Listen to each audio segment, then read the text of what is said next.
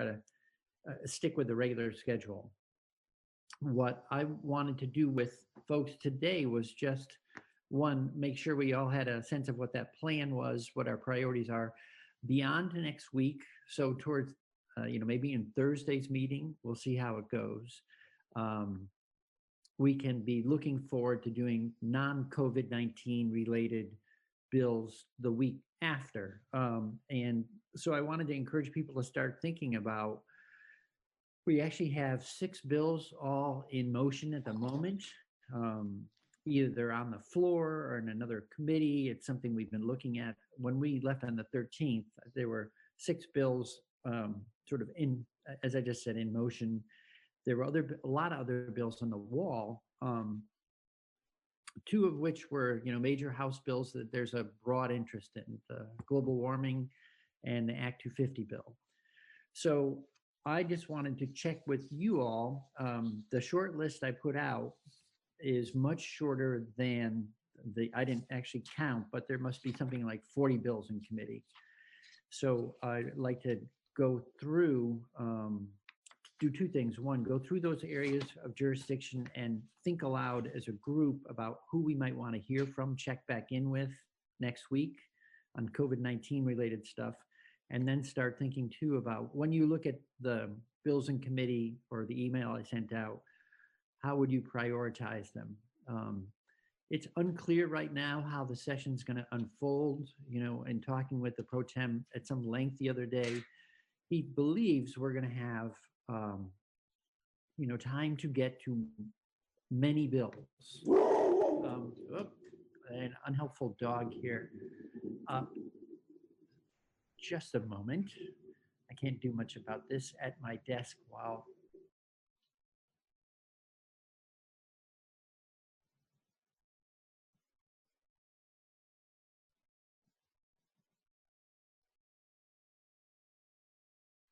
All right, back again. So we should be thinking, no one knows exactly how many bills we'll get to in the long run. I guess that's the answer. But we will get to things more than just what we had teed up as of crossover. So with that said, I'm going to, doubling back to clean water. Last time we checked in, Michael put together that helpful memo summarizing what's going on out there. I thought it would be helpful for us to check back in with ANR and DEC on the kind of public drinking water, wastewater, all that kind of stuff, to see if everything's working fine or people are starting to run into, for instance, staffing issues. And that brought up, there's a Vermont WARN system that allows municipalities to transfer equipment and staff between municipal wastewater or public water supply systems. So it'd be just good to know that if people have worked out that, got those agreements in place, stuff like that. Beyond that, we have, a lot of work going on with the Vermont Clean Water Act. And I honestly have no idea what's going on out in the field in terms of implementation. I mean, there's at least a couple sides. One is all the kind of data gathering stuff that goes on. There's regulatory stuff that goes on.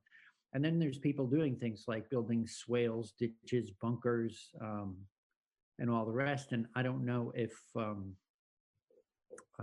how the essential services are being treated, in terms of if water quality is enough of a nexus. Someone says, oh, well, we continue that work as long as you're not violating safe working distances forever and stuff like that. On the solid waste, so let me pause there. The list I had for people to check in with includes ANR, AG, NRCS, and the RPCs, and some representative watershed groups. Can anyone think of anybody else that we might want to touch base with to follow up on that? Can't think of anybody immediately. Again, I think my concern, I think all of our concerns, it has to do with making certain that whatever we're doing, we're not pulling away from other resources at this time. In other words, our priorities might be trumped by some of the other things happening. And we're just keeping an eye, as you've said in previous meetings, on ledge council's needs elsewhere, as well as other possible needs elsewhere. Yeah, good point and a good reminder. And I'll count on Luke and Michael to speak up and tell us if we're ever asking them to do something when you have something more pressing. I don't know, economic development or health and welfare or probes or who knows where. The one thing that I wanted to offer is EPA just put out guidance that they will not be enforcing, that they're just going to focus on administration, oversight, and permitting. You might want to talk to A&R if they're going to follow a similar strategy in order to maximize their resources and their timing right now. Okay, thank you.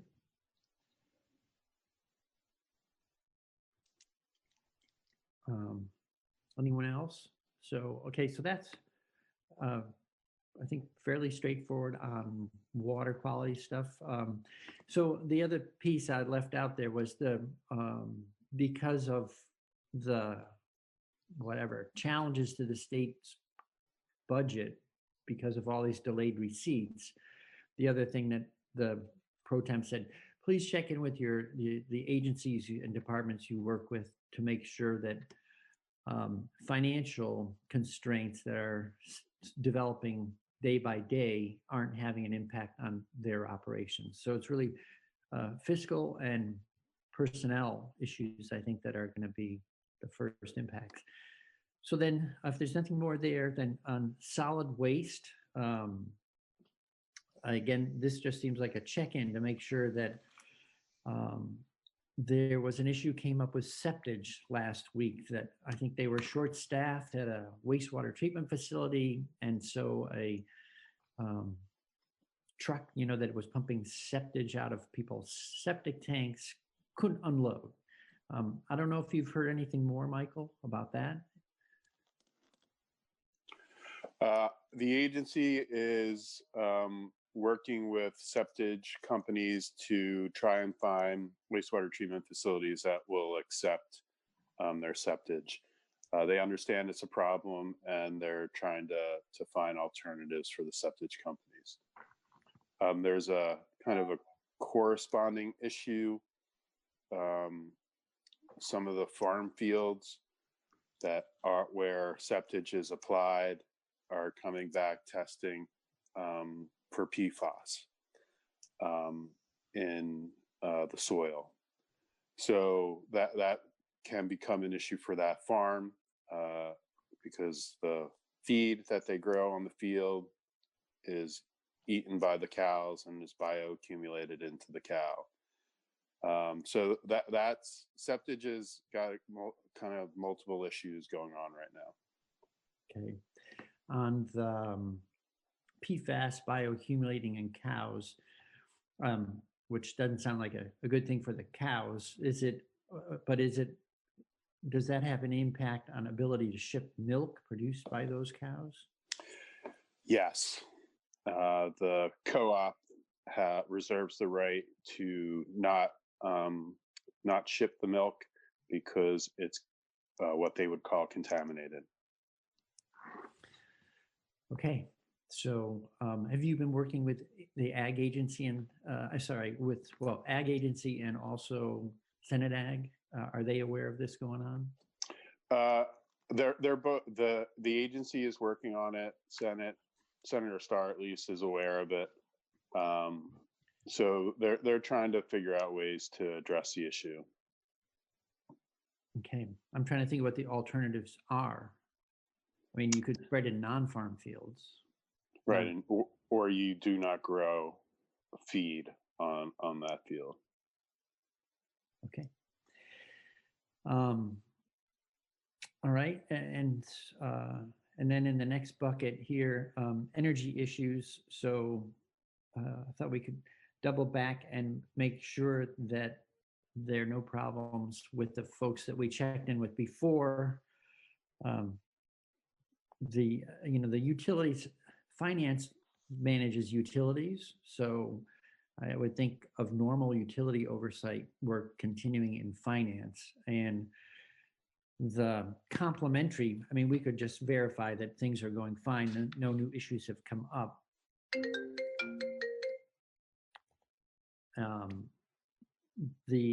But one thing I was thinking is other energy stuff around it. So for instance, how is this impacting Efficiency Vermont and weatherization work or efficiency work? Or we're already having some challenges, meeting our goals. Does it mean that we're also having to put on hold all that kind of stuff? And again, Chris, Rogers here. I've been in communication with some of the Efficiency Vermont folks, and they are no longer doing assessments or in the field work. So I would say, yeah, they're pretty much stymied at this point working at home. Right. You can't really do much of an energy audit remotely. Right. Yep. Thank you.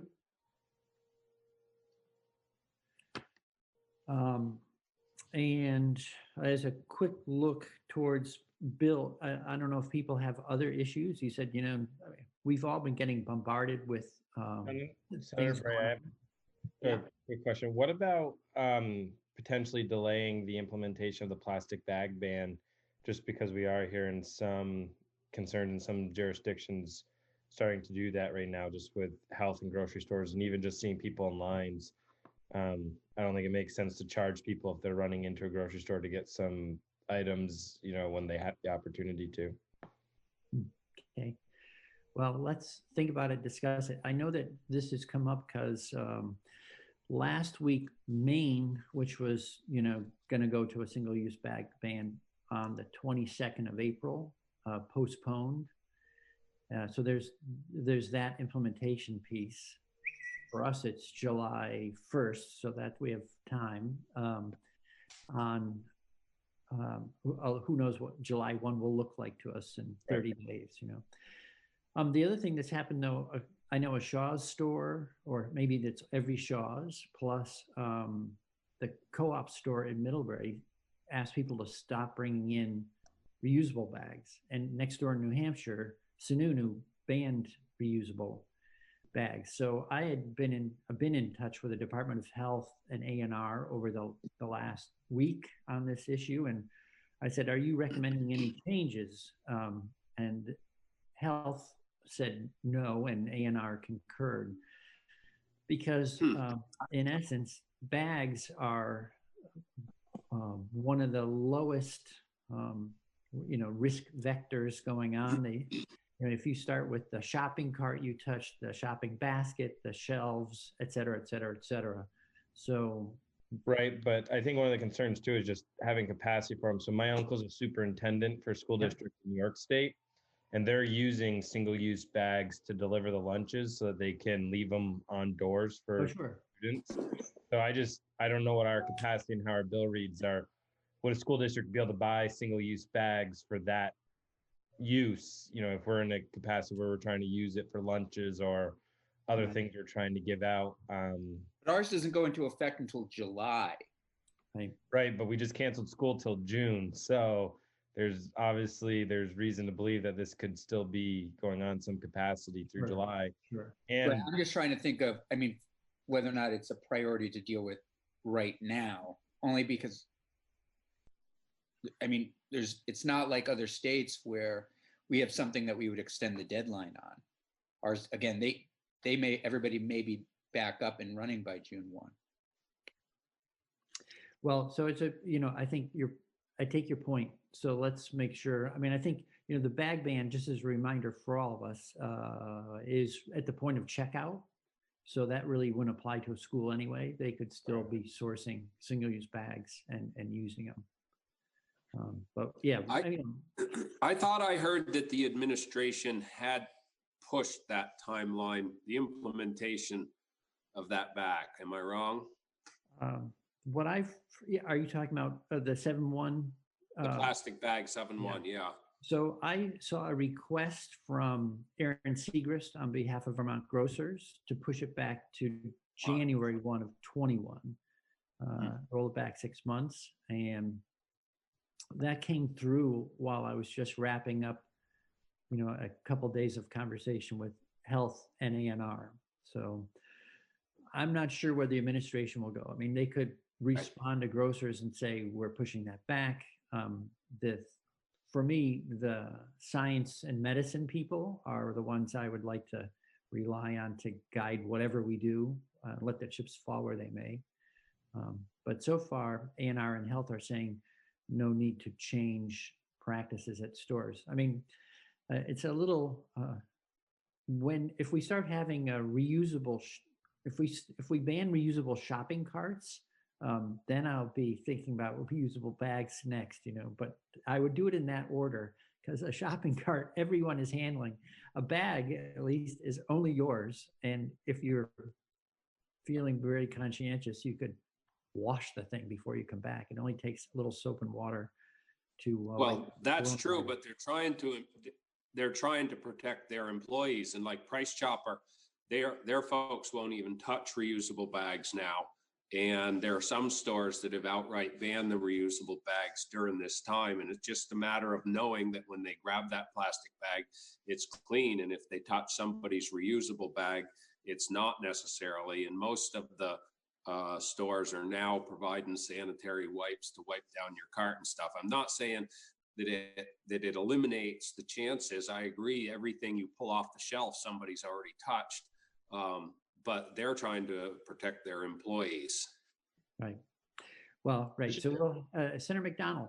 I think we got a lot of differences of opinion on something that just came up. Why don't we sit on this for a week, and stores may have to order or not order, depending on the decision we make before July 1st. But I think we've got all the various possibilities.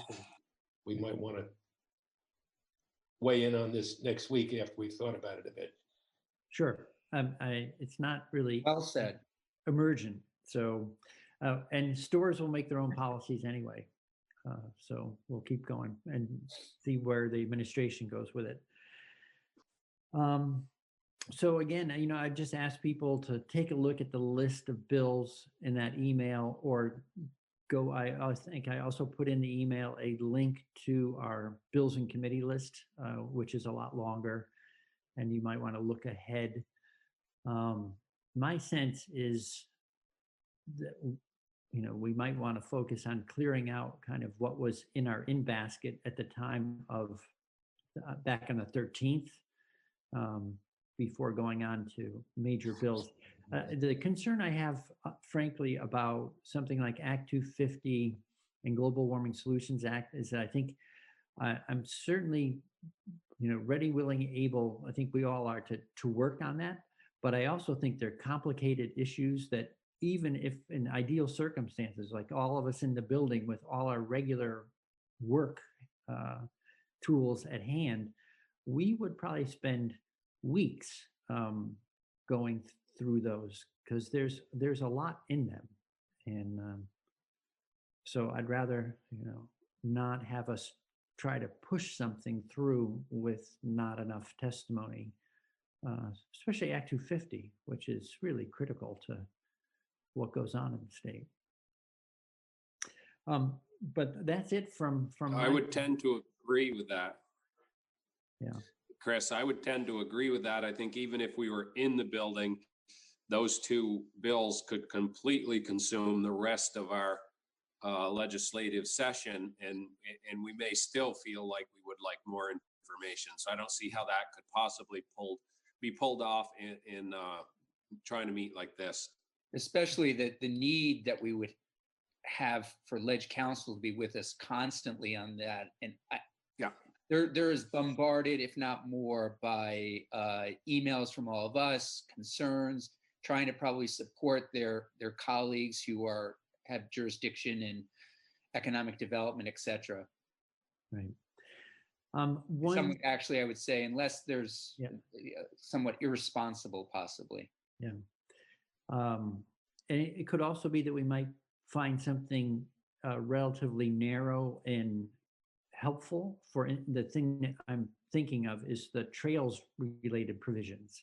So if I'm thinking a little optimistically about the summer and fall, our outdoor recreation industry has been hit hard by what's happened in the last 3 weeks. And if it's going to be safe and healthy to be outdoors and recreating this summer and fall, maybe doing something narrow on trails to help ensure that everyone who's trying to run that kind of business has an opportunity to keep going, as opposed to leaving that Act 250 as it relates to trails question hanging with uncertainty for another full year.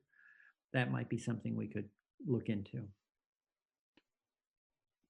Fine, sure. Yeah, and I think that's extremely important, because I know that the groups have been working on an agreement, and as you said, I think tourism business as a whole is going to take a hell of a shot, because people aren't going to be coming for the next couple months, and even after the COVID-19 problem is gone, I think they're still not going to be apt to go on a vacation for a while.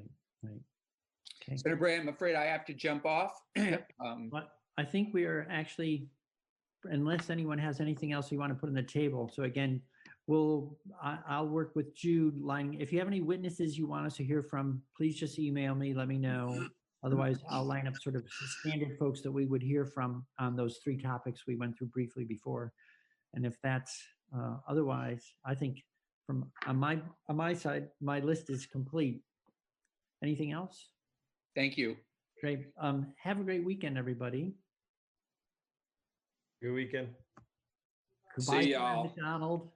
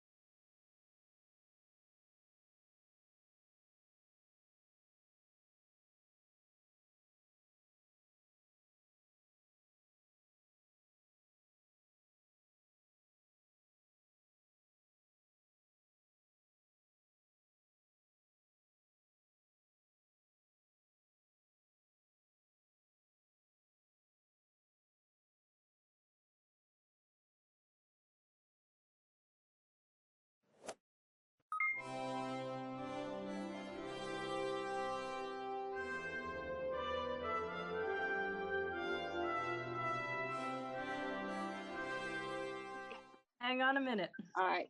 Anyone who's listening out there and not on this call on video, you can see it live streamed.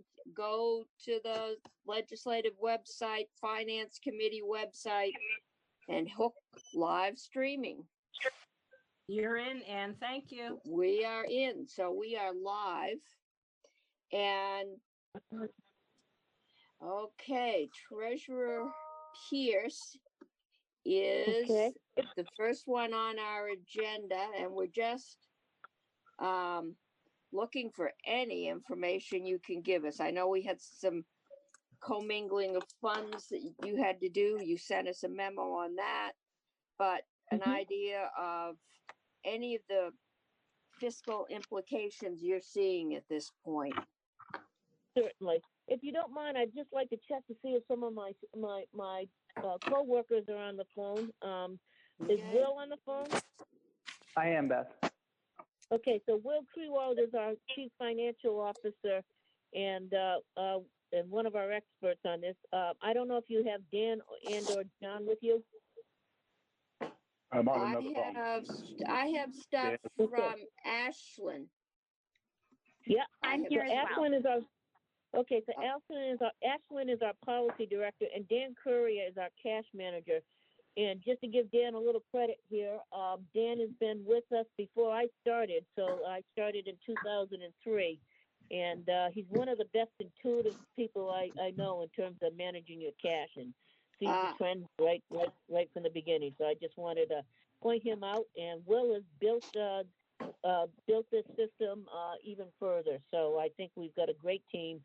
And I'm confident, I'm going to start off right with that. I'm confident that we will be paying all of our bills and paying them on time without disruption. And I'll go through a little bit of how we're getting there and what That's the first positive information I've heard in a couple of weeks. So that's good. Okay. So Beth, this is Jane Kitchell. I just wanted, if you're not aware, you have members of the Appropriations Committee as well. We thought for time demands that it would be easier to have one have you come just. Ann, are you all right? Yes, my iPad just slipped. I'm good. So this case thing doesn't hold up. So I just wanted to let you know that we have not only the Finance Committee, but we have the members who are able to make it of the Senate Appropriations Committee as well to hear your testimony. Well, excellent. Thank you very much, Senator Kitchell. It's a pleasure. It's good to hear from all of you. And again, I hope everyone is safe and their relatives are safe as well. And getting back to my positive news, we expect to make all of our payments on time, without disruption. And let me walk through a few pieces. I'm hoping someone put the graph that we sent up on the screen. Is that up for folks to see? I think that's one of the documents that Ashlyn sent us. So it's in your emails. Yep. So I won't say I can absolutely read it, but okay. Okay. Well, can Faith put it on the screen? Faith is doing double duty with several things, but I'm coming. Okay. It's in your emails. Okay. There you go. We've got a lot of new things we're all doing, so we can all be patient and try to work that out. And you obviously know patience is my best skill, so hey, patience, but hey, joking on that. So is it okay to start on this graph? Yes, yeah. Okay. So this is a summary of our cash over a number of years. And you see that we started, we've got an average down at the bottom. So if you look at the chart on the bottom, average of fiscal year 04 to 09. And what that shows you is what our cash flows look like by month, end point of each month. And then you see at the end, it'll have the average and the high and the low period.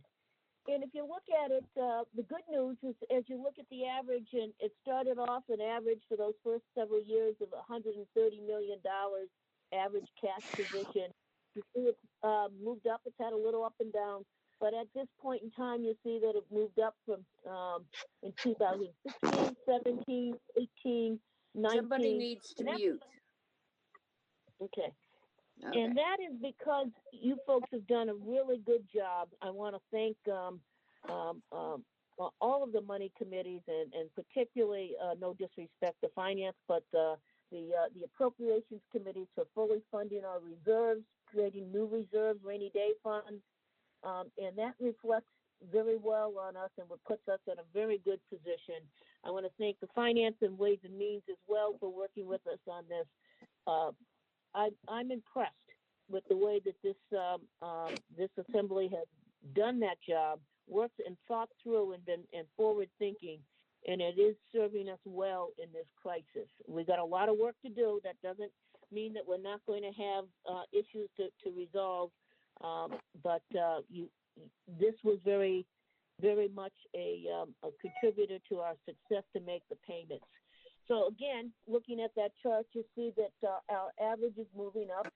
That's again a good thing. And if you look at the graph below it, you see the month to date. And while it's a little bit, from one year to the next, a little bit skewed, you see an average. So the bottom line you see is an average for 0409, and you see that there's a little bit of a trend to this thing, even though it's a little bit tough to follow.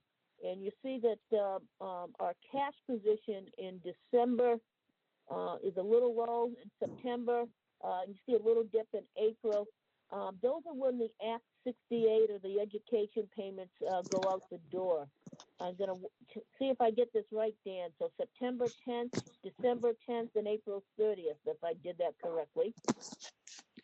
And so you see a little dip.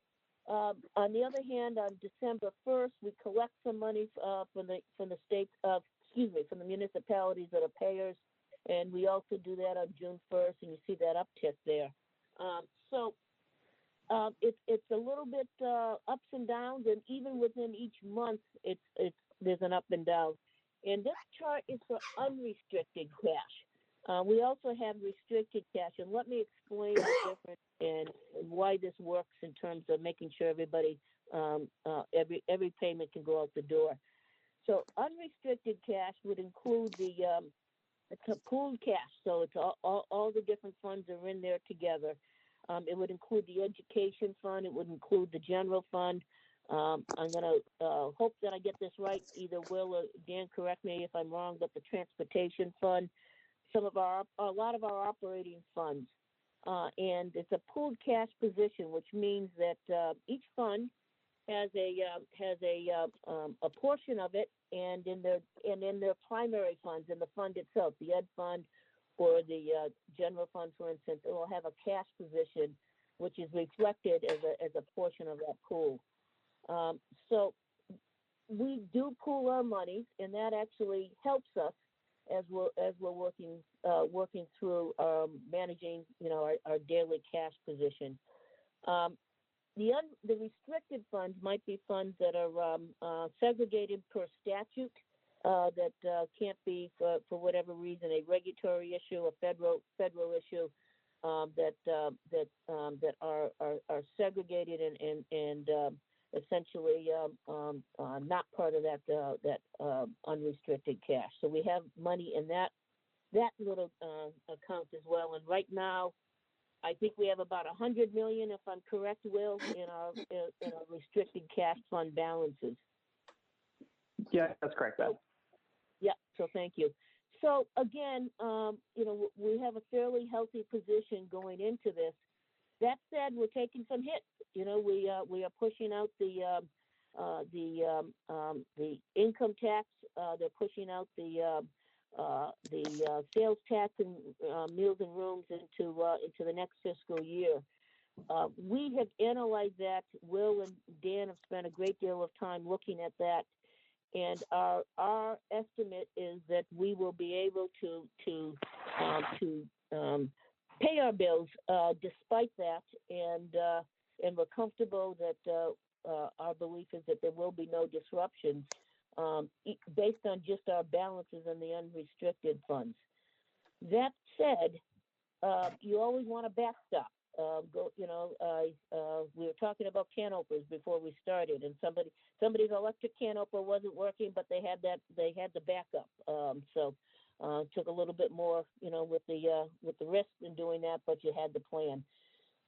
So one of the backstops that are already in statute is that in December, so from December 10th to this, I think it's for a month again. I'm going to check with Dan from December 10th to January 10th. Is that correct?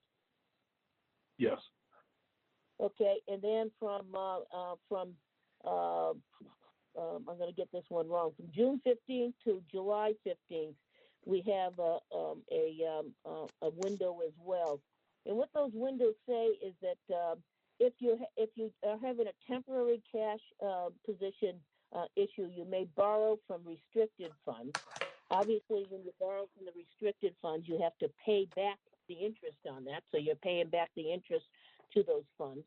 But it gives you a little bit of flexibility. And by doing that, and again, there was the December 10th was because, as I said earlier, that's when the education payments go out, that first round.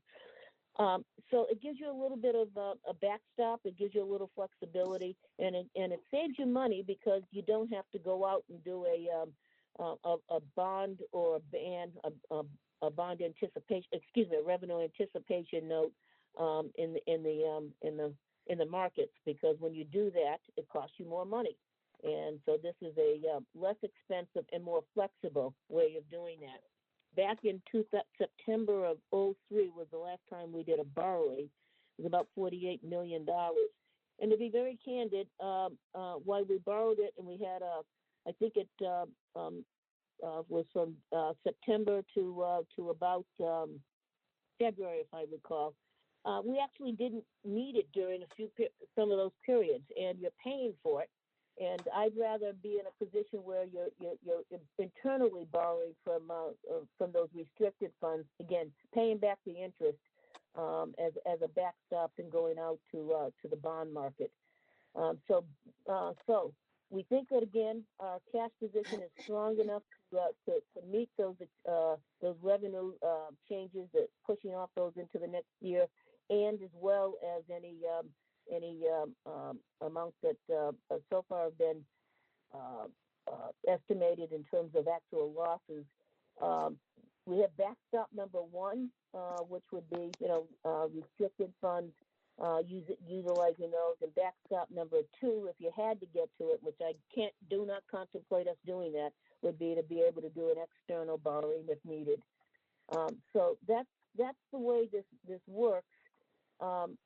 We wanted to add a little bit more to the restricted fund backstop number one. And to give us a little bit more flexibility, what we wanted to do, instead of having a June 15th to July 15th, give it a little bit of room on both sides. So another 30 days. So roughly May 15th, 30 more business days on either side of this and out to August. We think that would give us some more flexibility. And that is the request that we made in a memo. So if we can put up that memo, our second slide in this presentation. I don't know if people have done that yet. I'm going to do it myself. But it's a memo dated March 26th. And it's to all of you, as well as Senate President Tim Ash and Speaker Mitzi Johnson. And essentially what we are asking for is more flexibility in the interfund borrowing, and putting, again, an additional flexibility of 30 days to assist us on either side to provide just a little bit more room if we need that. And we also don't think we're going to need that in future years. We don't want to get in the habit of doing that over an extended period of time. So our goal would be to have this sunset. We provided some language that we and it's at the end of this presentation, and it shows you the statute that currently has the interfund borrowing.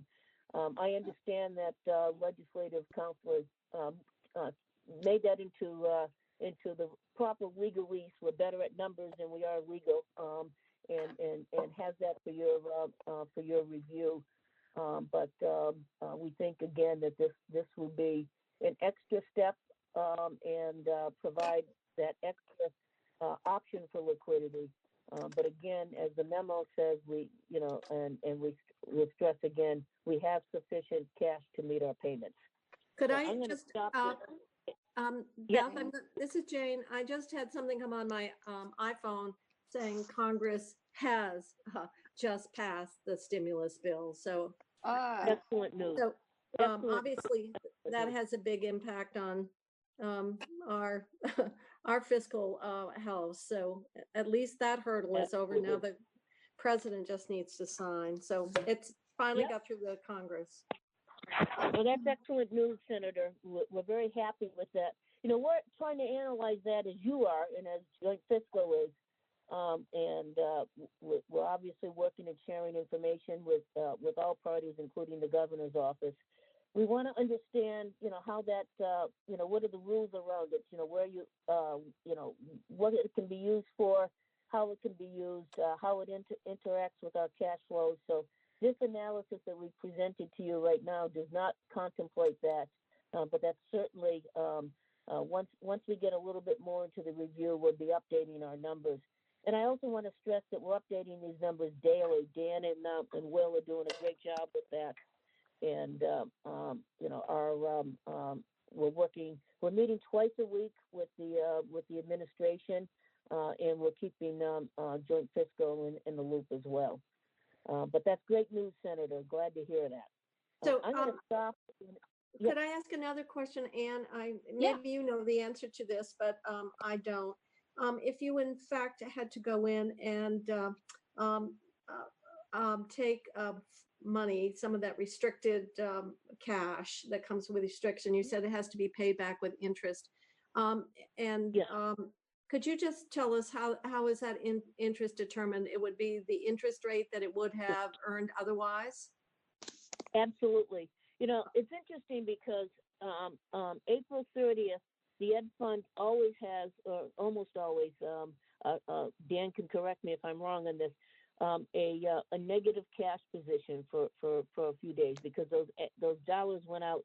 And I can remember having a conversation with then Ways and Means Chair Oberhowski about that and why it had to pay interest and the opportunity, and it's essentially the opportunity cost based on the investments that we currently have. Mm-hmm. So this is not an unusual event to have that cash position on April 30th, and by June 1st or earlier, that cash position is erased. The negative cash position is erased, and we're back to a positive position. But that's the beauty of having a pooled system. So the Ed Fund doesn't have to go out to borrow, increase cost to the system, because again, the cost of borrowing in the external markets, in the bond market, would be higher, and it allows us some flexibility. And each fund has its own integrity, and each fund has its own position within the pooled cash account. Thank you. Beth, this is Michael Sorokin.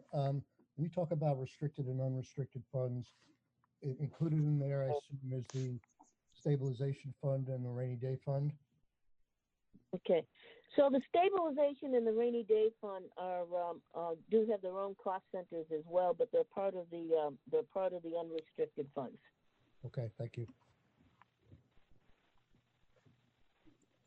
Okay. I'm gonna, if I could, Senators, could I ask Will if there's anything he wants to add to this? You sure can. All right, No, thank Beth, you. Will, take it away. Yeah, Beth, this is Will. I think. Could I ask? Yeah, okay, I got somebody's arm on video.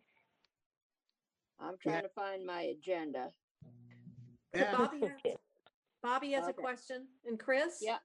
Okay. Yeah, Beth, Okay. I'm wondering, in the stimulus package, they've talked about setting money aside for states to be able to borrow. And you looked into that and what the interest rate might be on that, and if it would be lower than borrowing, say, from the restricted funds? Okay, well, number one, I think our rates are, unfortunately, with the market going in the direction it is in the Federal Reserve, the rates are pretty low. I have not checked that yet. We certainly are going to. I sent off some communication with NAST, the National Association of State Treasurers, the other day to start to take a look at this. And the treasurers across the country are meeting weekly to have a conversation about what's going on and what we can do to help each other and ideas. So we're going to take that bill apart and look at those provisions. I will be able to get an answer to you down the road, but I do not have that right now, sir. Thank you. Okay. And Yeah, Chris. Treasurer, I'm curious if we grant you the permission to borrow between funds, why would we expect that the funds would be reimbursed? I mean, what would lead us to believe there would be a swell of cash flow down the road given the current projections?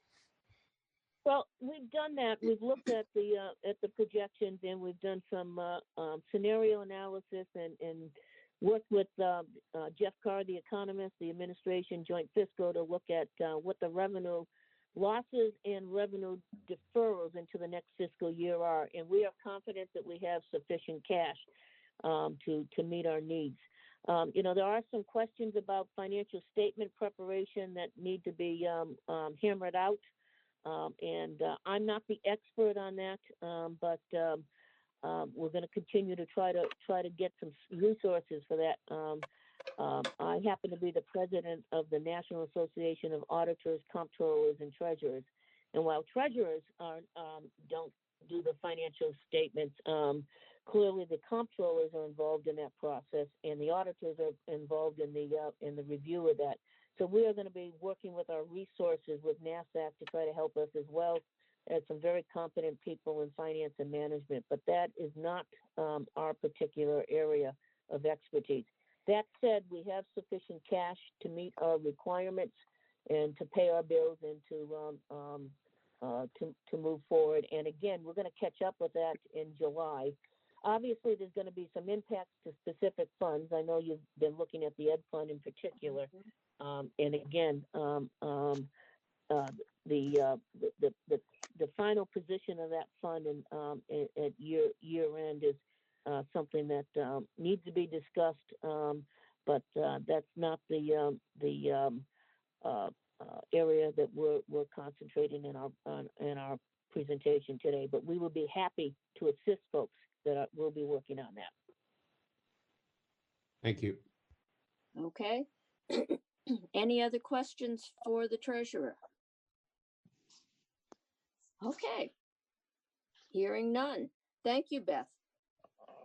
Thank you. And again, I want to compliment my staff. They've done a great job in doing the contingency planning, and my deputy, Michael Clausen, who's not on the phone, but he's the captain of our remote processing work teams, and they've all done a great job. And I just want to say thank you to them, and thank you for you folks in the middle of all this and what you've been doing to conduct the business of the state and keep us moving. So thank you very much for your good work, and take care. Okay, thank Beth, you. Beth, I actually have one. All right, we have one more. One follow-up question. There you go. Your news sounds, I don't know if I want to say promising, that we don't have a cash flow problem at this point, but if things go south in terms of borrowing, just generally, I don't know if you can answer this now, what opportunities may be out there for the state of Vermont? Well, again, some states are in worse shape than others, and some have already done some borrowing out in the markets. Typically, revenue anticipation notes, which is a note essentially going out to the market in expectation of future revenues. So they're doing different things to meet their needs. We're in a more fortunate position because we do have it with the great work of the General Assembly to have sufficient reserves as we move forward to help us through this. So our first thing would be interfund borrowing, and again, we're asking for the extension of that period for 1 year.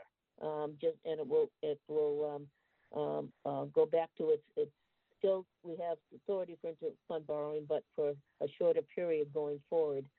And we do have access to the markets if we need to.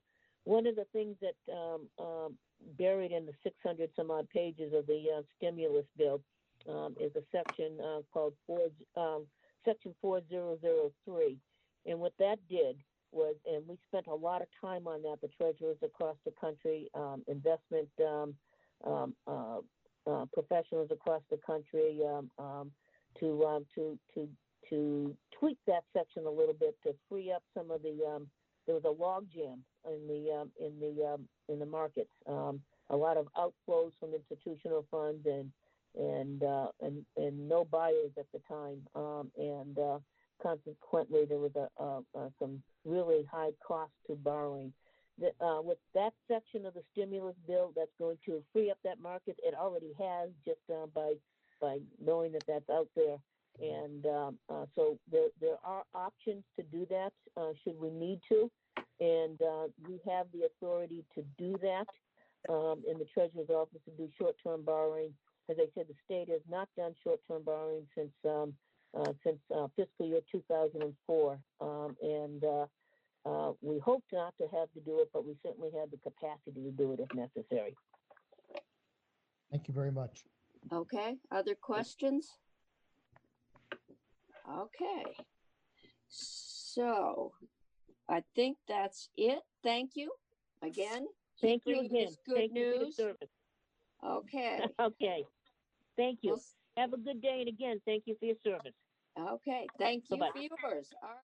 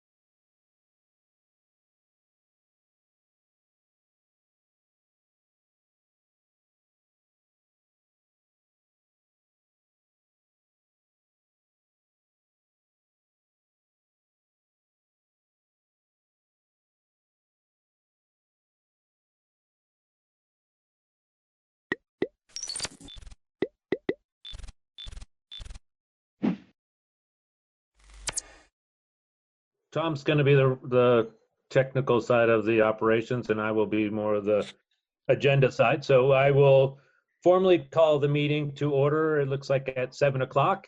Welcome, everybody. Thank you, everybody. And pursuant to the changes of the open meeting law, we will be doing this with application. Everybody's online. BCTV will record it and post it onto their cable network and we'll get it posted onto our website like we normally do. And then the only other thing I was going to add is, for the most part, we'll run the meeting like we usually do. That we'll have just discussion within the board.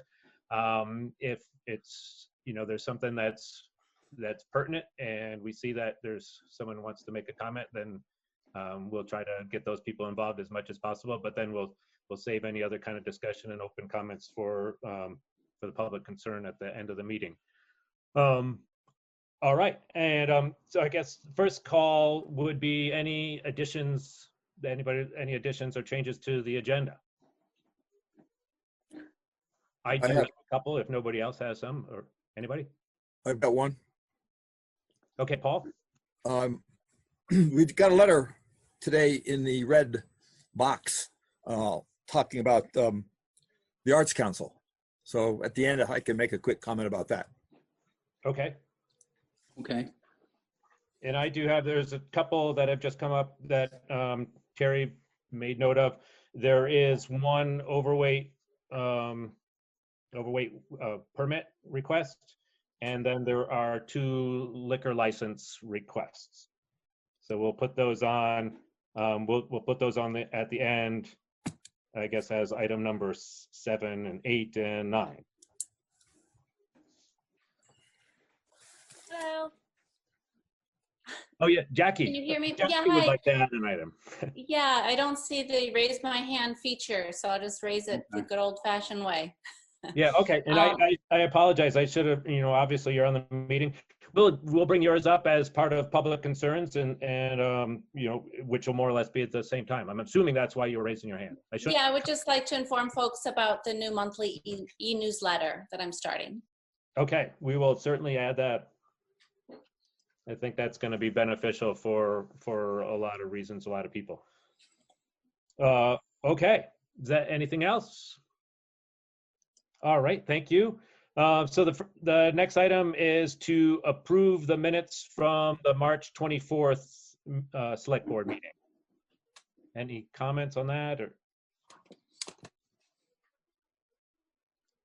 if nothing, I'll entertain a motion to approve. I'll make a motion to approve. Second. Okay, thank you. Any further discussion? Anything else to change? Hearing none, I'm losing track of the right terminology, but all in favor of approving the minutes? We're going to raise a hand or say aye. Aye. Aye. Aye. I guess actually this is another point, and I've taken this as a learning point in the last meeting that I attended that actually had 9 voting members. So it'll be a little easier with 5, but let's leave it to say, because we do need to record, not who voted yes, but how many voted yes. So let's leave it to say that if anybody opposes, they shall speak up. I'm abstaining. Any opposed? I'm sorry. I'm abstaining because I wasn't there. So. Okay, any opposed?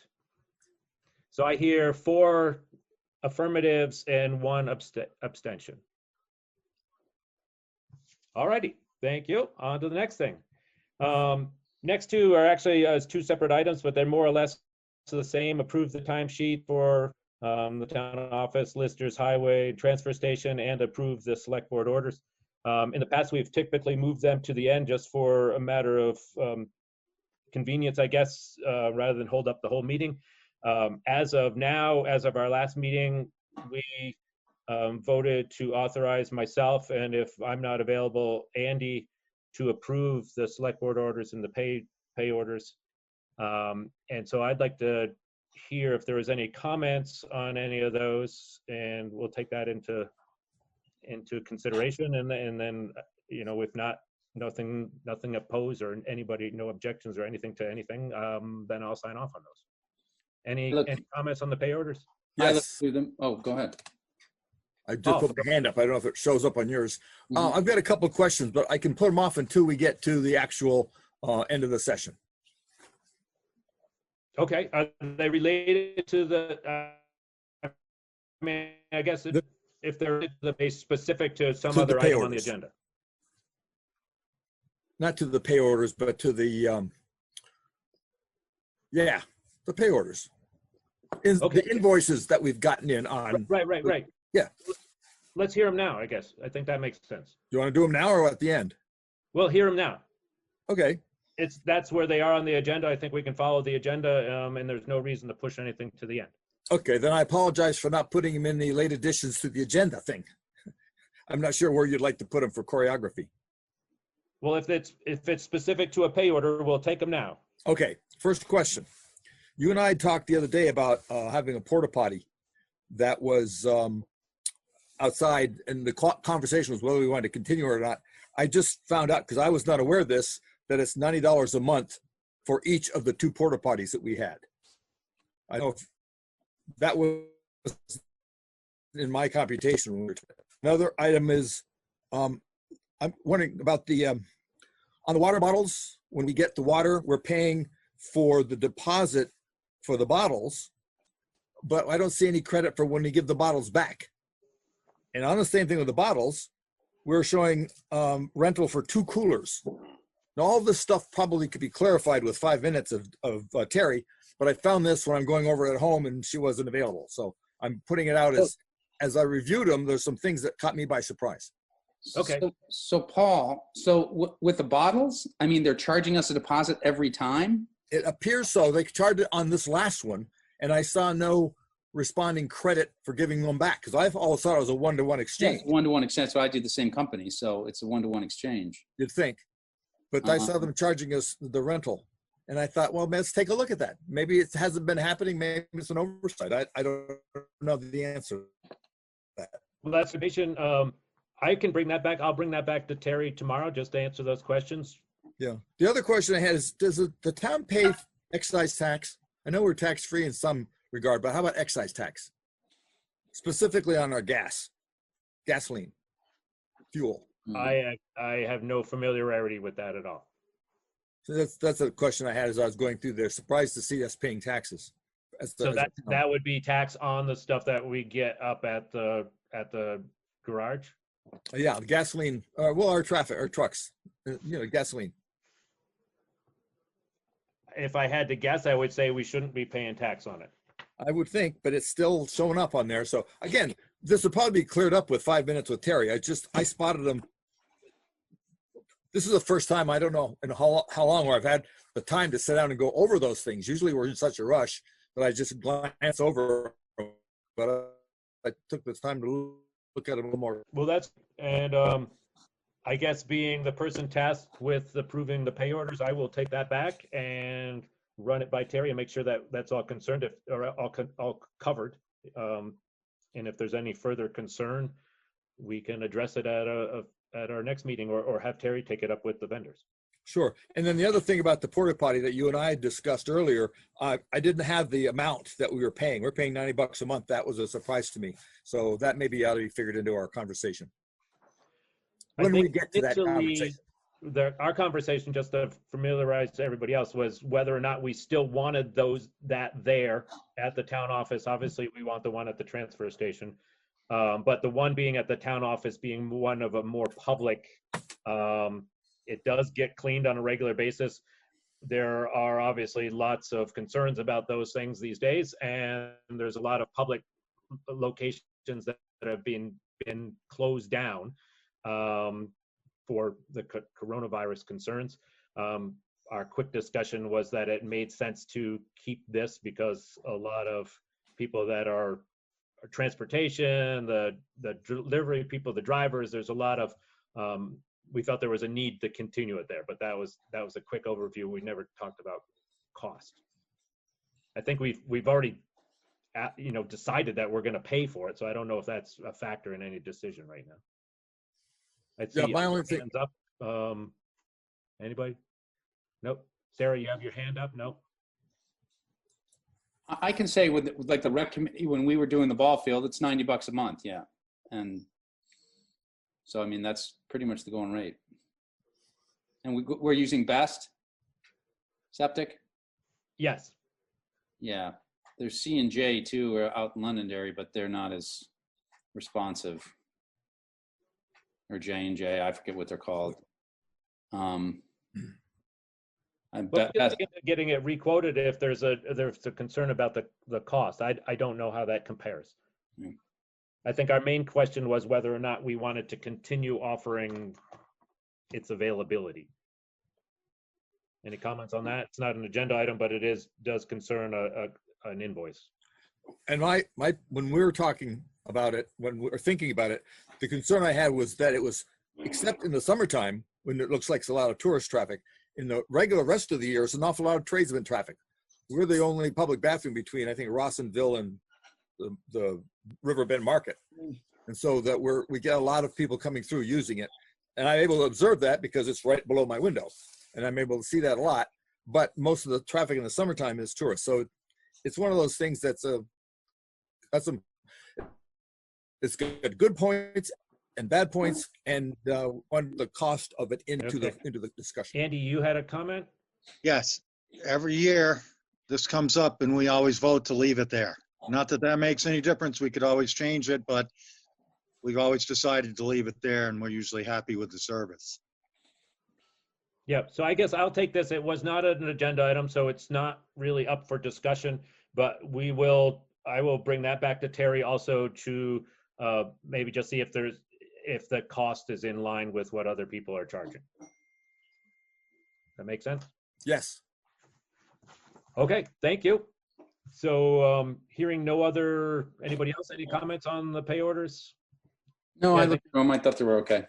Yeah, great. Thank you. I think this is a good opportunity that all of us can actually sit back and digest them a little bit. There's a lot of stuff that comes and goes out the door. So on to the next item here. We have, I guess the next item, and again, similar to last week, I don't want to, it's the updates and actions on the COVID-19 situation.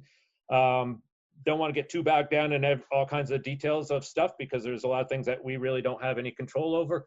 So I'd like to kind of focus this conversation on things that we can make a change, that we have purview over and what people are hearing out in the community.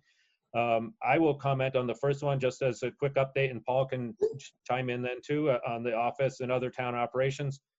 Currently, the office is staffed by one person, alternating days, Sarah for 2 days and Terry for 2 days, while the other person works from home, and that seems to be working fairly well.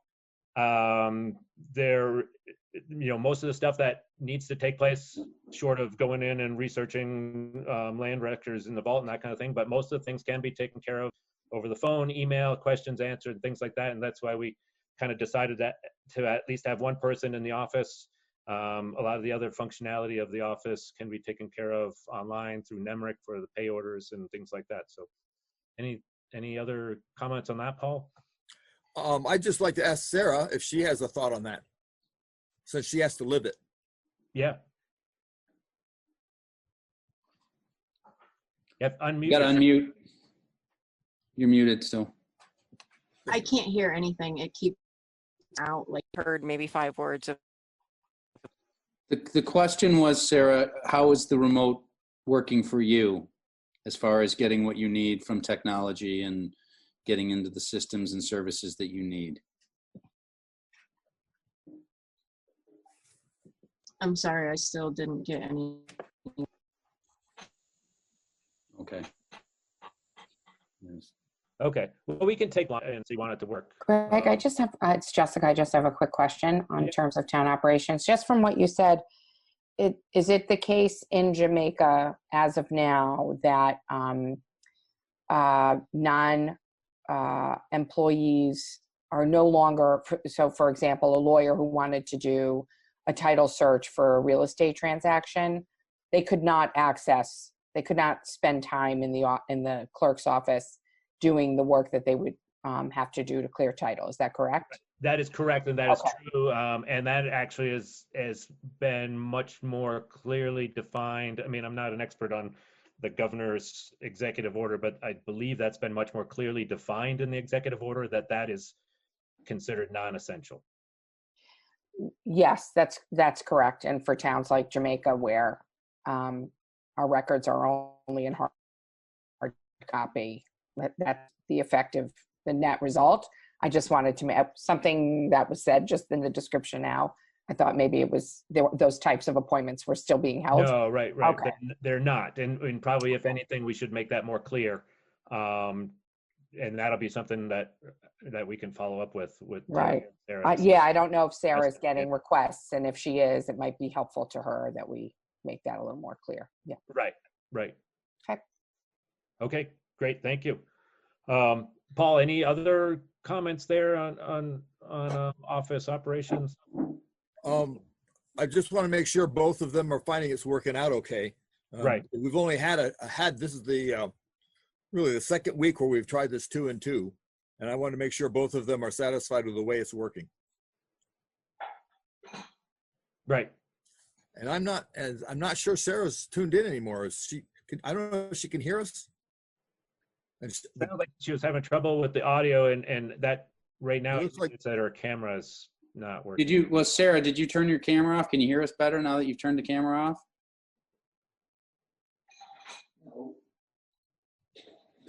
It's bandwidth. That's bandwidth on her end. Yeah.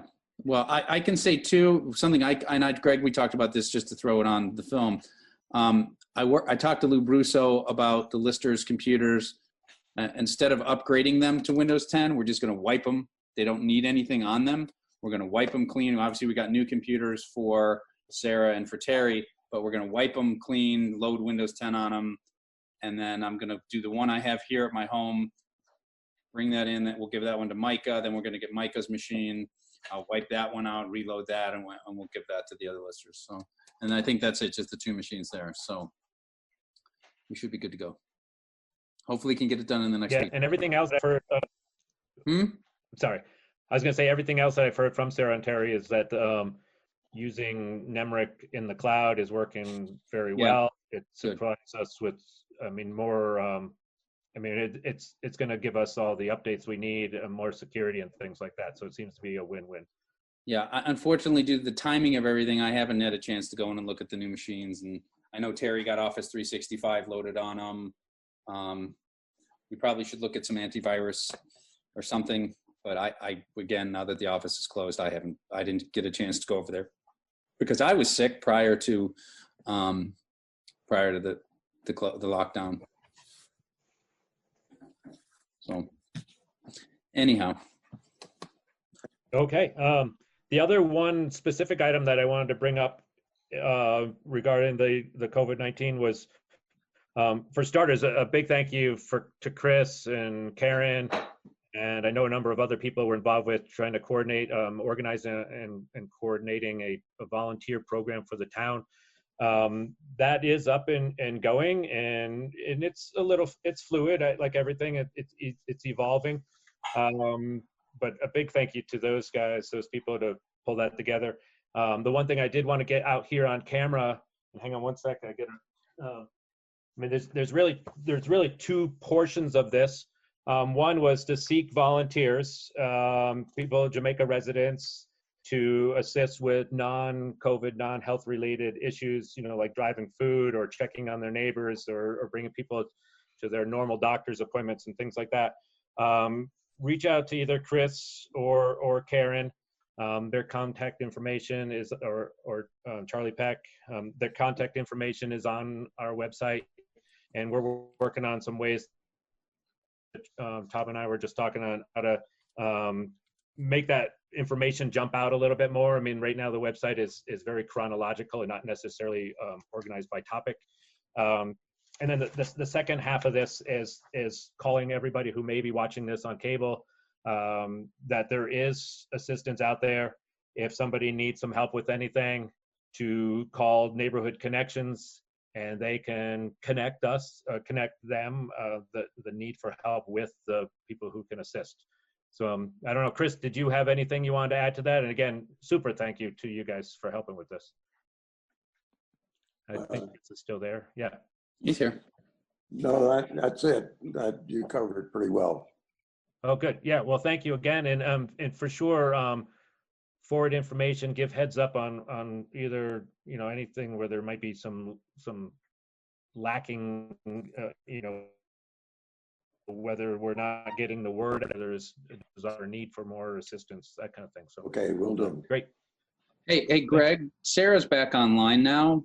If she wanted to talk about how the working from home is going, she says she can hear us now. Oh, great. Okay. Yeah, Sarah, one of the questions we were just going over, you know, the operations of the town office and the fact that you're in there 2 days a week and Terry's in there 2 days a week, and just looking for general comments of what's working, what's not working. Are you getting, I mean, you don't have to get into every little detail, but just quick overview, or are you getting demands for things that we're not able to provide, or people wanting to get in, or any of those types of things, I guess?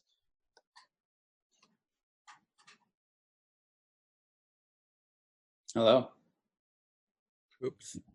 Yeah, don't want to put it on the spot. Maybe, I mean, the technology, I mean, it seems like the internet connection is not always so good all over the place. That, you know, funny that we didn't know that, huh? Okay, well, we can bring that up with Sarah and Terry, get that kind of feedback. And then I know there's a lot of other things that are going on. I mean, there's you know, the government doing updates every 3 days a week. The things are changing. I know recreational facilities have, you know, a lot of trail networks are closed. The state park is open.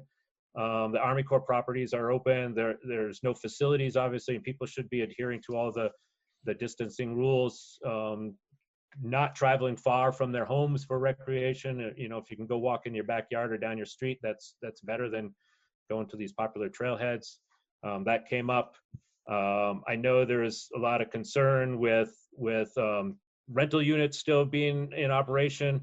Some just anecdotal observation is that those seem to be kind of winding down. If there are people observing that there's still rental units or hotel operations that are still going on, to contact the non-emergency state police office.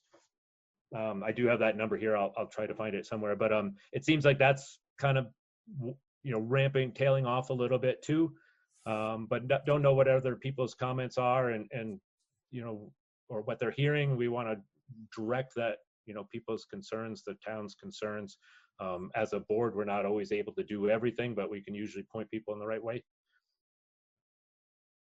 Yeah, I mean, I can say in town here, there are some people who are here from out of town, but I don't know the situations. And it appears like I know one of the Airbnbs up here, the people have been here for a month, Yeah, and I think longer that's than acceptable. that. You Yeah, know, so maybe they've just kind of they're just stuck here or whatever, you know. Sorry. No, and Yeah, then people are staying in one location. That's good. I mean, it's the back and forth that's really not good. It doesn't matter if it's an Airbnb or in their second home, but if they're staying here full time for the next foreseeable future, then that's great. That's fine. Any other comments? Andy here. Just one more resource. The Sheriff's Department, I know it was already in place already, but they are encouraging elderly shut-ins and self-quarantine injured or ill community members to subscribe to the Are You OK program. All you got to do is call the Sheriff's Department, and there's no number on this press release, but they'd be willing to come check on you whenever you need it, or give you a call. And then at some point, I would like to ask our fire chief a question about something I heard that other towns are doing concerning people who may be infected with this virus. Yeah, I think now's a good time, if that makes sense, Bob. Okay. Just if this could be to Bob, I saw that in some towns, a person at their own discretion or I don't know if we would encourage it, but that they would tell the fire chief of that town that they have tested positive for COVID-19 and that it is to be kept confidential. Do you know anything about that? I do in a way through the emergency management direction. Most everything, if anybody checks out positive, it usually is going through Rescue Inc. Okay. Since we only assist Rescue Inc. At the time. So in that case, we try to keep clear as much as we can with our personnel, only to assist. Rescue Inc. is to report any cases of positive testing and the results. If we hear anything back, we can let the town know. Thank you. Yeah, thanks.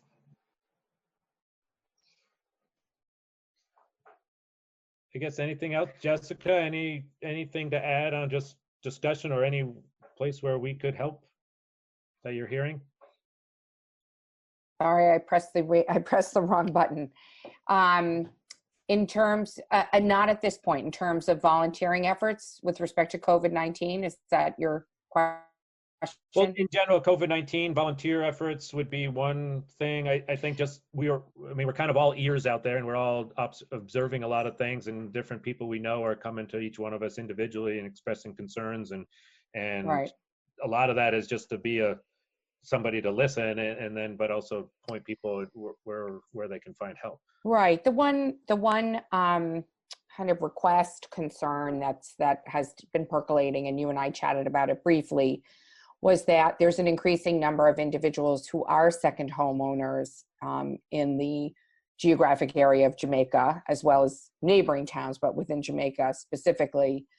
We're seeing that through increase in numbers of PO boxes being rented, caretaking services or prepping houses and taking care of houses. There has even been a couple of requests from locals to go to New York City or area homes to pack up stuff and bring it back to Jamaica, which was sort of interesting to me. So the one thing that you and I had talked about that I had seen in Win Hall and some surrounding towns was a reminder, a gentle or friendly reminder to people who are relocating, which we understand why, but that they self-quarantine for 14 days. Absolutely. Yep. So that was the one thing that had come up.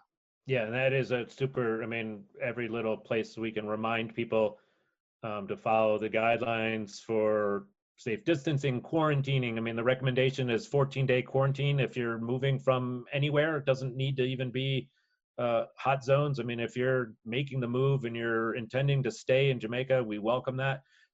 We ask that you quarantine yourself and that you're in your family and that you stay. Not that you're going back and forth every weekend.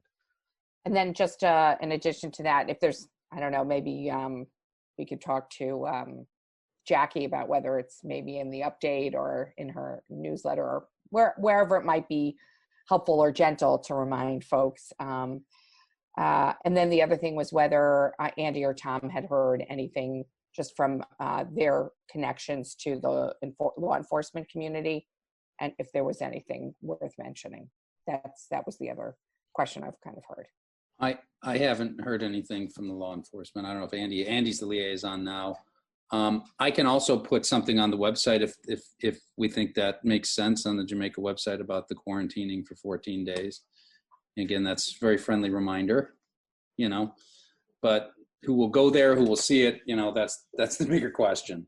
Yeah. So, but I can definitely do that. I can do it after the meeting. It'll take me 10 minutes. Yeah, I think all those information pieces are worthwhile. After a while, there's so many of them though too. And Andy Right. and I were talking about that. You got to be able to sort through them all and what's important to each individual, and just us posting it on our website doesn't immediately solve the problem. But just more hands and eyes and ears out there, we can hopefully help. Right. It's more if someone were to see it, if someone were now basically relocating or had recently relocated, and we're familiarizing them, looked to the website for something and saw it. If they hadn't been being strict about it, it's like one more little thing that might, to reinforce. That's, Yep. It is no panacea for sure, but yeah. Super, thanks. I could just add that there's a lot of law enforcement out. State and our sheriffs have been around a lot. There's a lot of people not necessarily driving, but they're walking on Route 30. I think I'm getting out of our scope here a little bit, but I've just an observance I've made when I am out on the road, which isn't very often. There's more people on the road than cars. And just as a select board member, back to what we were just talking about, our second homeowners or our residents they're all, U.S. citizens, nothing we don't know. We welcome you to come to Vermont. I don't want to come across as being on the select board and us saying, these second homeowners whom I'm friends with some of them and I work for a lot of them, and that it's just the same thing.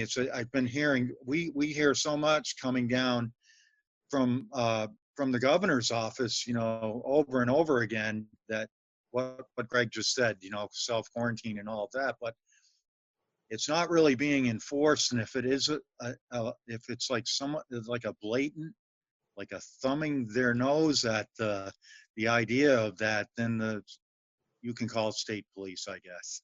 Mm-hmm. But I don't feel obligated to call someone. It's a really touchy situation for me as a board member to talk about, but we're all in this together, and if I had a second home here, I'd get here and stay here if I was coming from New York City. But so I have some empathy for these people, and at the same time, I don't want to get sick. I don't want you guys to get sick. We want to be able to keep running the town and this thing to settle down. So. Yeah, and I think most people generally are doing it in the best interest of everybody. They're trying to keep their family safe. If they see an opportunity to move their home in Vermont, certainly it's welcome. But to stay here, quarantine. We're all part of the same community. So. Understand, but also understanding that the facilities here are probably less than what they would be where they live most of the time in New York or New Jersey or Boston areas. So, I think that's important too for the people to be aware of that the hospitals here don't have the capacities that they have down in the city. Mm-hmm. So, if we do have a spike, our resources are going to be depleted quickly.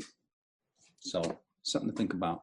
I will also reiterate what Andy said, because obviously I've been working from home now for about a month, and there is an increased police presence, in particular in the village. I see a police car drive by 3 or 4 times a day.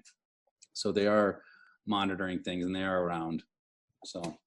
Yeah, so if someone observes something that they seem to think is a little out of whack, definitely give them a call. Yes. Yeah, they're here.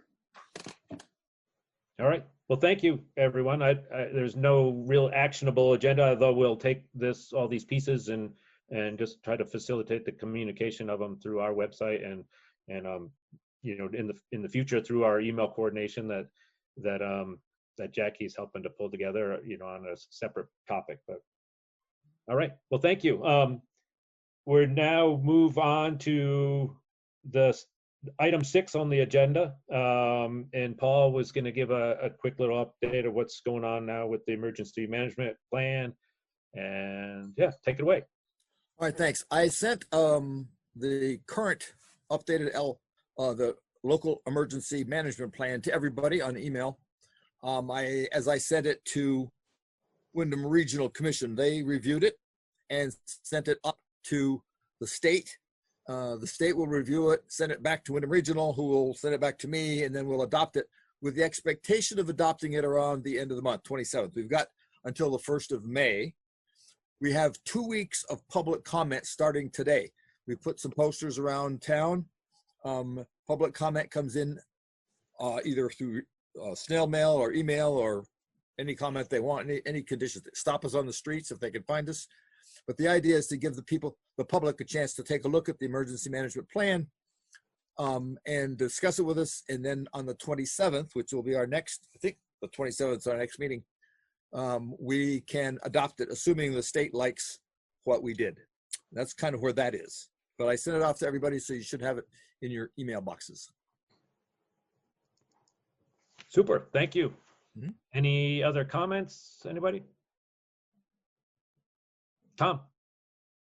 So Paul, I mean, will there be, because the town office is closed, will there be any notifications to residents that, other than if they didn't watch the meeting tonight, that, hey, we'll be looking at this? So should we have some posters we hang at the post office and the Karen's? We have. You do, okay. I personally put one up in the transfer station, and I believe Sarah put them up in the other usual places. Okay, good. Yeah, I mean, where at Karen's? Because Karen's closed now. So is it? Well, that's a good point. I mean, you could put it outside on the bulletin boards outside, or still. Yeah, you're right. There's not a lot of foot traffic there anymore. So that's a good point. I don't know the answer to that. That's where we've historically done it. But you're right. With a rope across it, that may be difficult. Mm-hmm. We do have it located on the town, our office bulletin board outside, and we have it at the post office. It's at the post office. Okay, great. And we have it at the transfer station right there by the compactor. Perfect. And is there something on the website too? I believe so. I think we mentioned Tara. I said we've lost Sarah, but I think that she put it on the website. Or maybe I sent it to you, did I? Be aware that the management plan itself, I'm just sending out, this is the draft for people to take a look at it. And the final will be after we approve it on the 27th. So it's still a draft, but it should be fairly easy to get a hold of. Okay. Sarah's indicated that she has posted it on the website. Okay, good. Okay, thank you. Yep. On to the next, we have an overweight permit that has come in for David Che's excavating. Terry has informed me that they've paid their the fees and whatnot. It is for their full fleet that was shared out there on the shared drive. So I mean, to me, everything looks like it's in order there. I don't know if there's any other comments, or I'll take a motion to approve this permit. Oop, Tom, you're on mute somehow. I'll make a motion to approve the overweight permit for David Chavez Excavating Inc. Second. Yeah. Okay. I raised my hand, but it didn't unmute. Yes. See a few hands. So Paul seconds. Any other comments? All in favor? Aye. Any opposed? Sounds like five in favors. Thank you. All right, and the next item, there are two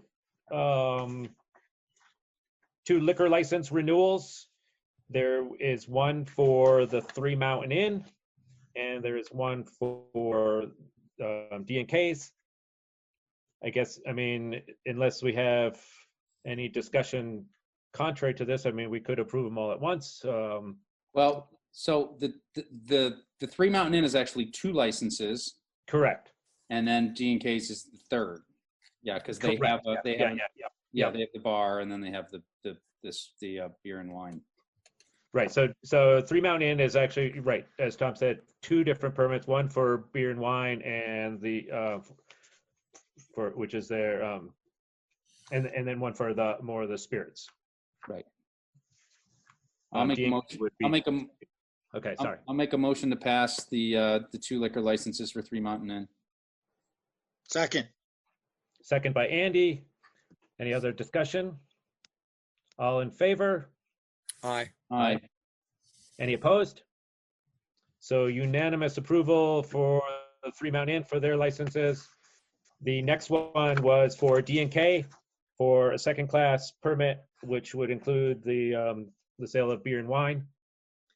I'll make a motion to pass the liquor license beer and wine for D&K. Second. Second that. Second, Andy got in first. All in favor? Aye. Right. Any opposed? So we have unanimous approval on that too. Thank you. Moving right along, there was the next item was I think Paul for the Arts Council. Yes. So we had a letter that arrived at the town office. I found out about today. I would have told you earlier. I did not see it. Terry told me about it. Someone named Miller, I believe, wrote a letter to us thanking us for contributions we made to the Vermont Arts Council. He said very few towns actually do that, so he sent us a letter thanking us for doing that. Wonderful. That's essentially what it was. So we're being thanked. But I don't know. I didn't recognize his name. I believe it was Miller. Perhaps Tom knows him. I don't know. I don't know who that is. Yeah. That was nice. And So, this is something we passed as a appropriation? some time ago, yeah. Yeah, I think we okay. gave a donation to the Arts Council. I think they sent us a letter sometime back. Okay. Yeah. So this is the Vermont Arts Council, I believe. Not the Jamaica, right? Correct. Right. As Yeah. opposed, yeah, for clarification. I don't recall whether they were on the appropriations either. Certainly, we should send him a thank you for his thank you in appreciation of his, recognition, I guess. Might be a good. Now that Tom brings it up, it might be a good idea to find out if we actually sent them any But money. Sarah says it was an appropriation. Yeah. Okay. Okay. Thanks. Mm-hmm. Yeah. Wonderful. That's great. Nice to be recognized. And yeah. And nice to support those types of organizations. Yes. Okay. The next one is we'll go to Jackie for just a quick update on what you're working on. Okay, thank you. Can everyone hear me okay? Yep. Yes. Well, first I'd like to thank you all for your civic duty as select people. I really appreciate all you do for the town. I'm just trying to help get information out to, first and foremost, residents of Jamaica, but beyond anybody who has an interest in Jamaica as to all that's going on here. As you know, there's lots of ways to stay connected. We've got the Jamaica Facebook page, and a lot of organizations have their own Facebook pages and such. There's Front Porch Forum. There's the website, which is great for people to go to. But I find that a lot of times people don't seek out information. And it's nice for folks in a community to have a newspaper, a resource to get information incoming to them. So, so I've decided to create a newsletter for the town of Jamaica, which I've told Greg about and Tom and Bob Stomsky. So I'm really happy to do this. And basically my intention is to get information out to people who have an interest in this community. And I'm going to be doing that on a monthly basis. So the first issue of the Jamaica Journal will come out on May 1st. And it'll be a monthly e-newsletter, and it will basically provide people, residents and people who have an interest in Jamaica with information as to what's going on. I've reached out to 13 different organizations in Jamaica to gather information in order to help me make this useful and valuable to folks. And I've gotten some response. Thank you to Greg and to Bob for offering to contribute to the newsletter. Basically, it will provide information on what's going on in all the different organizations in town, but then as the subscriptions grow, as people sign up for the newsletter, they can also contribute. Individuals can contribute, businesses can contribute. Basically, it's just, it's basically just a forum for people to share their information as to what's going on here in town. So I'm excited to start it. I appreciate everyone's contributions. Tom Tolbert, my boyfriend, and I just created a link on the town page so people can sign up for the newsletter. And I'm welcoming contributions from folks. Basically, the deal will be get me your information by the 20th of a month for publication on the 1st. And on the 1st of every month, I will shoot out this newsletter to everybody who is in our database. And the database is through MailChimp, which is free. We can send to 2,000 people for free. And we could do that. I plan on just doing this once a month, but you could do it up to 4 times a month if you wanted to. So I just wanted to inform you of my intentions and to ask for your support. I've already gotten the support of Greg and Tom and Bob, and I've reached out to, like I said, to the town of Jamaica, to the Arts Council, to the library, to the school, to the state park, just wherever there's any information that we can share with people in our town. I'm happy to share that in this fashion. And I'm even thinking, with the coronavirus, obviously, so many things are shut down, but there's still a lot of information to communicate. Like, is there going to be a green up day? Is there going to be a whitewater release? With the class, with the school, these poor kids, aren't going to have a great graduation, but maybe we can recognize them in some way. Obviously, their parents receive information from the school, but it would be nice for the townspeople to see the graduating class in some way. Jackie, can I ask you a quick question? Yeah. Are you going to also be taking in maybe like artistic submissions, or is it just news?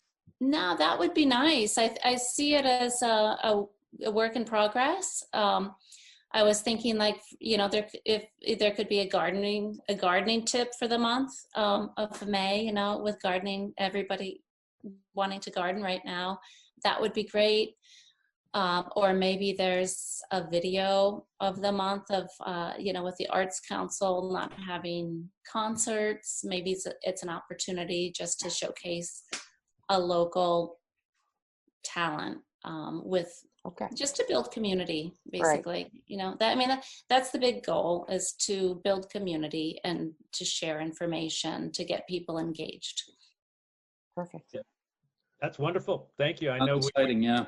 Thank you very much. Comments that we need more information, and not that we need more information, we need to disseminate more. And I say we, not necessarily as the select board of the town or town governments, but more as a community. So this is a true full-on community effort on this one. Thank you, Jackie. Yeah, let me just add that if somebody wants to contribute, they should send a little blurb, press release, so to speak, to Jamaica Journal Editor @gmail.com. That's the address. And then if they want to sign up to receive the email, go to the town page. It's going to be called the Jamaica Journal, and it's for everyone's use and information. Tom, do you have something? I was just going to say, yeah, this is an opt-in thing, so we're hoping that people will go out to the site and sign up. And we're going to also try to be getting the word out, maybe with some posters and such at the post office, and when Karen opens back up, just to try to get excitement around, signing up, because the more people are on it, the more community that we have. So thank you, Jackie, for doing this. It's really great. Thanks. You're welcome. Yeah, Andy. Unmute. I was just thanking Jackie. Okay. Excellent. Thanks. Happy to do it. Yeah, well, great. That moves us on to public comments. Any other comments? Bob or Chris. And John, welcome to the meeting. Thanks for joining us. Welcome to the Planning Commission. Yeah, if I may, Greg. Thank you. Yeah, sure. Go ahead, Bob. Just so you know, I attend a weekly meeting, which is usually on a Wednesday. It's with the Vermont Public Safety Department. They keep all the fire chiefs and EMS people up to date on what's happening throughout the state, as well as I get tons of emails that come in. I know Paul does as well. We're starting to turn the curve a little bit, but again, in our areas, we could still see it still continue on. And again, it is coming a concern of people using the state park. I hate to go back to this subject again, but I went down last weekend and I had noticed there was several cars down there and people walking around without the face masks, even though the governor has now ordered everybody to be wearing face masks when you're outside. I did bring this issue up at the meeting. Hopefully that the state parks and recreation take note, and maybe they can put somebody down there, a park ranger, just to notify people as they go in that they should use precautions and stuff. It could have a big effect on our town if anybody comes down with this virus. So, it's an issue with the fire department. Also, we've also keep track of availability of personnel on the fire service and the EMS. We report in weekly if we've got anybody that we know that is out sick. I do have one person. We have two EMTs and two EMRs. That's emergency management responders that are on our staff. And now I have one EMT that's out of service.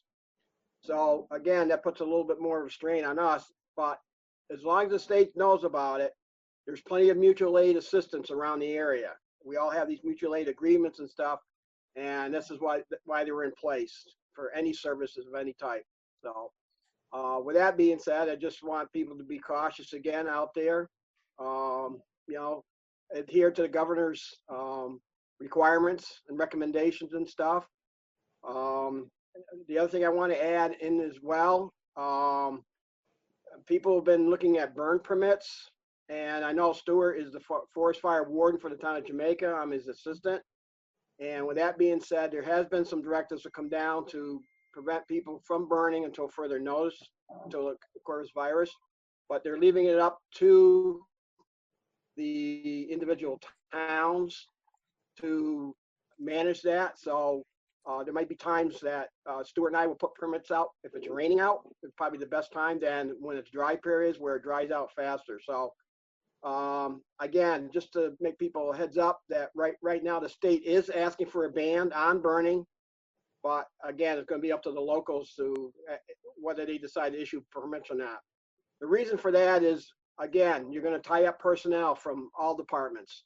And if you've got people who are sick in your division, then you just have to rely more on mutual aid people. And again, you may get quite a few, you may not.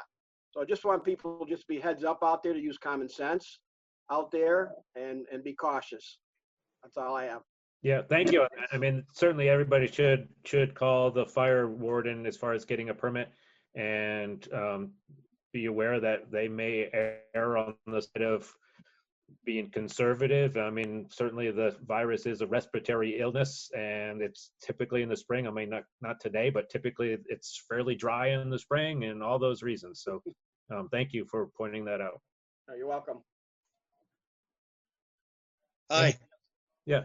It's Andy. I don't know if he still goes down, but there's been a Vermont state game warden stationed quite a bit more the last couple of weeks, but for some problems in the park before the suggestion or the whatever the governor's directive of wearing some sort of mask outside, there was some garbage getting thrown around, and he was down there every other day I noticed him coming in quite a bit. But that was another thing I wanted to mention, that where I have been walking around my house, that there's been more garbage thrown on the side of the road. And if you would like me to, I could bring that to the sheriff's department their attention. But I don't know why that's happening. It's happening all over the place. But So I've noticed a lot more cars than that down there. One time, me and my wife were going to bring the dog somewhere, and we didn't go because there was probably 15 cars down there. So we didn't bother. But they're not, they don't intend to close that park right now, so we can still use it, but at your own risk, I guess. Yeah, there's a lot of great places to go for walks, and even if it's just on the back road somewhere, don't necessarily gravitate to these very popular locations. It's not the only place to go. I've got a question as a resident. Sand sweeping in the village. I know that usually happens in May. I know we're a little ahead of the game this year, but it's pretty bad. Yeah, that was a point I meant to ask Keith about that today. I know that I think if we get into line sooner than later, my guess is that's probably considered non-essential. I don't know if those guys are out there sweeping, although you can make an argument it's for cleanliness, but we need to be bringing that up. I mean, we are ahead of the game, and let's stay that way, I guess, and get it. I mean, it's pretty brutal now, especially with, you want to be opening windows and such, and it creates a lot of dust. Obviously, the last couple of days it's been raining and it's been okay, but yeah, it gets pretty bad. And the town looks bad with all the sand on the roads and the sidewalks and stuff. I know they swept off some of the sidewalks. They actually swept in front of my house. But yeah, I'm just bringing it up. If we should get in line at very least. And that's a date super reminder. Okay, yeah. Thank you. Yeah, and John, I saw you trying to chime in. No, I was just about to say thank you for welcoming me to the Planning Commission. And I actually did have one question. I don't know if this is the appropriate time for it, but I did notice that as you come across Depot Street and you head towards Jamaica State Park, there is a pathway to the right, and that now has private property signs. Is that private property through there? I thought that was just a continuation of the West River Trail. That is private property. The West River Trail really is a right-of-way, an easement. It's not generally owned by the organization of the Friends of the West River Trail. Here on the northern section, we are quite lucky that most of the West River Trail exists on public property already between the State Park and the Army Corps of Engineers.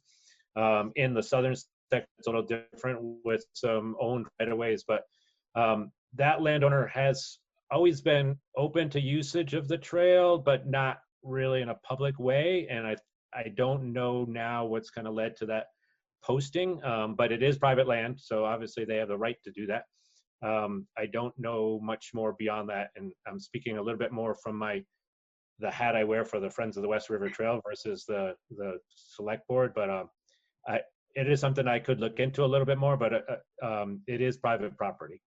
Well, yeah, just to follow, if you come in from the street side, I think it's Gilfeather Road, there is a sign there that says no motorized vehicles, and it says Vermont Conservancy. So it is a bit confusing because you enter on that side and you think you're, I guess part of the trail or something that's maintained by the Vermont Conservancy, and then you get to the other end and you see the private property sign. So right, so you're trespassing when you're walking through there. Yeah, generally it is all public property. All private property through there from the Jamaica State Park down to French Bridge. There's 3 landowners in there. The one on the furthest end where you're referencing to does have their property in a Vermont Land Trust conservation easement. So that's where that signage comes from. It's not literally part of the Friends of the West River Trail, but they do have their property as in a conservation easement. So again, you're absolutely right. It is somewhat confusing, but hopefully that defines it a little bit. Well, thank you for that update. I appreciate it. And again, I'm very excited to be part of the Planning Commission and adding my my 2 cents or whatever I can do to help make Jamaica a much more beautiful place for its residents and for all the tourists that come in here, and as well as the second homeowners. Yeah, well, thank you. Thank you. Anybody else? Any other comments, concerns?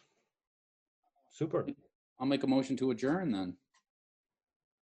And I welcome that suggestion. Second that. Second. All in favor? Any opposed? Thank you all. Aye. Thank you very much. A very nicely organized meeting. Yes. Before we go, we should thank Tom for Tom. his technical Yes. expertise. Thanks, Yes. Tom. Thank you, very Tom. much. Thank I'm you, glad- everybody, for amazing. glad I could getting through I'm glad this. it worked as well as it did. I think it was pretty smooth. I mean, we had a few glitches with the bandwidth, but other than that, it worked fairly well. So yeah, Yes. you're welcome. Glad I could do it. Yes. Thank you. Thank you. Thank you.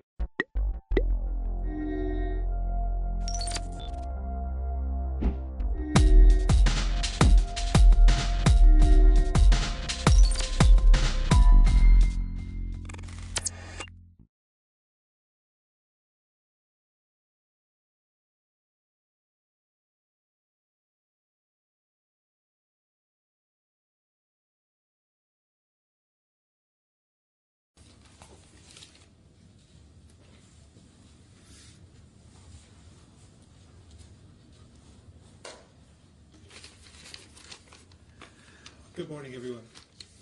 It's hard to believe that it was only 1 month ago today I declared a state of emergency to address the COVID-19 pandemic. Since then, we've taken many extraordinary steps to slow the spread of this very contagious virus, steps that are saving lives.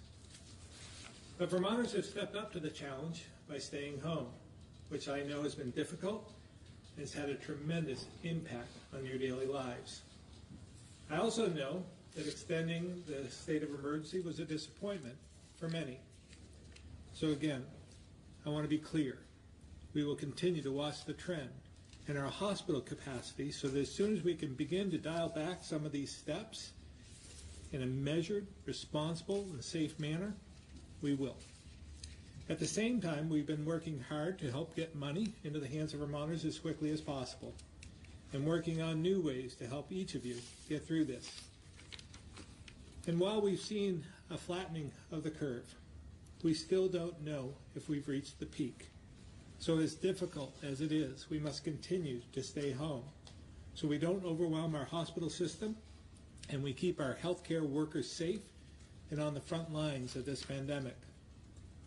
I can't say this enough. Your sacrifices are making a difference. Just a few weeks ago, our worst case scenario showed that if we had done nothing, our hospital system would have been overrun with 2 to 3 times as many cases as we had hospital beds. Reaching that point would have cost thousands or hundreds of lives. And remember, these aren't just numbers.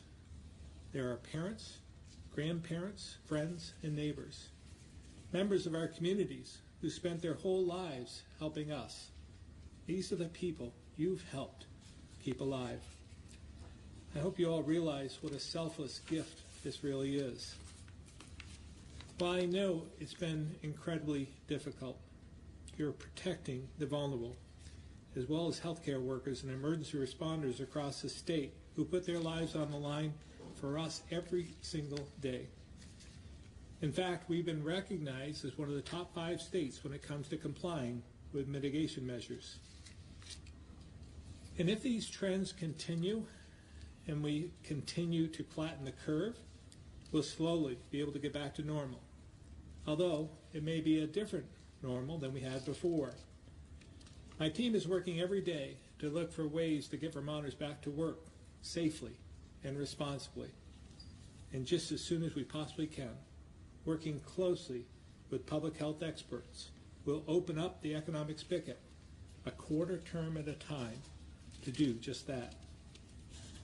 I know many just want to get this over with right now, and others are worried we'll move too quick before the virus has run its course.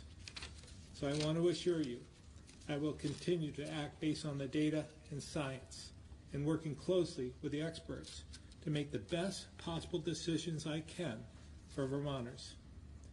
I also want to assure you we will get through this. At a time in history when the country has felt so divided, we've shown just how united we can be. And that when our back is up against the wall, When lives are at stake, we can come together, put the needs of others before our own, and serve the greater good. Vermonters, united together, can achieve anything, and we'll get through this stronger than ever before. I'll now turn it over to Commissioner Levine for his update.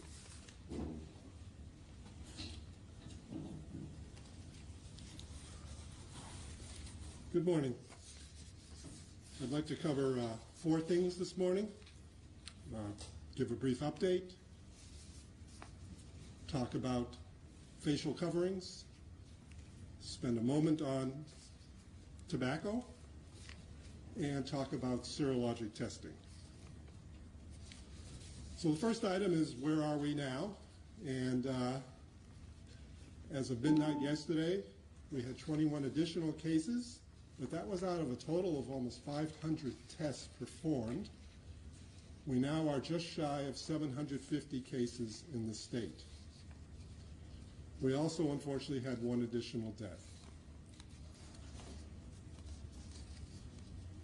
The number of new cases per day is getting smaller, and it's leveling off.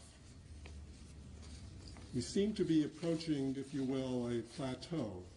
We'll see if that is a sustained phenomenon or just a trend over several days. But the important thing to note is that we are, in the general population of Vermont, not recording major outbreaks or spikes in our data. We have in our vulnerable populations, whether they be housed in a long-term care facility, nursing home, or in one case a correctional facility, outbreaks that are noteworthy. But I think to tag along to the governor's comments, we wouldn't be seeing this type of experience in the general community if the strategies that have been employed to date were not successful, and if, as you will, the compliance that the governor referred to had not been so good. So we thank you all for that. Second thing I'd like to share is an experience I had this weekend. I had the opportunity to frequent one, we'll call it big box store, and one medium-sized supermarket. I found lots of people wearing facial coverings, both in the ranks of those who were frequenting the stores as well as those who worked at the stores. But I also found noteworthy exceptions. These brought me back to my days in high school and on college vacations when I was one of those employees in a supermarket. And I realized that many of them, whether they've been told not to wear a facial covering or whether they just chose to not wear one, are putting themselves at extreme risk. Because we've told you that people can be in a pre-symptomatic phase with COVID for about 48 hours, and one would not know that you could get infected by them. Likewise, if it was one of the employees who perhaps was stocking a shelf or bagging items for you as a customer, and they did not have a mask on, one would be potentially able to get infected from them if they were in a pre-symptomatic phase.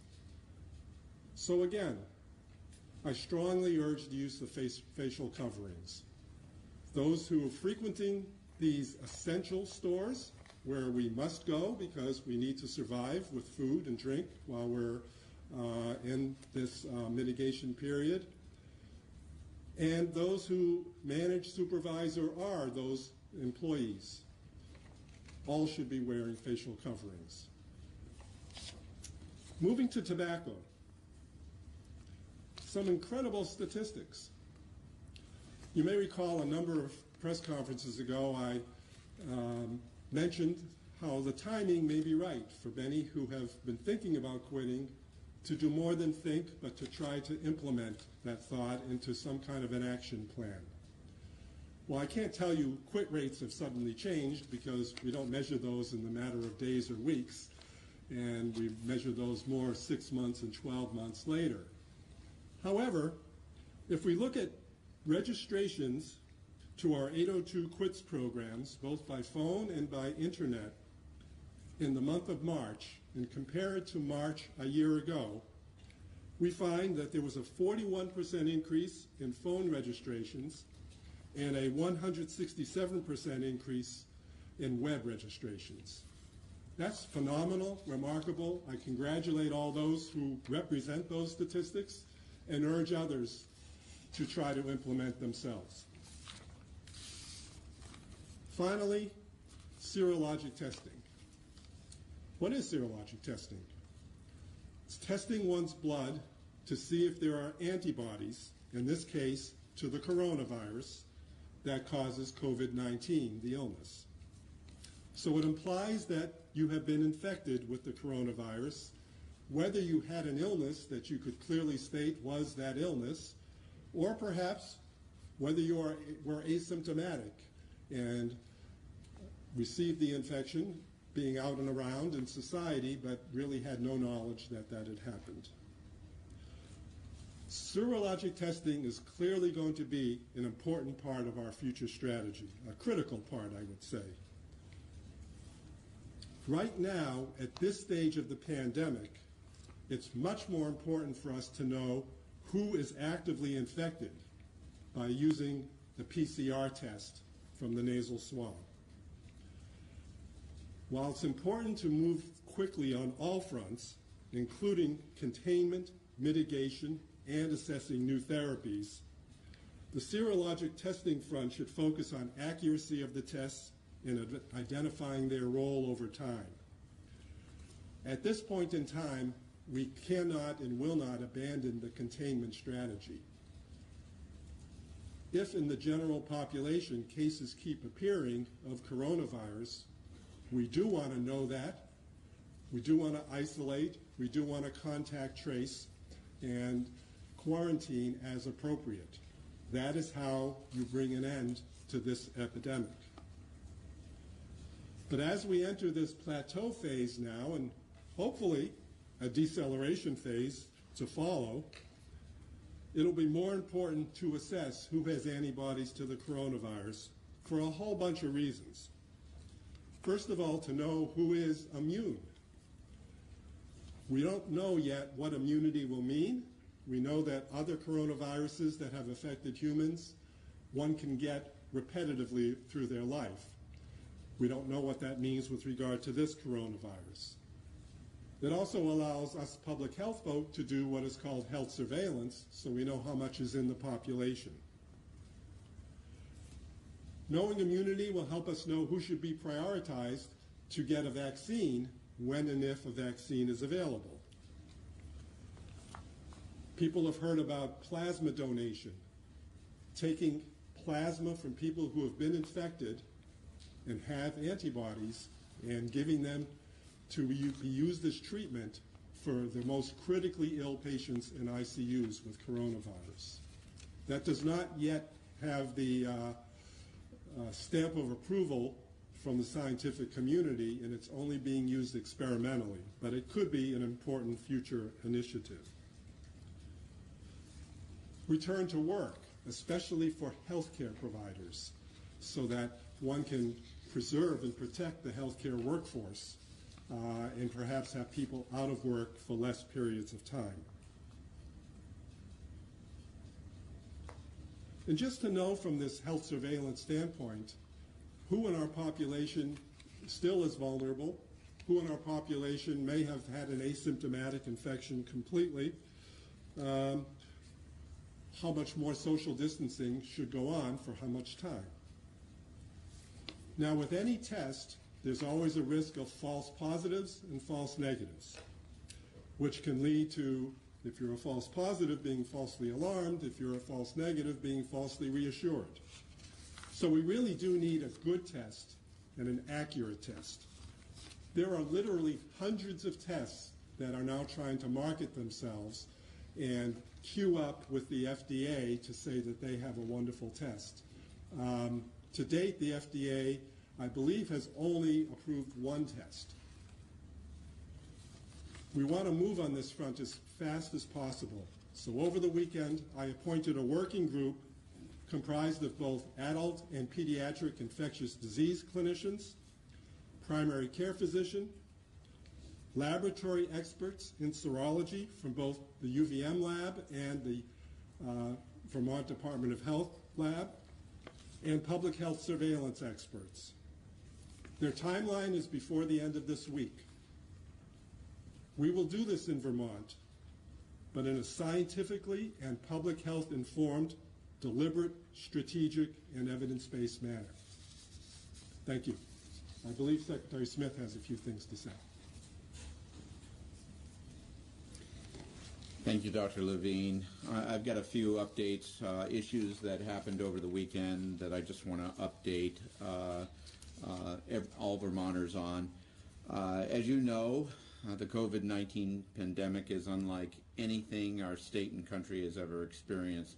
It's going to take all of us working together to help our state and neighbors recover. We have been working with community partners around the state to find places where those who cannot safely isolate can recover before returning to their community. That can mean a variety of populations, from healthcare workers to others that don't have a home to safely isolate. I want to announce that the Isolation and Recovery Center in Chittenden County will be located at the Holiday Inn in South Burlington. That should be operational the first part of this week, if not today. What is the Holiday Inn being used for? Starting this week, the location will be used as our primary isolation site for COVID-positive individuals who do not need hospital level of care, but cannot return to their primary place or location of residence. This is a temporary arrangement during this time of crisis. When the crisis is over, the Holiday Inn will return to regular operations. You may ask how many people will be housed at this new Isolation and Recovery Center. The maximum number of individuals who will be housed there is 150. The staffing is planned to serve that many if needed. How long will the site be in operation? We anticipate that the state will use the location as an isolation site during the COVID-19 state of emergency. The timeline will depend on the needs of Vermonters and those being cared at the location. How long will the individuals be there? Well, we will support the individuals isolating here until they've recovered from being COVID-19 positive and can be medically discharged as determined by healthcare staff. Will there be security on site? The answer is yes. And what about the individuals who are currently housed at the Holiday Inn through the state's emergency housing program? They will be relocated to another facility, another hotel in Chittenden County. The second thing I want to update is the placement of COVID-19 positive inmates to the St. Johnsbury facility. I want to talk about it because there has been some people concerned about that and the pace at which this happened. I wish we had much more time to use the normal pace of dialogue when we have to do the placement of facilities and people, but the fact is we don't. And conversations that would normally be held over months by necessity are now done in days, as we look to handle all populations in a safe and responsible and caring manner. Do we get everything completely right? Probably not. Even though we have a solid transportation plan for the COVID-19 patients that need hospitalization, we probably could have communicated that plan more efficiently and effectively in St. Johnsbury so the local hospital didn't feel they would be overwhelmed. But with that said, I got to tell you, I'm so proud of Vermonters. We opened surge sites at Patrick Gymnasium, at the Champlain Valley Fairgrounds, a hockey rink in Rutland, a surge mental health facility in Essex, and possibly in Springfield, a special population facility that I just mentioned in South Burlington, and others around the state. Vermonters have rallied in support of their fellow Vermonters, and I thank them for that. There have been instances that we've heard about that raise some concerns. The promotion, for example, or the idea of having people that are COVID positive wearing uniforms designated them as COVID positive in our isolation or recovery centers. Please remember that any one of us could be in this situation. So we oppose sort of putting up in these recovery centers any sort of special uniforms or special designations. We've learned from history about that, about doing things like that for COVID positive patients. But fortunately, I think those comments are really in the small minority. But the vast majority of Vermonters, I got to tell you, have just been absolutely compassionate. Back to St. Jay, we'll listen to concerns to help mitigate local concerns. We have Commissioner Baker and Superintendent of Facilities Al Comier will be meeting with the Select Board tonight. We'll continue to meet with legislators, local officials, and hospital administrators to make sure that our plans are in place. But I do want to reiterate, we've been planning for a few weeks for the possibility of positive inmates within the Department of Corrections. The plan includes a need to identify a space to house COVID positive inmates who do not require hospital level of care. We have been doing outreach to local officials, state officials, legislators, the news media, as we have developed these plans. And we will continue to do that on an as-needed basis as we move forward. The other area that I just want to spend some time talking about is over the weekend we did a major testing of a Burlington Housing Authority facility called Decker Tower. Decker Tower is a senior living facility owned and operated by the Burlington Housing Authority. Recently, we have had 2 deaths in the last few days there. One of those deaths was not COVID-19 related. We are performing tests on the other person who has died just recently. Although deaths may be common at a facility like this, we take extra precaution because this is a senior living facility. The fact, coupled with a self-reported COVID-19 case in that facility, has led us to the conclusion that we needed to begin testing of the entire facility, and we did that on Easter.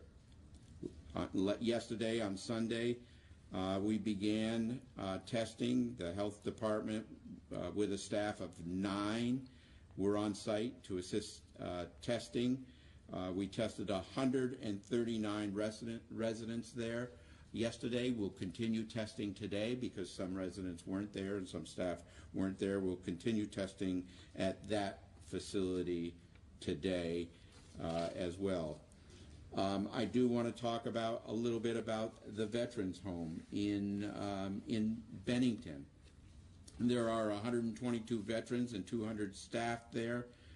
We have no current COVID-19 positive patients or staff there, but on March 15th we had a staff member who was tested and was positive COVID-19.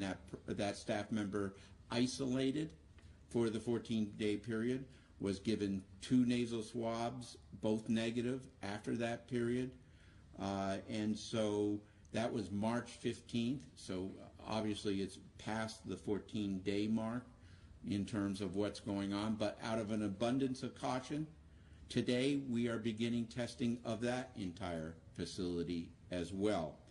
So we will let you know the results as we find them out. But I wanted to give you an update on a lot of happenings over the weekend. Thank you. Thank you, Secretary Smith. We have a number of other commissioners and secretaries on the phone, and we'll open it up to questions at this point. All right, we're going to open it to questions. Just for everybody's awareness, it's 11:30 and there are 20 people in the queue, so please just remember one question. If you do have follow-ups for clarity, that's fine, but just try to remember all of your colleagues in the queue. We're going to start in the room with Stuart. Governor, can you clarify what the plan is for food for farmers markets going forward this summer? There seems to be some confusion about shutting them down completely, or whether the administration is going to provide sort of some restrictions, I think you alluded to last week. Yeah. For food producers. You know, every sector is important to us here in the state, and I would say that the food supply sector is more important than others. We want to see farmers markets open back up in a normal way, but at this point, we're not comfortable in doing so. We will take a phased approach. There'll be some restrictions. I think you can expect that the farmers markets would be amongst some of the first to open up in a much different way. But our intention is to open up them as well as every other sector throughout the coming months as we watch the trends and make sure we're doing so in a safe and responsible way. By summertime? You know, very tough to put a timeline on this. I think I've watched others who have given timelines and then you're over-promising. I want to make sure that we're doing this with all the best information we have. And again, as I said the other day, there's no one who wants to open up the economic spigot more than me. So we will do so just as quick as we possibly can. Calvin? I believe Secretary French was on the line as well, so it's probably a question for him, but just wondering what the Department of Education is hearing from teachers, families, students about sort of the continuity of education, how that's being rolled out, and what concerns you've heard so far. Secretary French, are you on the line? Yes, good morning, Governor. I believe the question was about concerns from families and students. Just wondering about, yes. I think it was about the teachers as well, and administrators, as well as students and maybe families. Yes, I think, as one could expect, it's been very challenging and folks are rising to the occasion, but it's been very uneven and a lot of hard work on the part of schools and families. So I think, in particular, the issues of equity and access to learning materials as they were manifest when we operated school are increased challenges in this environment as well. So folks are working hard at it, but we definitely have some challenges statewide to ensure all students have access to high quality learning opportunities during this emergency. And then I just had a quick follow-up as well. So the legislature has been sort of dealing with some security issues with Zoom and other video conferencing. I guess what is the Department of Education doing to making sure that these are secure lines and that we're not running into the same security problems that some lawmakers have? Yeah, we've specifically relative to Zoom, we put out some guidance when those security issues were becoming more apparent that we discouraged folks from using Zoom. School districts have other options available in terms of video conferencing and sharing materials, so we encourage them to use other platforms if they have them available. Thank you. All right, we'll go to the phone now. The first caller is Aaron from VT Digger.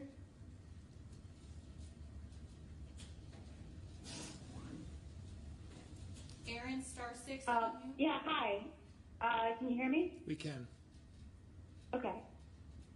My question is about contact tracing. Massachusetts said it's deploying 1,000 contact tracers to combat the spread of the virus. I was wondering if Vermont is taking a similar step to step up its contact tracer effort. And could you tell us a little bit about who is doing contact tracing right now and essentially how they're doing it, how they're strategizing around contacting so many people because this is such a widespread epidemic? I'll let Dr. Levine answer the question, but I just want to remind everyone The population of Massachusetts is about 30 times what Vermont is. We've taken some incredible steps here early on to try and cross-train in order to do as much tracing as possible. So, Dr. Levine? And if I quickly do the math, 30 times 42 is over 1,200. So we've done the equivalent of Massachusetts because we've trained 42 plus minus officials from the Department of Public Safety, police departments around the state, detectives, etc., to augment the public health workforce that's already doing that work. So, your question comes at a good time because we just had a case of a positive individual who works for a home health agency, and there were some issues around that individual and trying to make sure we could ascertain who they'd been in contact with, and we were discussing it with the home health agency, and the public health official in my department who was discussing it mentioned the need to do effective and comprehensive contact tracing, and the response on the other end of the line was, "You're still doing that? Fantastic, we want to help you in any way." We thought all the states had stopped doing that already. And in fact, based on the kind of the tone in your question, that has happened in other states. We are maintaining, as I've said in previous conferences, parallel course of the mitigation strategies we're all involved in with stay at home, stay safe, and containment. But it does get complex, as you allude to. So every time there is a positive case, it's taking a complete history, and it's really working with that individual, somewhat open-ended, but also through some structured questions to really ascertain anyone who may have had close enough contact that they should be questioned themselves and informed. So it's a very methodical process. It's basically public health 101, if you will, and no one's veering from that course in Vermont at this time. All right, Kat? Thank you. Kat, WCAX? This question is also for Dr. Levine. Dr. Levine, you indicated you don't feel the science is necessarily sound yet on these serology tests.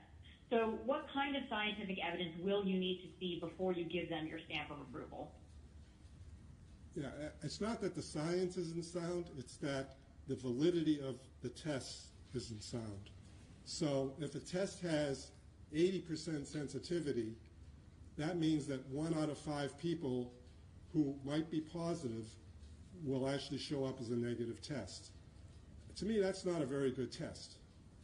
Likewise, if it's not a very specific test, 1 or 2 out of 10 people might actually be falsely alarmed that they are positive. So all I want is to know what the best test is out there that has undergone the scrutiny of the scientific community and that we can rely on so that we can be appropriately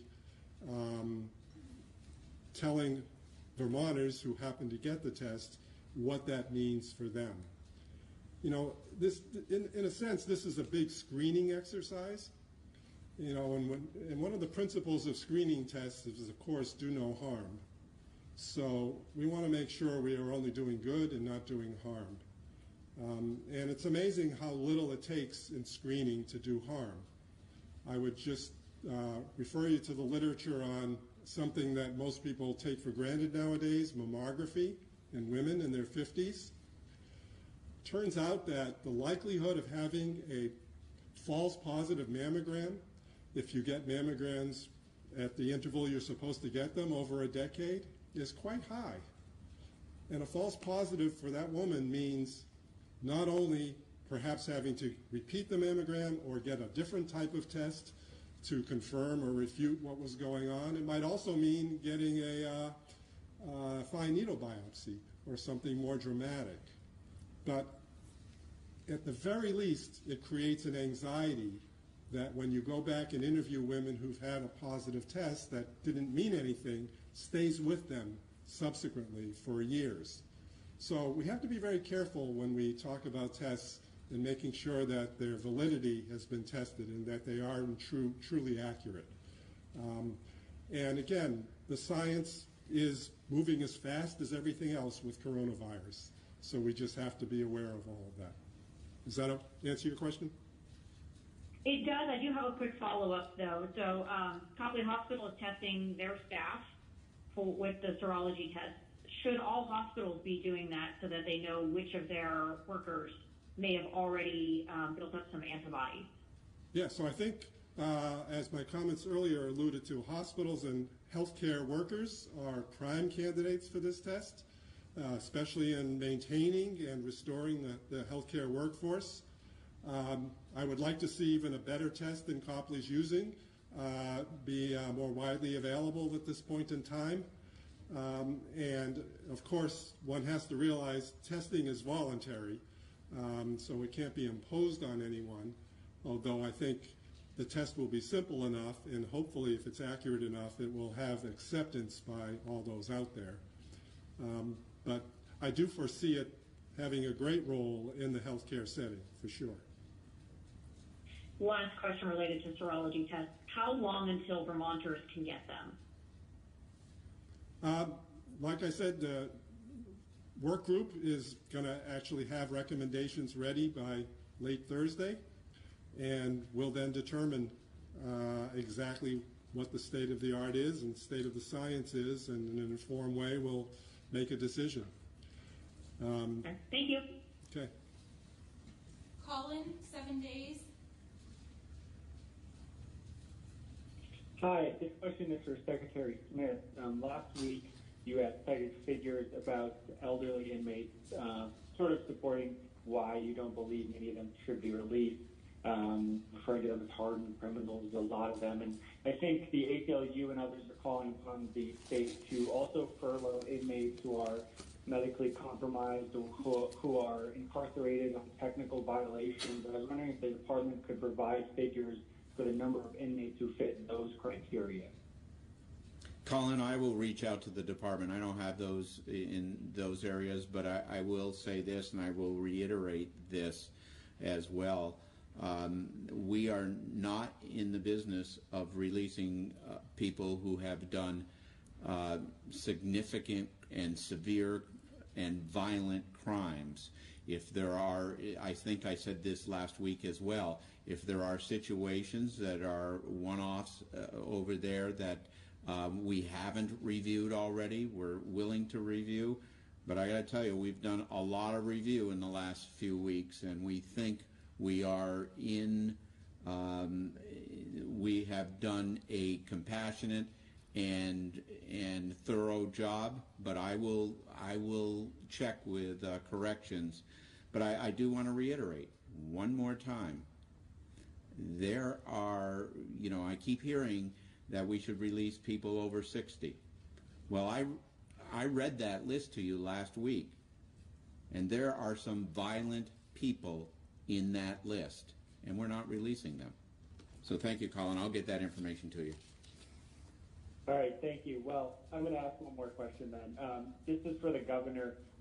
President Trump has been talking about his ability to open states sort of at the federal level, and I think there's been some recent reports that he's hoping to, he's thinking about doing that by early May, which would obviously come before our stay-at-home order expires. Could you just talk a little bit about your thinking of what you would do if the president calls for states to open up and you don't see it's the right time? Well, again, we're going to do everything we can here in our state to protect Vermonters in the way we've been doing so over the last 4 or 5 weeks. It didn't take federal action to spur us into action, and it's not going to be the federal government that's going to determine when we take appropriate steps here in Vermont. As we watch the data and I listen to the experts and we see the trends that we're seeing, we'll take those steps because, again, I want people to get back to work, but to pick an arbitrary date I think is irresponsible. It might give some people hope, but if we have a false start, if all of a sudden we open up the spigot and people go back to work, and then all of a sudden everything spikes and gets out of control, and we have to take and shut the spigot off again. There's going to be a lack of confidence in government, and I think at this point in time, we want to make sure that we're doing it for the right reasons and doing it again in a responsible way. Thanks. Greg, County Courier. Hi, Governor. My question is about VTrans logging who comes and goes from the state. We're seeing VTrans employees sitting at the Canadian border logging as little as like a dozen cars in an 8-hour shift. Isn't this pretty duplicative of what the federal government already collects for data as who comes and goes through that border? Additionally, I'm wondering if the labor from these VTrans workers would be better utilized working on roads, especially when traffic is dramatically increased. And lastly, we've been doing this now for about 2 weeks, I believe, collecting data of people coming and going from the state. What are we learning from that data? Okay, I'll try and take one at a time here. In terms of the Canadian border, we, as you might remember, we don't share a lot of data with the feds unless necessary, and they don't necessarily share everything with us. So this data that we're obtaining is to try and tell us traffic patterns, who's coming into the state, who's leaving, and so forth, just by state and you know, in terms of a country as well. So as well, I have spoken to VTrans. We will probably narrow down the number of ports of entry, or we'll continue to take data. What's telling us is we have a significant amount of travel between New Hampshire and Vermont. Probably not surprising, but that's where most of the traffic occurs. Not as much as what I had thought in terms of there was a huge outcry and those coming from New York and Connecticut and New Jersey and so forth, and the data doesn't back that up. So that's alleviated some of my concern. In terms of whether they should be working on the highways or not, again, they're under the same conditions that we are, the private contractors as well, that it's a stay home, stay safe type of approach. They're there ready to go if there is an emergency, and we'll put them out on the roads when that happens, but we don't want to put them out for no reason at all. So hopefully we'll get back to normal or some semblance of normal, and we'll be able to get those the state crews back out, trying to patch the roads and make improvements and provide for safe travel. But I understand the concern. But at this point in time, there was a number of people, probably not as much up in your region, but down in the southern part of the state, who had tremendous concerns about who was coming into the state. So we just wanted to collect the data to get a baseline. So just to be clear, have the feds said that they won't share data as to who's crossing, or we haven't asked them for that data, but typically Border Patrol and others keep that information to themselves. All right, thank you. Andrew, Caledonia Record.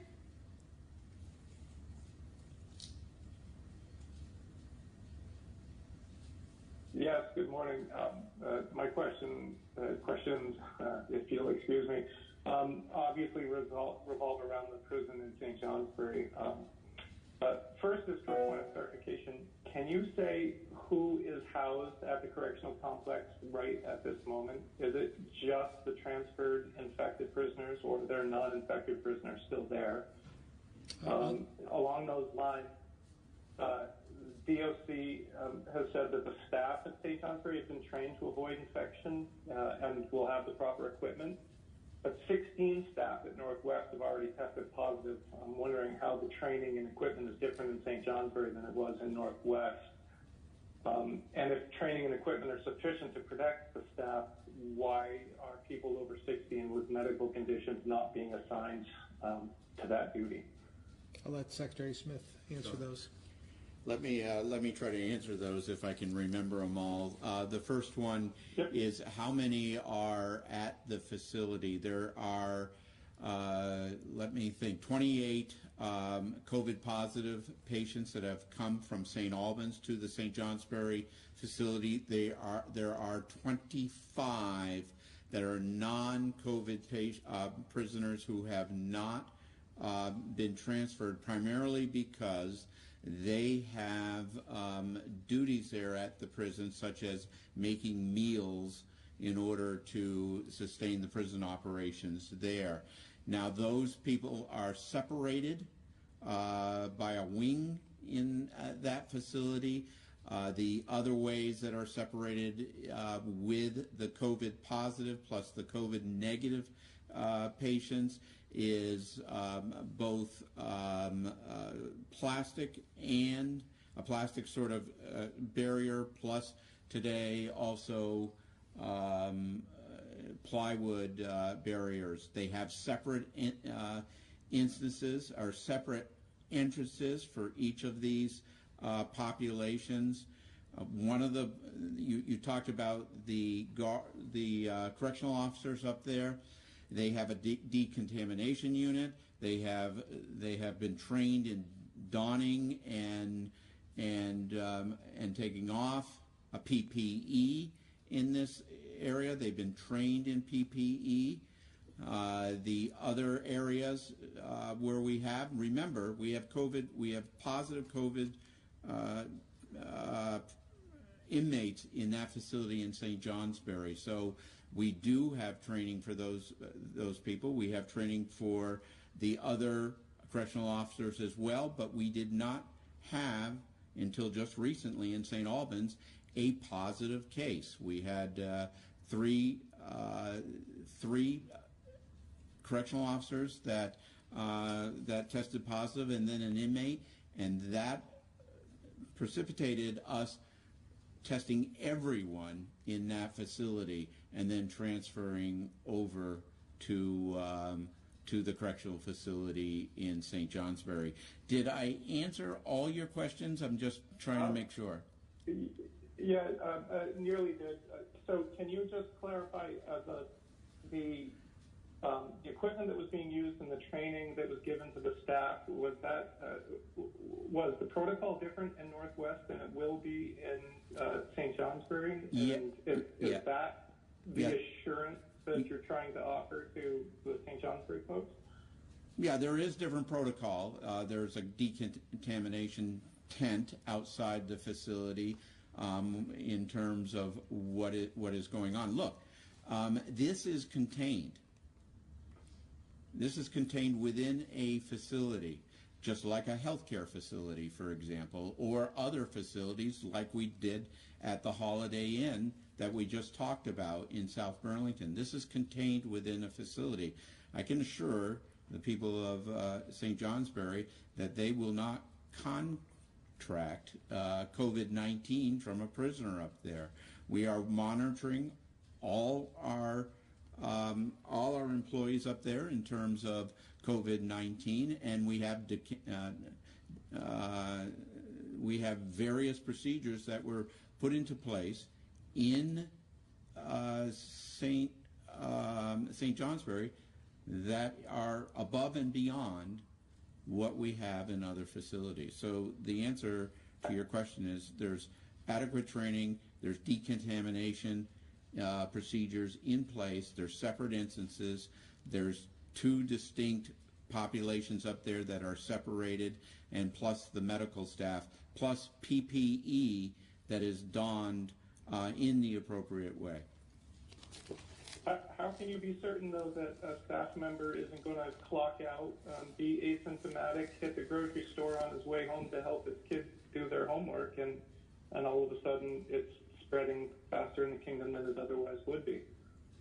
How can I be assured that that's not going to happen with a healthcare worker? How can I be assured that's not going to happen with anybody in the population? I can't be assured with this type of contagion. The fact is we're putting all the procedures into place in order to do this. The fact is, we probably don't know of all the people right now, including in the Northeast Kingdom, that have this disease and in this virus. In many cases, it goes undetected within the community, and that has been the trouble with trying to get a handle on this in terms of what is going on with this particular virus. But at the same time, I got to tell you, when you start looking at the numbers and what the governor has done to sort of mitigate what could have been in Italy or in New York or something else, it's pretty impressive in this state what we've done. So I can't give you an assurance, but I can tell you we have put measures into place to give as much assurance as we can. Okay, thank you. Tim, Vermont Business Magazine. Good morning. Perhaps Dr. Levine can answer the first question and the governor can answer the follow-up. It's about the hospitals. We had a comment from a nurse here in Burlington that said they've never been less busy. And I'm guessing that, as Secretary Smith just mentioned, the impressive response to the mitigation efforts has kept the populations down in the hospitals.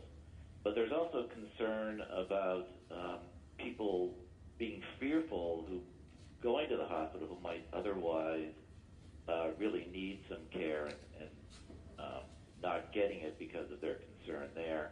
And the follow-up for the governor is, would elective surgeries be one of those early spigot turns to open up the economy because the hospitals are doing so badly economically?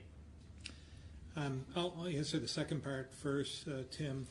Obviously, elective surgeries are something, whether it's a hip replacement or shoulder surgery or hand surgery or some other elective surgery, are what are the source of revenue for many of our hospitals throughout the state or anywhere in the country, actually. So I'm very aware of that. Again, we're going to look at all sectors in terms of how do we open up the spigot just a little bit and provide for that sense of relief. But we want to make sure, again, that we don't overwhelm the capacity, that this trend is accurate and long-standing.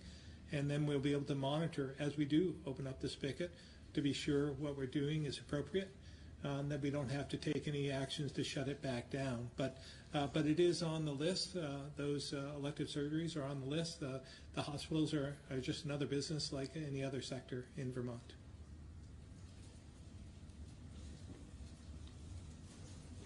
With regard to the first question, that could be a concern that people are not taking care of things they might have taken care of at a different time in our history.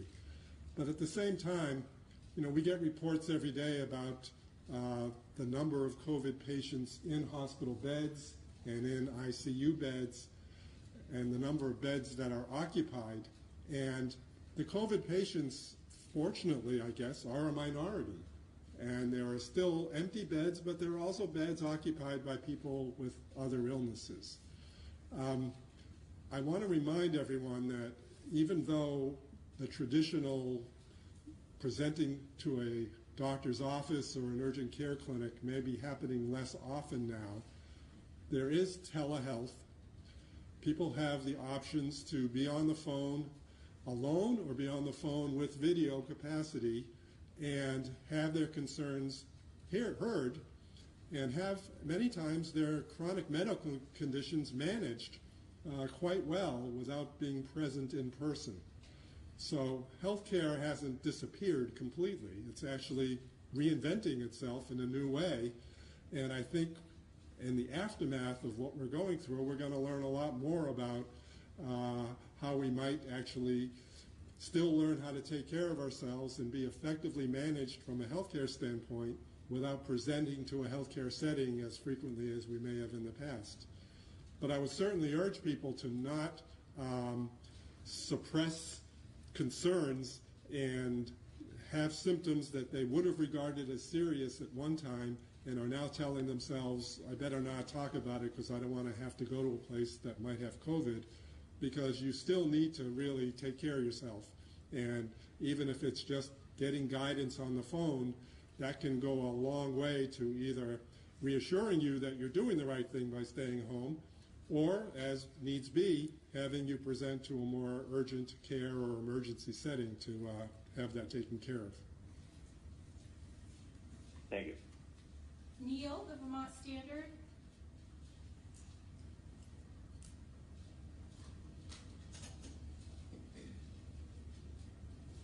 Neil, *6 to unmute.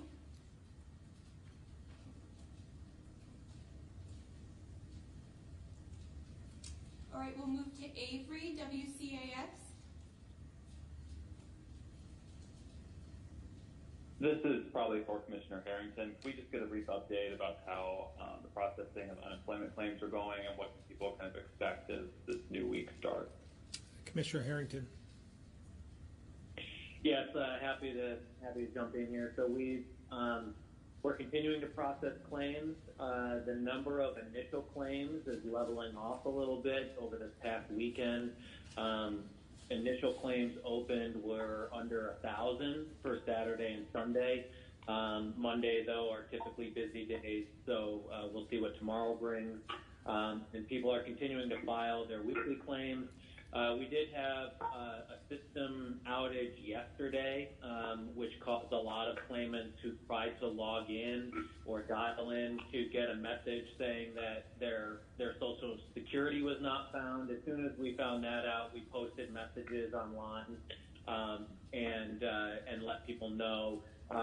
My understanding is everything should be functional now. People can still file their claims online and over the phone if they're for the rest of the week. So there should be no outage there issue. Again, hard to tell. Again, it's the first full day that we've been asking people to follow the alphabetized schedule, but hoping that begins to alleviate some of the pressure, both for filing claims online as well as our claimant assistance line.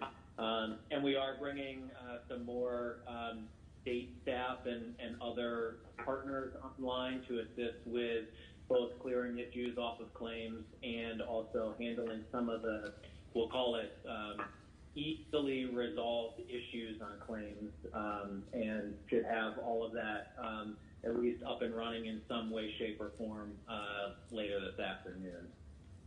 Does that answer your question? Yeah, thank you. Hey, Commissioner Harrington, Absolutely. while I have you on, can you give the alphabetical order again for this week so listeners can understand that? Yeah, absolutely. So, again, if you are willing and able to file your weekly claim by phone, there are no restrictions if you're going to do it by phone. So we encourage everybody to do it that way. There's just way more ability of the phone line to handle this, and that is 800-983-2300, 800-983-2300, and that is Monday through Friday from 5 a.m. to 4:30 p.m. If you are going to file online using the web portal, for Monday, it's last names that begin with A through E. For Tuesday, it's F through L. Wednesday is M through R. And Thursday is S through Z.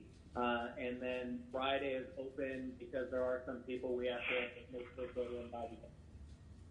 And if there was an issue, we'll need to resolve that. For the claimant assistance line, for people trying to get issues cleared off of their claim or have questions, I will say that we have seen major traffic on this line, and part of that is due because people are dialing, 100, 200, 300 times a day, and it just overloads the system. So again, I'll just call on the public. If you can follow this schedule, it should help us alleviate the number of calls coming in at any one time and get you into our queue. So for Monday, for the general assistance line, it's A through E.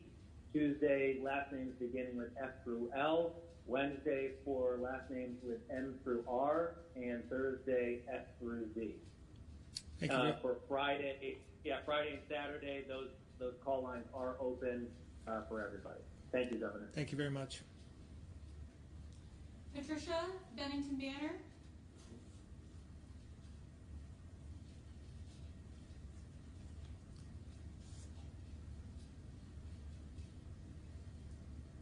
Patricia, Hello, can you hear me? Yes. We can. Wonderful.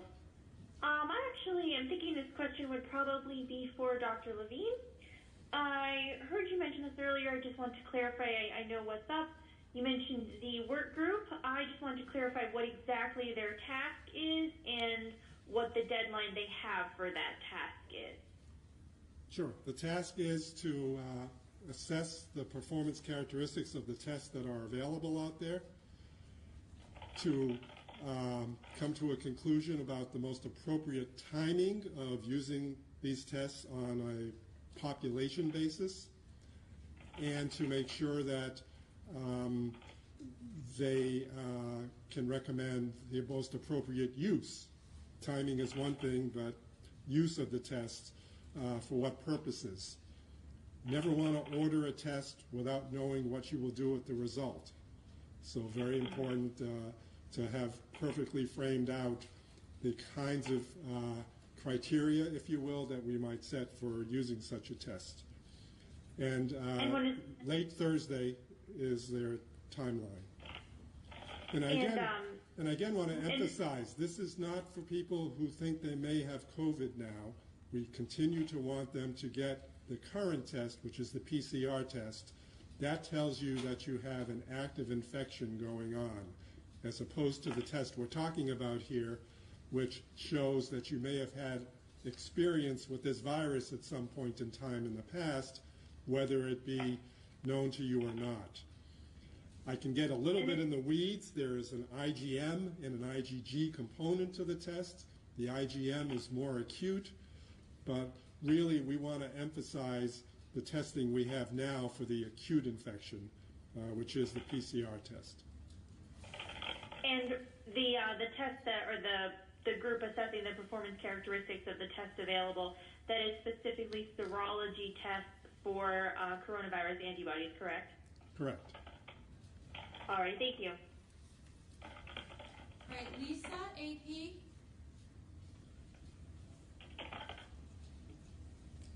Hello, can you hear me? We can. This is for Dr. Levine. How many of the 28 deaths, COVID deaths that we have in Vermont were in nursing homes? And how does Vermont rate of deaths in nursing homes compared to other states that have had significant outbreaks? Yeah, so we'll get back to you with the precise numbers. The majority of our earliest deaths were in nursing homes, but really that number has sort of stopped increasing at much of a rate, and a lot of the subsequent deaths have been hospitalized patients who may or may not have been nursing home, but most of them, I believe, were not nursing home patients. I believe we are third in the country for deaths as a percentage of the population per capita. Does that answer your questions? A third in the country of, you mean in deaths in nursing homes? No, per capita, number of deaths in this epidemic. Oh, I see. Okay. They do tend to all be in elderly people for the large majority. Right. It just seems like in Vermont we did have some outbreaks, but we didn't. It doesn't seem like the nursing homes have been hit quite as hard as in some other parts of the country, and I was wondering why that is. Are we doing something differently? Right. So, the initial nursing home in Washington State, I think there was something on the order of 41 deaths in that nursing home, which was quite large. Even where we're showing large numbers of infected people in the 2 Burlington nursing homes, we haven't had death rates to that extent by any means. We've done a lot of work and are continuing to do a lot of work. And I do really want to call out our EPI part of our public health department and infection control. We provided a lot of guidance materials for prevention early on.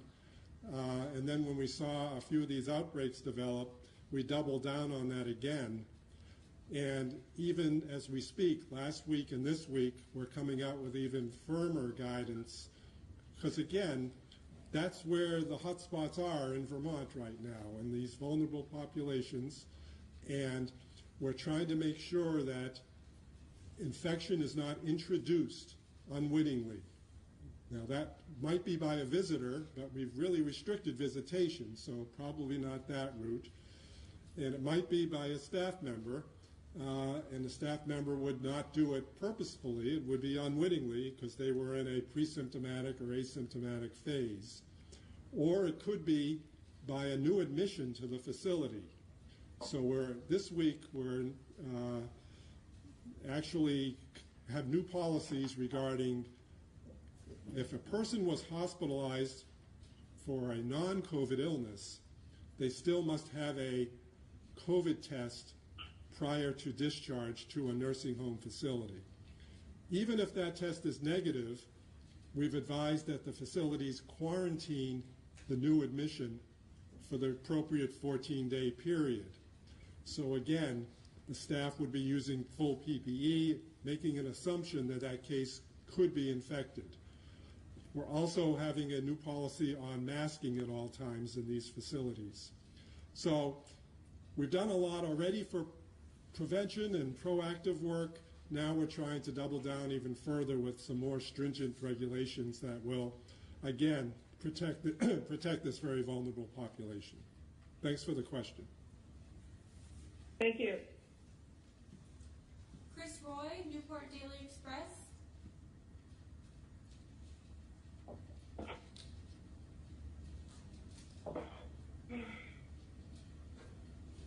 Chris?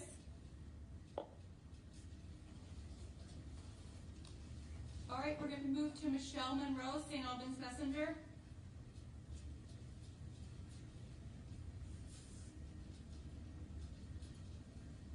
Michelle, St. Albans Messenger.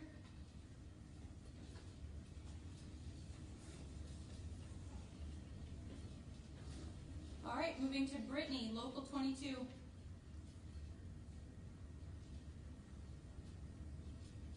Yeah, my question is, I was just wondering, I mean, Dr. Levine, you mentioned about going to grocery stores and seeing essential workers not wearing masks, but people in the stores wearing masks.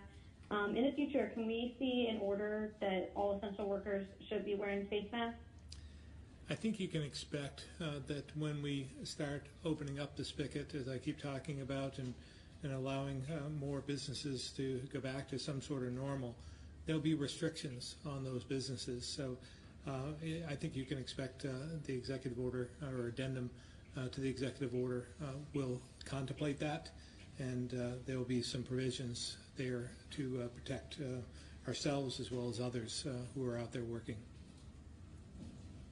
So if you open the spigot, then you might require that, but I'm talking about like right now, people who are they're working at grocery stores every day. Is there anything in the future to put that in order maybe this coming week or next week, or is that still just in the talk? Again, I think you can expect something in the next, this week at some point in regards, depending on what we see with the trends, to some changes to the executive order. Okay, thank you. Liam, VPR.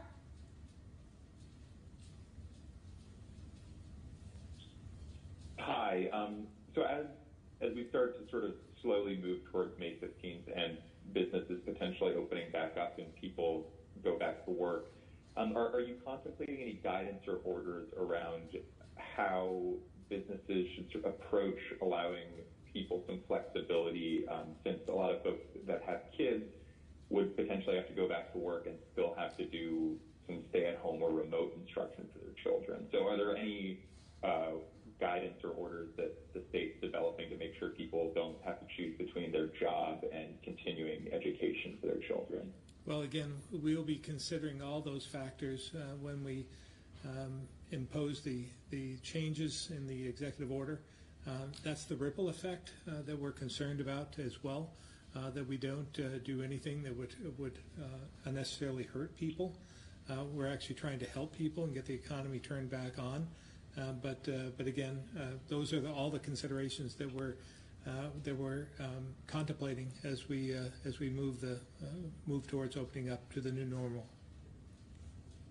But I mean, is there going to be a consideration or like kind of a way to protect, make sure people aren't going to lose their jobs if they have to take some time off to deal with their kids? Is the state going to do anything there? Yeah. Again, I would say that those are all considerations that we're contemplating at this point in time. That's why it's not as easy as to say we're going to flip the switch open, because there are other provisions, other things that might prevent someone from coming back. So again, we're trying to contemplate all of those as we try and open the door a little bit. Thank you. Joe, Barton Chronicle.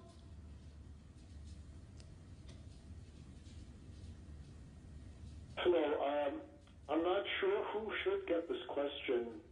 It isn't completely a state matter, but I'm curious as to whether anyone has heard about the progress of the payroll protection loan from the Small Business Administration. Are businesses getting these loans? Are people getting paid their salaries because of them? I wonder if Commissioner Pichek might be on the line, or Secretary Curley. This is Secretary Curley. I'm happy to take this one. Can you hear me? We can. Okay. So yes, we are hearing that people are being approved for the PPP. I'm hearing that actually the turnaround was very quickly, and that folks are being approved for, generally, I think, amounts that they anticipated they would be. Just as a might have missed part of it. Just as a follow-up, are there? I know that many banks were saying that the amount of money available would not be enough to cover the need. Have Vermont businesses hit that limit, any of them? I am not aware that we've hit that limit. I do know that that's a concern. I think that's a concern for all of us, just knowing what the broad need out there is looking like. But right now, at least for the PPP, I've not heard anything that would indicate that we have run out. Joe, if I can answer part of that, I believe I'm correct in this assumption that this was a collective effort across the U.S., a $350 billion limit, a first come, first serve. It wasn't allotted to individual states, I don't believe. This could be a benefit to Vermont in some respects because we're smaller, more nimble. We have a great relationship with the banks. I know Commissioner Pichek with the Bankers Association was on this early, and we made sure that we took care of any questions they might have so that we could allow businesses to apply. And we hope that has provided some benefit for businesses in Vermont. I have spoken to Congressman Welch, Senator Leahy, about my concerns and desires in terms of expanding this and trying to allot more money for this much needed program throughout the country. But what I'm cautioning them is that and we're trying to develop or gather some data on this and some suggestions on how they can improve the process, because there are some stumbling blocks within the SBA itself, and we want to make sure that if there's anything that we can do or they can do in terms of legislation when they do allot more money, because I believe that there's a desire on the part of Congress to do so, that we do it with the fixes in place as well, to create as much flexibility as possible so that there are different sectors that can be involved. For instance, some in the restaurant business aren't able to take advantage of this for a variety of reasons. I know in agriculture as well. So expanding this and providing more relief, more money, as well as more flexibility, I think are key. But let's get it right before we rush to put more money towards something that may not be working for everyone. Thank you very much. John Walters, Digger.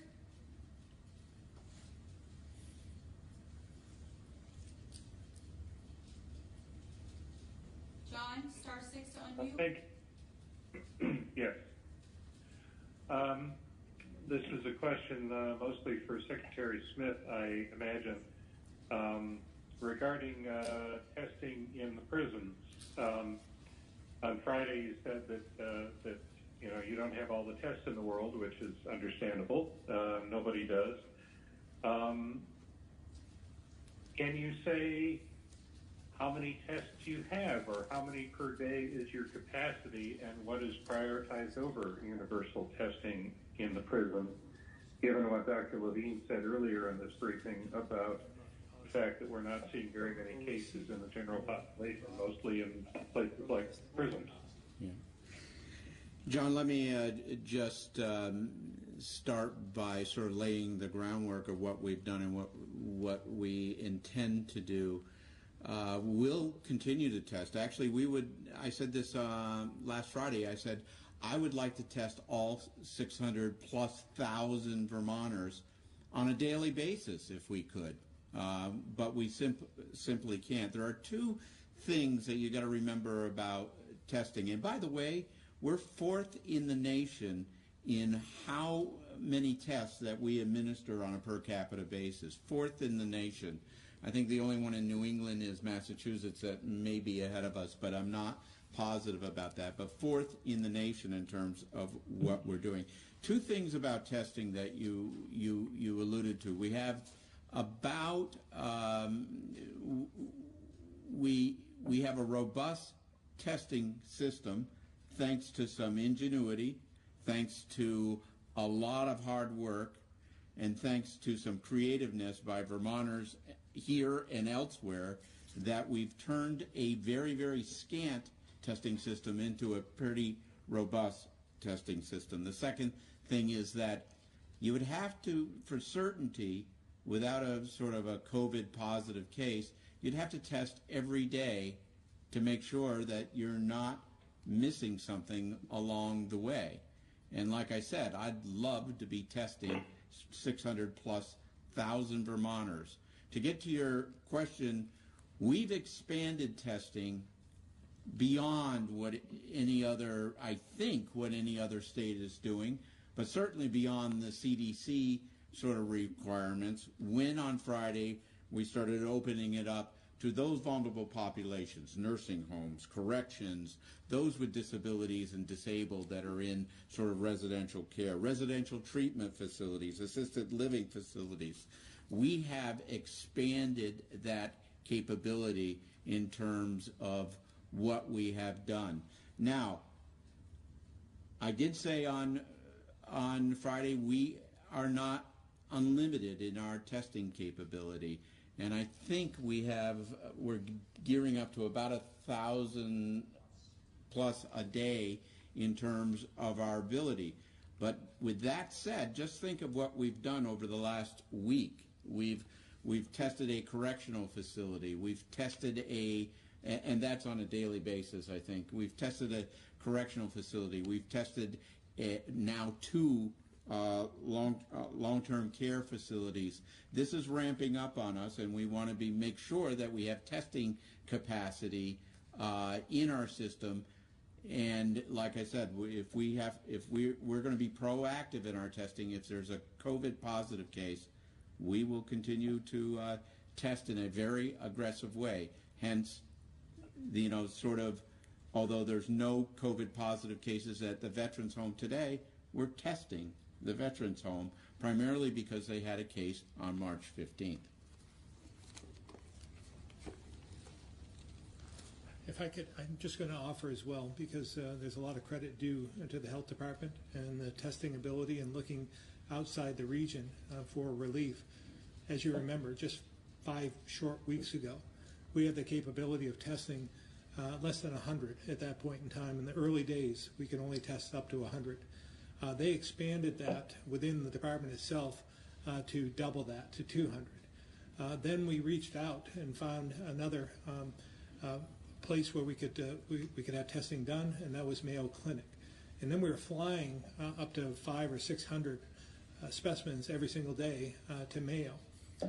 We are now working with UVM Medical Center and others and trying to utilize a testing institute, broad testing in Boston, and that could give us up to 1,500 tests per day. So they've improved greatly, dramatically, been trying to think outside the box and trying to find more capacity, because it is part of the answer. We've known that, but we are limited by our ability and the resources we had available. Governor, should I also mention, because this is important, I think, and Dr. Levine, I'm not trying to be an MD here, so please step in if I overstep my boundaries here. But when you're talking about testing, you're talking about two components. You're talking about collection units and you're talking about extraction units. Collection units are those swabs that take place if you're being tested, the swabs that you use, the tubes that they go into, all that sort of testing. The extraction unit is taking that information or those swabs and then analyzing whether you have a positive or negative. I just want people to know when we're talking about the 1,000 plus and getting close to 1,500, we're talking about those testing capabilities at the extraction level, and I want to make sure that people understand that. I'll just pipe in with one additional point. There are some societies, some nations in Asia that actually tested extensively in their populations, often pairing it with GPS knowledge through cell phones, etc., of where positive people were and making sure that they were out of circulation, so to speak. I don't envision that happening in Vermont, but at the same time, we're certainly not putting any barriers up to testing. And I think we've succeeded pretty well in getting a lot of testing done. An interesting experiment will be happening at the Veterans Home, because though we are testing because they had a positive in March, we're not aware of any patient or staff that are symptomatic with COVID. And of course, this will be voluntary for the staff, but it will be very interesting to see if there are positive people who really don't have symptoms, or we're picking up pre-symptomatically in a large facility like that. And that will be very instructive. The governor has all along been saying everything we're going to be doing is data-driven and scientifically based, and this is the kind of data that will be very instructive to looking into the future about how we'll approach these facilities. I guess I can understand. I can understand that testing resources are not unlimited and that a lot has been done. At the same time, I have heard before the rationale that, broad testing is of limited use because you never know when someone might contract COVID, and as Secretary Smith said, ideally you'd want to test every day. But isn't there a lot of value in at least having a snapshot? I mean, if you have testing that shows that there are no cases in prison X, then you can institute very severe restrictions on movement and interaction and have some basis for hoping that you have eliminated the chance for an outbreak. And isn't that better than flying blind, which is kind of what we're doing now? Right. My basic answer to that is it would not actually impact anything that's being done, because all of the things you'd want in place with regards to who's in contact with who's tested on their way into work, who gets their temperature taken when, all of those things are happening in the presence or absence of testing. So I don't think the knowledge that testing would provide would create anything different with regard to how we're already trying to do all the things we do in society in Vermont within the walls of a correctional facility to the best of our ability. Do you agree with that? That's fine. Yeah. Thanks. All right. All right, thank you. Guy, Paige.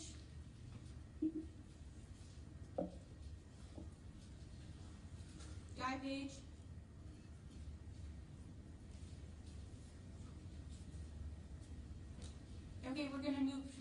Donahue?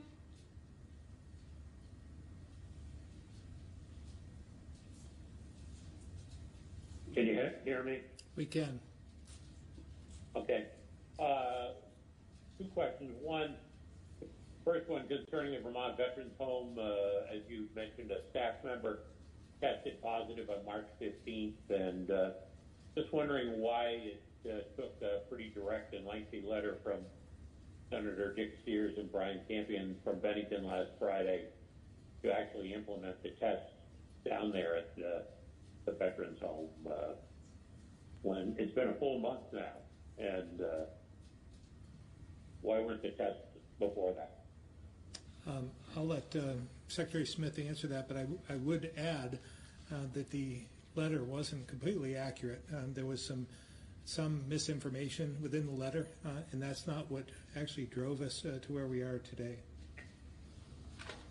You know what the misinformation was?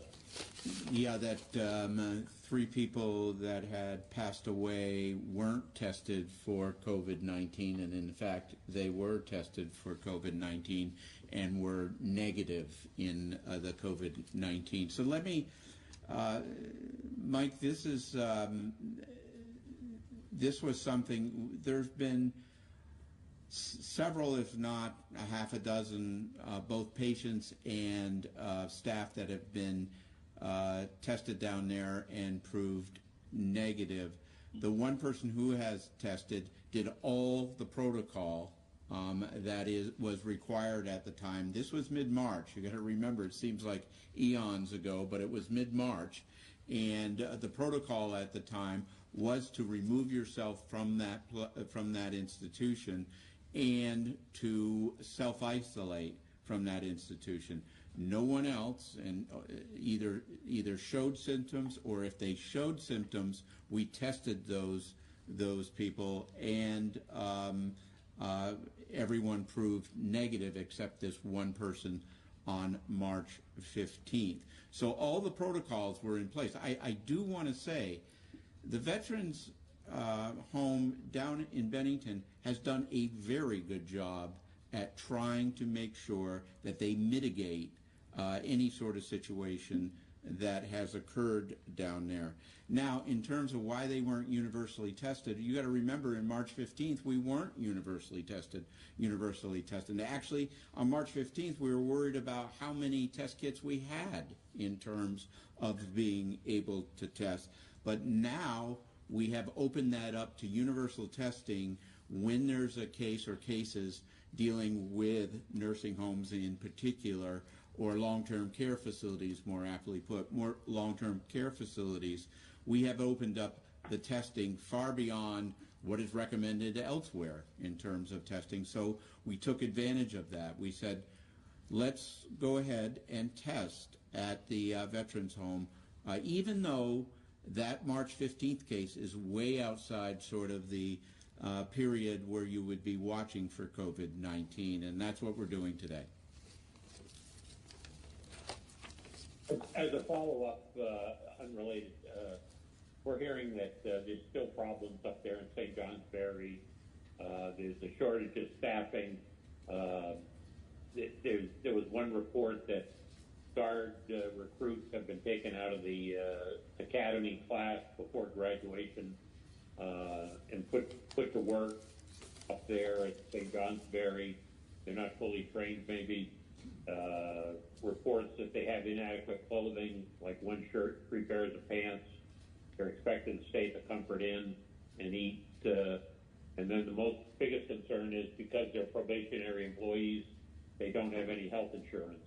And I'm just wondering how much of that is true or untrue, or what's floating out there in the community. You can put Mike, I have not heard that. I know that we cut a academy class short, primarily. That happened a few weeks ago, primarily as we started to get ready for the COVID-19 surge response as we move forward. But I have heard none of that, but I will check on everything that you just mentioned right now.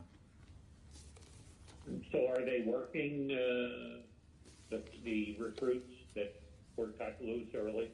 Yeah, I don't know the answer to that, Mike, but I'll find out. Thank you very much. That's everybody. So we're all set for today. Thank you, everyone. All right, thank you very much for tuning in. We'll see you on Wednesday.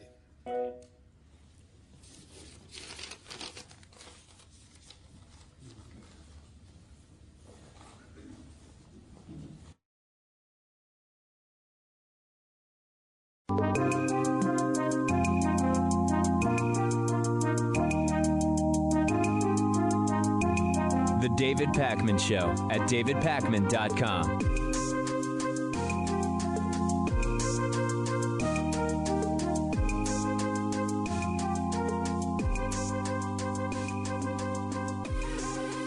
This is a great topic that came up yesterday during a live stream, and it touches on politics, it touches on finance, it touches on economics. So let's dive right into it.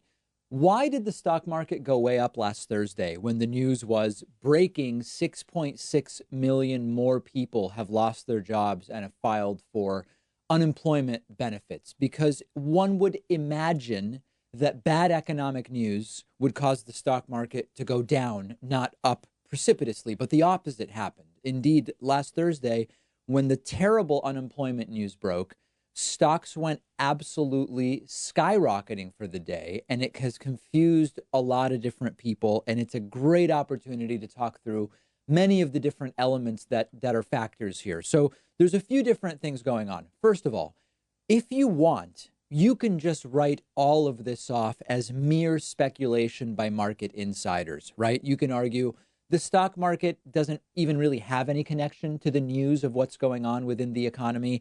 It's just traders speculating and pushing stocks up and pushing stocks down, sometimes taking long positions, sometimes taking short positions when it benefits them. And there's just no meaning whatsoever in market moves related to what's happening in the economy. Now, of course, there's an element of truth to that. There's no doubt that hedge funds, derivative instruments, a lot of these non-productive financial mechanisms can benefit from and even move markets or exacerbate market moves without being directly tied to some factual change on Main Street for the average person. But it's only a piece of it. It's not really a comprehensive analysis, and it lacks some understanding of some pretty basic economic concepts. Now, before I jump into this in more detail, there's two things that I should mention. Number one, any effort to explain why stocks went up or down on a particular day is a fool's errand, in the sense that there's no real way to definitively say, here's why the market was up or here's why the market was down on any particular day. We're doing this more of as a thought experiment. Number two, I understand that lots of the ideas that I'm going to use today are partially debunked, in the sense that standard economic theory, a rational actor, efficient market economics has been partially debunked, and that is undeniable, but it still is an okay framework as an entry point to start thinking about some of these things. So all of those disclaimers out of the way, let's now play the game. So the first thing to understand is that the stock market is supposed to already reflect future news that we can expect. This is a classic economics term called efficient markets hypothesis. And put very simply, what efficient markets hypothesis asserts is that asset prices, the price of the Dow, the NASDAQ, the S&P 500, it reflects all available information. Now, sometimes information is available, but it's about a future event that hasn't happened yet.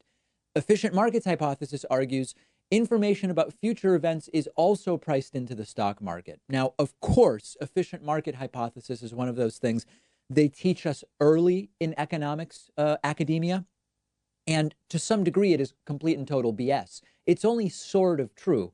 If the market's really priced in all future information, there wouldn't be any way to make money in the market.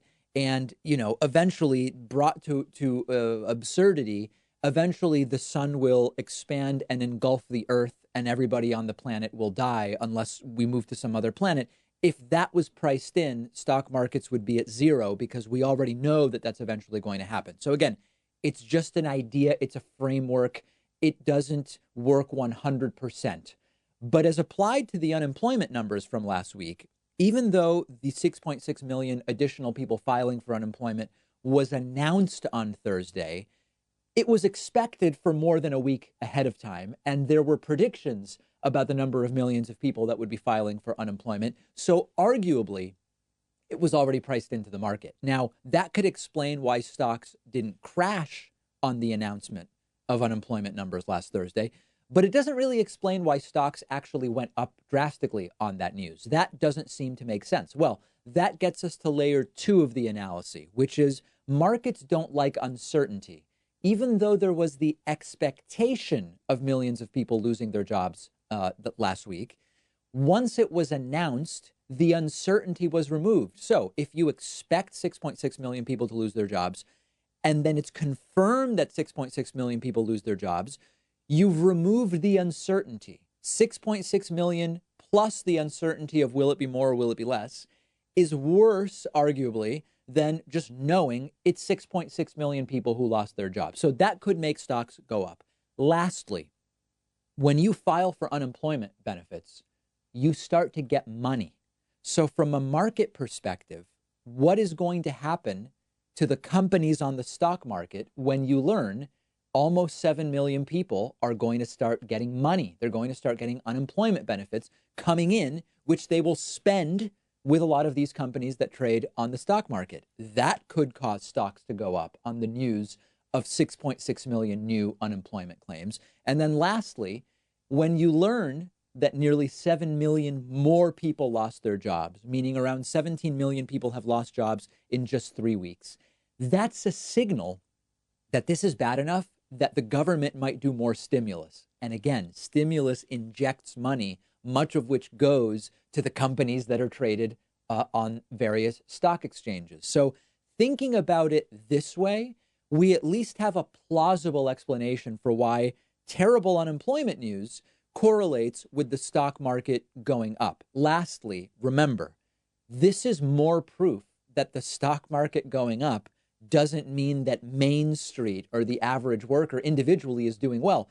$6 trillion in stimulus could be great in the aggregate for the market, but if the individual person is getting a $1,200 check 7 weeks after they've been sitting at home or whatever the case may be, maybe more like 5 weeks in some cases, you can very quickly see how aggregate market stimulus can be very good for the stock market, but not that good for the individual person who has way more than $1,200 in bills overdue and is just now getting their $1,200 check. Let me know if this type of segment is useful or interesting. And, I try to explain this is the economic concept. It's partially BS, right? I mean, a lot of standard economics is partially BS, but it can still serve to be useful in thinking about a particular news event. In this case, bad unemployment news combined with the stock market going up. So we've been tracking very closely this extraordinarily concerning authoritarian slide by Donald Trump, where he is now asserting to have absolute power over governors and over what governors tell businesses and schools within their states to do. The context is all reopening the economy from coronavirus. And Donald Trump signaling yesterday during his press briefing that there are somewhere between 20 and 29 states that he believes very soon, even before potentially the April 30th social distancing deadline, may be able to start to open up. There are states that have already said, we're not going to listen to Trump. We're going to do what our public health officials say. And Donald Trump has now asserted multiple times that he has absolute authority over the states. Here's one example from Monday's press briefing. What you're trying No, not at all. Let me just tell you, very simple. I'm going to put it very simply. The President of the United States has the authority to do what the President has the authority to do, which is very powerful. The President of the United States calls the shots. If we weren't here for the states, you would have had a problem in this country like you've never seen before. We were here to back them up, and we've more than backed them up. We did a job that nobody ever thought was possible. It's a decision for the President of the United States. Now, with that being said, we're going to work with the states because it's very important. You have local governments. They're pinpointed. It's really, you talk about, it's like a microchip. They're pinpointed. We have local government that hopefully will do a good job. And if they don't do a good job, I'd step in so fast. But no, they can't do anything without the approval of the President of the United States. Here's another specific question from another reporter, and Trump is just not backing down. He wants to be the authoritarian. He also wants to avoid responsibility when things go wrong, but he wants to be the authoritarian. Take a look. Clarify your understanding of your authority vis-a-vis governors. Just to be very specific. For instance, if a governor issued a stay-at-home When you order, say my authority, the president's authority, not mine, because it's not me. This is when somebody's the president of the United States, the authority is total. And that's the way it's got to be. Total. Your authority is total. It's total. It's total. Your authority And the is governors total. know that. So if a The governors know that. Now you have a couple of bands of excuse me. You have a couple. Could you rescind that order? You have a couple of bands of Democrat governors, but they will agree to it. They will agree to it. But the authority of the President of the United States having to do with the subject we're talking about is total. And then lastly, here's CNN's Caitlin Collins pressing him and asking, where did you get this idea? Who told you that you have this absolute authority over governors? And has any governor said they agree that you have this authority? Question about something you just said. You said when someone is president of the United States, their authority is total. That is not true. Okay, so you know what we're going to do? We're going to write up papers on this. It's not going to be necessary because the governors need us one way or the other, because ultimately it comes with the federal government. That being said, we're getting along very well with the governors, and I feel very certain that there won't be a problem. Yeah, please, go ahead. Has any governor agreed that you have the authority to decide when their state I haven't opens asked back up? anybody, because I don't, you know why? Because I don't have to. Go ahead, please. But who told you the president has the total authority? Enough, please. Trump obviously not really giving an answer. So yesterday I told you it's not even clear that a governor can force a business to open. Like, can Charlie Baker here in Massachusetts go to my favorite sushi and Indian food restaurants and say, you have to open? I don't think that he can. So the idea that the president can force the governors to make businesses do those things is a joke. But now that we've had another 24 hours, the constitutional law experts have weighed in. And not only does Trump lack the powers he claims to have, the Constitution is actually very clear that he can't do what he says he is able to do. And both Republicans and Democrats who are thinking about this clearly seem to be on the same page. Here's Republican Congresswoman Liz Cheney, the daughter of the diabolical former Vice President Dick Cheney. She tweeted that, quote, the federal government does not have absolute power. The powers not delegated to the United States by the Constitution, nor prohibited by it to the states, are reserved to the states respectively or to the people. That's the 10th Amendment to the Constitution. Now, Trump frequently will mention federalism when he talks about why he has this absolute power. He'll say this often during the White House coronavirus press briefings, and he pretends to understand what it means. But federalism in practice tells us the president can tell state governors what to do, other than in the very specific areas outlined in the Constitution. Now, it is true that in times of emergency, presidents have tried to figure out how to boss governors around, but they failed to do it. During the Korean War, Harry Truman declared a national emergency, seized private steel mills, tried to preempt steel workers from striking, argued, the mills are essential to national defense. And the Supreme Court actually decided the other way in a case called Youngstown. It's Youngstown v. I forget the name of it, but it's Youngstown something. So this has been tested and it's not gone the federal government's way. Now, there's another important element. Trump never shut the country down. He just didn't do it. How can Trump reopen something he didn't close in the first place? Whether Trump could shut down the country by directing governors to do it is question one. Answer is, it doesn't seem that he can do it.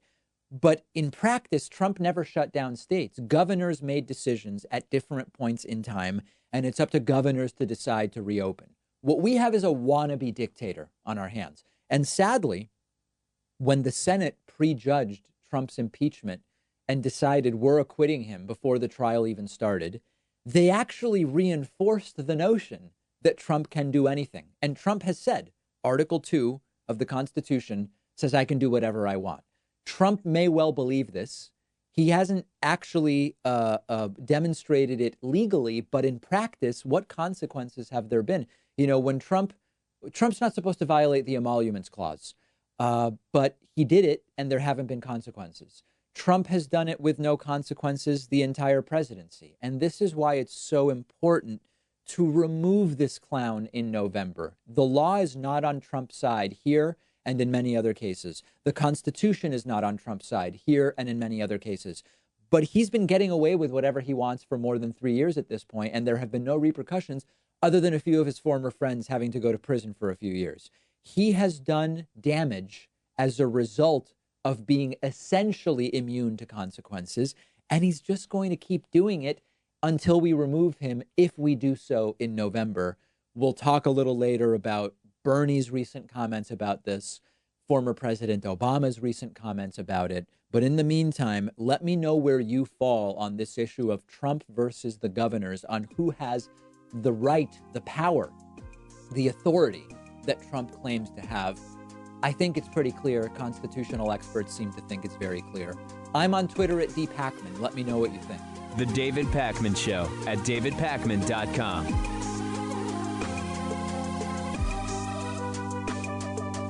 The David Pakman Show isn't some corporate media show with huge advertisers and a media conglomerate supporting us. We actually depend on support from our viewers and listeners. The easiest way, the most rewarding way, the most exciting way to support the show is to get a membership at www.joinpakman.com.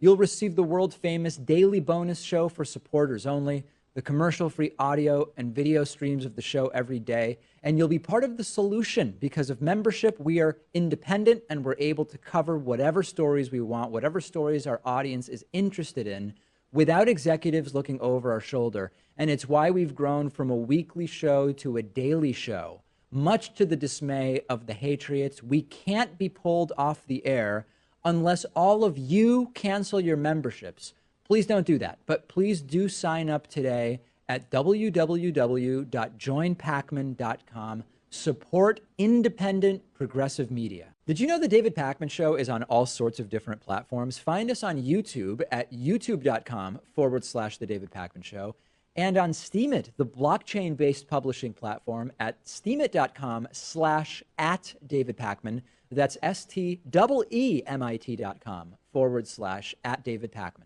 The David Pakman Show is now on Instagram at David Pakman Show. You can check out behind-the-scenes pictures, memes, shots of the studio, shots of what Pat does all day. Very, very concerning to a lot of people.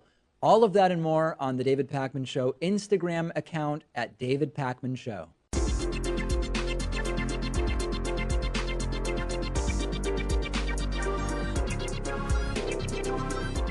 The David Pakman Show at davidpakman.com. Today's new members of the day are Michael Fulton and Eve Marie Lahar. Michael and Eve, thank you so much for your support. Also want to say thanks to Christian Hayes, who's today's longtime sustaining member of the day. Christian's been with us, it's hard to believe, for almost 5 years. Join these great folks. Grab a membership at joinpakman.com. It is time for Hatriot Mail, with a very special new coronavirus-related Hatriot Mail introduction. Let's take a listen. What is Hatriot Mail? If you're allowed to shop for luxuries like food and medicine, then we should be allowed to clap our hands together in a megachurch. Hatriot Mail. Written by patriots who hate David Pakman. Because America. And because freedom. All right, love that. I actually have two new coronavirus-themed intros. We'll play the next one next week. I think you'll like it. Let's get right into it. This week's edition of Hatriot Mail, it goes after you. It goes after our audience and our followers and our subscribers. Take a listen. I want free shit. F***ing losers in this channel. Get a real job that offers real insurance. GTFO of your lazy asses. BTW, Trump is still your president. LMAO, David Pakman is a user, and y'all fall for it. Sheep, Pakman failed utterly. You are less than nothing. And also, subscribers? Seriously, 800K? Who are these morons? Count me out. Listen, go after me. I can take it. I'm a big boy. Don't go after our subscribers. And by the way, if you're going to state the correct number of subscribers, we are not at 800,000 subscribers. In fact, at last check, we are almost at 826,000 subscribers on YouTube. We're at 33,000 on Twitch. We're at 120,000 on Facebook. We have a combined 200,000 followers on Twitter. So yes, the numbers are growing, and it's thanks to you, and I'm so appreciative of that. And it seems the Hatriots are getting very, very triggered. You know, for years, I've been dealing with hate messages that say, David, I'm so glad your show is circling the drain. David, I'm so glad you will soon be gone and your views are being reduced to zero. And fortunately, and this is not because of me, it's because of you, things have gone in the opposite direction. And we're really so grateful. And we're going to do sort of like a state of the show update coming up at some point soon, where I'm going to talk you through all of the different things that have been going on with the show. And some of them are very, very exciting. A lot, to quote our president, a lot of them are very exciting. In the meantime, fight hatriotism by using the code HATRIOT40 when you get a membership on my website. The coupon code HATRIOT40 will save you 40% off of any membership at joinpacman.com.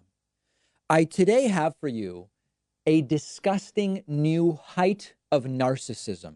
$1,200 stimulus checks are potentially being delayed because the narcissist in chief, Donald Trump, wanted his signature printed on all of the checks.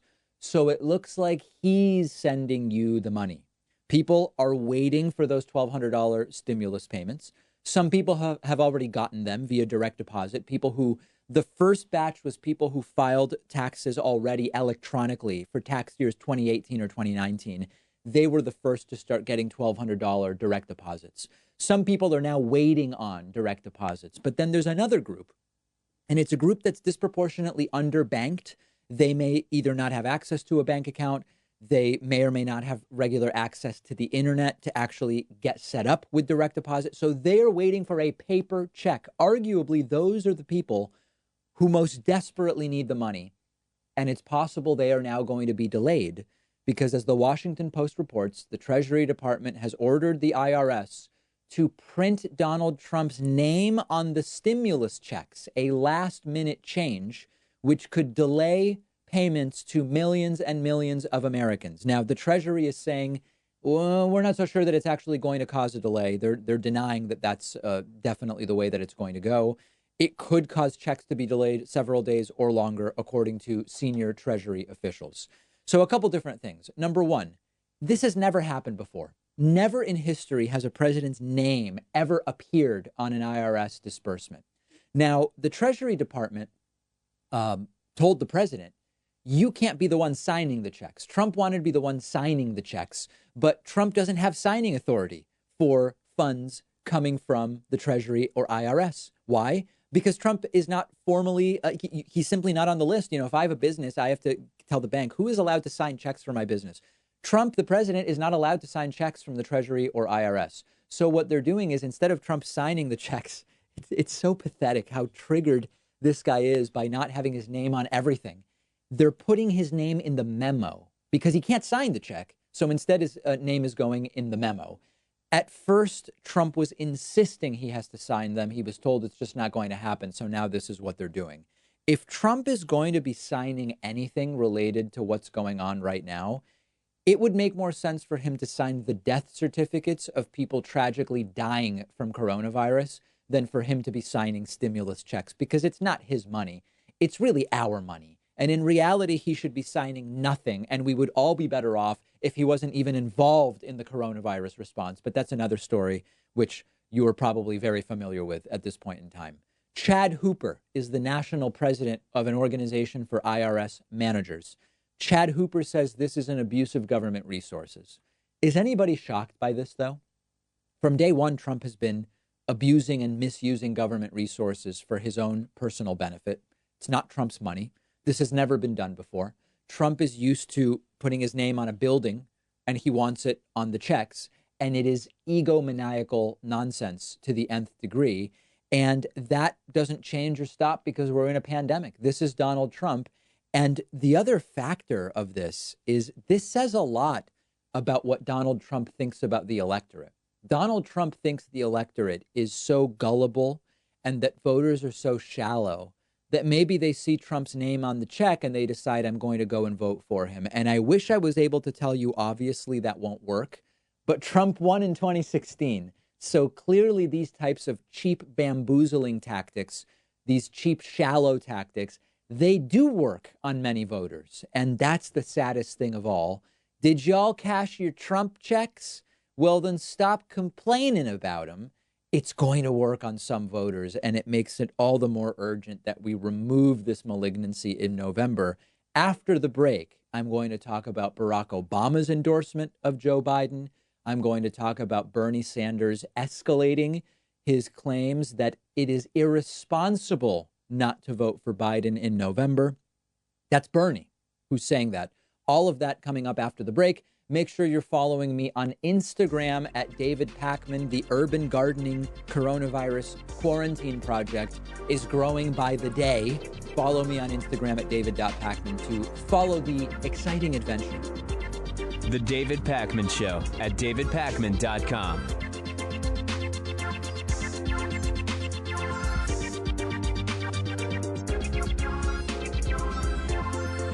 Did you know you can get David Pakman Show stuff, whether you're looking for David Pakman Show coffee for your Chemex French press or espresso machine, or a t-shirt? It's all available on our website, shipping to anywhere in the world at davidpakman.com/gear. The Very Stable Genius t-shirt is popular. The If Ivanka Weren't My Daughter t-shirt is actually popular with kids of all ages. We've got sweatshirts and hoodies with Hatriot Mail designs, more than a dozen available colors. And did I also mention that there's coffee? Oh, and bumper stickers too, plus no bogus supplements. If you're looking for something to give you the strength to lift a school bus over your head or make you live to 200 years of age, you're not going to find it on our store. Check it all out, shipping anywhere in the world at davidpakman.com/gear. If you want a 15% discount, all members and patrons get a 15% discount code. Check out the store at davidpakman.com/gear. You can follow us on Facebook at facebook.com/David Pakman Show and on Twitter at David Pakman Show. And if you want to reach me directly, no trolling allowed, follow me on Twitter at dpakman. Hope to hear from you soon. Did you know the David Pakman Show is on all sorts of different platforms? Find us on YouTube at youtube.com/The David Pakman Show. And on Steemit, the blockchain-based publishing platform at steemit.com/@David Pakman. That's STEEMIT.com/@David Pakman.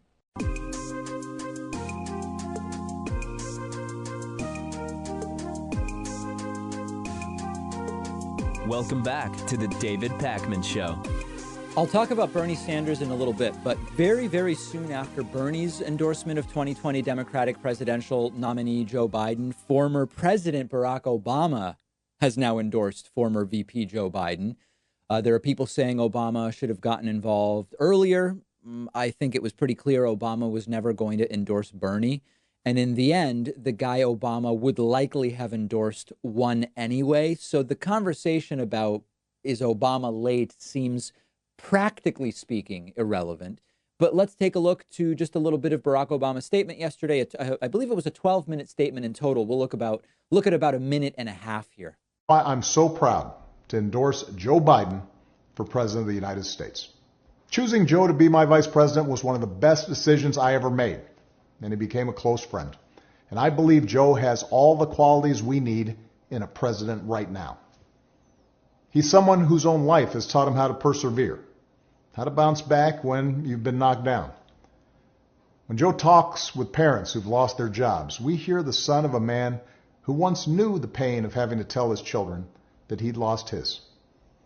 When Joe talks about opportunity for our kids, we hear the young father who took the train home each night so he could tuck his children into bed. And we hear the influence of Jill, a lifelong teacher.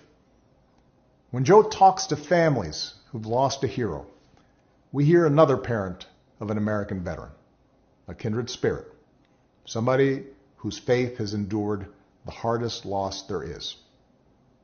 That's Joe. Through all his trials, he's never once forgotten the values or the moral fiber that his parents passed on to him and that made him who he is. That's what steels his faith in God, in America, and in all of us. Certainly filled with lots of political speak that to me, it speaks to me very, very little. It doesn't speak to me very strongly, for lack of a better term. But Barack Obama's involvement is potentially very important here. Whatever you think about Barack Obama or Joe Biden, a highly involved Barack Obama improves the chances that Donald Trump is defeated. You might remember back in 2008, George W. Bush was very unpopular and was almost completely missing from the campaign trail in support of the Republican nominee, John McCain. Just didn't make sense. It was possibly going to hurt John McCain to have George W. Bush heavily involved in the 2008 Republican campaign for the presidency. Ultimately, McCain lost anyway to Barack Obama. In this case, it's very, very different. If and when the real campaigning is able to get going, and this will depend on the virus, of course, there may be a window there between, early July through late September, maybe before wave 2 is likely to hit, where there will be some real campaigning. I believe it's a very good thing for Joe Biden, for Barack Obama to be right there with him. And for better or worse, Obama there with Biden will create the contrast in people's minds of Trump versus what things were like under Barack Obama. Now, I want to be really clear about what I mean by that. Barack Obama was wrong on many issues, right? The Obama administration's dealing with whistleblowers was not good. The Obama administration's drone warfare policy was not good. We could go on and on. But the U.S. was respected as an adult was leading us back then because we had an adult leading us. And with the country shut down, it's very difficult to gain any momentum if you're Joe Biden. Trump is making bad decisions daily with coronavirus, but sadly, many of his followers seem to fall more and more in love with Trump, the worse his decisions on coronavirus are. Some even see Trump as decisive and strong and powerful in the context of coronavirus. So Biden needs to do something to get attention and start building momentum. Okay, I guess eventually there are going to be debates. We don't know exactly what the format will be, again, because of the virus. But one way to maybe start building momentum, to a small degree, would be to see Barack Obama's increased involvement. Barack Obama, of course, much more powerful on social media than Joe Biden. And I've said it before, and I've said it many times. The choice is just really clear. And there are people on Twitter talking about, how do you choose between two Nazis? Don't you just opt out? This is not a choice between two Nazis. This is a choice between a lunatic authoritarian who is in way over his head, cares only about himself, and whose decisions are leading to more coronavirus deaths than were necessary or than what the minimum could have otherwise been. That's one option. The other option is a center-left diplomat with decades of experience who's less progressive than I would like the president to be. The courts alone are enough to show us the importance of voting for Biden. When you compare Biden and Trump on the environment, Biden's way better. When you compare Biden and Trump on regulating business, Biden's better. Biden's tax plan is better. Biden's health insurance plan is better. Biden's better on LGBT rights. Biden's better on abortion, and on and on and on. There's just no comparison. I don't need Joe to come beg for my vote. I know that there's a lot of Bernie supporters saying Joe needs to come get my vote. Joe needs to put out a policy platform which we can analyze like adults and make decisions about. I don't need to try to get anybody's attention by claiming, I might stay home, I might do it, or I might write in somebody else. It's not a blank check to the Democratic Party. I'm not even a Democrat. It's that I've looked at the policy platforms and Biden's the clear, better choice. Biden isn't entitled to anything. The DNC is not entitled to anything. I don't vote blue no matter who. I'm not a Democrat. I'm looking at the candidates.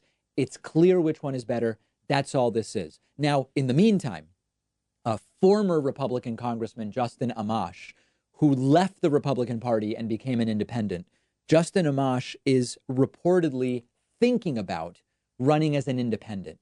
This would be tremendously useful to Joe Biden and potentially damaging to Donald Trump. Amash, as a longtime Republican, would likely pull way more Republican votes than he pulls Democratic votes. And being from Michigan, which could end up being a very important state in the 2020 November election, Michigan's governor even being sort of thrown around as a possible running mate for Joe Biden, it could be a absolutely delightful thing and could single-handedly hand Michigan to Joe Biden. Just a rumor that Justin Amash is thinking about that. I say we encourage him to run. I think it's a very, very good idea.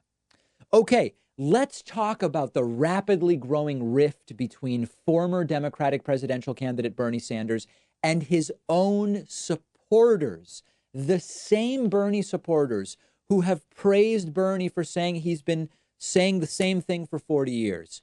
He's consistent. He doesn't sell out. He always tells you what you think. He doesn't bow to corporate interests. He doesn't bow to party politics, all of this stuff. A lot of Bernie supporters are now saying he sold out by saying support Biden. He sold out. He's nearly 80 years old. What exactly does selling out mean for Bernie Sanders at this point in time? What is he trying to position himself for by selling out? Bernie said yesterday that it would be irresponsible for his supporters not to vote for Joe Biden in November. And a ton of Bernie supporters are absolutely furious. For some reason, they're tweeting at me on Twitter. I don't know why that's going on, but it is. This is all from an interview that Bernie did with the Associated Press, and it is getting very ugly. Bernie was asked about the choice that his supporters now have to make.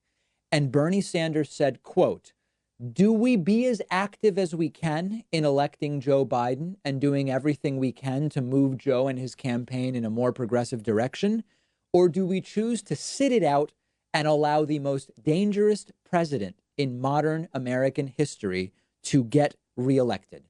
I believe that it's irresponsible for anybody to say, well, I disagree with Joe Biden, and therefore I'm not going to be involved.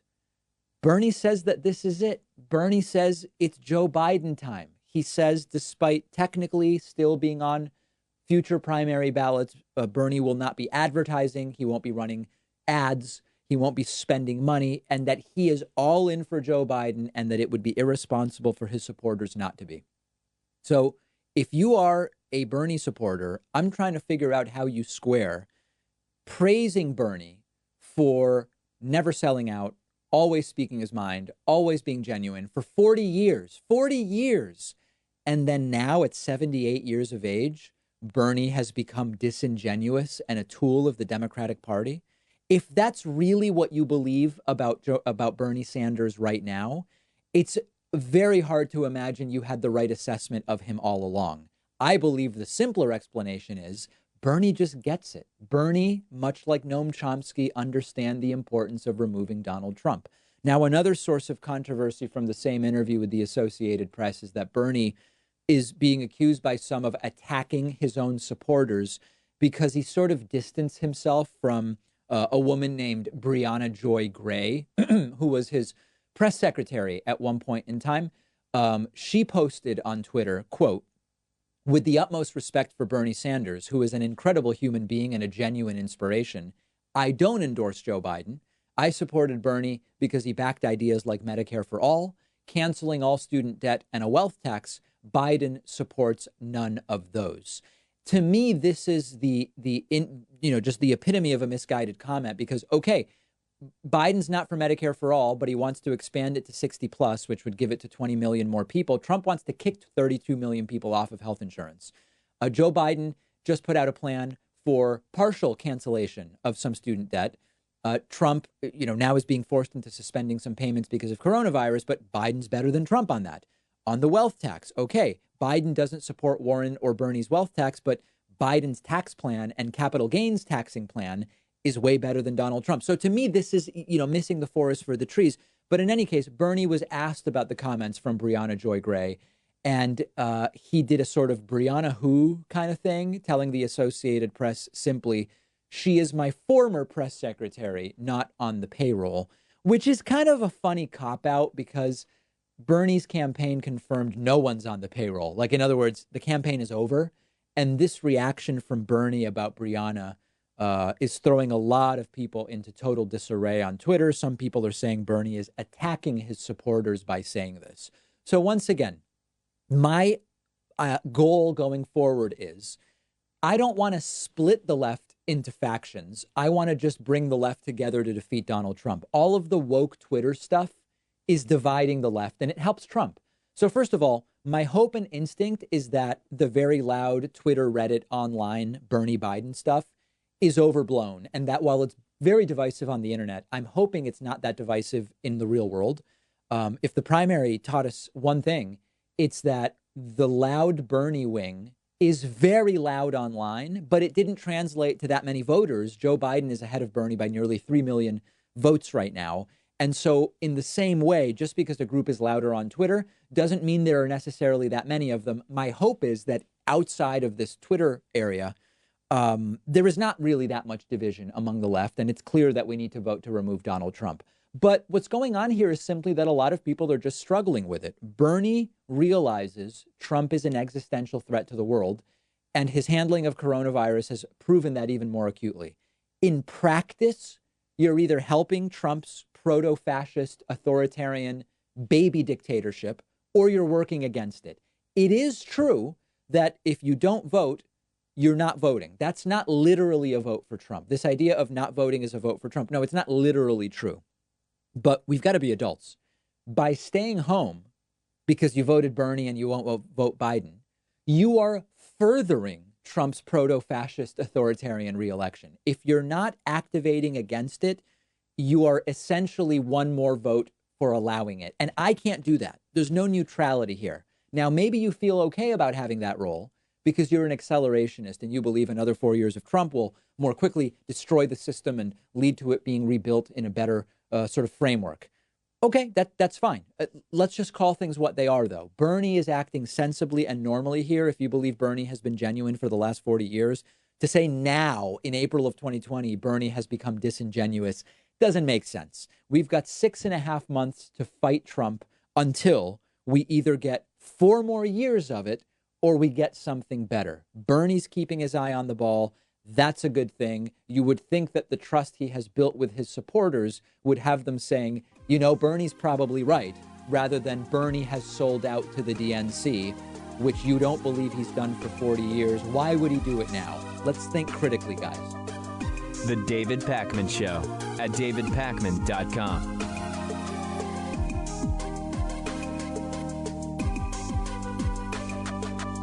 The David Pakman Show is audience-supported media. I really mean that, not just a catchphrase. And much of that support is small contributions on Patreon, contributions as small as $1 per month, meaning just cents for each hour-long episode of the show.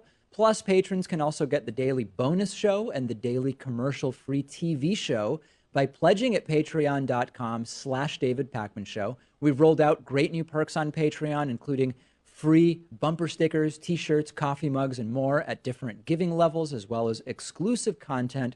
And it all comes with the pleasure of knowing you're supporting independent progressive media, an alternative to the corporate stuff that is as much a part of the problem as our political system. If you value the show and have as little as $1 to put towards independent media, check out patreon.com/David Pakman Show and make a pledge today. It'll feel good, and I'd really appreciate it. Patreon.com/David Pakman Show.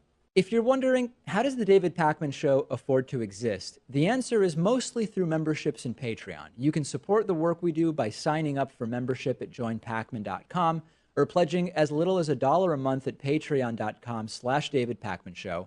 Perks include the daily bonus show, the commercial-free audio and video feeds of the show, and the positive feelings that come from doing the right thing and making Hatriots cry through your support of independent progressive media.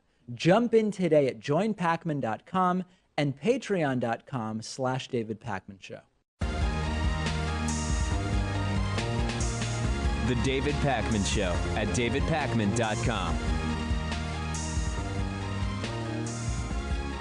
So you really have to see this video of a Fox News host admitting that conservatives are total and complete hypocrites. And many times I've said, if Obama did this, if Hillary did this, they wouldn't just be calling for their impeachment. They'd be calling for their heads. Example, if Chelsea Clinton had 5% of the role that Ivanka Trump has had in the Trump administration, if Chelsea was sitting with other world leaders at the G20, sitting in for our Secretary of State, Fox News would be 24/7 demanding Hillary Clinton be tarred and feathered. If Obama at a press briefing played a 5-minute propaganda video like Donald Trump did on Monday this week during a 100-year pandemic, they would be calling for Barack Obama's head. And when Trump has now gone full authoritarian, claiming that he has the absolute authority to open or close a state at his demand, that governors must do what he says, any supposedly small government conservative who believes in states' rights or federalism and the Constitution and says nothing is a gigantic, glaring hypocrite. And Brett Baier on Fox News called it out. Some Fox News people like Brit Hume have been sort of just waving off Trump's growing belligerent authoritarianism, but Brett Baier admits it. So good for Brett. Check this out. Brett is asked, how do you see the battle between Trump and governors going in the future over this issue of opening and closing states? Here is what Brett Baier says. How do you see this shaping up across the country with the president, with his fiery statements last night and the governors trying to pour a little cool water on it? First of all, the Constitution is pretty clear, and constitutional scholars will say that this is not the president flicking on the switch. It's the governors and the local authorities that have that going forward. I think that there's a hypocrisy here in that, one, if President Obama had said those words that you heard from President Trump, that the authority is total with the presidency, conservatives' heads would have exploded across the board. Two, a week ago, there was a lot of coverage of saying, why isn't there a national stay-at-home order? The Constitution is clear. Trump doesn't have the authority. The governors have the authority. That's the correct analysis. But Brett goes into the hypocrisy, which is what I like. If Obama ever said something like this, right-wingers would be slamming Obama's authoritarian one world government, whatever. And in fact, many of them were calling Barack Obama a dictator anyway. They're silent right now. And Trump is increasingly, the things that Obama was accused of being, Trump increasingly is.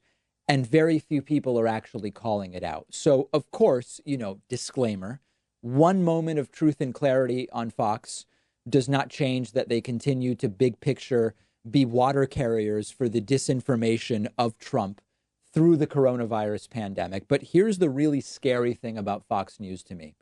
If they are successfully able to spin this presidency into something that maintains 40% support for Donald Trump, they can spin anything to 40% support. And what I mean by that is this is by far the most outrageous presidency we've had in the modern media era.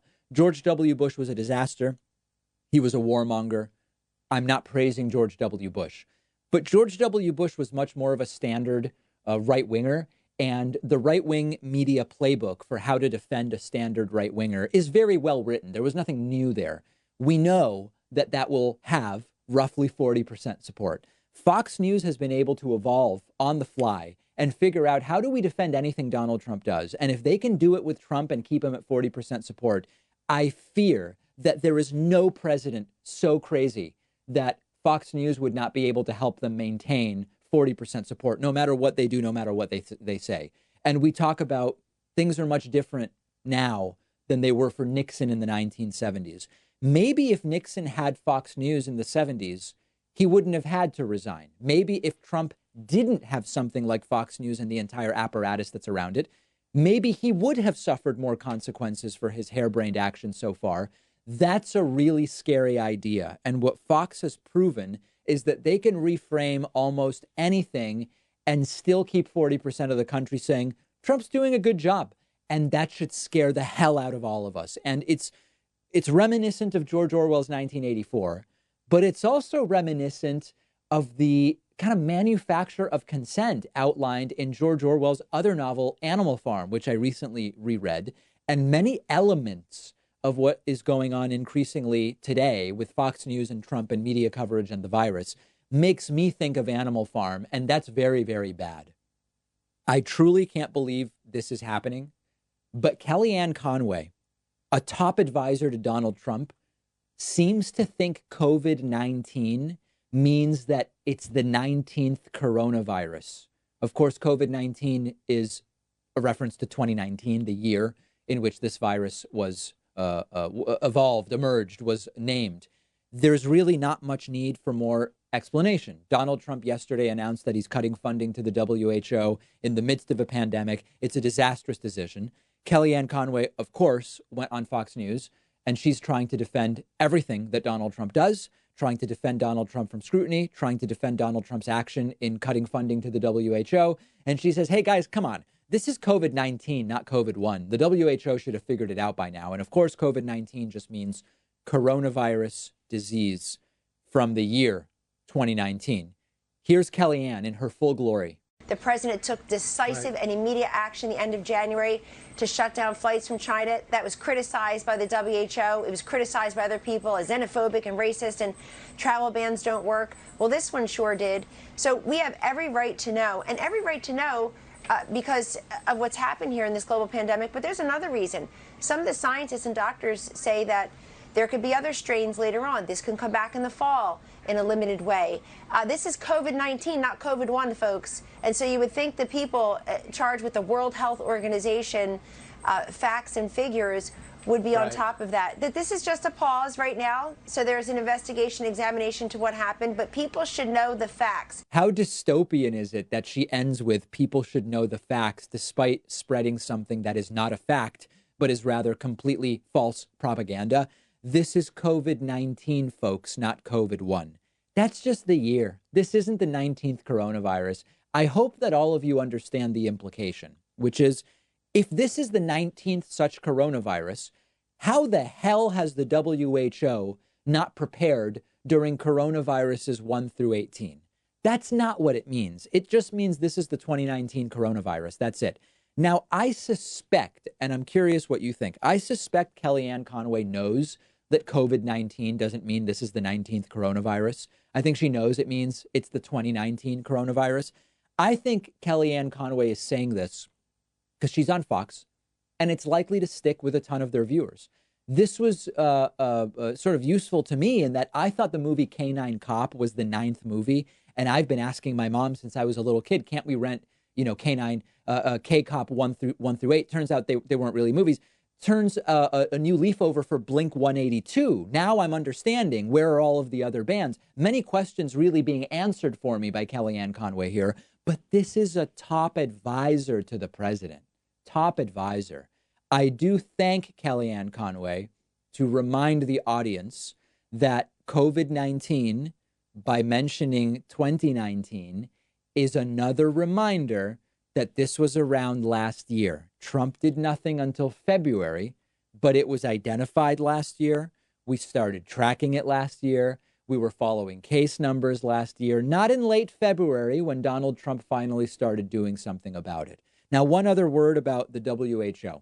Trump announced yesterday he's cutting funding to the WHO, talked a lot about China, or China as he calls it, and it's a lot of blame shifting and trying to blame everybody and take no responsibility. Just because Trump said he's cutting funding to the WHO doesn't mean he actually is. And I'm not saying anything other than Trump has many times announced that he's doing things and then he never does it. Remember when he announced the transgender military ban while his then Secretary of Defense was who knows where, nobody knew about it. And then it wasn't ever actually done.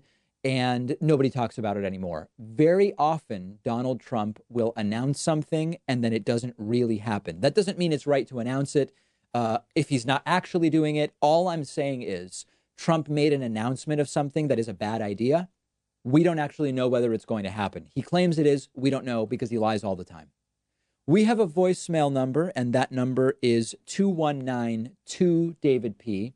Here's a voicemail from someone who I sympathize with in terms of the feeling that they have, but we always want to remain realistic and pragmatic. Take a listen. Hey, David, this is Mike from Indiana. I just got a comment. They should use the 25th Amendment and kick Trump out of office, and he should go directly to prison. Right. Because in my opinion, he's responsible for murder, all these cases of coronavirus. That's all. Yeah. So listen, I understand the frustration. In our country, even if you're removed from the presidency for being unfit, You don't go directly to prison. We need indictments. We have due process here in this country, all that stuff. But I get the frustration, and there's no doubt that Trump is not fit to serve. But here's the reality we all just need to come to, okay? The opportunity to remove Trump comes in 6.5 months, and it will be when we vote in November. Everybody's got to vote in November. So it's time for everybody. It's time for the Green Party, centrist Democrats, disaffected Republicans, former Bernie supporter. Everybody's got to come together because impeachment's not going to remove him. 25th Amendment's not going to remove him. None of these mechanisms are going to work. We have been saying it since before the results of the Mueller probe were published. Nothing has changed. We are down to 6.5 months. And it's crazy because for 3 years, we've been saying the same thing. He deserves to be removed, but he's not going to. And the opportunity will be November of 2020. We said it 2 years ago. We said it 1 year ago. We are 6.5 months away. It's mid-April. Early November is when this happens. That's the way to do it. Get your frustration out by voting in November, ideally via absentee ballot. We don't know exactly what's going to happen. A lot of those decisions will be made at the state level, and I'll talk about that on the Friday show during audience questions. But that is the most important thing that we can do because these other mechanisms aren't going to work. We're all seeing front and center the disaster through his dealing with coronavirus that this presidency has been. It should be the last straw, the straw that broke the camel's back, whatever metaphor you want to use. And we've got to vote in November. That's it. The left has to come together. We can't be divided. We have a great bonus show for you today. Florida's totally Smurf-like governor, Ron DeSantis, has determined that professional wrestling is an essential business during the pandemic. A court has thrown out Donald Trump's rollbacks of school nutrition rules. You may not even have known that he was doing this. A court has thrown it out. And we have more and more people protesting in their cars because they can't safely march in their streets. I will talk about that and so much more. Get instant access to the bonus show by becoming a member at joinpacman.com or a patron at patreon.com/David Pakman Show. We've got the show, we've got the bonus show, and then later today, most evenings, we have the live stream of the White House coronavirus press briefing. Join me for one, join me for all of them. I'll see you then.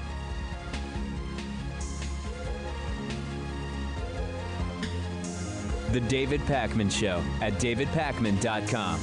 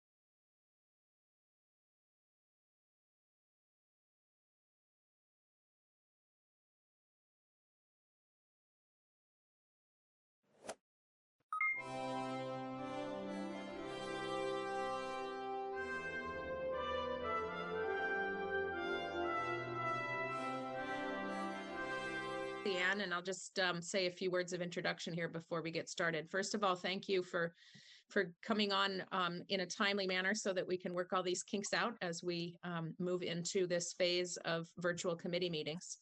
Want to make sure that we are being extra careful to make sure that people are able to ask questions and are able to participate in the same way they would be if they were in the room with us at the State House. And so moving forward, we are heading into uncharted territory, and I will be the first to admit that I'm completely new at this. And so I would welcome you to make requests of me if you think that things need to slow down or speed up or be done in a different manner or be open to public participation in some other way. I'm happy to have that conversation because I think it's very important that that we figure out how to do this governing that we need to do and do it in a way that ensures public safety by not putting us in the same room together. So please be be open and feel free to reach out to me directly if you have questions or suggestions or concerns. So when we had a chair's discussion with the leadership team, I can't even remember what day it was because the days are all sort of running together, and nights as well. We had talked about thinking of our workload right now in sort of 4 different phases. Number 1 phase was that let's get these immediate emergency response bills through the House and the Senate and to the governor's desk. That is the workload that was contained in those packages that we moved yesterday.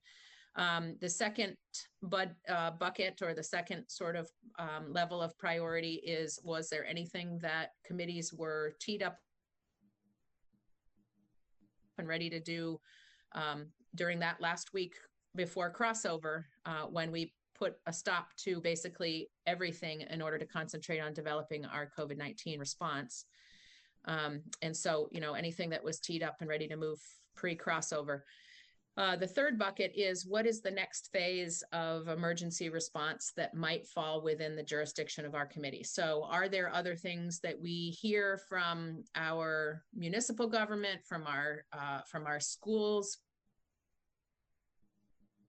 from different agencies of state government who might also need some change to statute in order to allow them to continue operations and or shift operations into a remote realm. So I'm going to ask you to keep your eyes and ears open for those and funnel those in so that we can be keeping tabs on them.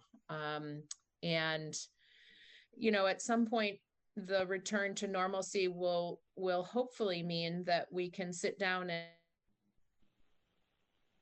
and sort of map out an agenda that goes, a couple of days ahead of time so that we've got an agenda put together and people can take a look at it ahead of time. Right now, I think we're still trying to get into the swing of things and haven't had a chance to really do that pre-planning in the way that we would if we were in a normal State House setting.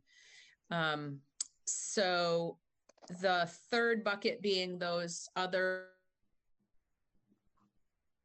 emergency or midterm response things that we need to look at. And I'll just flag one of the issues that we had left out of the elections part of the COVID-19 was this sort of discomfort that people have with the idea that because there are no petition signatures required, that all of a sudden, there's much less of a barrier or a hurdle for people to get over if they want to legitimately run for office. And is that a concern enough that makes us want to pursue some other way? And so that's a question mark. And I know that that's one that we don't have to figure out immediately, but just so that you kind of frame that in as one of the mid-term response that we might need to make. And then the fourth bucket or the fourth priority of things is, what were we planning to do post crossover? And so we had talked a bit about a few things that we wanted to do post crossover with bills that, maybe adding some language to bills that were coming from the Senate. And we don't know right now what is going to continue to come to us from the Senate based on the fact that everybody's putting everything in a timeout, and it's a little uncertain what we're going to see from them. Warren, you've got your hand up. Yes, I just wanted to mention that at least 4 times during the last couple of minutes that you've been talking, the video has frozen and audio as well. It lasts for about 3 to 5 seconds, and then it catches back up with you. I don't know if Tony has any idea what might be causing that, but that's a limitation of internet bandwidth. That's where basically the internet's kind of clogging up and catching up. Yep. Well, unfortunately, our chair was out in the boonies. Yeah. Well, unfortunately, there's nothing we can do about that. We're literally seeing record traffic on the internet these days. Okay. Well, part of the problem could be that my husband is sitting in the next room on a conference call with his company. But he told me he's done with that call at 2:30. So hopefully it'll get better. Okay. I apologize. Well, it's no big. I just wanted to make sure you knew. Yep. If it is unclear what I said, please ask me to repeat myself. All right. So that fourth bucket is post crossover stuff. Not sure what that workload looks like right now. So if you have concerns, questions, ideas, etc., feel free to reach out to me by phone or by email. So I think that we have passed hosting over to Betsy Ann, which means that Betsy Ann now has the ability to put Warren's hand back down.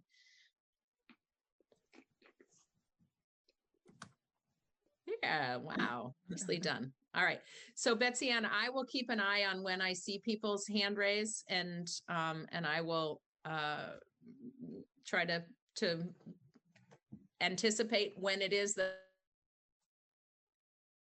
I should interrupt you to give the chance for the questioner to jump in. And those of you who are on video, if I let it go too long and you think you wanted to ask a question that we are about to move away from, feel free to give me a literal wave as well as your virtual wave. I'm going to try to do my best to sort of read the flow of the presentation that Ledge Council does, and that a couple of our witnesses do, and give folks an opportunity to ask questions, hopefully. Again, if you are ready, you can take it away. All right, I'm gonna share my screen. And I want the screen coming up for you? Yes. All right, let me get to the right place. So everyone who is not currently talking should mute their phone or mute your screen so we don't hear you grabbing a handful of peanuts. Awesome. Go ahead, Betsy. So for the record, Betsy Ann Rask, Legislative Counsel. For anybody that wants to follow along on their own, screens or where we're accessing these docs, it's on the House GovOps webpage under today's date.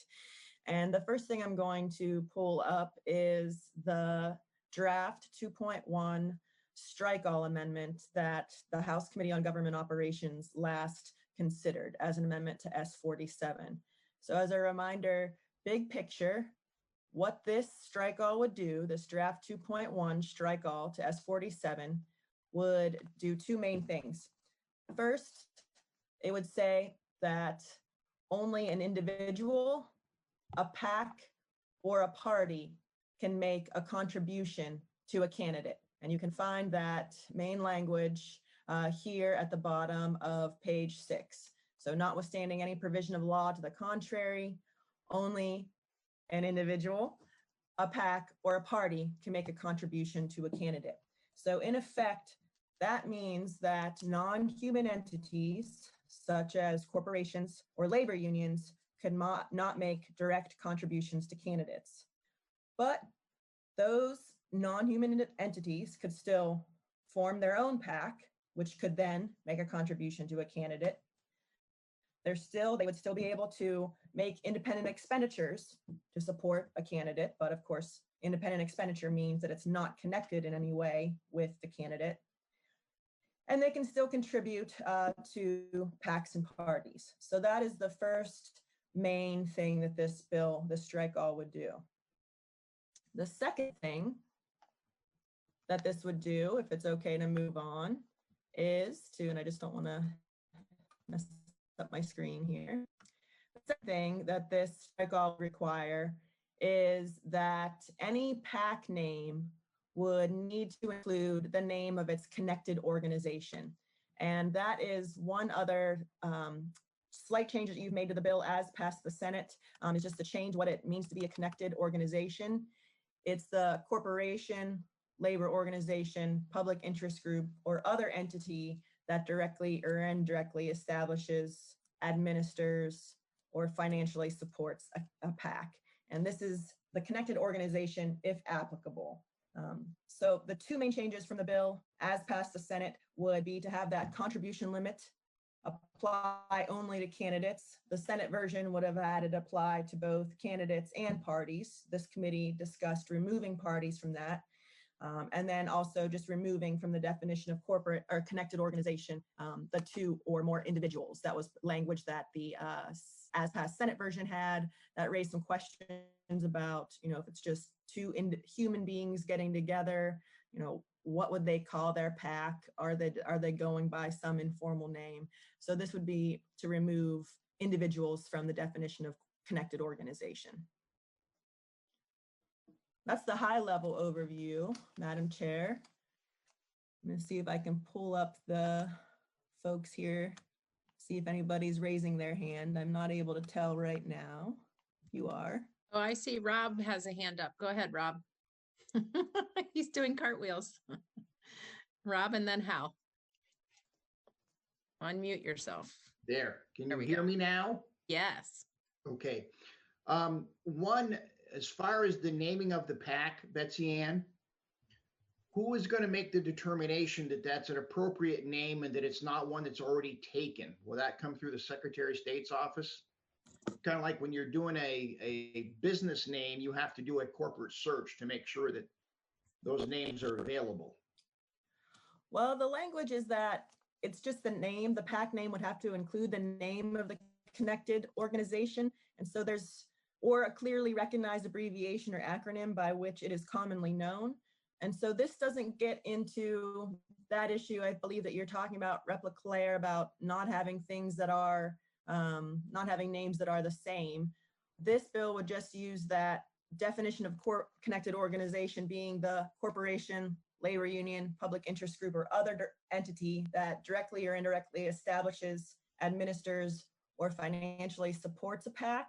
So I would think under that corporation naming requirement that's separate, when a corporation wants to register with the Secretary of State, that's where that screening process happens. If there's any sort of prohibitions when you register your name as a corporation of prohibiting very similar names, I think that would have already happened at that point because that entity is operating already as a corporation.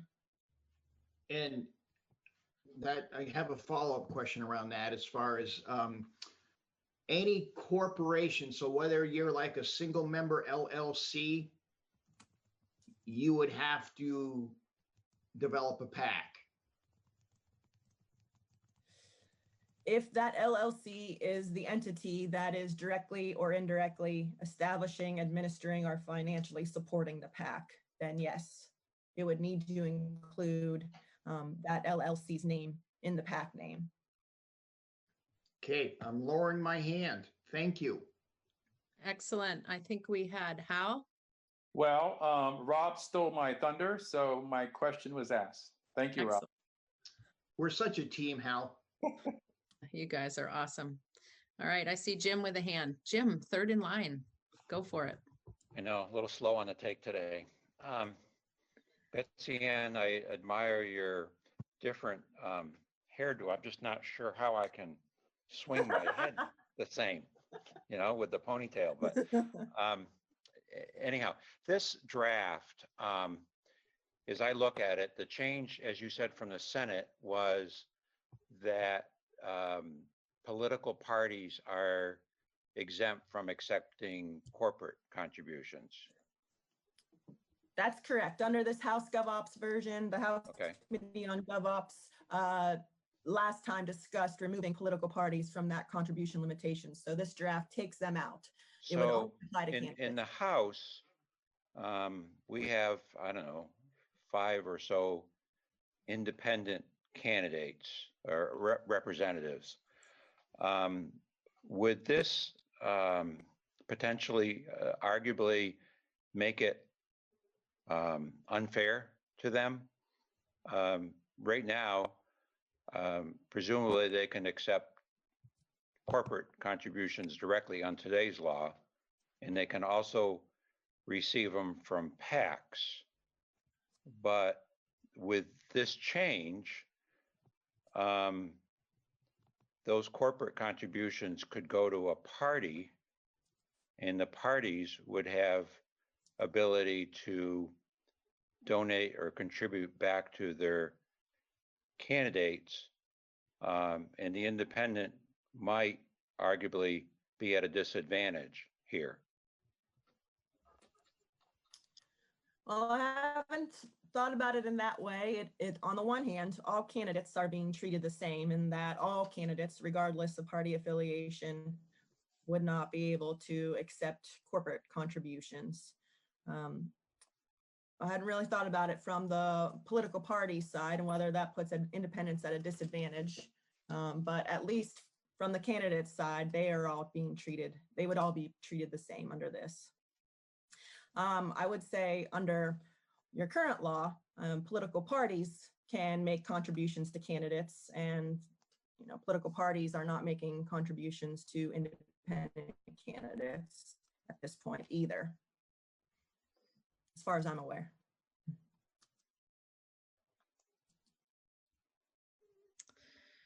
All right. So I'm not hosting, Jim, so you'll need to lower your hand. I don't see any other questions at the moment. So does anybody need more information or more detail on the bill as we were looking at it 2 weeks ago? Okay. So we have both Will and Eleanor Spotswood from the AG's office with us. Do either of you want to make comment on the bill as we were considering it from a couple of weeks ago? We also have a proposed amendment that we would love to have your comment on. But if either one of you wanted to jump in now, please let us know. Madam Chair, this is Will. Hi, Will, go ahead. First, I apologize for not being on the Zoom video with you all. My laptop is having audio issues. I do hope to figure those out so I can see you all soon in the future. That said, real quick, I'm good with the changes on this particular draft. I will have some comments on the proposed amendment when we get to that. Great, thank you. Eleanor, go ahead. Yes, Eleanor Spotswood from the Attorney General's office, for the record. Our office is also good with these amendments. I would say we strongly support the striking that language about individuals from the definition of the connected organization. I think that solves a lot of administrability concerns. We don't really take a position on the striking the political parties from the contribution limitation. That's a matter of policy that's up to this committee. We also, I think, have some thoughts about the next amendment coming up, but in terms of this one, I think we're good. Okay. Any other questions, committee, on the draft that we're looking at right now?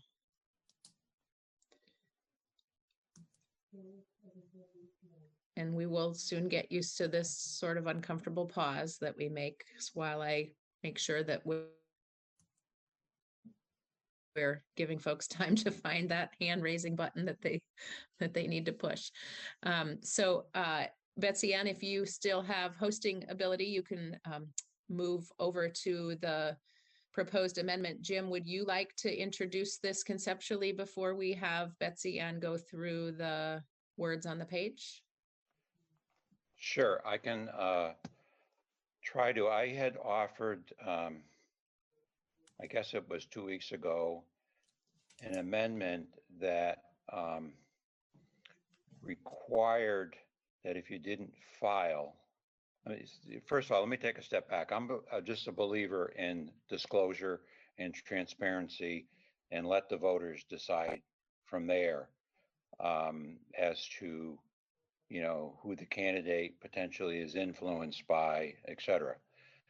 And in terms of beefing up our financial disclosure, I had previously offered an amendment which required that if a PAC, a party, corporation didn't file the proper disclosures, or a candidate didn't file the proper disclosures, that they had to give those contributions back once it was discovered.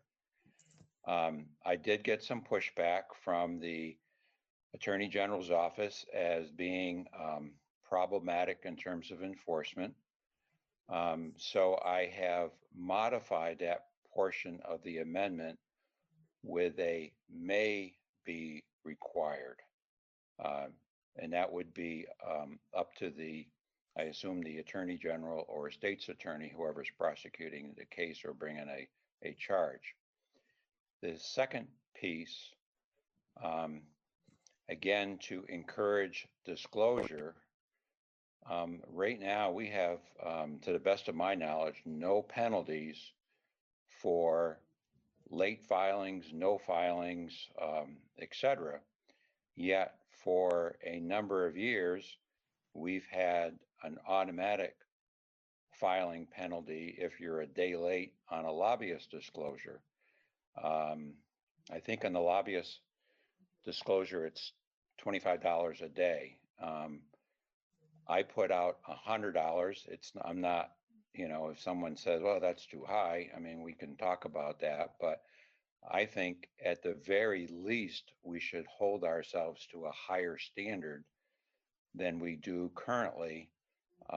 In fact, today we hold ourselves to a lower standard than we do public advocates, whether that's VPIRG, ABC Corporation, whoever.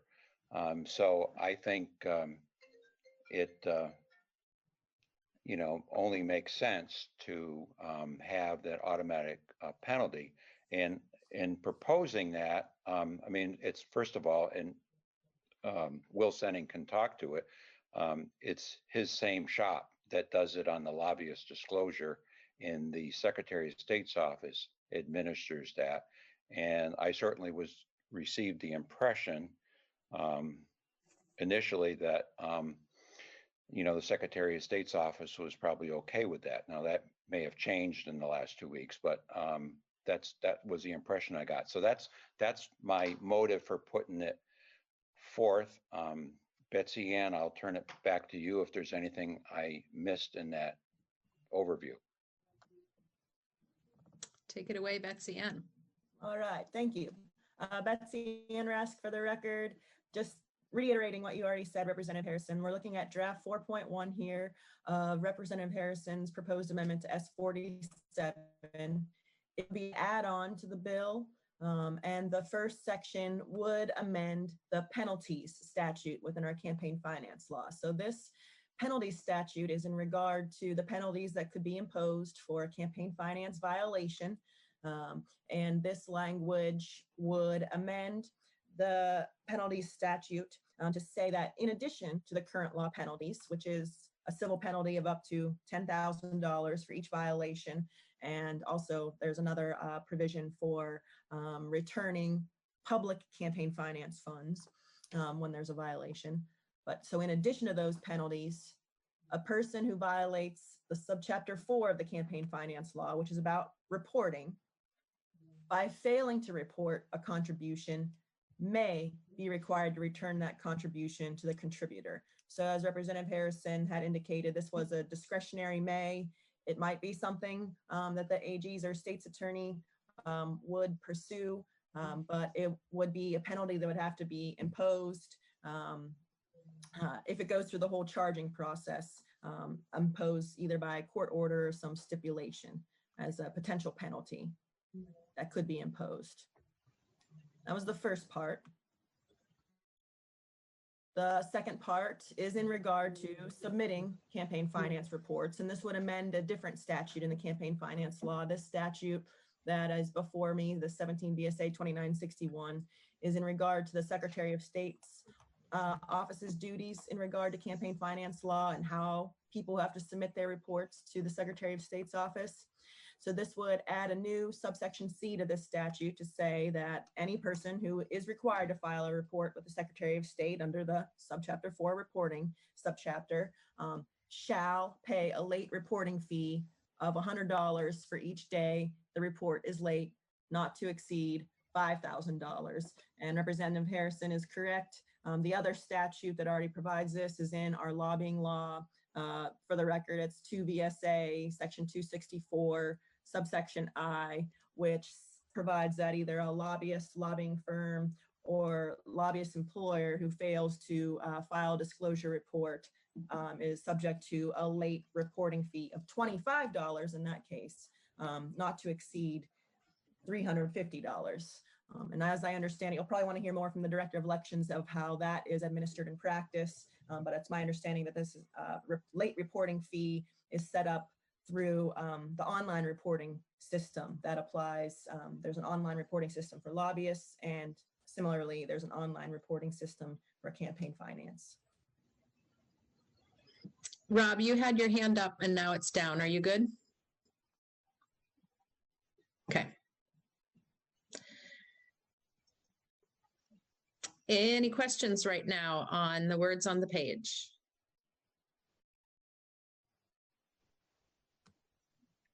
All right.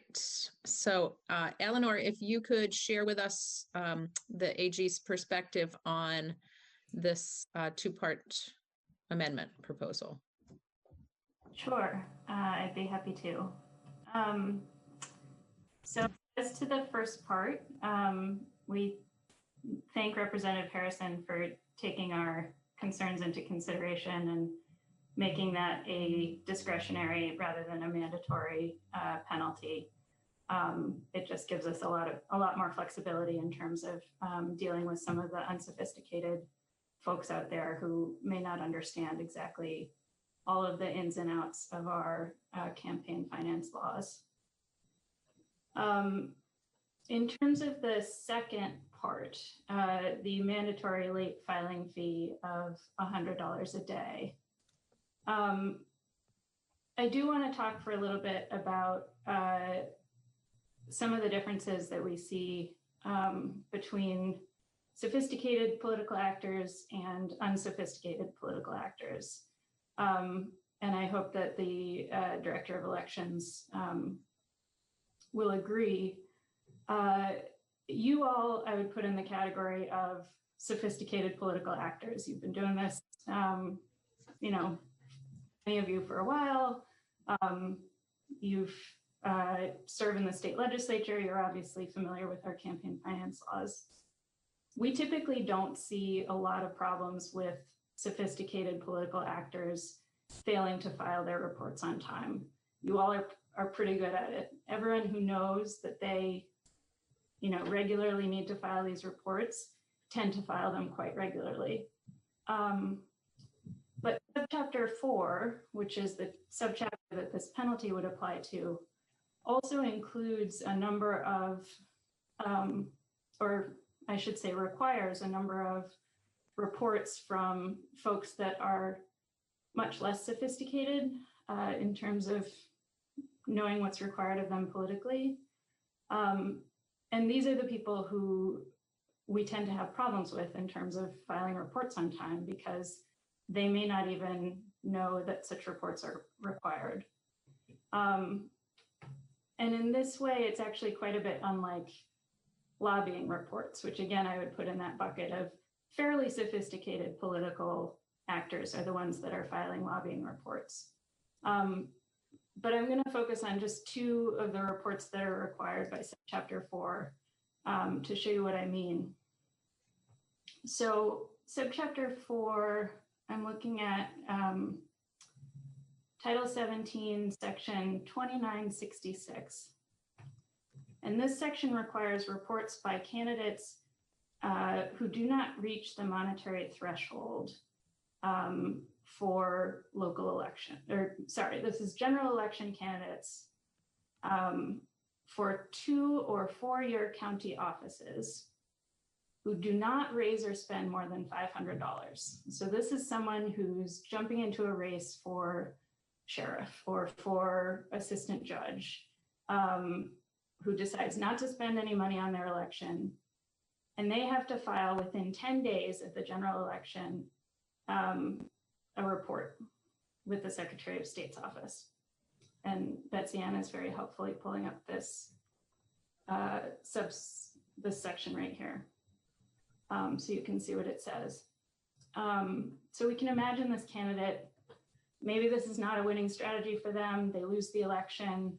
10 days later, they're supposed to file a report with the Secretary of State. We may not even know or be aware that they didn't file this report on time. We might get a complaint about this person several months after the election. Already, they've passed their 50-day threshold. They've run up a fine of $5,000, and this person didn't even win their election. So this is the highly unsophisticated candidate that we're concerned might get into real trouble with this kind of mandatory penalty. The other subsection I'm going to focus on is also in Title 17, Subchapter 4, Section 2970. This requires reports by really a wide range of entities, not just PACs, who spend over $1,000 essentially on any kind of advertising just on a public question. So this is not a PAC that has both raised and spent $1,000. This is any entity that spends over $1,000 on advocating on a public question. So we see this come up with folks who don't realize that they're subject to this law for things like, you know, you can imagine someone on the PTA who is very fired up about whether or not the school bond is going to pass. And, you know, maybe this person has a little bit of money, maybe they're a local store owner, something like that. They end up spending $1,200 trying to advocate for their issue. They don't realize, because they're not, again, a sophisticated political actor, that they need to file this report saying that they've spent this money advocating just on a public question, not on a candidate, not for a party, not for any other issue. It's a local public question. And so this has also come up. And these are the kind of folks that I'm afraid would get swept into this sort of mandatory penalty without realizing it. Finally, just to address the concern about whether or not penalties exist, I'd like to direct the committee to Title 17, Section 2903. This is a penalties, it's not in Subchapter 4, it applies to Subchapter 4. It also applies to Subchapters 2 and 3. And these are penalties for any violation, essentially, of our campaign finance law, Subchapters 2, 3, and 4. And this provides penalties for up to $1,000 per violation to be imposed essentially after a lawsuit is filed, but often imposed by stipulation of the parties. And that's in the event of an enforcement action, either by my office or by the state's attorney's office. So penalties do exist. They are discretionary. And I think that that's for good reason, because we do have a wide variety of actors subject to these laws. And so we need to make sure that we can take into account whether a person even is knowingly violating the laws at issue here. So that's all I have. I'm happy to take questions or hear from the Director of Elections. Jim Harrison. Yeah, Eleanor, thank you for putting us in the category of sophisticated. That was quite generous, to say the least. But thank you.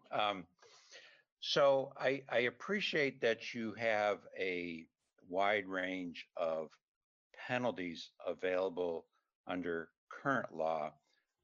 However, I think as we all realize, it's very, very infrequent that they are ever, cases are ever brought for a multitude of reasons, one of which may be you don't know about them. In my prior life as an advocate, I made darn sure that my reports were filed on time.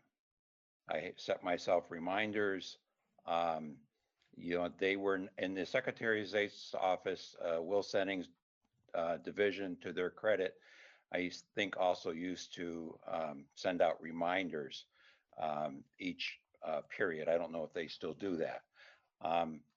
In terms of sophistication, I think I mentioned when we were last meeting that I noticed, a significant contribution from Progressive Voters of America. And so I did a little research on them. Last election cycle, 2018, they contributed over 30,000 to either entities such as the Vermont Progressive Party or individual candidates. They're, I believe, somehow affiliated with Bernie Sanders. It is a PAC, but yet there is no Vermont filing on them. So I would think they're a sophisticated, but they're not filing, and it's probably, just ignorant of our law, even though it's based in Burlington, Vermont. But given if you had some suggestions on, taking out the so-called local or unsophisticated, I would certainly be open to a suggestion, i.e. Less than $5,000 total expenditures, which might get at that $1,000 public campaign on a local level. If you had some suggestions in that area, I would certainly be open to dividing where the automatic. I like the automatic because it works really well in the lobbying. We can argue about what the amount should be, but it works very well in it. And today, if you don't file notice of mass media report on time, you're putting your opponent at a very much a disadvantage. And there's really no good enforcement mechanism today.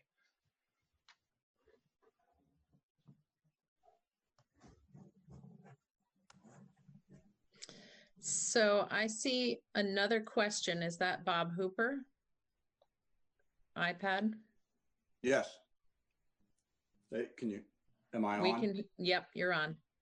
Okay, so I suppose this is Attorney General's office questions. Both of these changes sort of, for the first one, or actually let me address the second one first. If my treasurer's computer crashed, I would be ill prepared to pay $100 a day until she got it back up and running. But also, a couple days ago, we basically took the governor and inserted him into the authority of the Secretary of State. Now we seem to be moving to move the Secretary of State more into the role of the Attorney General with a couple of these things. I don't feel inclined to be very warm to either one of them. I would ask the Attorney General's office, though, with Section 2 Is there anything that would prevent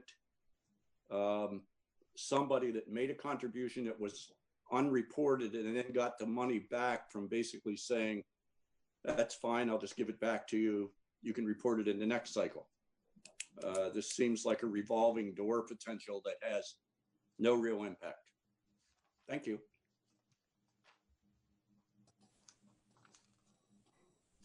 I'm not sure I actually followed your hypothetical. Can you say that one more time? I'm all about the hypothetical. So in the scenario, company X makes a contribution to me. I fail to report it. It gets picked up in that reporting period. The next reporting period is not having been done. I'm instructed to return it because the election is actually over, maybe. I'm out of money. So I give the money back. Somehow the entity then turns around and gives it back to me, and I then just report it in the next reporting period. Is there anything that would stop that revolving door, which is possible, maybe even probable? I think I understand what you're saying. English is not my primary language. I think if we had a sense that you were using this return of contributions as more of a temporary loan situation, we might try to ask you to report it differently. I'd actually be interested in hearing from the Director of Elections on what they might think of that. But I'd have to think about that one. It's certainly not covered in these penalty sections. All right, I see a hand from Marcia. Go ahead and unmute yourself, Marcia. Okay, can you hear me? Yes. All right, this is for Eleanor. Might be for Will, but how widespread is this problem of people not filing their reports? How many complaints does your office receive?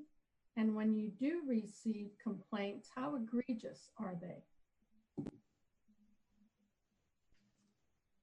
Yeah, so I can certainly address that. I would say, and I should preface this by saying that I started in this campaign finance related position in 2017, which means I just missed the last big election in 2016 when we had all those contested races. But in these sort of off-cycle races that I've seen, I'd say we get, between maybe 1 and 8 complaints per election. This is very back of the napkin guessing here. And I have not seen particularly egregious, for the most part, when we point out the laws. Like I said, they're mostly unsophisticated actors who seem to be unaware of the laws, maybe have not filed campaign finance complaints before, or excuse me, have not filed campaign finance reports before, and are subject to one of the sections that I just went over with you about, advocating on a public question or some such. And so typically when we point out that they're subject to the law, they immediately file their report, and that tends to be the end of the matter. We don't get a lot of, I'm unfamiliar with the situation that Representative Harrison pointed out to the committee. We certainly didn't get a complaint about that one that I recall. But the ones that I've dealt with, again, in these sort of off-cycle years have been, in my opinion, not egregious, but Director Senning may have a different take. Thanks, Eleanor. All right, so let's go back to Will, and Will, you can either answer that question directly first, or you can give us your whole view of the proposed amendment and come back to the questions. I can certainly do that. Will Senning, for the record, Director of Elections, and I can answer the question briefly first, and I was going to touch on it too when I was just speaking in general, and I'll keep this as quick as possible for everybody. I would say that it is not uncommon for the standard regular disclosure reports to be filed late, whether that's a day or two, 5. That's how I'd characterize that. Not uncommon, and frankly, it's not uncommon among sitting members of the legislature and among new folks who are running for the first time. One of the issues with quantifying how many people are complying or not is what a couple people have touched on already. You don't know what you don't know in terms of challengers who are running their first campaigns and aren't aware of the requirement to, and so don't register with us. We're not going to ever necessarily pick up that those people are out there unless it's reported to us. And that's sort of the last comment on that side, which is that I've said this to you all a number of times. The real enforcement mechanism here is the media and your opponents. And the most common thing is when a report is late for me to hear from that candidate's opponent to let me know that they haven't filed. But I know that I don't hear about a lot of late reports, and my staff does not audit every filing date and produce a report of any that are late. We don't have the time or resources during the heat of the campaign season to do so. That's sort of the brief summary. I can take questions in that regard in a minute, but why don't I just quickly give you my 5-minute thoughts, which are, I have no problem with the first part of the amendment, although I think all of the issues that Ella raised are important to consider. I had talked to you all, I guess the one issue that I had raised was what you would do in this situation where a candidate had expended everything in the campaign account and so had nothing to return back to the contributor. But with that language being permissive, I think it gives the AGs the flexibility they need to either apply it or not. Regarding the late fees, to begin with, of course, whether or not you do it, yes or no to this, is a policy question that is up to you. I can tell you that it's caused significant debate in the past. When we did the overhaul of the campaign finance law about 4 years ago, there was significant debate about this issue of imposing late fees for disclosure reports. Ultimately, it was not part of that bill after a lot of discussion. I was thinking to myself as I was preparing for this call, I could have just, if I could dig up my notes from 4 years ago, I would have said the same thing. If you were to decide to go forward as the administrator of elections, and as Representative Harrison pointed out, also the director of campaign finance and oversee the lobbying disclosure system and law, I can tell you we could administer this. But I want to point out a little nuance to that, and I might have the AG's office weigh in on something too, depending. I would support this in imposing the late fee structure, or could administer it, and wouldn't oppose administering it if I would model it the way that the lobbying system is set up, which is to say, and this is the important part, that once your report was late in the online system, you wouldn't be able to file that report late unless you made the payment right there at that time through the system. That works really, really well with the lobbying reporting. It's brought our compliance way up, and it means we really collect the fees that we're entitled to collect. Back in the day when we didn't have the online system and we were chasing fees and chasing cash payments and check payments to our office through the mail, there was a far greater degree of people not paying the fee that the office was entitled to.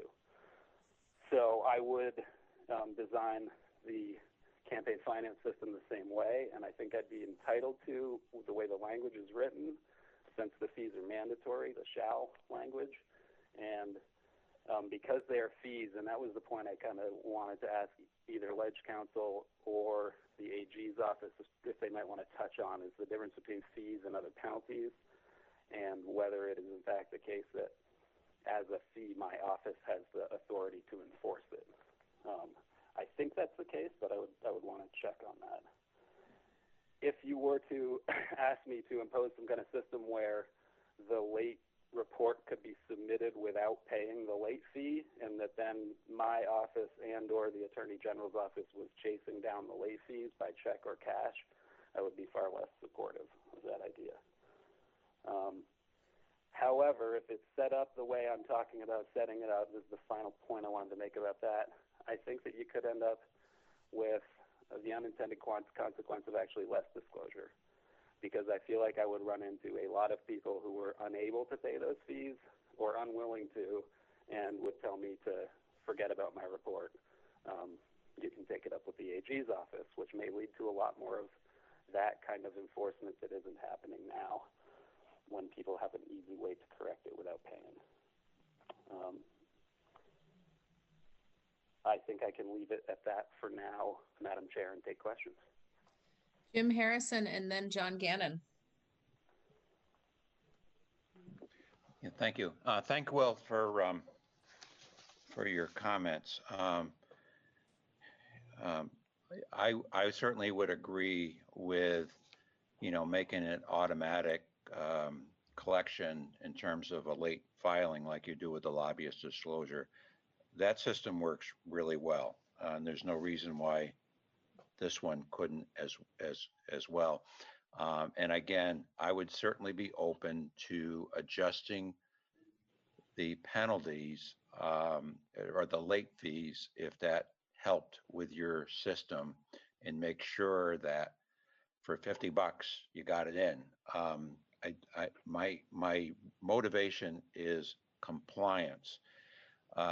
It doesn't do anyone any good if a mass media report or financial disclosure isn't filed to after the election, when there might have been some critical information that would have been publicly available before voting day. And getting back to Eleanor on sophisticated, I gave one example closer to home. The Windsor County Democratic Party gave out over $5,000 last election cycle. They still have not reported. Now, I know that, but yet the system, if you look in terms of who contributed, they're all listed individually as contributed because each of the candidates disclosed it. But the party, so you don't know where that money came from, because the party down there, the county party, never disclosed it. It seems to me someone should know better. And, sure, I didn't file a complaint. What good was it going to do me? It's after the election. I'm still here. But, that's not, I want people to comply. And I would welcome the opportunity for some suggestions on how to make this work so that disclosures are put forth in a timely basis as we have in our law. John Gannon. Thank you, Will. For a couple questions, Will. So you said currently it's not uncommon for standard reports to be filed late. Is that correct?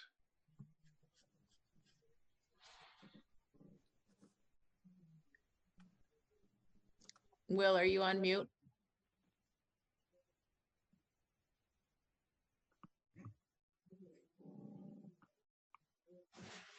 I don't know where Will went.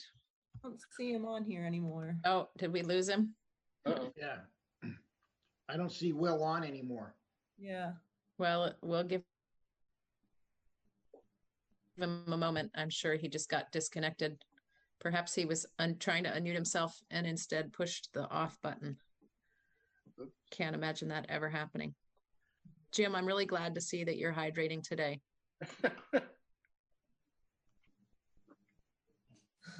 Yeah, where are you, up in the attic or something? Our home is In the built barn. around an old barn frame. So I'm in the loft right now.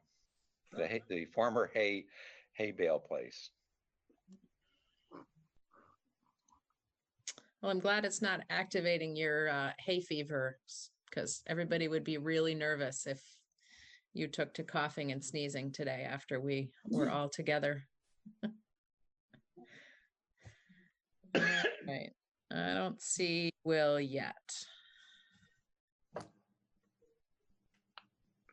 Does anybody have an email link to Will to find out if he's having ongoing technical difficulties?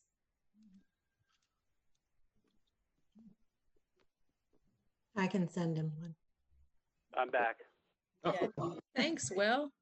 I apologize, you guys. An incoming call appears to have cut it off, which shouldn't be the case, but I hope it doesn't happen. No worries. So John Gannon has a question for you. Yeah. So I believe you said it's not uncommon for standard reports to be filed late. Is that correct? I did. Okay, so these are the periodic reports that we all have to file as candidates. Yep. Like we had one that was due on March 15th, I believe, was the last one.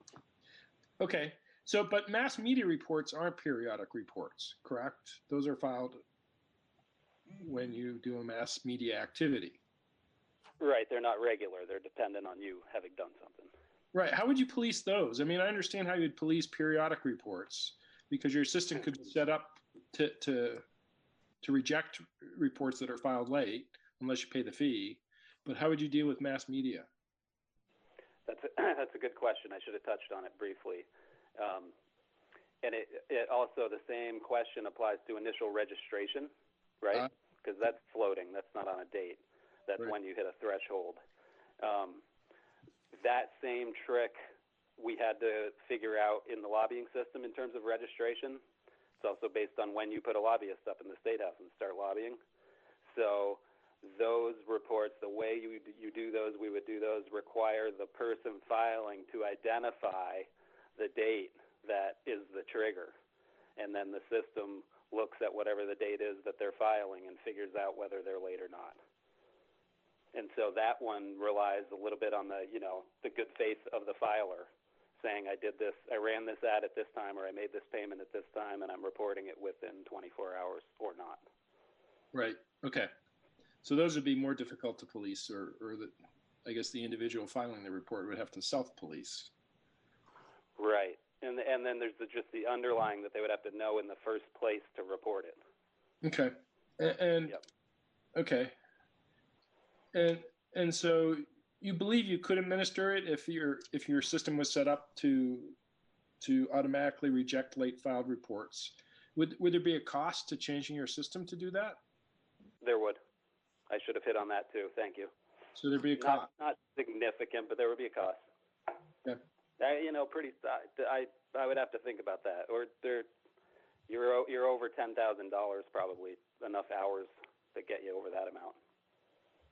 Okay. All right. Thank you. Welcome. Committee, are there any other questions?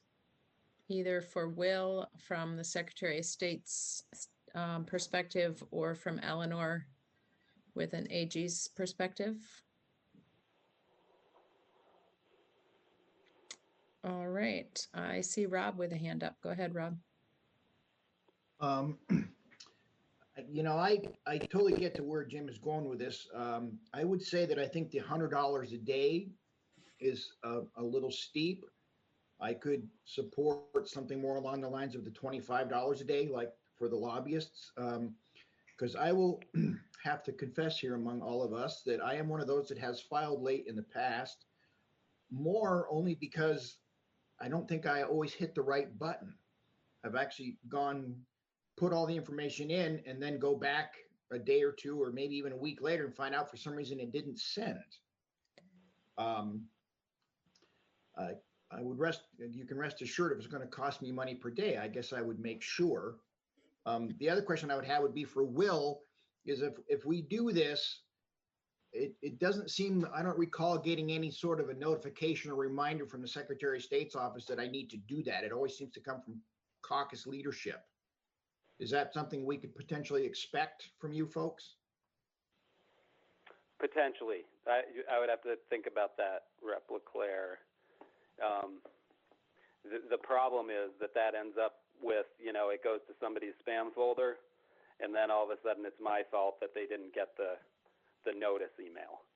That's fair. By not having that, it's very clear to everybody that it's their responsibility to do it, whether I remind you or not. Yep. Okay. I'll just put that out there. Thank you. Jim?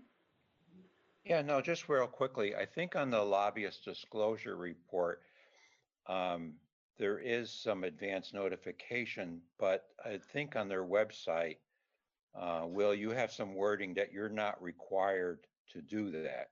You just do it to help with compliance. That's right. Okay, thank you. Yep. All right. Committee discussion, questions?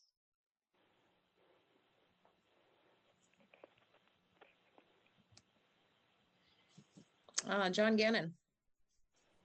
So Will asked, and I think this is a question for Eleanor, whether the Secretary of State office would have the authority to enforce a fee. Eleanor, can you provide us with some guidance there?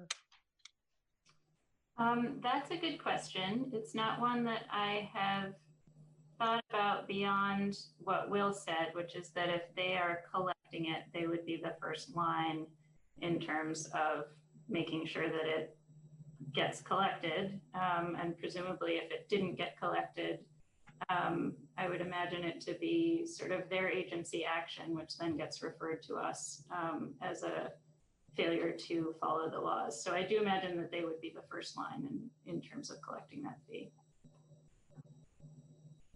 Okay. Jim? I mean, oh, John, we're back to you. Sorry. Well,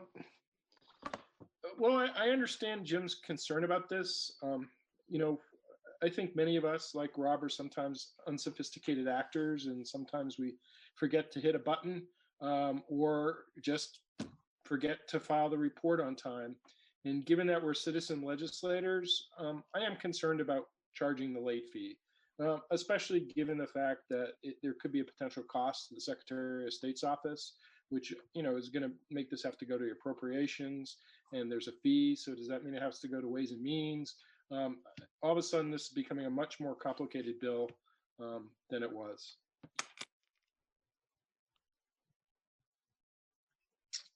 Jim? Am I back on? You are. Okay. Maybe this is a question for Eleanor, but would you be more comfortable if we mirrored the lobbyist disclosure late fee? It was suggested at $25 a day, which is the same as the lobbyist report, and up to a similar max, as to not being a hardship on the so-called unsophisticated actors like the member from Barrytown.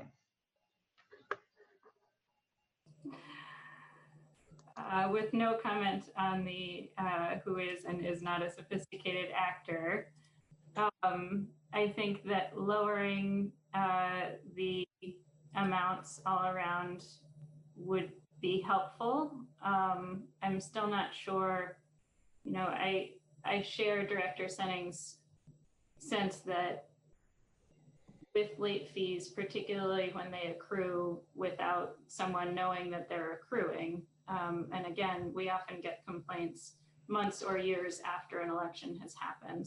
So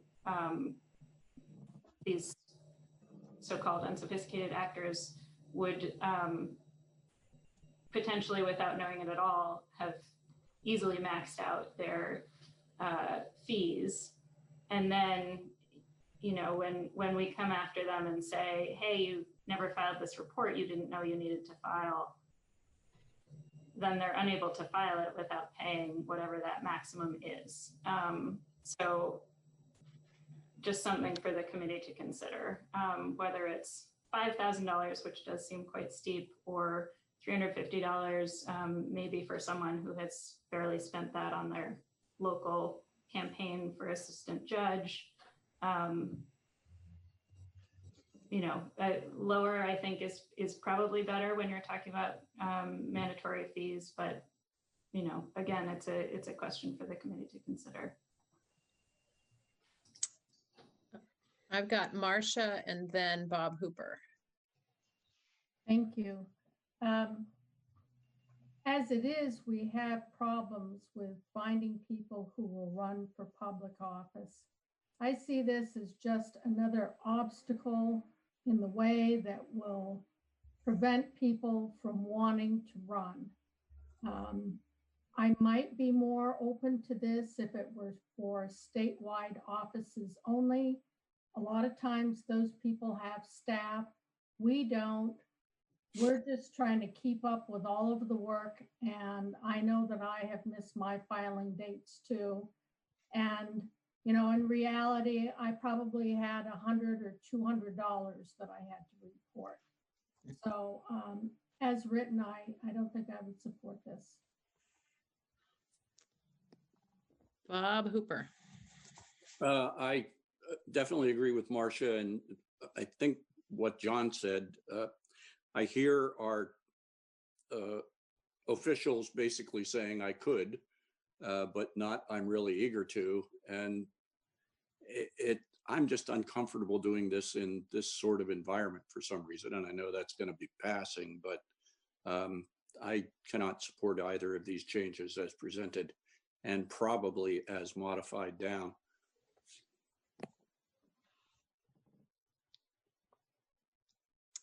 Any other questions?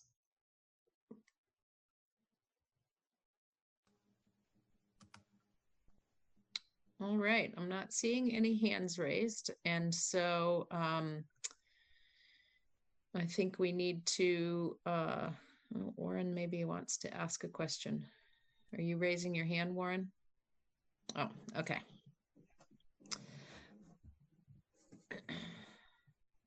So we have the question before us as an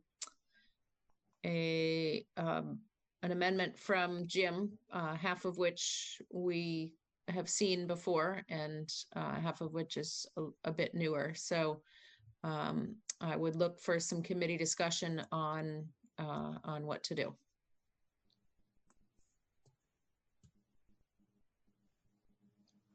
Jim? More of a process. I guess I would amend this on the penalty to be the same, identical to the lobbyist disclosure, late filing. And what I'm hearing from a few members is they're still not happy with that, but I firmly believe we should not hold ourselves to a different standard than we do for everybody else. So I would like to put forth the amendment and just change that, $25 per day, up to the same maximum for the lobbyist disclosure, which I think I heard was $375. But having said all that, from a process standpoint, are we allowed to actually vote now on committee, or do we have to still work out the kinks with the online voting? I guess I'm supposed to be on some kind of pilot with that. So I believe that for committee purposes, we are allowed to. Okay. Yeah.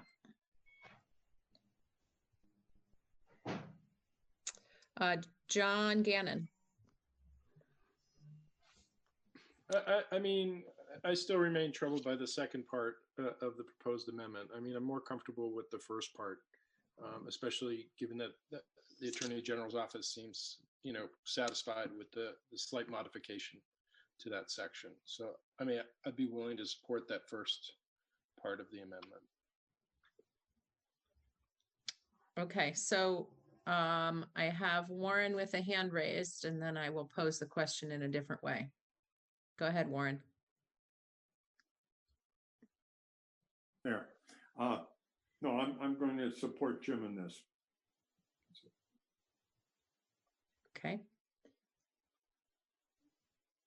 All right, so I'm hearing that there are differing levels of appetite between one part of the amendment and the other. So,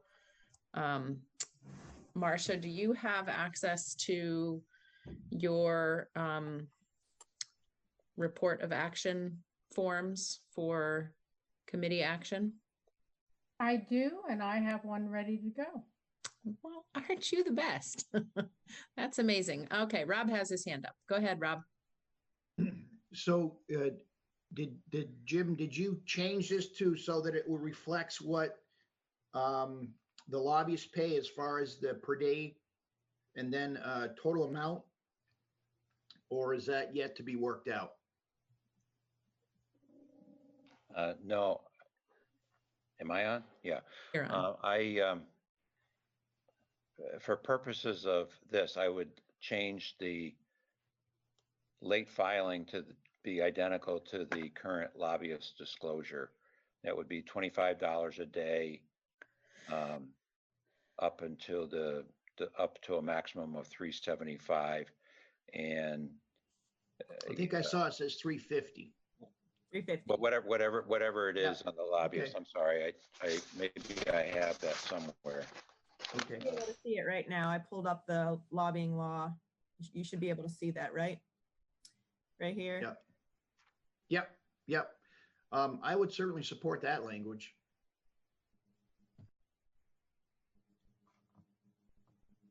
All right. So, Jim, did you have another question, or were you raising your hand to answer that question? It is 3. No, I was gonna.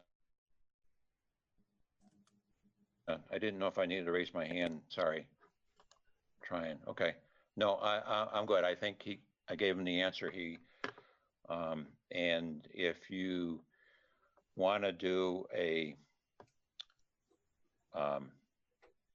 kind of a hands up, hands down on each section, I'm fine with that too.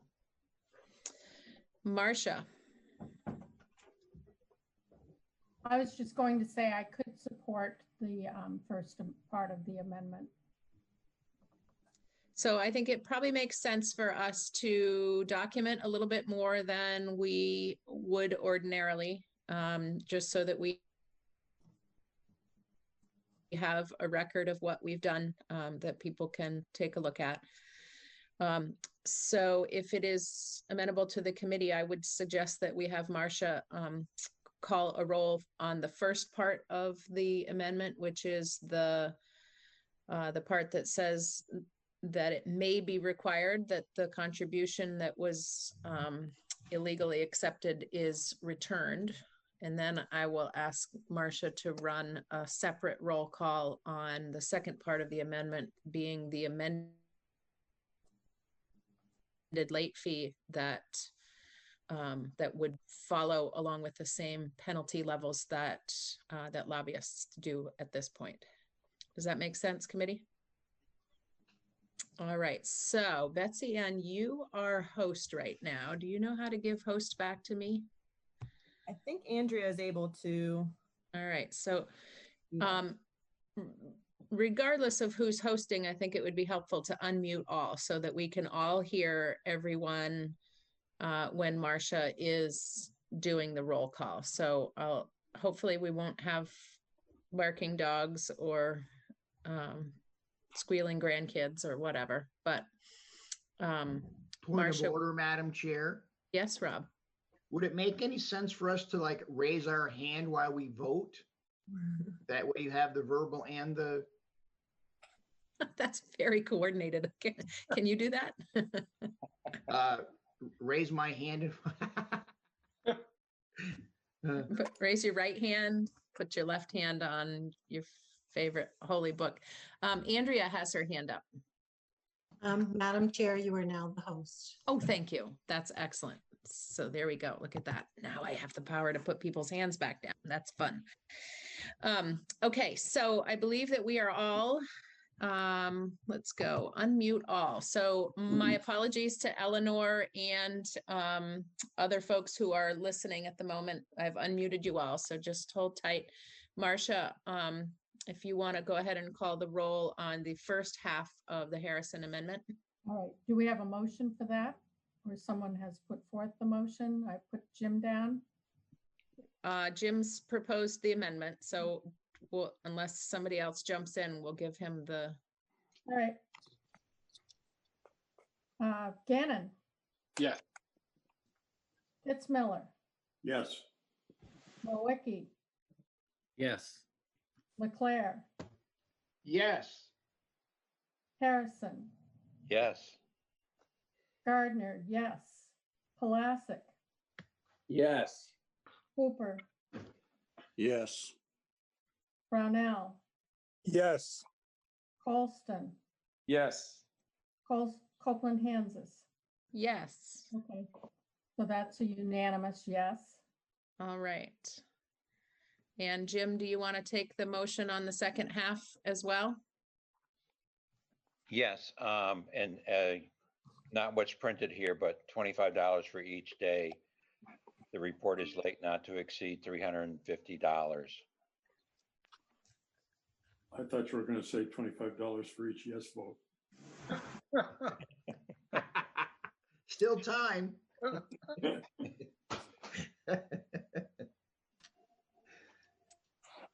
All right, we'll give Marcia a moment to finish that.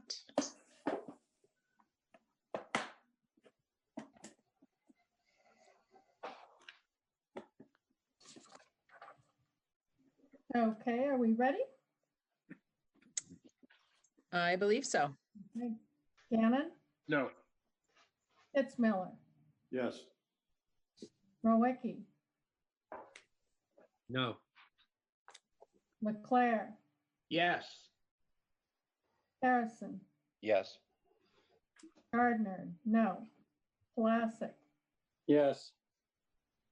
Cooper, No.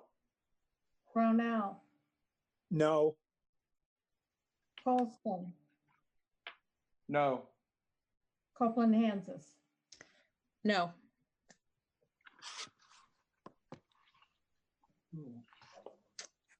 Is that 7-4? Yes, yes, it is. 4 yes, 7 no, no absent. Okay. All right, so we've got one small amendment to make regarding the possible requirement that a contribution be returned. Any other committee discussion? Jim? Yes, no, well, it's not yesterday.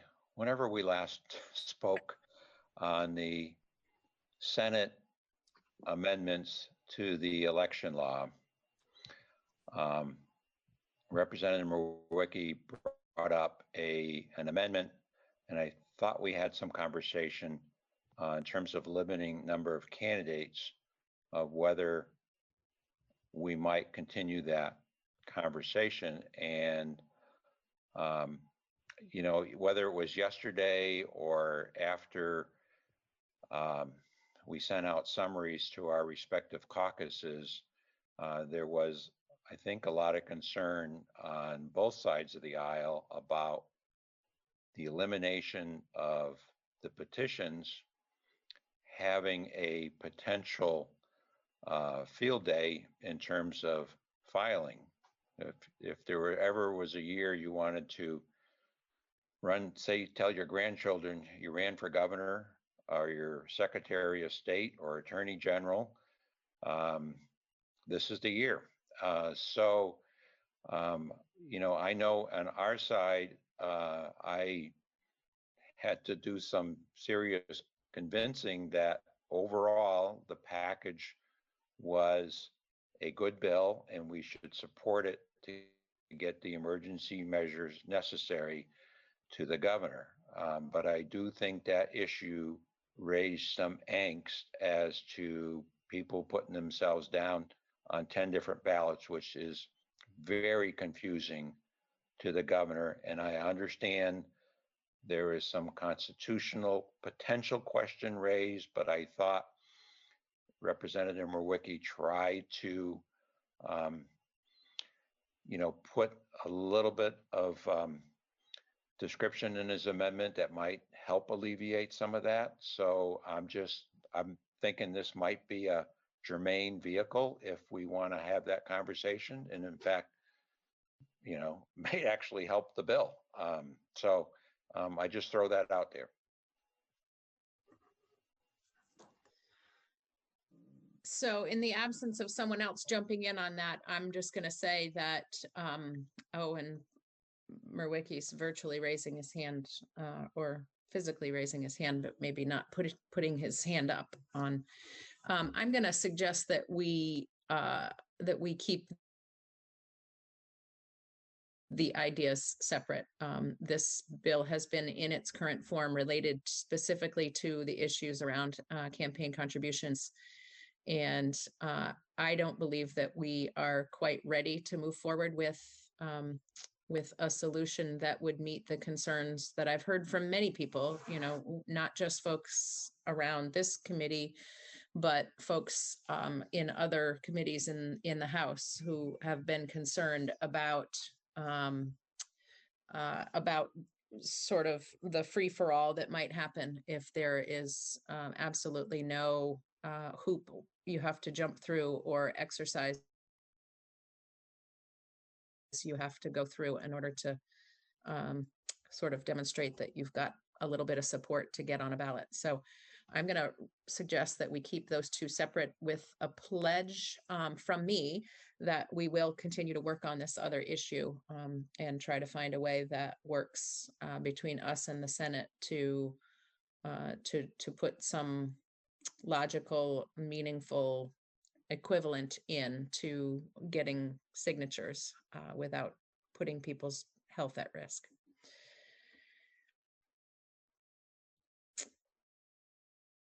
I don't see any hands raised. I did see a little thumbs up there. So thanks. Mike Murwicki, you want to unmute yourself? Yes, thank you, Madam Chair. I appreciate that this is being offered and supported, but when we talked about this recently, I was assured that we would have a full-throated, we'd have the time and a full-throated discussion about that. And I'd still like to have that, but I don't want to rush this through. So I would agree that it's not the time and to stick this on this other bill. And I do appreciate the commitment to look at this further, since as we get used to this way of doing business, we're going to have enough time to give it the time and attention that it needs. Absolutely. Yeah, so I would love to have a discussion if we have time at the end of today, which it's not looking like we're going to, because boy, time flies when you're having fun here. And the extra moment of pause that it takes sometimes to make sure that we are waiting and looking for someone to ask a question does slow down our work a little bit. But when we finish this bill here today, I would like for us to take a look at the 250th Commission bill. And then if we have time remaining, we certainly, or in our next meeting, we'll come back to the issues around some equivalent to petition signatures. Mike. Yeah. I hear your take on things moving a little slowly, and I'm going to suggest that for now we move this bill that we've been working on today. So I move to accept. Oh, Betsy, help me out with the number. S47 as amended. Yes, please. Just so that we all are very clear, the amendment that we have made to what Betsy Ann showed us at the beginning of this committee session is the amendment that leaves open the possibility that a contribution may be required to be returned if it was unlawfully received. Betsy Ann, do you want to jump in with anything else on that? Sure, I'll make it be draft 3.1. So it will be all of your 2.1. And then it's just going to add Rep. Harrison's proposed amendment only in the penalties statute, the amendment to 17 VSA 2903 in regard to the discretionary ability of a penalty to be the requirement to return a contribution that was not reported. All right, Jim has his hand up. Yeah, thank you, Madam Chair, especially for indulging me both in committee and today on the video conference. I'm going to oppose the bill. I think it hides money in the sense that it encourages corporations to give to parties and give to PACs and circle back to the candidates. And arguably, it's worse than our present law in terms of parties can give unlimited funds to candidates. So whereas today a corporation as well as individuals are limited to the to contribution limits for each office, this bypasses that, and I think that's not good for transparency. So I will be opposing this bill. Thank you. Anyone else want to weigh in about the bill?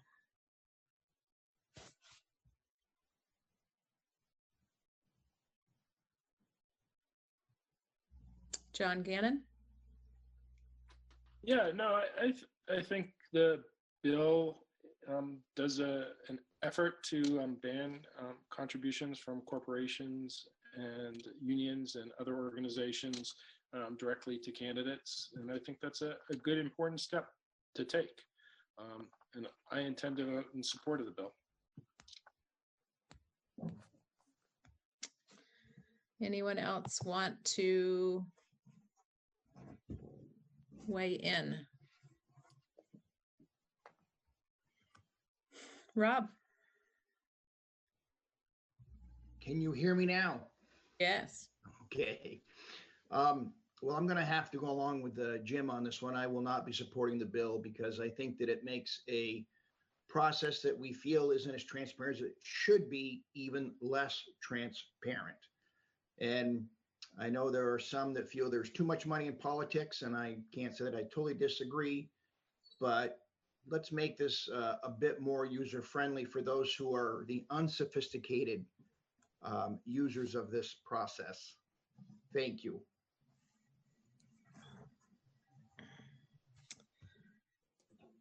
Anyone else want to weigh in?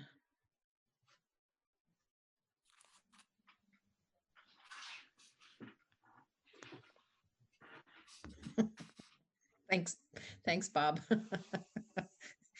It's hard to know what the appropriate amount of pause is. You know, it's easier when I can look around the room and everybody's going, okay, I'm good, get on with it.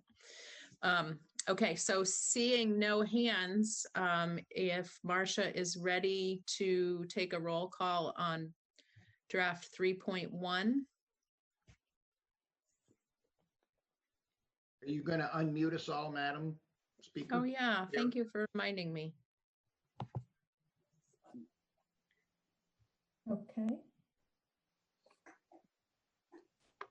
Are we ready? I believe we are. Gannon? Yes. Chitzmiller? Yes. Rowicki? Yes. Leclerc? No. Harrison? No. Gardner? Yes. Plasek? No. Hooper? Yes. Brownell? Yes. Colston? Yes. Copeland Hansis? Yes.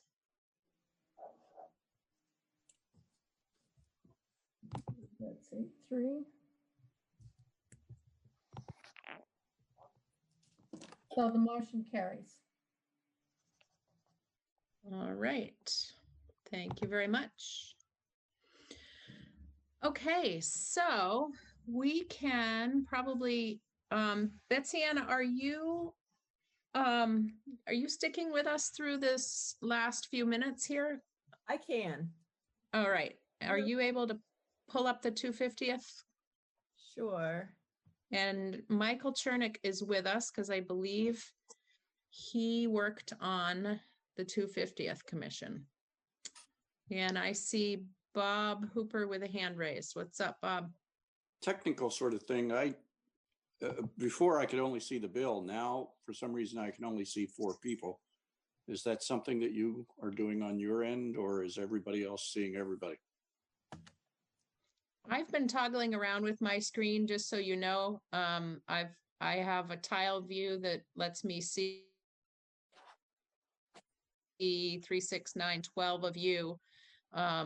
But if you have the ability to, you can change the size of, well, you're on an iPad, so I shouldn't give you advice on this.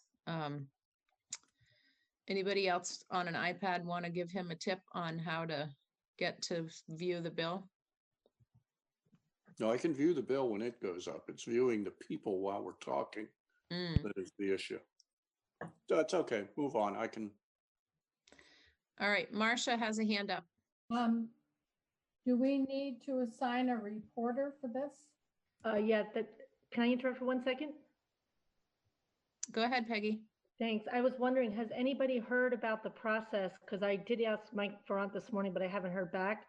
But have we heard anything about the process about getting these bills that are voted on to the clerk's office? Nope. And I think what we'll do is we'll just hold on to this as if we needed to ask that question, understanding that it might take us several days or a week or more to understand what that process is looking like.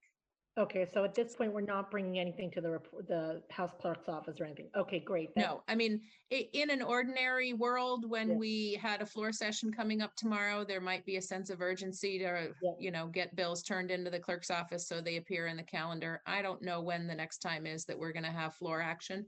And so I will keep an eye on that, and I will ask the question when we get on our next chair's call to understand what things look like moving out of here. Okay, great. Okay. So JP has a question. Yes, just referring back to Rex Hooper's issue with the iPad.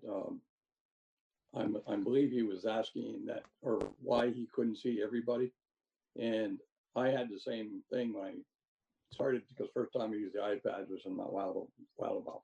Anyway, what I did is I just, if you slide the bottom left and right, you'll get everybody, but it only lets you see, 4 or 5 at a time. And when you slide it, it will, if you get some black screens, which are blank screens, it will fill in eventually with a picture. And so you can see everybody. You just have to slide it back and forth on the iPad. All right, Andrea. Madam Chair, Attorney Chernick would like to know if you would unmute him. Oh, that's a great idea. Okay, thank you. Mike, you should be unmuted now. Mike Chernick. I believe you're unmuted. It looks like it. And if you are on a phone, try dialing *6.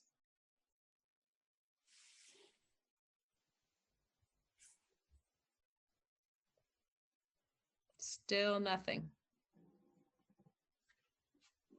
All right. Anybody else have any suggestion on how we can get Mike C up?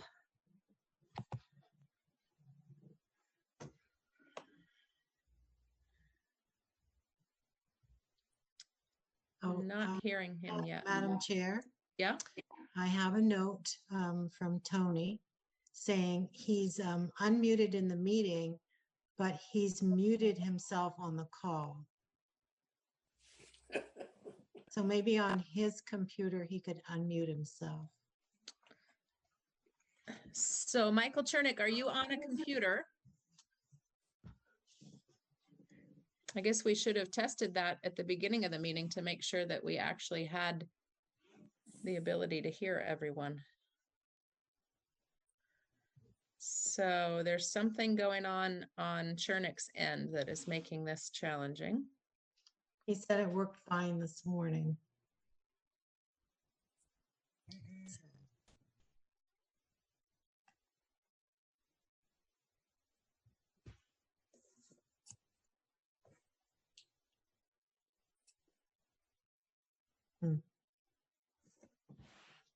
Any luck? Tony is asking him to check his audio connection through chat. Well, this will give you all an opportunity to read through the text of this 250th commission.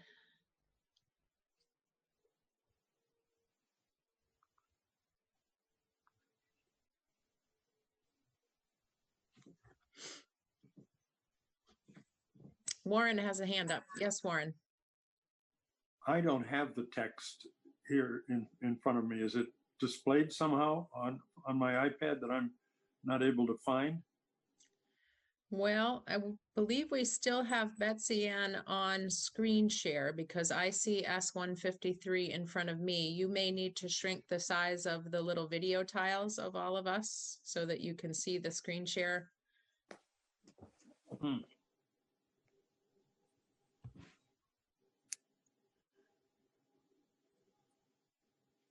I have a share content thing and it says you can't start screen share while the other participant is sharing. And it allows me to check OK, which is the only thing that I can check.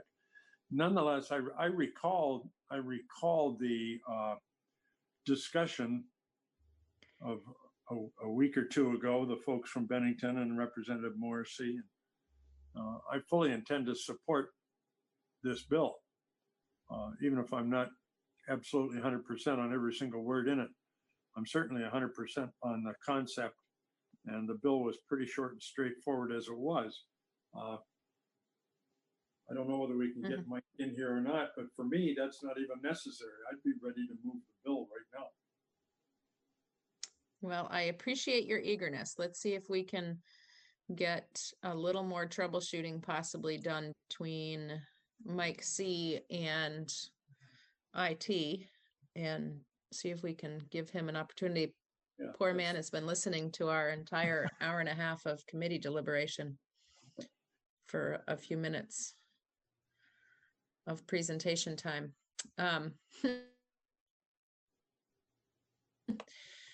Isn't it amazing what a difference? Isn't it amazing what a difference? Madam Chair? Yes. Isn't it amazing what a difference? Madam Chair? I'm going to turn my computer off and just do this by audio. Turn my computer off and just do this by audio. Turn my computer off and just do this by audio. Turn my computer off.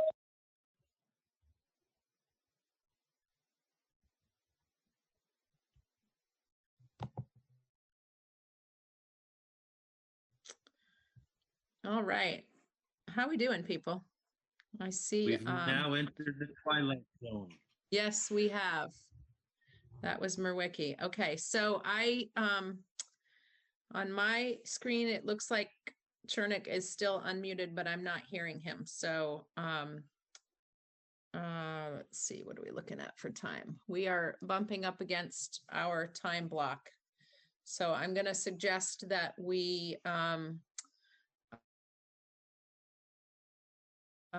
do a moment or two of committee discussion here if you would like to about the 250th commission, and that we put this on our agenda for our next committee meeting.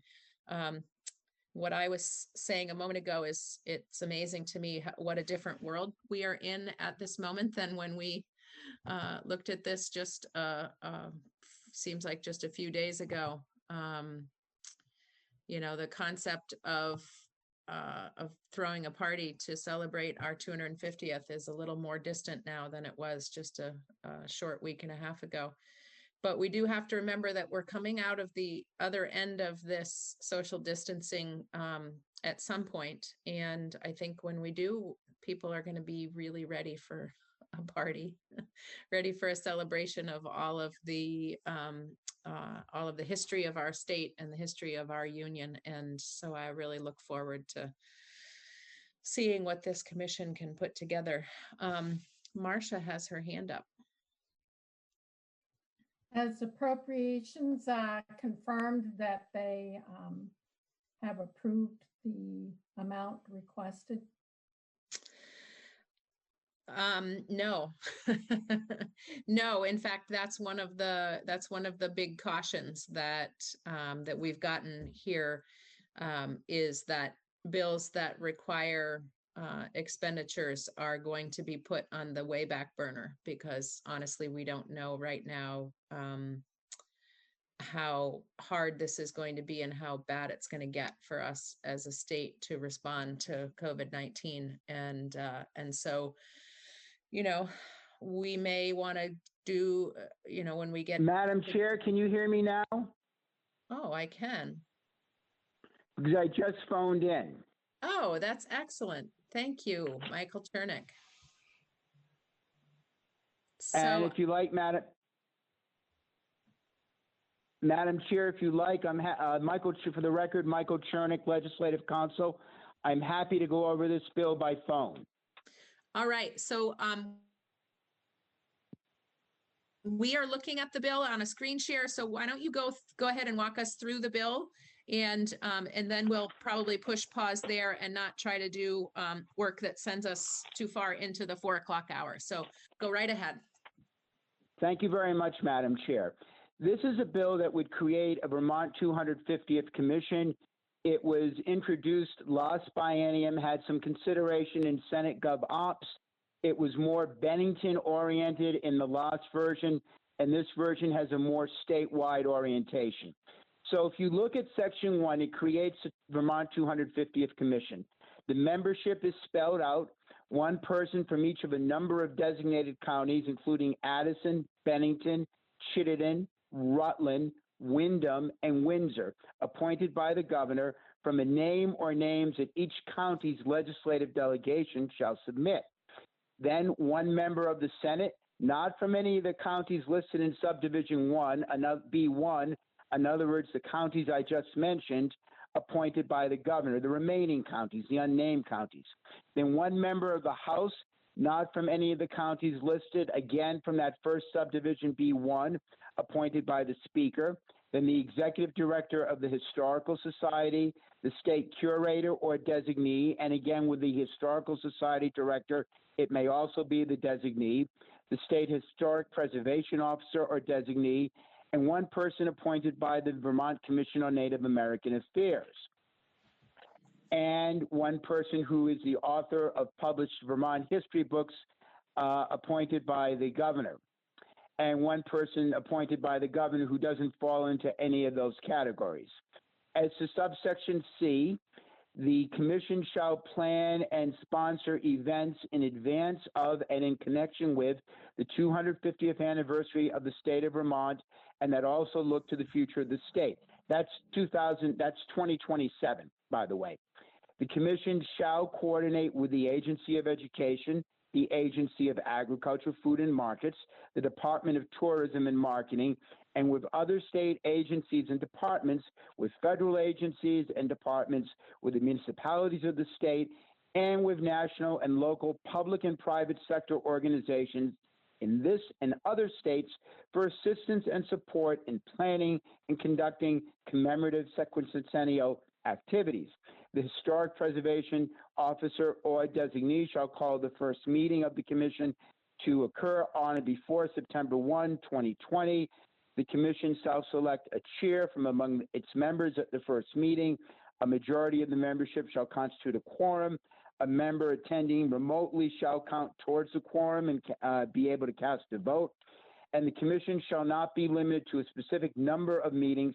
However, it shall not incur expenses in excess of its appropriated funds. Number 6, the commission shall cease to exist on December 31, 2027, again referring to the end of the 250th year. Compensation and reimbursement, it's the standard for attendance at a meeting during adjournment of the General Assembly.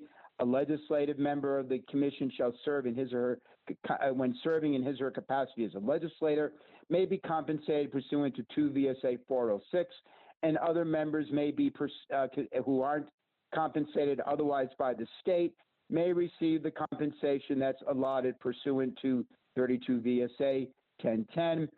And then, as passed in the Senate version, there's a $25,000 appropriation for fiscal year 2020. And that is the bill, Madam Chair and members of the committee. Excellent. That was a very quick jog through. Thank you very much. Jim Harrison has a You're question. very welcome, and sorry for the techie problem. No worries. We're all learning. Jim. Yeah, so I guess two things. I mean, first of all, I'm supportive of the, forming a committee and celebrating the 250th. There's a part in there where it says the first meeting by September 1. I might suggest that be pushed back. Yeah. Maybe it's, I don't know, December 31st. I mean, we just don't know, unfortunately, what the future is. And I guess they could meet remotely like we are now, but I don't know. I'm sensitive to that, the optics of that. The other thing, quite frankly, as Madam Chair, as you said initially, I'm a little concerned about us putting a stamp of approval right now today on a $25,000 bill, which may not seem like a lot, even though knowing that appropriations is going to put it aside, it sort of suggests that we're like removed from reality right now. So I'm just a little sensitive to the optics, and that may just be me, and I got to get over it.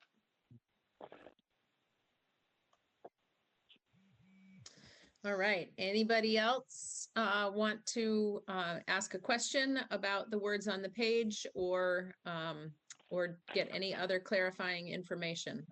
Definitely does seem to be very timely to give this some consideration, both from the standpoint of pushing back the first meeting date to be what we could consider to be well beyond the current emergency that we're in. And while we hope September 1st will be well beyond that, I'm not really convinced at this moment. So Michael Chernick, I have one other question for you. Yes, Madam Chair. You mentioned that the flavor of the bill has changed from the last introduction of it to this introduction of it, in that it was more oriented towards Bennington County. That is correct, Madam Chair, because how did these? Yeah, I'm just wondering how we have assembled this set of counties as opposed to trying to designate this as a statewide celebration. The particular set of counties that we now have, it's reference to counties that existed, or the municipalities of those counties existed in 1777. The other counties didn't, their municipalities, rather, I should say, not necessarily their counties, but there weren't any organized, to the best of my understanding, any organized municipalities in the unnamed counties in 1777. And that is why it was set up the way it was. Okay. Interesting. Any other questions, committee? All right, so I'm gonna have us push pause there and come back to this, but do give some thought to adjustments that you think make sense given the time and space that we're in.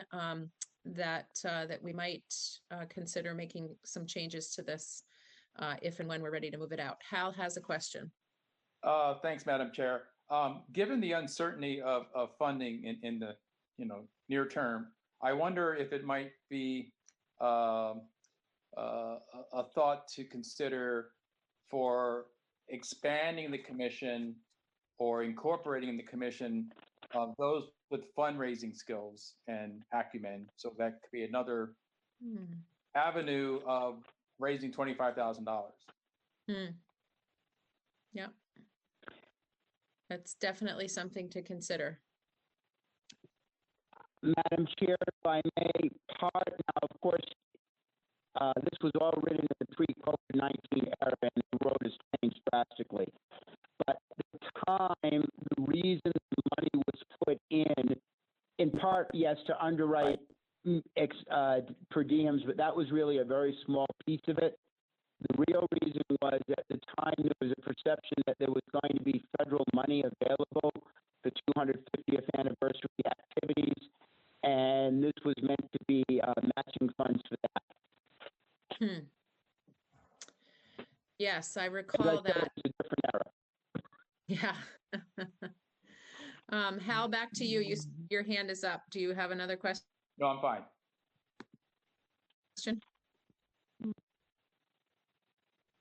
Hi, my turn? Yes. Hal makes a good point, something to consider. I remember the Bicentennial Commission for the state's 200th anniversary in '91. And the state was going through a difficult budget time in the middle of that. And the Bicentennial Commission got their budget cut. And fortunately, they were able to come up with an idea on selling license plates that many of you may have had or may remember, much like we did with the Vermont Strong plates. And we got involved and we were selling them at stores sort of like as a middle person. And I think the state raised, I'm going to guess 160,000. It was certainly enough to pay for some of the things that they were doing. And it, fundraising may be very important. On the other hand, fundraising may be very hard unless the economy turns around. Right. All right. Well, let's call that a wrap for today, and we will continue to mull over what we would like to do with this bill. And I have not yet seen the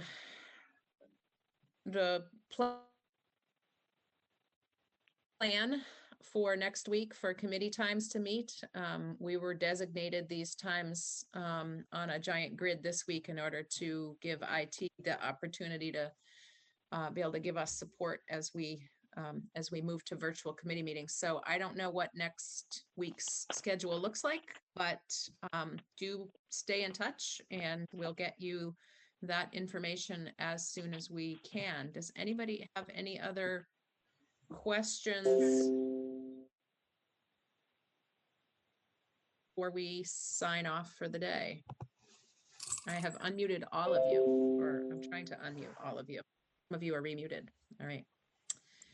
Great. Well, thank you all for being so patient with this today. If you have any tips or suggestions for me as the virtual moderator and doing computer things as well as trying to call on people, don't hesitate to reach out. Well, I like this setup. Jim and I bookend you on this. Now we get to sit at the head of the table.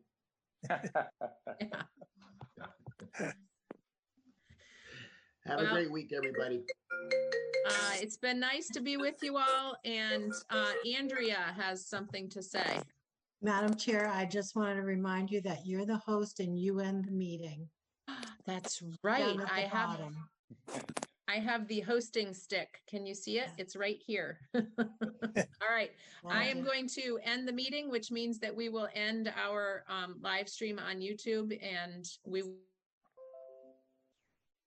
will will all disappear from each other's screens. So please be safe. Please stay home unless you're going out for some fresh air, and then don't touch anything and wash your hands. Thank All you, right. Mom. Be well, people. We'll Yeah, talk Madam soon. Chairperson, See you later, ma'am. I know. Bye. Please don't end the meeting. Please just give the hosting back to Andrea. Hey, Oh. Tony, can you call me? Oh, Gotcha. all right. To what? See, Andrea, can you capture hosting back for me, or I Yeah, forget how I'm I doing? can. I got it. Okay, I have Tony it, Tony. Morse. Oh, Andrea's So the I'll host just put- now. Yep. Bye, Awesome. everyone. Awesome.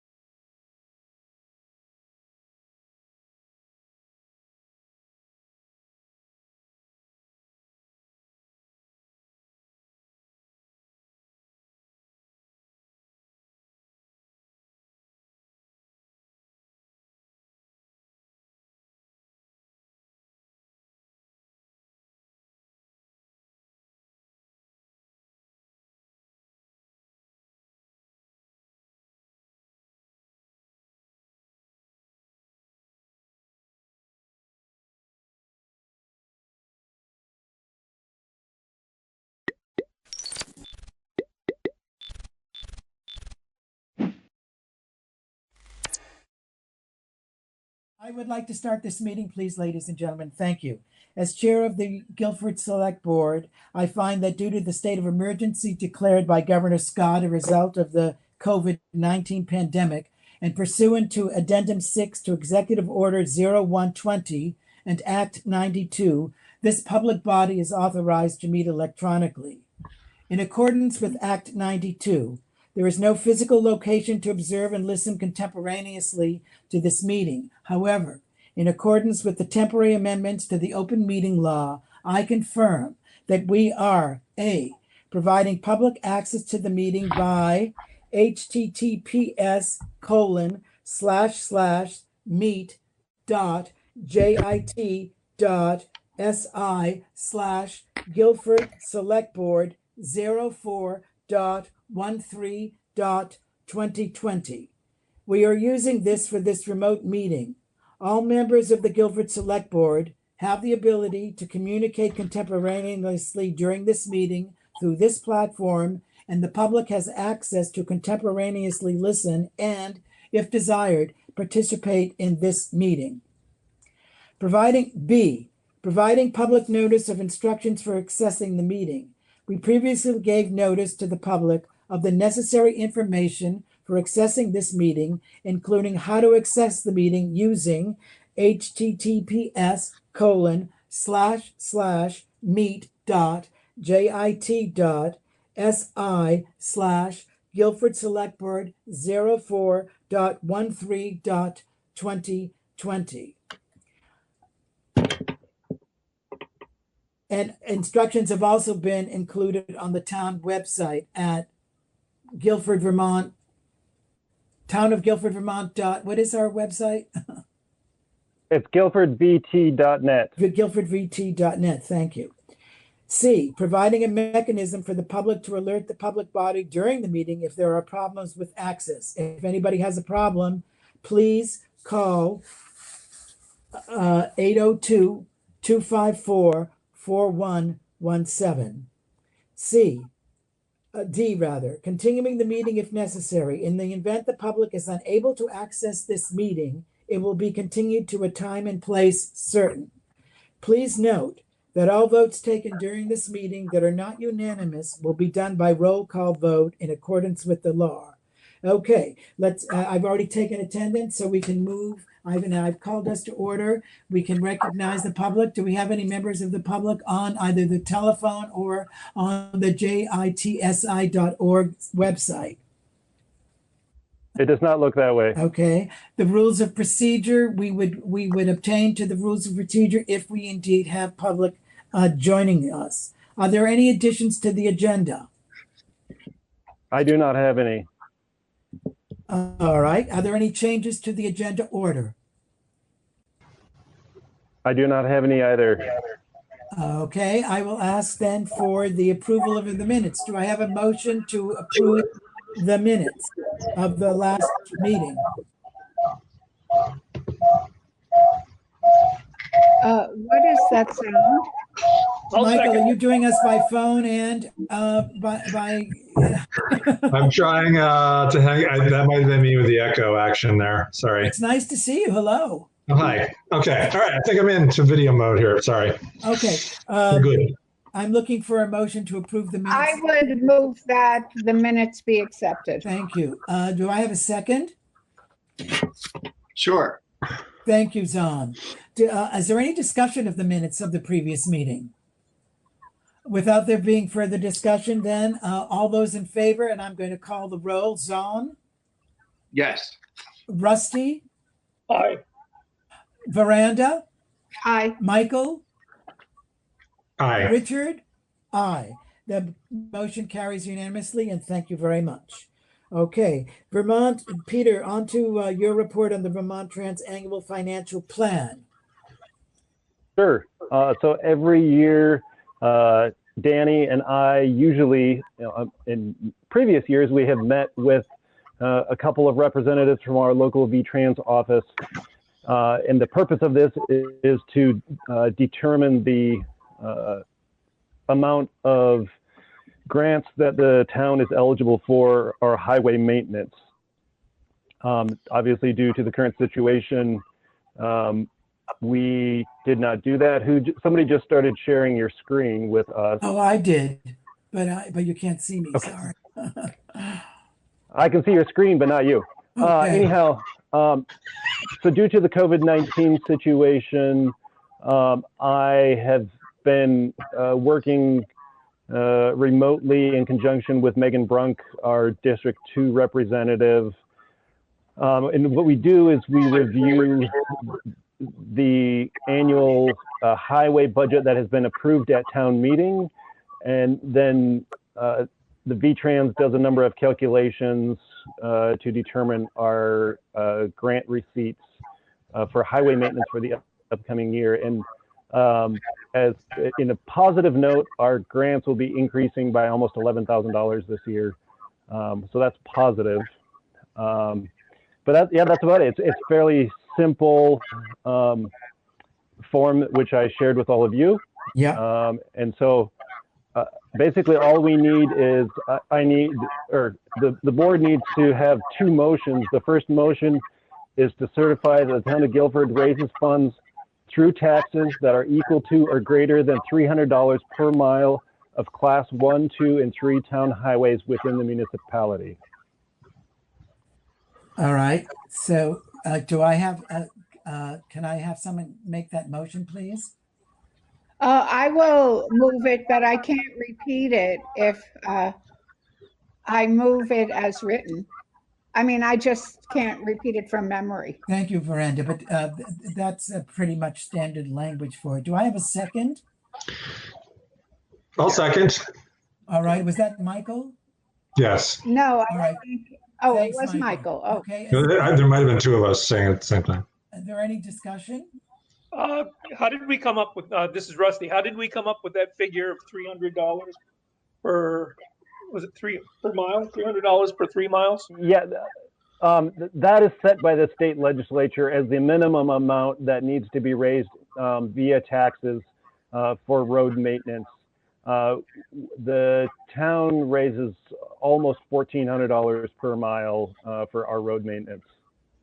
Okay, thank you. Is there any further discussion? Veranda, I'm going to take a roll call. Veranda? Aye. Rusty? Aye. Michael? Aye. Zahn? Aye. And Richard, aye. The motion carries unanimously. Thank you, Select Board. Peter, your second motion, please. I need someone to move to certify that the town complies with the Vermont Road and Bridge Standards for Towns, and further certify that the town's adopted standards meet or exceed these requirements. And lastly, to certify that the town has an up-to-date road, bridge, and culvert inventory. And I can confirm that all of those are true. Thank you, Peter. Do I have a motion as such? I so move. Okay, yes.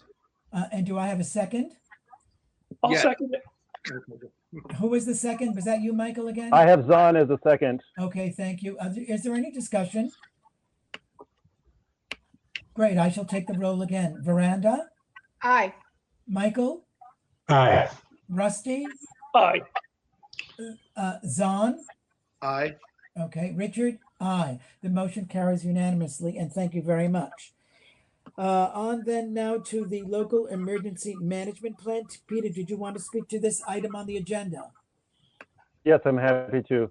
So every year, the select board has to adopt the updated local emergency management plan. I shared this plan with all of you for your review, several drafts worth, as well as the final draft for this weekend. And basically this plan sets out who would be responsible for certain activities and other actions that would happen in the event of emergency within Guilford. And so it provides information about contacts and what the normal operations are. Should we need to open up the Emergency Operations Center, and actions that the select board takes, actions that the incident commander would take, and as well as actions that the emergency management director would take. I'm not going to read through all 60 plus pages of it, Oh, but heavens that's kind no. of It's very interesting. So that's the synopsis of what it is. And so the state has us updated every year to make sure that we remain in compliance, as well as that it's updated for any changes that have happened in town, et cetera, et cetera. Okay, I'm going to ask for discussion of that. I'm assuming that everyone has read it, but I do have a couple of points that I would like to make. One, Peter, you didn't fill in the public information officer and the communication officer. Is that because that has to be discussed, or? That is because we do not at the moment have anyone who has volunteered to take on those roles. That being said, those roles can also be assigned to someone at any given point in time. In over the past several years, when I had assisted Sheila with this, when she was the EMD, even at that time, she struggled to find someone who would take on this role. A select board member can take it on if you wish, although that can complicate things. It would be easier if we had a resident in town who was willing to take it on. And there is some training that the state, under normal circumstances, there's some training that the state does provide to help the person who is the public information officer. Is there a retraining? Is there a training required? It's recommended, it's not required. And the state does provide the training? That is correct, and the state provides it for free. And so is this a volunteer job? The public information officer? Yes, that's correct, Veranda. And it would only be utilized in the event of an emergency. No, well, clearly. Well, we should make I think a concerted effort to find someone to be the PIO, because that really is, I think, I mean, in the event of an emergency, a very what's happening? What happened? Yeah. I am trying to. Where does it? Can anyone give me a little guidance where?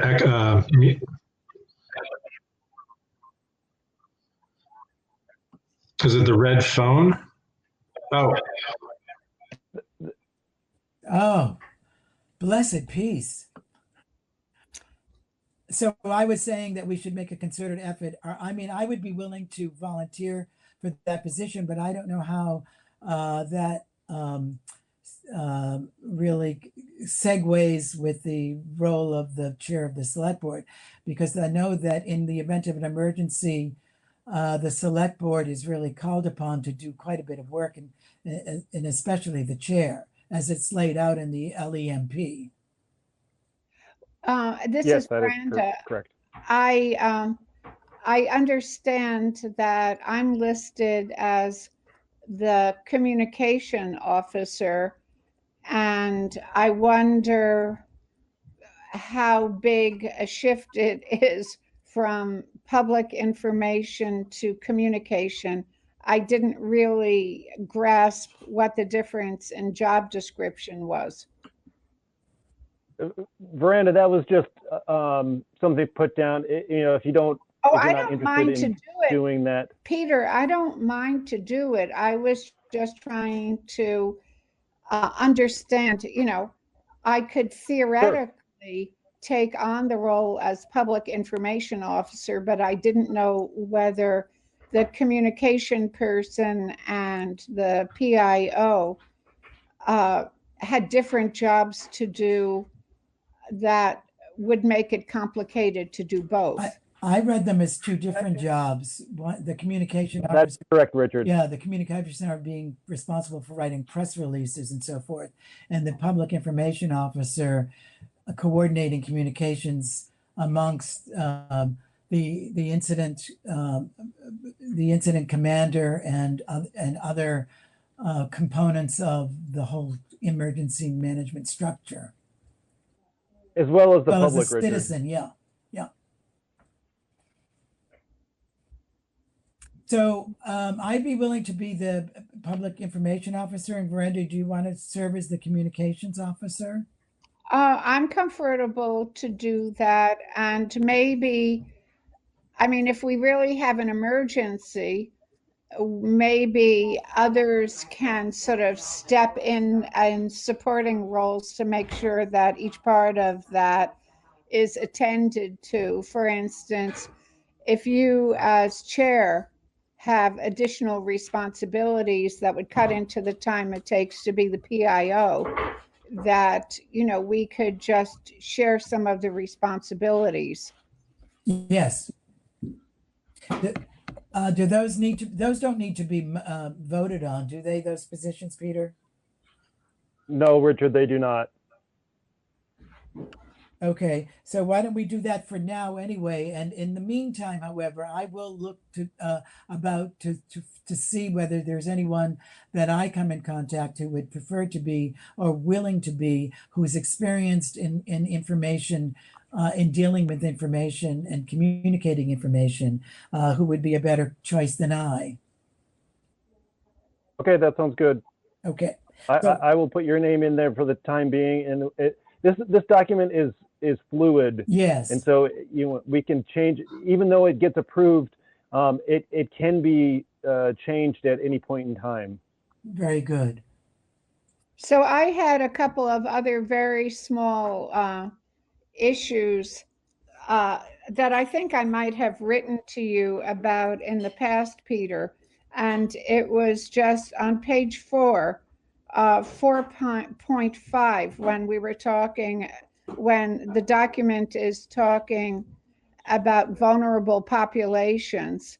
You know, I don't think that this is something we need to address in this document, but I do think that, you know, our local organizations need to increase their capacity to identify vulnerable people in town, because in general, they're just identifying elders, and there are a lot of people in the town who are vulnerable who are not elders. And the other thing is 4 points. What? No, go ahead. I thought you were finished. My apologies. Oh, you can always interrupt me, Peter. 4.6, it talks about the Red Cross sheltering people in hotels. And I was wondering, you know, for warming shelters and for people who have lost their homes, and whether this is just boilerplate, or whether we in Guilford ought to find people who could take in families within the community. So that's it.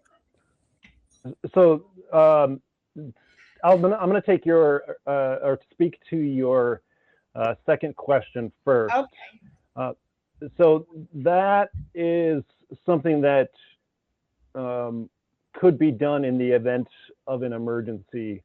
I think it's, on the one hand, it's a great idea.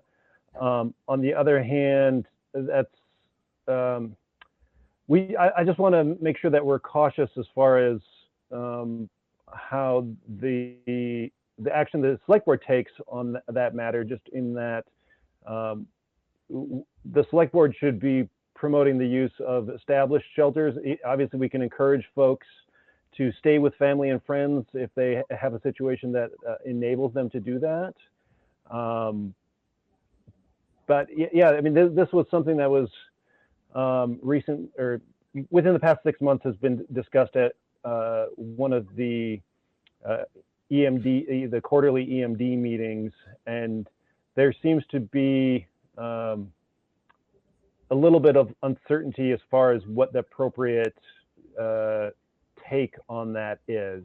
So everyone obviously acknowledges that it's a great idea and it's something we should encourage, that if a neighbor or a family member in town can take in someone else, to obviously to do so, to reduce the burden on the shelters. So I don't have an immediate answer, and nor do folks from BEM. So. Could I ask a question? Sure, Zahn. Steve Lemke was in he visited a select board meeting, I'm going to say maybe 4 months ago, and talked about the Wyndham Regional Commission's understanding of vulnerable populations. And I was still very new at that point, so I'm not sure I took it in. Did anybody absorb that in a way that it ties into this thinking here, the emergency planning thinking? Does anybody recall that? Yeah, I do remember what you're talking about, Zon, and that does tie into Veranda's question as well. And so this is something that has been discussed quite heavily over the past 6 or 8 months amongst EMDs and other emergency responders, fire chiefs, as well as Rescue Inc. have all been involved in this discussion.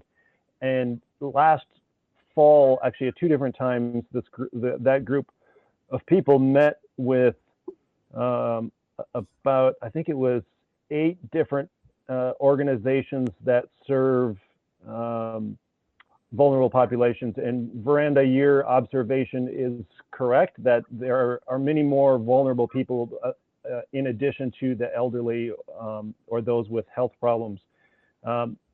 The difficult thing when it comes to vulnerable populations is there's 2 things. One is folks need to self-identify. We cannot make people identify. And the second thing is oftentimes, not always, but oftentimes people who fall into a vulnerable population category often have medical problems, and due to HIPAA regulations, we also can't identify them with that. And so as part of the LEMP, I'm sure you saw there was a page that listed, I think it was 7 different nonprofit organizations that assist vulnerable populations, from home health care. There were 3 or 4 home health care organizations. There were mental health organizations and others that were listed. And so the agreement that was come between Wyndham Regional and the EMDs and those various organizations was that in the event of an emergency, those organizations would contact either the EMD or the incident commander if they knew of someone that they could not, that had a need that they could not reach. And because of HIPAA regulations, that's the only way that we could know who those folks are, unfortunately. Well, the other way we have is with Guilford Cares, who does have a list of the, of self-reported people who are vulnerable in our town. And it may be that we want to insert Guilford Cares here as a resource right into the LEMP. They are listed in there. Yeah. Good. Well, I just wanted to make sure that for Veranda's sake, that we have this fabric woven together and that it's not, there aren't holes in it too much, that there are efforts to, make sure that the information is available and resources are available to people, but it will take some putting it together in case of an emergency, as I understand it. Mm-hmm. Yeah, that's correct. Are there any other discussion points besides? I never got to my second point that I was going to introduce. Oh, I'm sorry. That's okay. It was that Sheila Morris had asked me to send the draft LEMP to her, and she does have she thought it was very well done. And kudos to Peter for getting it done that way, but she had some minor comments that shall send to you, Peter. Okay, that sounds fine. And just in case you're wondering why Sheila is the former chair of the select board and also the former EMD. So that's why she was curious about to see the current LEMP. All right, any other discussion? Moving right along then, I thought. Well, Richard, we need a motion to adopt the 2020 LEMP. Okay. Do I have a motion to adopt the 2020 Local Emergency Management Plan? Zon says yes. Do I have a second? I will. I'll do it. Okay. And is there any further discussion? Thank you. Thank you. Yes, thank you for your good work, Peter. I'll take a roll call. Zahn, Aye. Miranda, Aye. Rusty, Aye. Michael. Unmute Michael. Michael! Did we lose Michael? No, he's there. He just needs to unmute. Down in the middle, Michael, in the middle, left of the red button in the bottom. Michael? There we go. Mute, unmute. Left. Oops, can't. Huh. Maybe he. Can you nod your head then?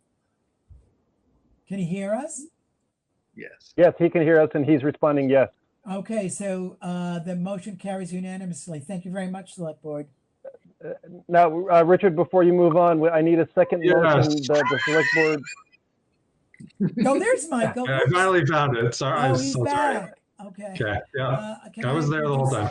Would you state the second motion, Peter, please? Yes, so the select board adopt the National Incident Management System as a means of communications.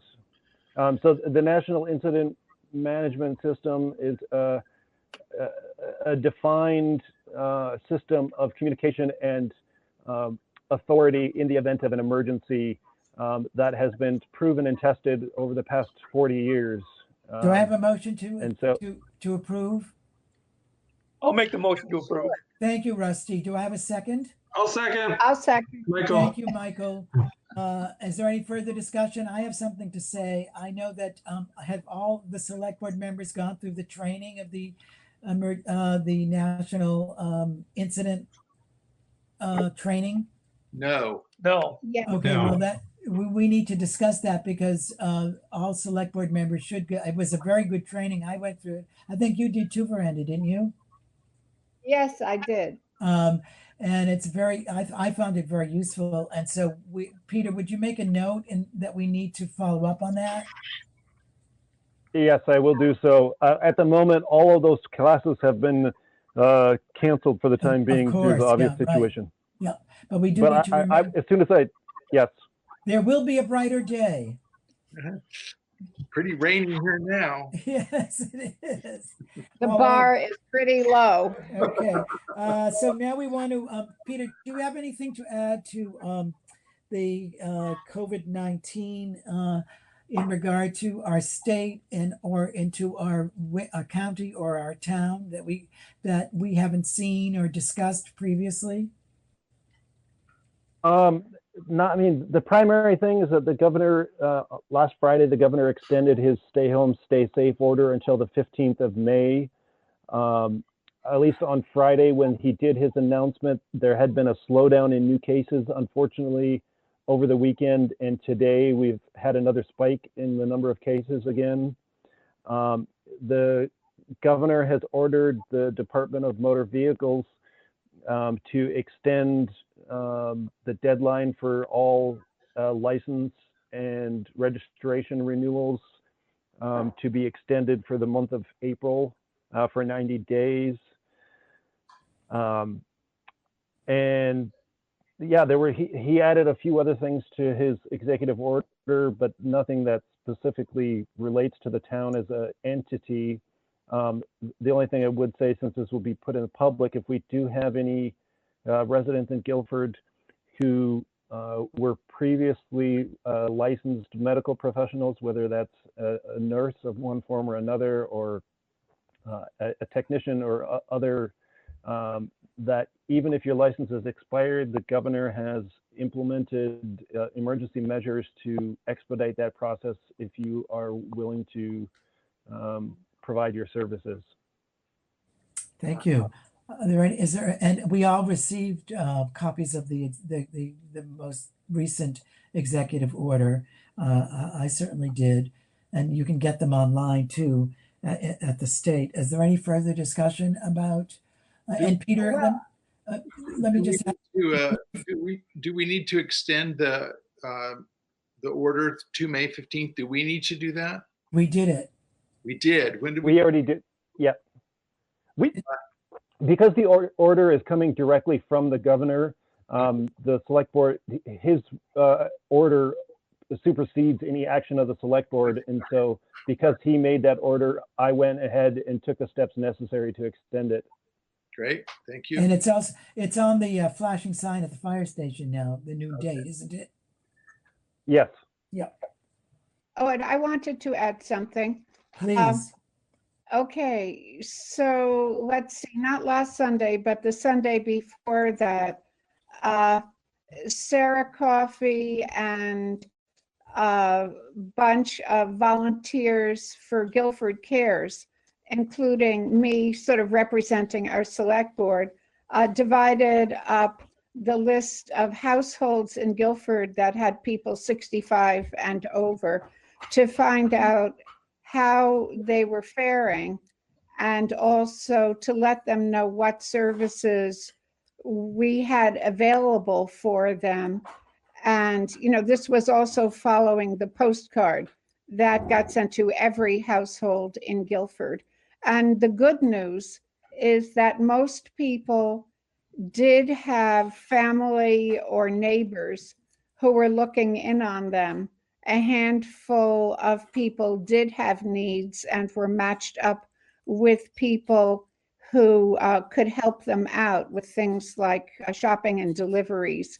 But one of the very wonderful Guilford things is that among that group of people, 40 people volunteered to help others. So I just thought that was really inspiring. That's And great. Thank you, I Veranda. wanted to point out that, you know, Sarah was instrumental in making this happen. Mhm. Excellent. Any further discussion? All right, on to our next agenda item. I had put this on the agenda because I know that Zahn and Veranda were going to cool up the annual goals of the select board. Has that been done? Yes, there's a document. Veranda, I'll speak if that's all right. Please do, because you, I mean, I thought it was great. So there's a document that came out. It should be, if everybody wants to look at it now, it's in our shared files. It's called Select Board Annual Goals. Okay. It's a document that we received, and so Veranda and I just worked directly on that document, suggesting a new draft version. I don't know if people want it. It doesn't seem like maybe we should take time now because it might be a while till everybody finds Yeah, it. why don't we all make sure that we read them and then bring them up at our next meeting and re-adopt them as the goals, or maybe we don't even have to do that because it's just a language change, isn't it?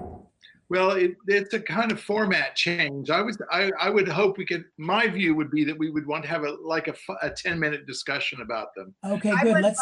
I would like that too, and also, you know, in the light of the new now, I'd like to take another look at them and see whether we need to be paying attention in a slightly different way, you know, because of the times we're living through. Okay, so why don't we take a look? Why don't we all take a look at them and look at them in the context of what Veranda is saying, that we are in the midst of a pandemic? Is there anything that there should be applicable to our goals regarding emergencies such as the one that we're in now? Is that, do I state that correctly, Veranda? Yeah, that was great, Richard. Thank you. So we'll put that on the agenda for next time. Thank you. I had put, are there any further discussion? Well, Zahn did great work on those goals, I have to say. I was really impressed with his clarity. Thanks to both of you. Thank you. Is there anything to update on the broadband? It may be not the time to talk about it, but I thought if there was anything new in regard to the broadband, but there's probably everything is closed down in regard to that. Well, there was that message from, was it from Wyndham Regional that Linda Hecker brought up about the offer from Microsoft to have hotspots available at different parts of town where in municipal buildings or where people gather.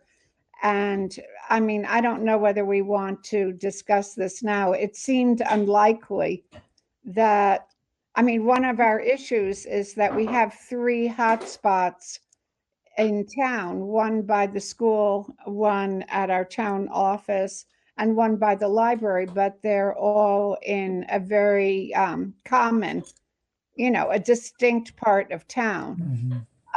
So I had thought briefly, as did Linda, about the possibility of having one by the Guilford store or by the fire station. And the fire station was completely unavailable. And, you know, because of emergency issues, you know, they can't have people in their parking lot. And the Guilford store had some drawbacks, you know, as a site. But I don't know whether we want to discuss this now. Well, I but haven't seen the email, so is it possible Okay. to make sure that we all see the email? Yeah, let's make sure that, Peter, do you have the email? I do have it somewhere. I'll have to find it. But Yeah, I would write it. I would add that maybe I misunderstood, but I think these are somewhat separate. I mean, they're interconnected but separate topics. That's correct. Yes, I think they that are separate topics. It was just under the general heading of broadband. Sure. Excuse me, this is back, Michael, jumping in. Did anyone read the article in the Reformer in the last week about, I don't know, probably a half a dozen neighboring towns voting at town meeting to form a CUD? I didn't read the article, but I know that it happened. Yeah. And I don't know, I guess I'm just, and I don't know if here's the place to discuss this, but my understanding was like town meeting was too early to be putting that before towns to vote on, but somehow, you know, half a dozen towns did vote to form a CUD. So I guess I'm just wondering, does anybody have a thought on, you know, should we be in touch with those towns that are forming one? I think Marlborough and Halifax. Yeah, go ahead, Zon. As I understand the process, and Peter, maybe you can step in too, but as I understand the process, in order to form a CUD for broadband communications district, at least 2 towns have to band together, or 2 entities, maybe not even towns, but 2 parts of towns have to band together. And that has to be voted on by the towns when that starts. Then after that, any town can join that CUD, but it's not required that it all happen at the same time. So yes, and we will want to be talking with those towns to move forward. But at the same time, there's not any immediate pressure to do it. It's not like we're going to lose out anything. The company or the group, the Wyndham Regional Commission, that's doing the work on the bigger picture CUD, the whole prospectus and everything, they're working for the entire county, for the entire Wyndham Regional Commission district. So I think that it's not as if we're going to lose out on anything, because it would, let's say that they did form that CUD and it got established and they got contracts and so forth, we could ostensibly join those contracts and those relationships right away without any issue. That's good to know. So I guess I'm just Zon and anybody else. Do we have a sense of like when the appropriate time is to be in touch and join that CUD? Or again, this is my sense, but my sense was that we were going to take our leadership from the Wyndham Regional Commission, who would be talking, after they'd done this feasibility study and then begun to look at some of the contracting possibilities. And so whether or not this is, there was a big long message that came out from Alex at Wyndham Regional about. Correct. Did everyone get that? Yes, I got it. Okay, so it sounds like we wait and take our cue from WRC. Yes. Okay. Yes. So fair enough. Yes. Zon, you are absolutely correct on your analysis. And so when Alex sent out that message a couple of weeks ago, he did note that they are now beginning the process of writing the business plan for the entire Wyndham region.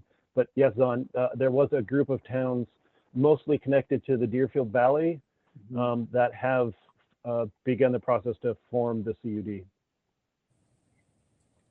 Great. Is Okay, there any So more is we're in a good discussion? place there, from what I can gather. Is there any more discussion on this? I have a question. Yes. Verena. Do we know whether this is whether the process is accelerating because of the urgency of internet communication now, or is it just proceeding as it would have anyway? Does anybody have an answer to Veranda's question? My sense is it's proceeding as they expected it to proceed. I mean, they didn't get as strong a response to the survey, the feasibility study that they'd hoped for, but it's strong enough still to be able to build a proposal, as I understand it. And so I think they're going to be moving ahead as best they can. I think I would, my reading between the lines, I would guess that the fact that these 6 or so communities in the Deerfield Valley have moved forward, that will add some pressure to this whole thing to keep moving. In other words, the feasibility study's not going to be able to sit back and kind of take its time. These folks in the Deerfield Valley are eager to move, and they'll start moving, which might drag us along. We might want to we want to stay in touch with it and then get on board as we need to. Certainly will be an incentive. Yeah. It's too bad they're not doing this. I'm just saying it's too bad they're not doing the survey this week when every single household is dependent on their children having internet for school. Yeah. Yeah. Well, we did their survey. Any other further comments or discussion? Okay, moving to Finance Advisory Committee, an item on our agenda. I just wanted to bring you up to date on that. You know that we had voted to establish a Finance Advisory Committee, and there are 2 things I'd like to say about that. One is that there are Sheila Morse and Katie Buckley, who are 2 of the sort of inspirations to establish the committee, which we did establish, are working to develop a charge of what that committee would be. That is, the charge would be what its mission is, what its tasks are, what it's going to do, and how it's going to work. And they're preparing a draft on that, which is not available at the present time. But I just wanted you to know that is being worked on, and that's something that I find is very important for our select board. And having done some research on it, Peter and I both did a little research on it. And I've been in touch with the attorney at the Vermont League of Towns and Cities. Lots of towns have either a budget advisory or a finance advisory board. So we're doing something that's quite orthodox, and I think that will be a great benefit for our town. The second thing I'd like to do is I'd like us to appoint the members who have come forward, the volunteers who have come forward to serve in that committee. It would be in the select board's best interest to designate those members by vote. And if we can do that I would ask if you would agree to take that vote. Select board members, are you willing to do that? Yes. Okay. Yes. Okay. And I can read out the members, and why don't I make the motion? I motion that Gordon Little, Sheila Morse, Katie Buckley, Rusty Marine, and Penny Marine, and Tim Harris be appointed to be the Finance Advisory Committee at the direction of the Select Board in service to the town of Guilford. Well, isn't Rusty on the select board? But he's going to be on the Finance Advisory Committee as well. He's our representative. Okay. No Ann Ryder? Pardon? No Ann Ryder? No, she didn't come forward to volunteer, but I can ask her. Oh, I thought she did. I'm sorry. I misunderstood. Yeah. I just was. Yeah. Oh, Lynn Pancake also said he was willing, but I think we have enough people. I think there are enough people. More than we need. Yes. Great. So do I have a second for that motion? Yes. Is there any discussion of that motion? I would feel a little more comfortable about, I mean, I trust all of those people. I would feel a little more comfortable about voting for it if I knew what their charge was. You know, I mean, if they're going to the trouble of creating that kind of formal structure, I'd like to know what the structure is. But I mean, I trust all those people, so whatever they want to Okay, do well, is so okay. you're putting your finger on what's a conundrum.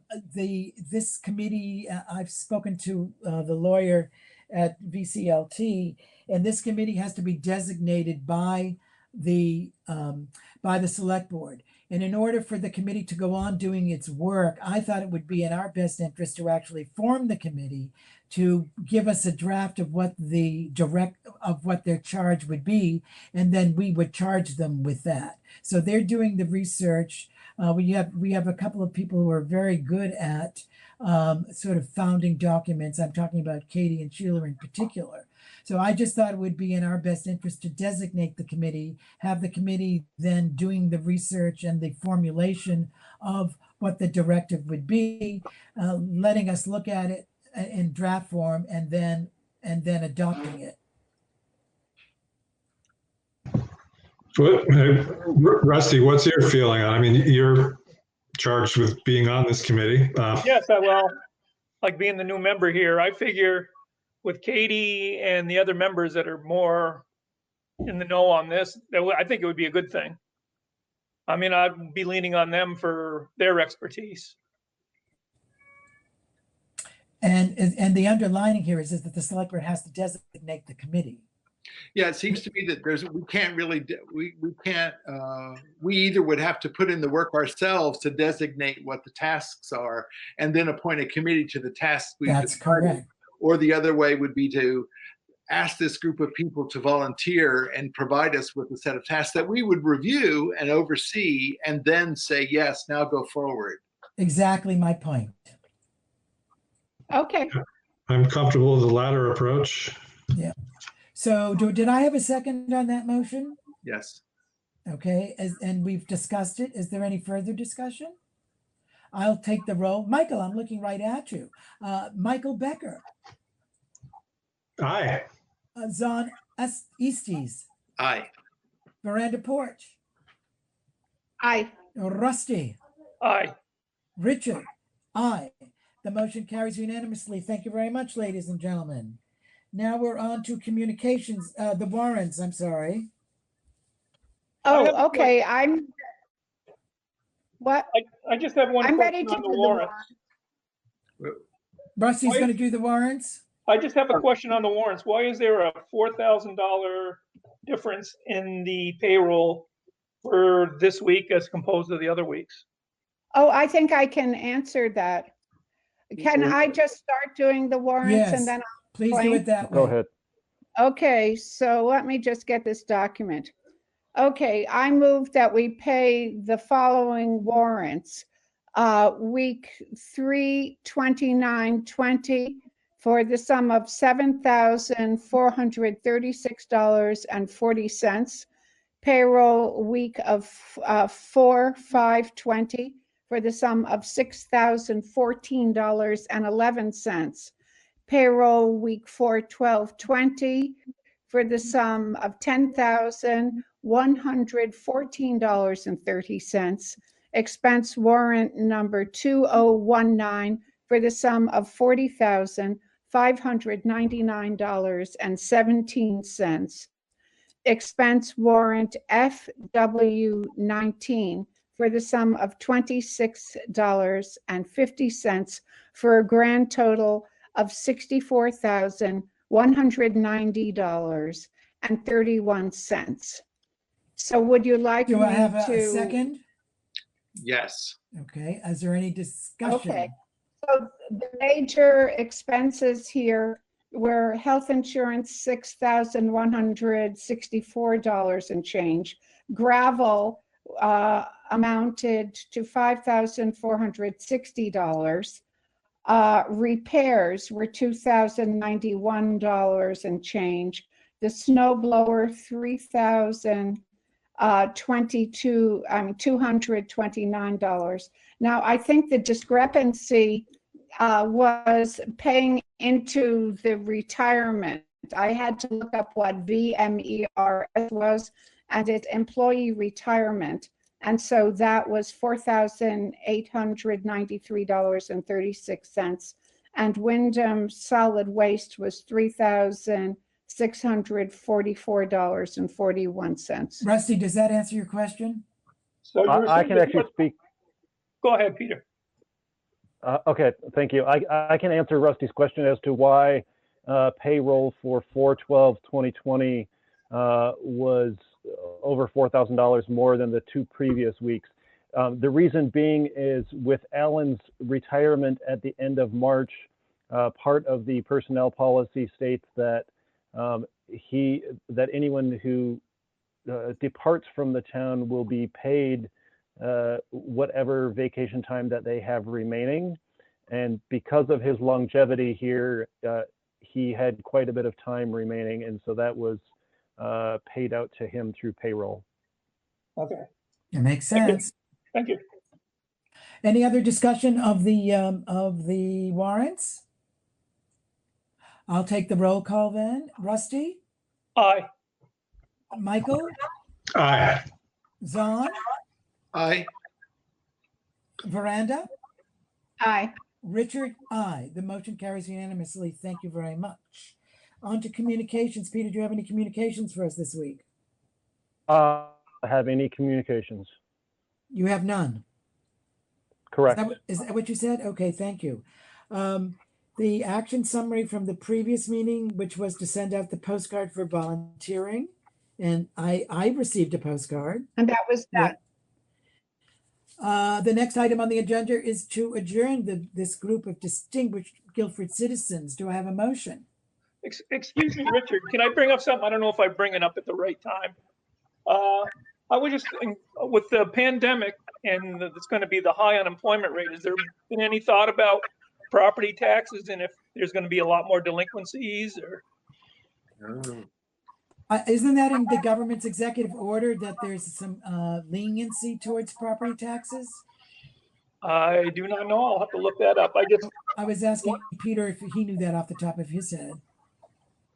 That is, at least as of right now, it's being addressed on a town by town basis, and thus far, a majority of towns are not doing so because that is so far out. The leniency that he has done on taxes is he extended the deadline for filing your income taxes until July 1. Mm-hmm. That's the only tax leniency that I'm aware that has been taken specifically, none on property taxes. Mm-hmm. So the question, it seems to me that if there's going to be an issue for us to consider leniency, is that a responsibility that we would have perhaps to extend dates or find other formats? That's something that I'm going to have to confer with Penny on to get more specifics on that, as well as with Lisa. I can't speak to that and give you a clear answer, and so I don't want to misspeak on that. Yeah, and I would also think that in my first thought, and I could be wrong, is that we would want to parallel statewide statewide governance on this matter. I guess I think that's a wise choice, Richard. It's also something that I think Sarah could help us understand what the legislature is saying and what other towns are doing, because these are very intensive discussions going on now about the financial harm as well as the health problems. Yeah. So the reason I bring it up at all is just that I would want to be really prepared as a select board for figuring out how to deal with this and not just have a need to make quick decisions at some moment. Right. That's why I brought it up now. Yeah. Very Well, good. I think that I could talk to Sarah about it, or Veranda could. Sounds like Peter has a good plan too, to find out, just be in touch with the state and find out Yes. what the protocols are that are coming down. Good. Yeah. Peter, well, you'll do that, right? Yes, sir. Okay, that will be an action item. Can I jump in and ask one more question as well Yeah. before we adjourn? Sure. Oh, Peter, I'm just interested to know the town staff. To what extent are they able to do their jobs? And I mean, how many people are working home versus in the town office? Like, who's at the town office at the moment? At the moment, Penny is primarily the only one that's working in the town office. She is having Ellie and Marta both work reduced hours at this point in time. And Lisa and I have both been working remotely since the governor's orders for stay home, stay safe. Okay, yeah, I was just looking for an update, or just, I haven't been to the town hall in a while, so. Are you satisfied with that update? Yeah. I had another question, which was, that we can discuss next time, but I wasn't sure where we left off with having hiring an administrative assistant for Peter. That's not on the agenda Well, tonight, so I'd like to put that on the Yeah, agenda for exactly. next time. No, I just wondered whether that was Okay. whether that was something that was coming up in the next month or what. We'll put that on the agenda for next meeting. Okay, thank you. Is there any other further discussion? Do I have a motion to adjourn? Sure. Oh, that's you, Zon. I'll do it all tonight. Do I have a second? I'll second it. Okay. Is there any discussion? Well, just stay safe, everybody. Yes. All those in favor, I'll call the roll. Veranda? Yes. Rusty? Aye. Michael? Aye. Zon? Aye. Richard? Aye. The motion carries unanimously, and it's been a great pleasure seeing you, although you haven't been able to see me, and I wore my special costume too. So I hope that we'll be able to have a remote. I'll have to check into my camera. It may be that it just doesn't want to show me. But anyway, have a good and safe couple of weeks, and be well, be safe, and make sure that you Stay safe, everyone. wash your hands frequently. Good night, everybody. Good night, everybody. Thank you. Bye. Bye. Thank you. Bye. And thank you, Peter.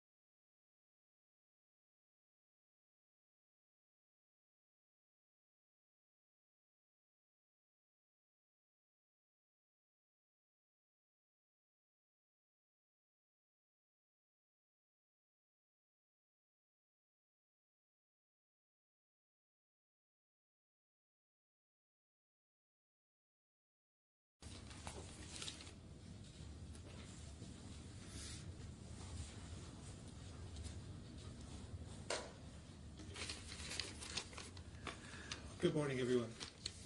It's hard to believe that it was only 1 month ago today I declared a state of emergency to address the COVID-19 pandemic. Since then, we've taken many extraordinary steps to slow the spread of this very contagious virus, steps that are saving lives.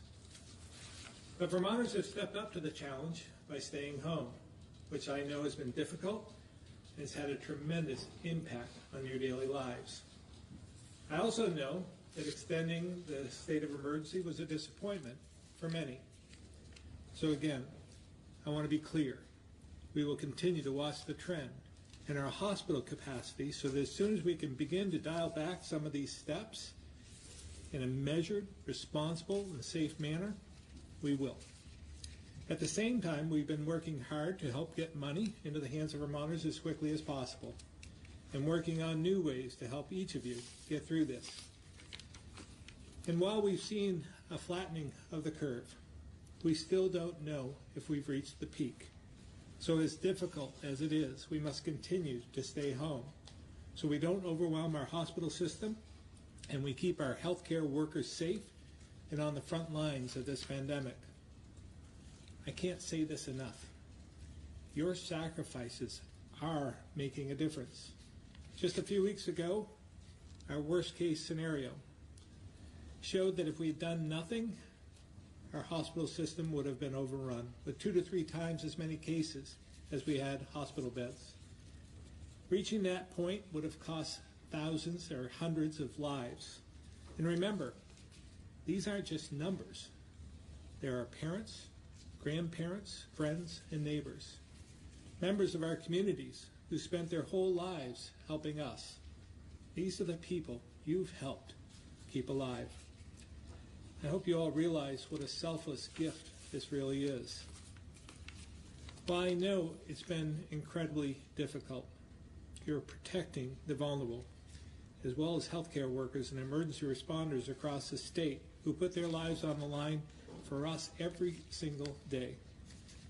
In fact, we've been recognized as one of the top 5 states when it comes to complying with mitigation measures. And if these trends continue, and we continue to flatten the curve, we'll slowly be able to get back to normal. Although it may be a different normal than we had before. My team is working every day to look for ways to get Vermonters back to work safely and responsibly. And just as soon as we possibly can, working closely with public health experts, we'll open up the economic spigot a quarter term at a time to do just that. I know many just want to get this over with right now, and others are worried we'll move too quick before the virus has run its course. So I want to assure you, I will continue to act based on the data and science and working closely with the experts to make the best possible decisions I can for Vermonters. I also want to assure you we will get through this. At a time in history when the country has felt so divided, we've shown just how united we can be. And that when our back is up against the wall, when lives are at stake, we can come together, put the needs of others before our own, and serve the greater good. Vermonters, united together, can achieve anything, and we'll get through this stronger than ever before. I'll now turn it over to Commissioner Levine for his update.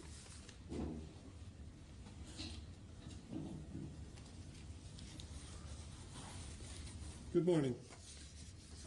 I'd like to cover 4 things this morning. Give a brief update, talk about facial coverings, spend a moment on tobacco, and talk about serologic testing. So the first item is where are we now? And as of midnight yesterday, we had 21 additional cases, but that was out of a total of almost 500 tests performed. We now are just shy of 750 cases in the state. We also, unfortunately, had 1 additional death. The number of new cases per day is getting smaller, and it's leveling off. We seem to be approaching, if you will, a plateau. We'll see if that is a sustained phenomenon or just a trend over several days. But the important thing to note is that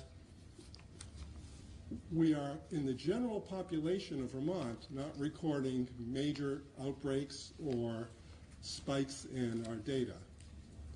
We have in our vulnerable populations, whether they be housed in a long-term care facility, nursing home, or in one case a correctional facility, outbreaks that are noteworthy. But I think to tag along to the governor's comments, we wouldn't be seeing this type of experience in the general community if the strategies that have been employed to date were not successful, and if, as you will, the compliance that the governor referred to had not been so good. So we thank you all for that. Second thing I'd like to share is an experience I had this weekend. I had the opportunity to frequent one, we'll call it big box store, and one medium-sized supermarket.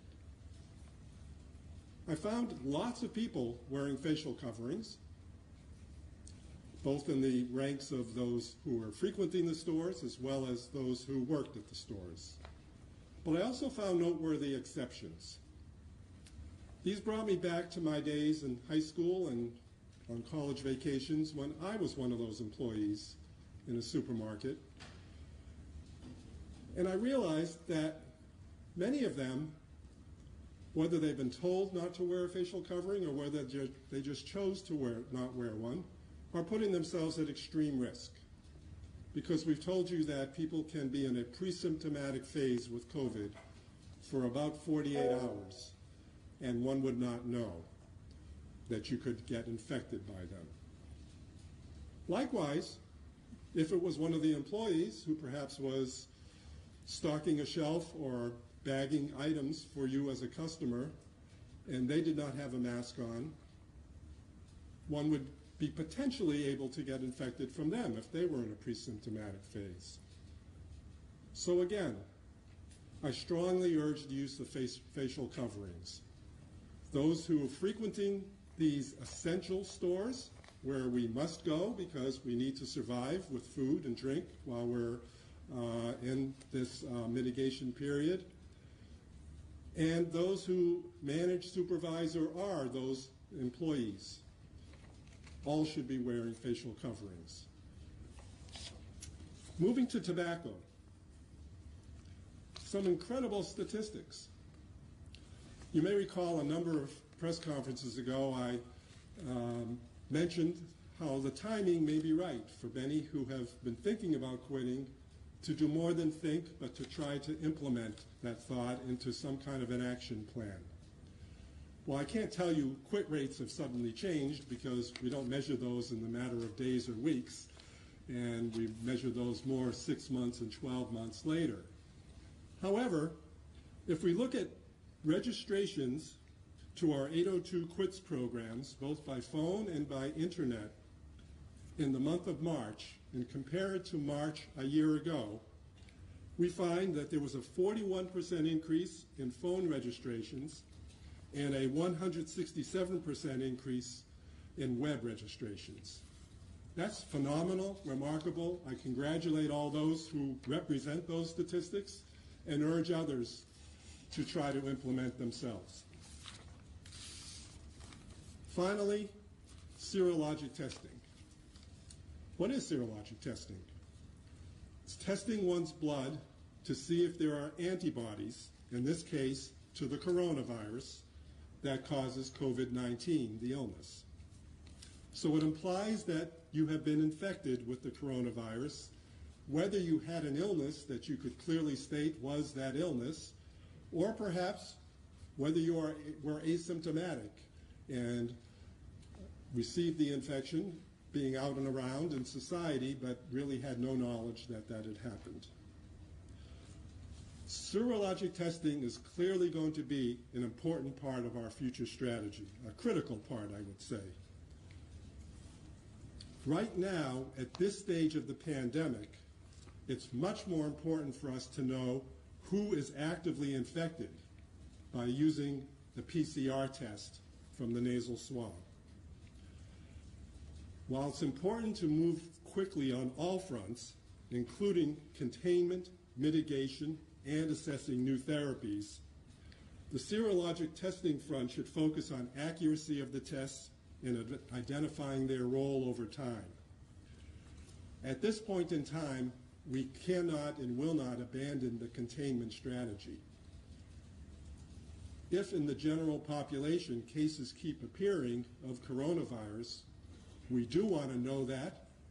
We do want to isolate. We do want to contact trace and quarantine as appropriate. That is how you bring an end to this epidemic.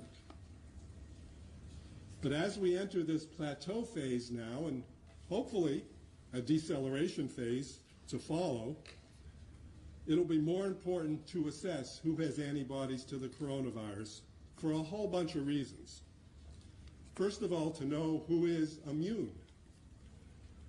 We don't know yet what immunity will mean. We know that other coronaviruses that have affected humans, one can get repetitively through their life. We don't know what that means with regard to this coronavirus. It also allows us public health folk to do what is called health surveillance, so we know how much is in the population. Knowing immunity will help us know who should be prioritized to get a vaccine when and if a vaccine is available. People have heard about plasma donation, taking plasma from people who have been infected and have antibodies and giving them to be used as treatment for the most critically ill patients in ICUs with coronavirus. That does not yet have the stamp of approval from the scientific community, and it's only being used experimentally, but it could be an important future initiative. Return to work, especially for healthcare providers, so that one can preserve and protect the healthcare workforce and perhaps have people out of work for less periods of time. And just to know from this health surveillance standpoint, who in our population still is vulnerable, who in our population may have had an asymptomatic infection completely, how much more social distancing should go on for how much time. Now, with any test, there's always a risk of false positives and false negatives, which can lead to, if you're a false positive, being falsely alarmed, if you're a false negative, being falsely reassured. So we really do need a good test and an accurate test. There are literally hundreds of tests that are now trying to market themselves and queue up with the FDA to say that they have a wonderful test. To date, the FDA, I believe, has only approved one test. We want to move on this front as fast as possible. So over the weekend, I appointed a working group comprised of both adult and pediatric infectious disease clinicians, primary care physician, laboratory experts in serology from both the UVM lab and the Vermont Department of Health lab, and public health surveillance experts. Their timeline is before the end of this week. We will do this in Vermont, but in a scientifically and public health informed, deliberate, strategic, and evidence-based manner. Thank you. I believe Secretary Smith has a few things to say. Thank you, Dr. Levine. I've got a few updates, issues that happened over the weekend that I just want to update all Vermonters on. As you know, the COVID-19 pandemic is unlike anything our state and country has ever experienced. It's going to take all of us working together to help our state and neighbors recover. We have been working with community partners around the state to find places where those who cannot safely isolate can recover before returning to their community. That can mean a variety of populations, from healthcare workers to others that don't have a home to safely isolate. I want to announce that the Isolation and Recovery Center in Chittenden County will be located at the Holiday Inn in South Burlington. That should be operational the first part of this week, if not today. What is the Holiday Inn being used for?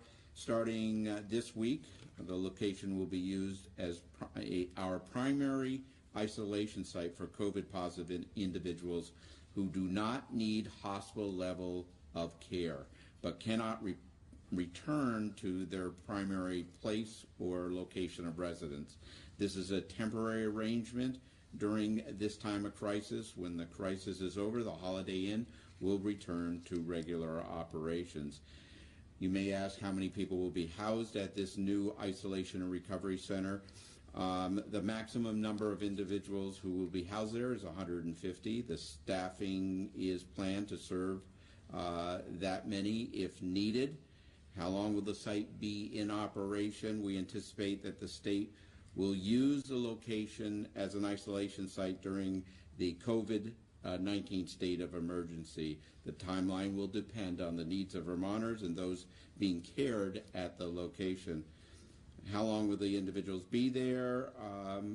Well, we will support the individuals isolating here until they've recovered from being COVID-19 positive and can be medically discharged as determined by healthcare staff. Will there be security on site? The answer is yes.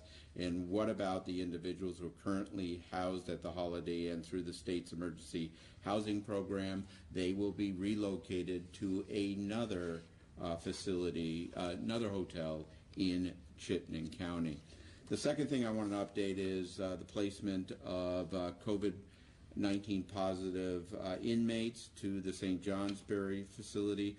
I want to talk about it because there has been some people concerned about that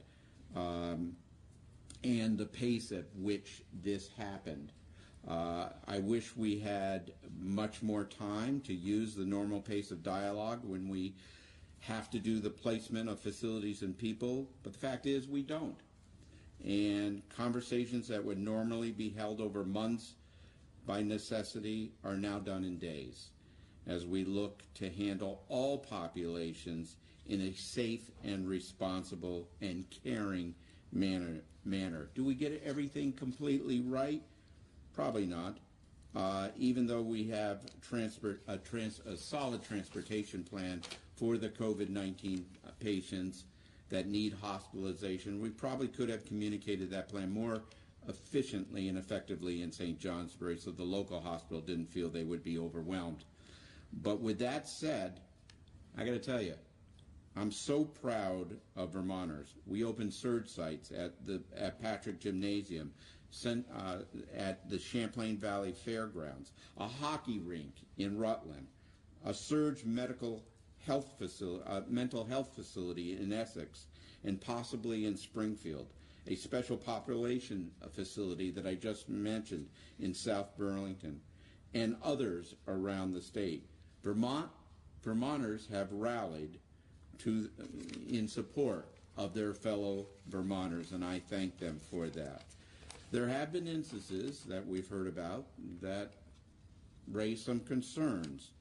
The promotion, for example, or the idea of having people that are COVID positive wearing uniforms designated them as COVID positive in our isolation or recovery centers. Please remember that any one of us could be in this situation.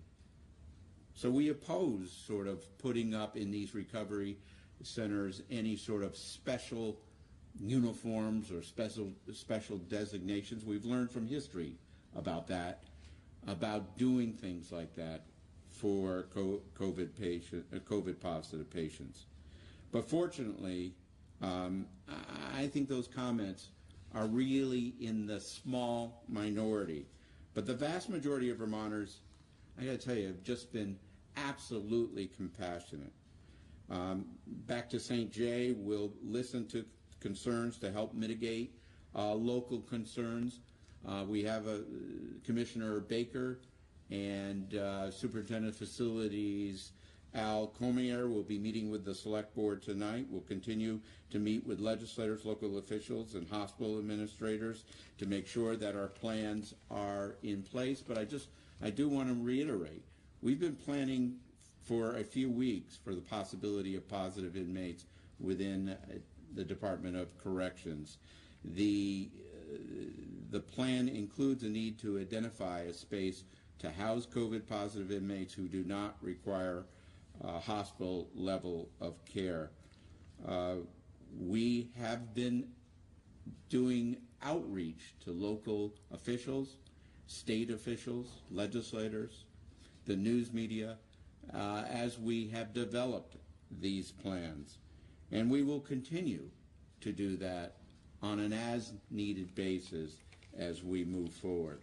The other area that I just want to spend some time talking about is over the weekend we did a major testing of a Burlington Housing Authority facility called Decker Tower. Decker Tower is a senior living facility owned and operated by the Burlington Housing Authority. Recently, we have had 2 deaths in the last few days there. One of those deaths was not COVID-19 related. We are performing tests on the other person who has died just recently. Although deaths may be common at a facility like this, we take extra precaution because this is a senior living facility. The fact, coupled with a self-reported COVID-19 case in that facility, has led us to the conclusion that we needed to begin testing of the entire facility, and we did that on Easter. Yesterday, on Sunday, we began testing. The health department, with a staff of 9, were on site to assist testing. We tested 139 residents there yesterday. We'll continue testing today because some residents weren't there and some staff weren't there. We'll continue testing at that facility today as well. I do want to talk about a little bit about the Veterans Home in Bennington. There are 122 veterans and 200 staff there. We have no current COVID-19 positive patients or staff there, but on March 15th we had a staff member who was tested and was positive COVID-19. That staff member isolated for the 14-day period, was given 2 nasal swabs, both negative after that period, and so that was March 15th, so obviously it's past the 14-day mark in terms of what's going on, but out of an abundance of caution, today we are beginning testing of that entire facility as well. So we will let you know the results as we find them out, but I wanted to give you an update on a lot of happenings over the weekend. Thank you. Thank you, Secretary Smith. We have a number of other commissioners and secretaries on the phone, and we'll open it up to questions at this point. All right, we're going to open it to questions. Just for everybody's awareness, it's 11:30 and there are 20 people in the queue, so please just remember one question. If you do have follow-ups for clarity, that's fine, but just try to remember all of your colleagues in the queue. We're going to start in the room with Stuart. Governor, can you clarify what the plan is for food for farmers markets going forward this summer? There seems to be some confusion about shutting them down completely, or whether the administration is going to provide sort of some restrictions, I think you alluded to last week. Yeah. For food producers. You know, every sector is important to us here in the state, and I would say that the food supply sector is more important than others. We want to see farmers markets open back up in a normal way, but at this point, we're not comfortable in doing so. We will take a phased approach. There'll be some restrictions. I think you can expect that the farmers markets would be amongst some of the first to open up in a much different way. But our intention is to open up them as well as every other sector throughout the coming months as we watch the trends and make sure we're doing so in a safe and responsible way. By summertime? You know, very tough to put a timeline on this. I think I've watched others who have given timelines and then you're over-promising. I want to make sure that we're doing this with all the best information we have. And again, as I said the other day, there's no one who wants to open up the economic spigot more than me. So we will do so just as quick as we possibly can. Calvin? I believe Secretary French was on the line as well, so it's probably a question for him, but just wondering what the Department of Education is hearing from teachers, families, students about sort of the continuity of education, how that's being rolled out, and what concerns you've heard so far. Secretary French, are you on the line? Yes, good morning, Governor. I believe the question was about concerns from families and students. Just wondering about, yes. I think it was about the teachers as well, and administrators, as well as students and maybe families. Yes, I think, as one could expect, it's been very challenging and folks are rising to the occasion, but it's been very uneven and a lot of hard work on the part of schools and families. So I think, in particular, the issues of equity and access to learning materials as they were manifest when we operated school are increased challenges in this environment as well. So folks are working hard at it, but we definitely have some challenges statewide to ensure all students have access to high-quality learning opportunities during this emergency. And then I just had a quick follow-up as well. So the legislature has been sort of dealing with some security issues with Zoom and other video conferencing. I guess, what is the Department of Education doing to making sure that these are secure lines and that we're not running into the same security problems that some lawmakers have? Yeah, we've specifically relative to Zoom, we put out some guidance when those security issues were becoming more apparent that we discouraged folks from using Zoom. School districts have other options available in terms of video conferencing and sharing materials, so we encourage them to use other platforms if they have them available. Thank you. All right, we'll go to the phone now. The first caller is Aaron from VT Digger.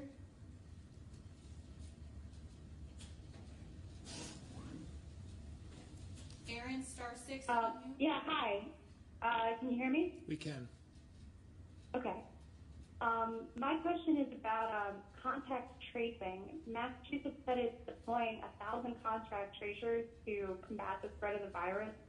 I was wondering if Vermont is taking a similar step to step up its contact tracer effort. And could you tell us a little bit about who is doing contact tracing right now and essentially how they're doing it, how they're strategizing around contacting so many people because this is such a widespread epidemic? I'll let Dr. Levine answer the question, but I just want to remind everyone the population of Massachusetts is about 30 times what Vermont is. We've taken some incredible steps here early on to try and cross-train in order to do as much tracing as possible. So, Dr. Levine? And if I quickly do the math, 30 times 42 is over 1,200. So we've done the equivalent of Massachusetts because we've trained 42 plus minus officials from the Department of Public Safety, police departments around the state, detectives, etc., to augment the public health workforce that's already doing that work.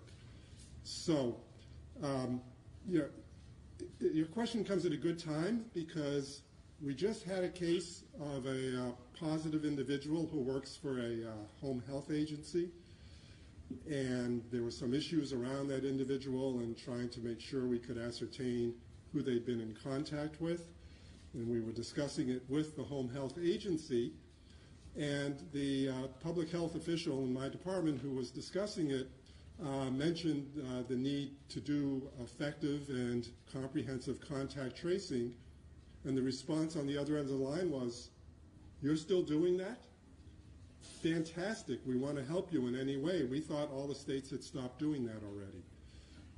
And in fact, based on the kind of the tone in your question, that has happened in other states.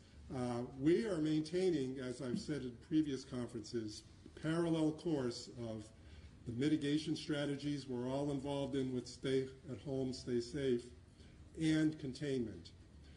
But it does get complex, as you allude to. So every time there is a positive case, it's taking a complete history, and it's really working with that individual, somewhat open-ended, but also through some structured questions to really ascertain anyone who may have had close enough contact that they should be questioned themselves and informed. So it's a very methodical process. It's basically public health 101, if you will, and no one's veering from that course in Vermont at this time. All right, Kat? Thank you. Kat, WCAX. This question is also for Dr. Levine. Dr. Levine, you indicated you don't feel the science is necessarily sound yet on these serology tests. So what kind of scientific evidence will you need to see before you give them your stamp of approval?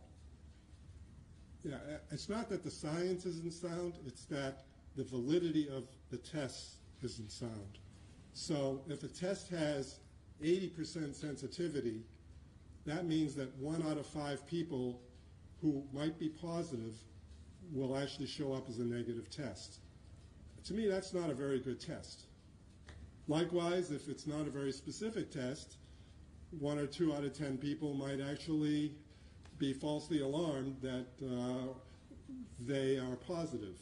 So all I want is to know what the best test is out there that has undergone the scrutiny of the scientific community and that we can rely on so that we can be appropriately telling Vermonters who happen to get the test what that means for them. You know, this, in a sense, this is a big screening exercise.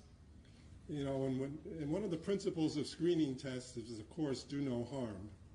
So we want to make sure we are only doing good and not doing harm.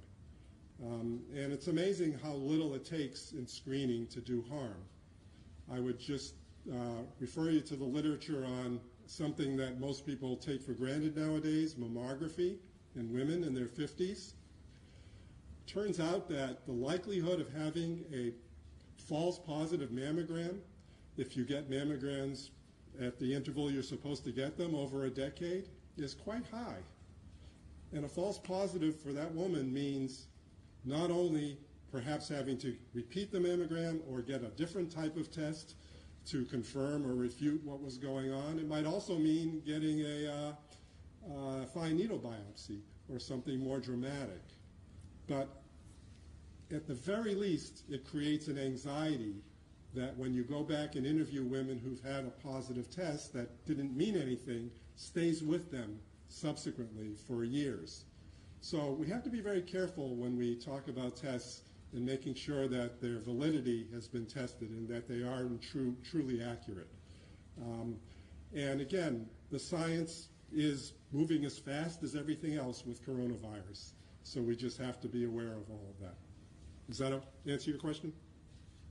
It does. I do have a quick follow-up, though. So Copley Hospital is testing their staff with the serology test. Should all hospitals be doing that so that they know which of their workers may have already built up some antibodies? Yeah, so I think, as my comments earlier alluded to, hospitals and healthcare workers are prime candidates for this test, especially in maintaining and restoring the healthcare workforce. I would like to see even a better test than Copley's using be more widely available at this point in time. And of course, one has to realize testing is voluntary, so it can't be imposed on anyone, although I think the test will be simple enough, and hopefully if it's accurate enough, it will have acceptance by all those out there. But I do foresee it having a great role in the healthcare setting, for sure. Last question related to serology tests. How long until Vermonters can get them? Like I said, the work group is going to actually have recommendations ready by late Thursday, and we'll then determine exactly what the state of the art is and state of the science is, and in an informed way we'll make a decision. Okay. Thank you. Okay. Colin, 7 days. Hi, this question is for Secretary Smith. Last week, you had cited figures about elderly inmates, sort of supporting why you don't believe many of them should be released, referring to them as hardened criminals, a lot of them. And I think the ACLU and others are calling upon the state to also furlough inmates who are medically compromised or who are incarcerated on technical violations. I was wondering if the department could provide figures for the number of inmates who fit those criteria. Colin, I will reach out to the department. I don't have those in those areas, but I will say this, and I will reiterate this as well. We are not in the business of releasing people who have done significant and severe and violent crimes. If there are, I think I said this last week as well, if there are situations that are one-offs over there that we haven't reviewed already, we're willing to review. But I got to tell you, we've done a lot of review in the last few weeks, and we think we are in, we have done a compassionate and thorough job, but I will check with corrections. But I do want to reiterate one more time, there are, you know, I keep hearing that we should release people over 60. Well, I read that list to you last week, and there are some violent people in that list, and we're not releasing them. So thank you, Colin. I'll get that information to you. All right, thank you. Well, I'm going to ask one more question then. This is for the governor. President Trump has been talking about his ability to open states sort of at the federal level, and I think there's been some recent reports that he's hoping to, he's thinking about doing that by early May, which would obviously come before our stay-at-home order expires. Could you just talk a little bit about your thinking of what you would do if the president calls for states to open up and you don't see it's the right time? Well, again, we're going to do everything we can here in our state to protect Vermonters in the way we've been doing so over the last 4 or 5 weeks. It didn't take federal action to spur us into action, and it's not going to be the federal government that's going to determine when we take appropriate steps here in Vermont. As we watch the data and I listen to the experts and we see the trends that we're seeing, we'll take those steps because, again, I want people to get back to work, but to pick an arbitrary date, I think, is irresponsible. It might give some people hope, but if we have a false start, if all of a sudden we open up the spigot and people go back to work, and then all of a sudden everything spikes and gets out of control, and we have to take and shut the spigot off again, there's going to be a lack of confidence in government. And I think at this point in time, we want to make sure that we're doing it for the right reasons and doing it, again, in a responsible way. Thanks. Greg, County Courier. Hi, Governor. My question is about VTrans logging who comes and goes from the state. We're seeing VTrans employees sitting at the Canadian border logging as little as like a dozen cars in an 8-hour shift. Isn't this pretty duplicative of what the federal government already collects for data as who comes and goes through that border?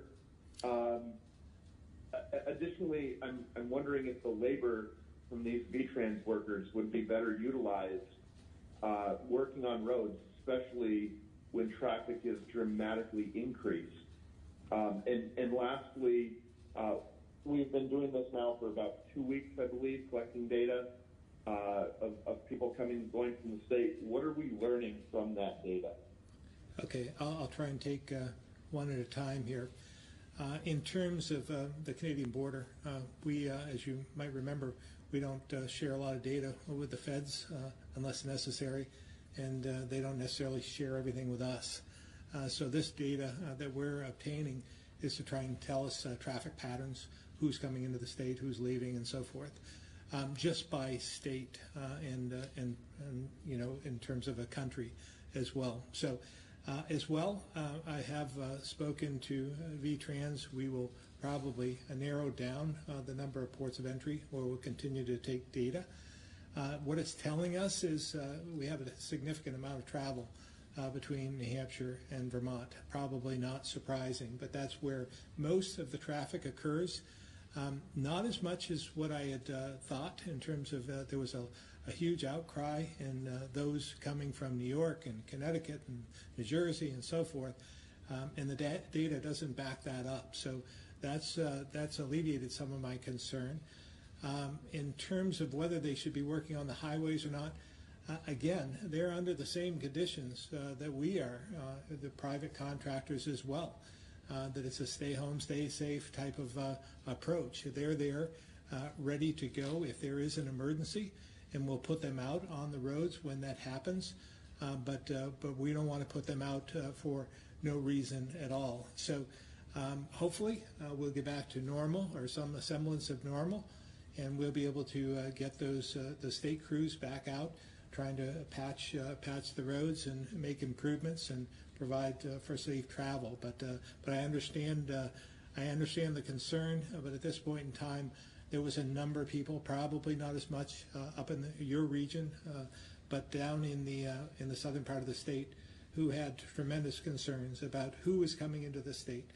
So we just wanted to collect the data to get a baseline. So just to be clear, have the feds said that they won't share data as to who's crossing, or we haven't asked them for that data, but typically Border Patrol and others keep that information to themselves. All right, thank you. Andrew, Caledonia Record.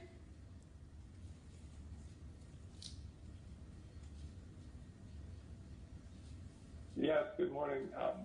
My questions, if you'll excuse me, obviously revolve around the prison in St. Johnsbury.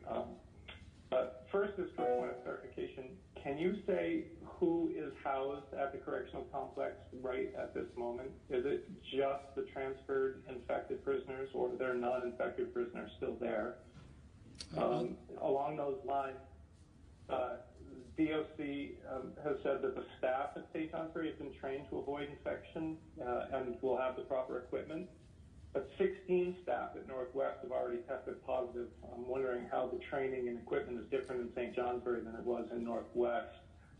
And if training and equipment are sufficient to protect the staff, why are people over 60 and with medical conditions not being assigned to that duty? I'll let Secretary Smith answer those. Let me try to answer those if I can remember them all.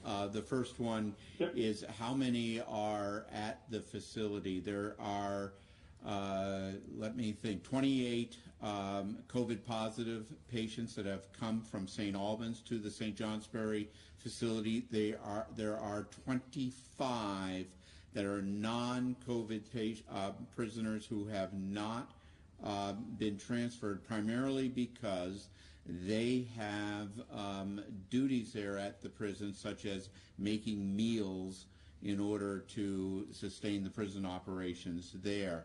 Now, those people are separated by a wing in that facility. The other ways that are separated with the COVID positive plus the COVID negative patients is both plastic and a plastic sort of barrier, plus today also plywood barriers. They have separate instances or separate entrances for each of these populations. One of the you talked about the correctional officers up there. They have a decontamination unit. They have been trained in donning and taking off a PPE in this area. They've been trained in PPE. The other areas where we have, remember, we have positive COVID inmates in that facility in St. Johnsbury. So we do have training for those people. We have training for the other correctional officers as well, but we did not have, until just recently in St. Albans, a positive case. We had three correctional officers that tested positive, and then an inmate, and that precipitated us testing everyone in that facility and then transferring over to the correctional facility in St. Johnsbury. Did I answer all your questions? I'm just trying to make sure. Yeah, nearly did. So can you just clarify the equipment that was being used and the training that was given to the staff, was the protocol different in Northwest than it will be in St. Johnsbury? Yeah. And is that the assurance that you're trying to offer to the St. Johnsbury folks? Yeah, there is different protocol. There's a decontamination tent outside the facility in terms of what is going on. Look, this is contained. This is contained within a facility, just like a healthcare facility, for example, or other facilities like we did at the Holiday Inn that we just talked about in South Burlington. This is contained within a facility. I can assure the people of St. Johnsbury that they will not contract COVID-19 from a prisoner up there. We are monitoring all our employees up there in terms of COVID-19, and we have various procedures that were put into place in St. Johnsbury that are above and beyond what we have in other facilities. So the answer to your question is there's adequate training, there's decontamination procedures in place, there's separate instances, there's two distinct populations up there that are separated, and plus the medical staff, plus PPE that is donned in the appropriate way. How can you be certain, though, that a staff member isn't going to clock out, be asymptomatic, hit the grocery store on his way home to help his kids do their homework, and all of a sudden it's spreading faster in the kingdom than it otherwise would be? How can I be assured that that's not going to happen with a healthcare worker? How can I be assured that's not going to happen with anybody in the population? I can't be assured with this type of contagion. The fact is, we're putting all the procedures into place in order to do this. The fact is, we probably don't know of all the people right now, including in the Northeast Kingdom, that have this disease, in this virus. In many cases, it goes undetected within the community, and that has been the trouble with trying to get a handle on this in terms of what is going on with this particular virus. But at the same time, I got to tell you, when you start looking at the numbers and what the governor has done to sort of mitigate what could have been in Italy or in New York or something else, it's pretty impressive in this state what we've done. So I can't give you an assurance, but I can tell you we have put measures into place to give as much assurance as we can. Okay, thank you. Tim, Vermont Business Magazine.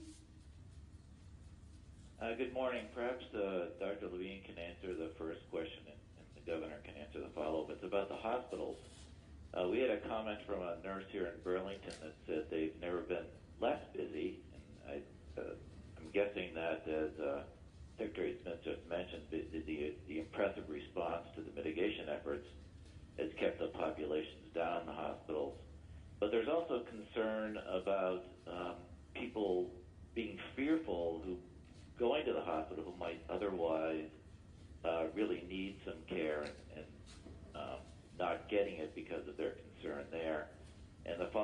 governor is, would elective surgeries be one of those early spigot turns to open up the economy because the hospitals are doing so badly economically? I'll answer the second part first, Tim. Obviously, elective surgeries are something, whether it's a hip replacement or shoulder surgery or hand surgery or some other elective surgery, are what are the source of revenue for many of our hospitals throughout the state or anywhere in the country, actually. So I'm very aware of that. Again, we're going to look at all sectors in terms of how do we open up the spigot just a little bit and provide for that sense of relief. But we want to make sure, again, that we don't overwhelm the capacity, that this trend is accurate and long-standing, and then we'll be able to monitor as we do open up the spigot to be sure what we're doing is appropriate, that we don't have to take any actions to shut it back down. But it is on the list. Those elective surgeries are on the list. The hospitals are just another business like any other sector in Vermont.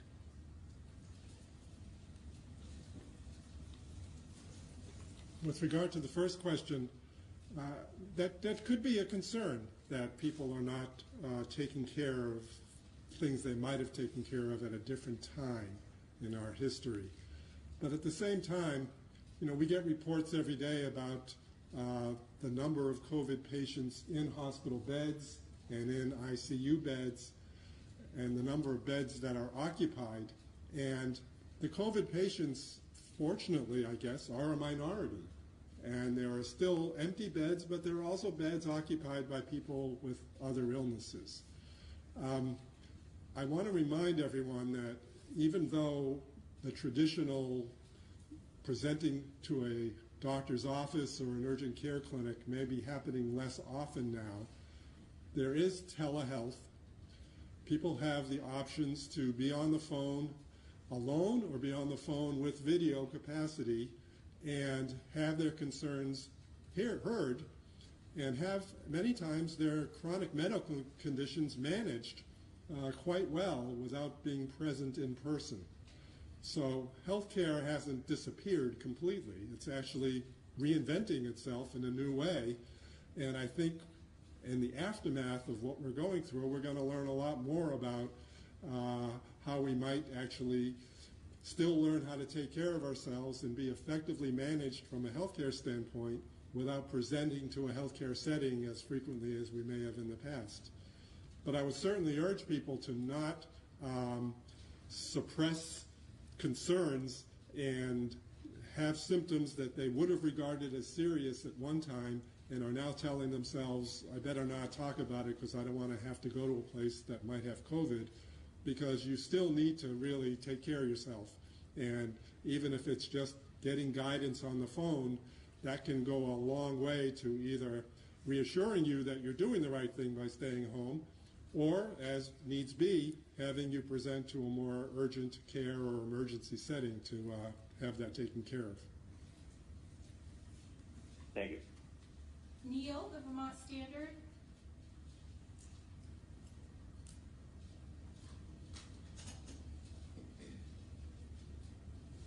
Neil, *6 to unmute.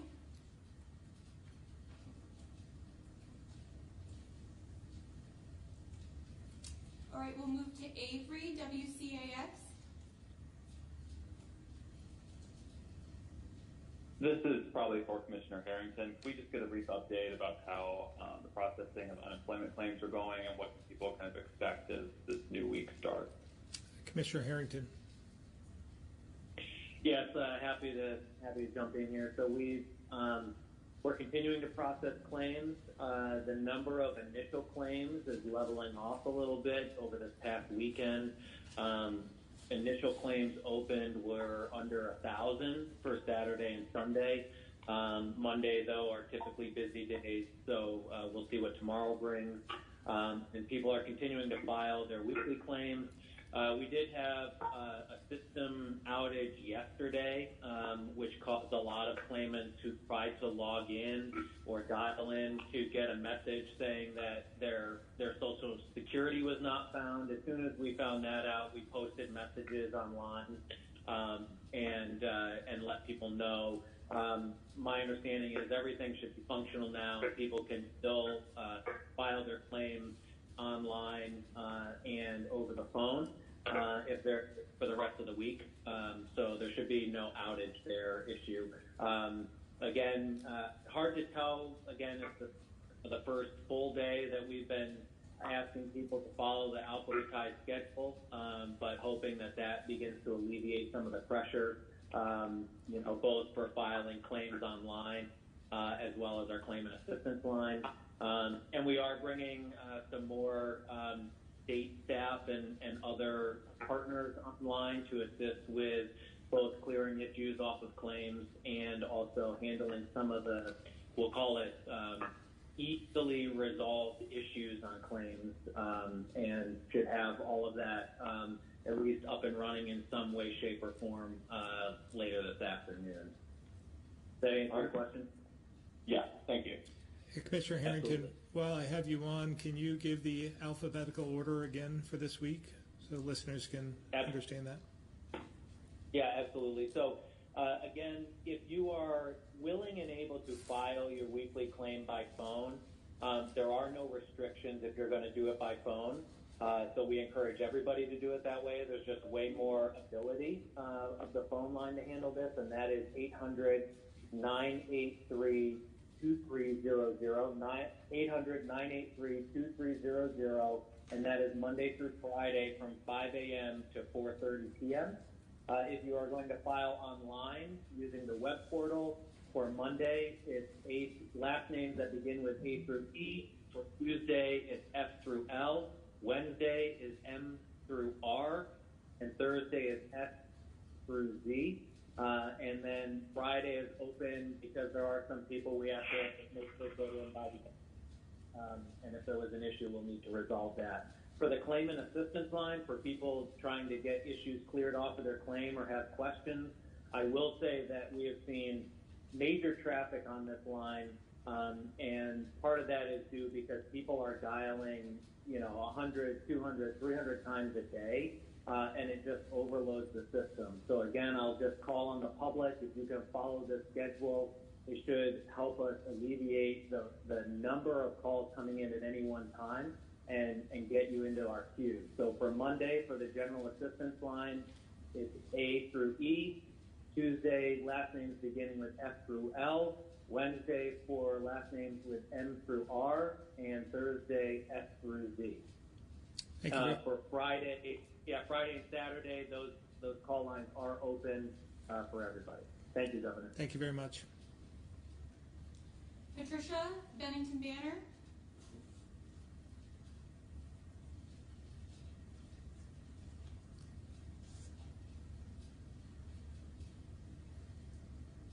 Patricia, *6. Hello, can you hear me? Yes. We can. Wonderful. I actually am thinking this question would probably be for Dr. Levine. I heard you mention this earlier. I just want to clarify. I know what's up.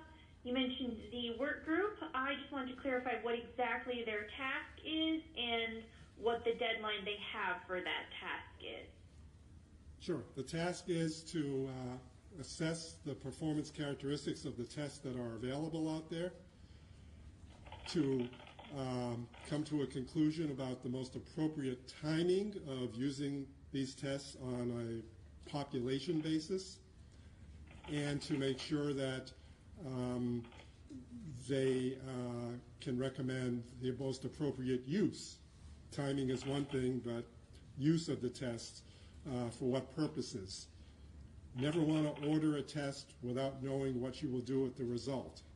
So very important to have perfectly framed out the kinds of criteria, if you will, that we might set for using such a test.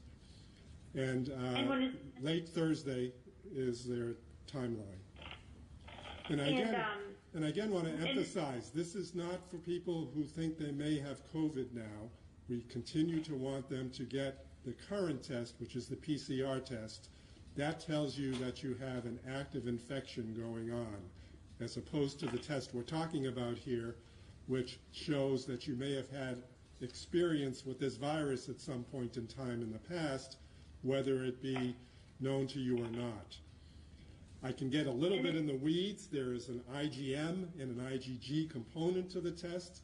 The IgM is more acute, but really we want to emphasize the testing we have now for the acute infection, which is the PCR test. And the test that, or the group assessing the performance characteristics of the test available, that is specifically serology tests for coronavirus antibodies, correct? Correct. All right, thank you. All right, Lisa, AP.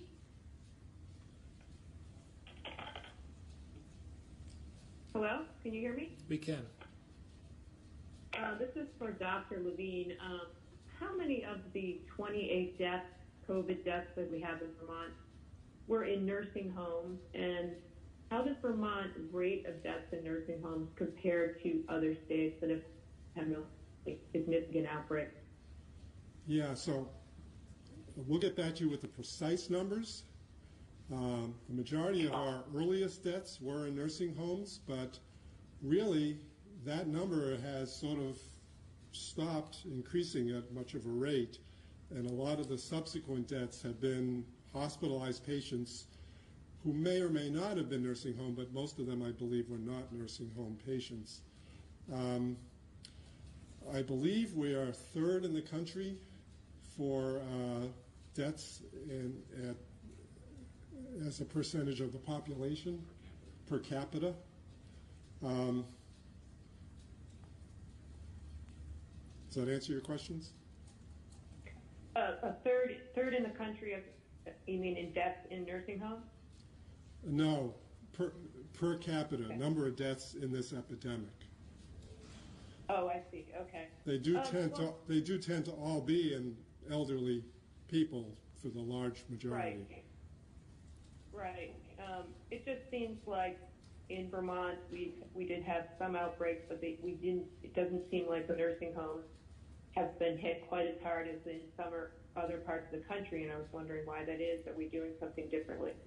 Right. So the initial nursing home in Washington State, I think there was something on the order of 41 deaths in that nursing home, which was quite large.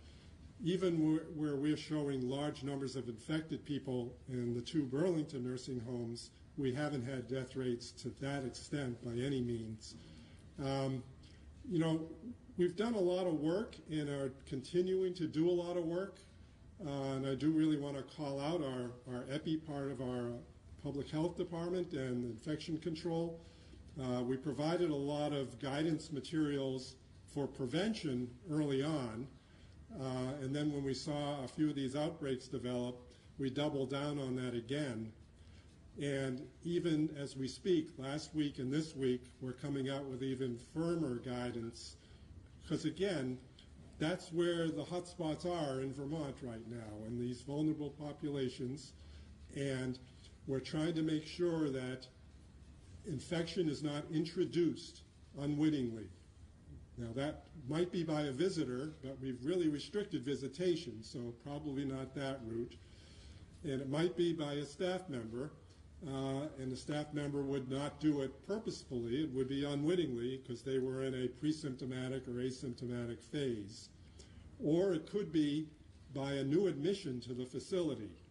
So this week we're actually have new policies regarding if a person was hospitalized for a non-COVID illness, they still must have a COVID test prior to discharge to a nursing home facility. Even if that test is negative, we've advised that the facilities quarantine the new admission for the appropriate 14-day period. So again, the staff would be using full PPE, making an assumption that that case could be infected. We're also having a new policy on masking at all times in these facilities.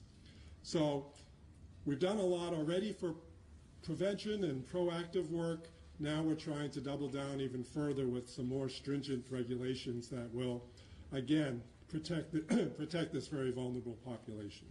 Thanks for the question. Thank you. Chris Roy, Newport Daily Express.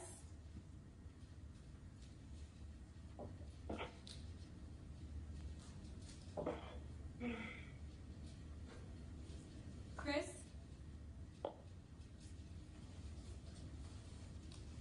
All right, we're going to move to Michelle Monroe, St. Albans Messenger.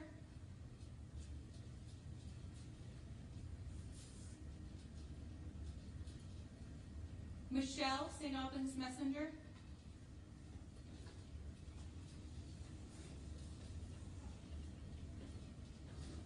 All right, moving to Brittany, Local 22.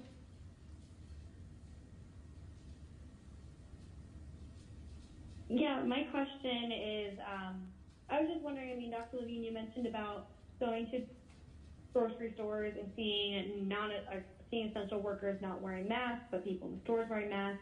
In the future, can we see an order that all essential workers should be wearing face masks? I think you can expect that when we start opening up the spigot, as I keep talking about, and allowing more businesses to go back to some sort of normal, there'll be restrictions on those businesses. So I think you can expect the executive order or addendum to the executive order will contemplate that, and there will be some provisions there to protect ourselves as well as others who are out there working. So if you open the spigot, then you might require that, but I'm talking about like right now, people who are they're working at grocery stores every day. Is there anything in the future to put that in order maybe this coming week or next week, or is that still just in the talk? Again, I think you can expect something in the next, this week at some point in regards, depending on what we see with the trends, to some changes to the executive order. Okay, thank you. Liam, VPR.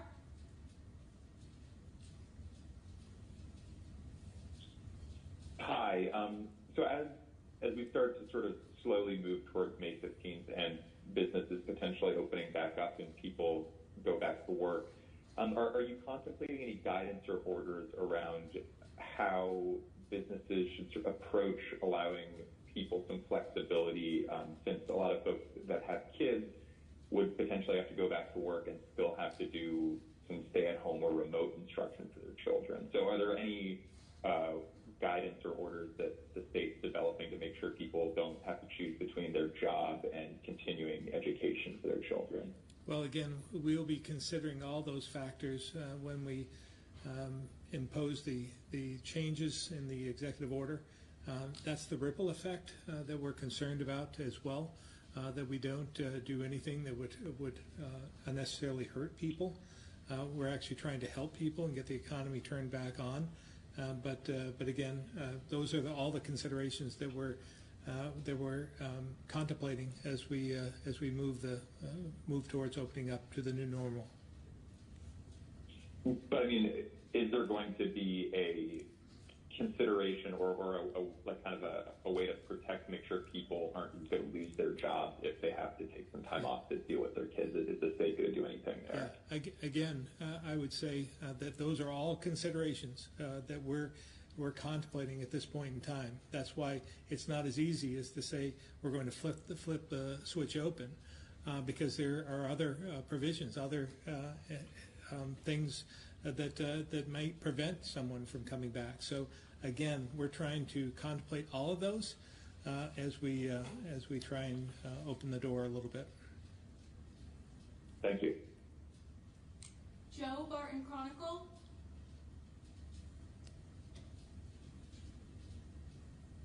Hello. I'm not sure who should get this question.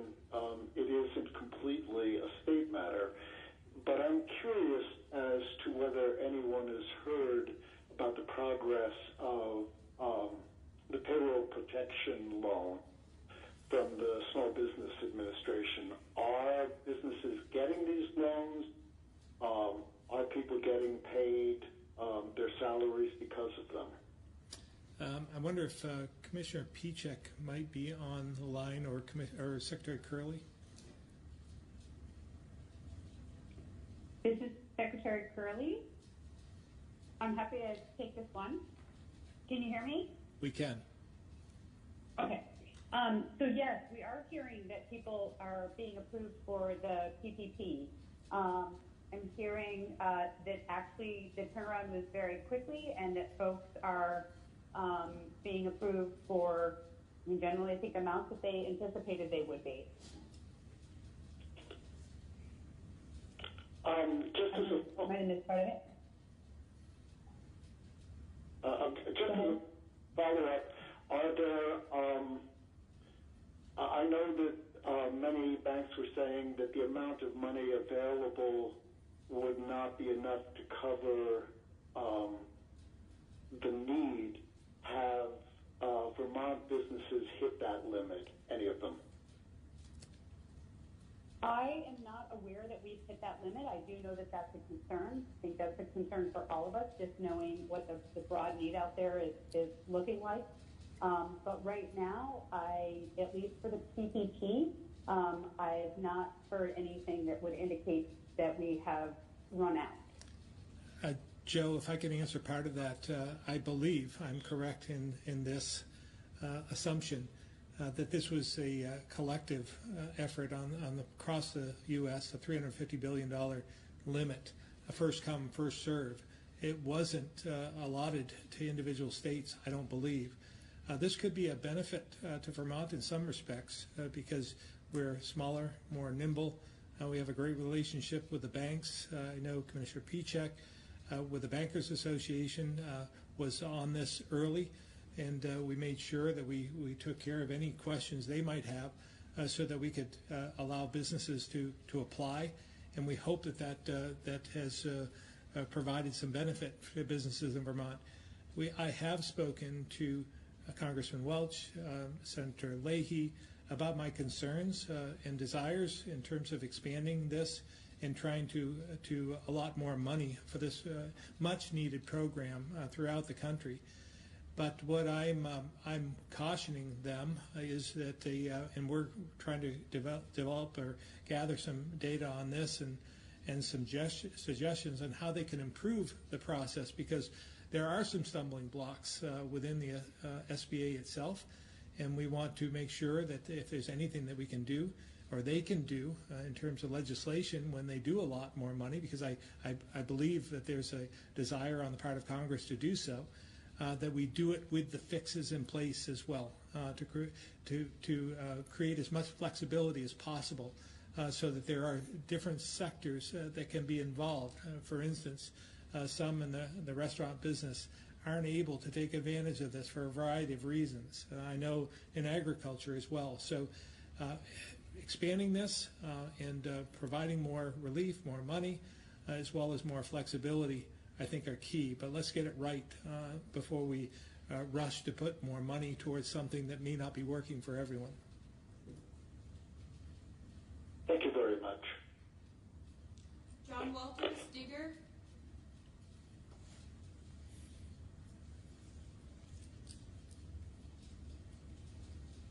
John, star 6 to unmute. Yes. This is a question mostly for Secretary Smith, I imagine, regarding testing in the prisons. On Friday, you said that you don't have all the tests in the world, which is understandable. Nobody does. Can you say how many tests you have, or how many per day is your capacity, and what is prioritized over universal testing in the prison, given what Dr. Levine said earlier in this briefing about the fact that we're not seeing very many cases in the general population, mostly in places like prisons? Yeah. John, let me just start by sort of laying the groundwork of what we've done and what we intend to do. We'll continue to test. Actually, I said this last Friday, I said I would like to test all 600+ thousand Vermonters on a daily basis if we could. but we simply can't. There are two things that you got to remember about testing. And by the way, we're fourth in the nation in how many tests that we administer on a per capita basis. Fourth in the nation.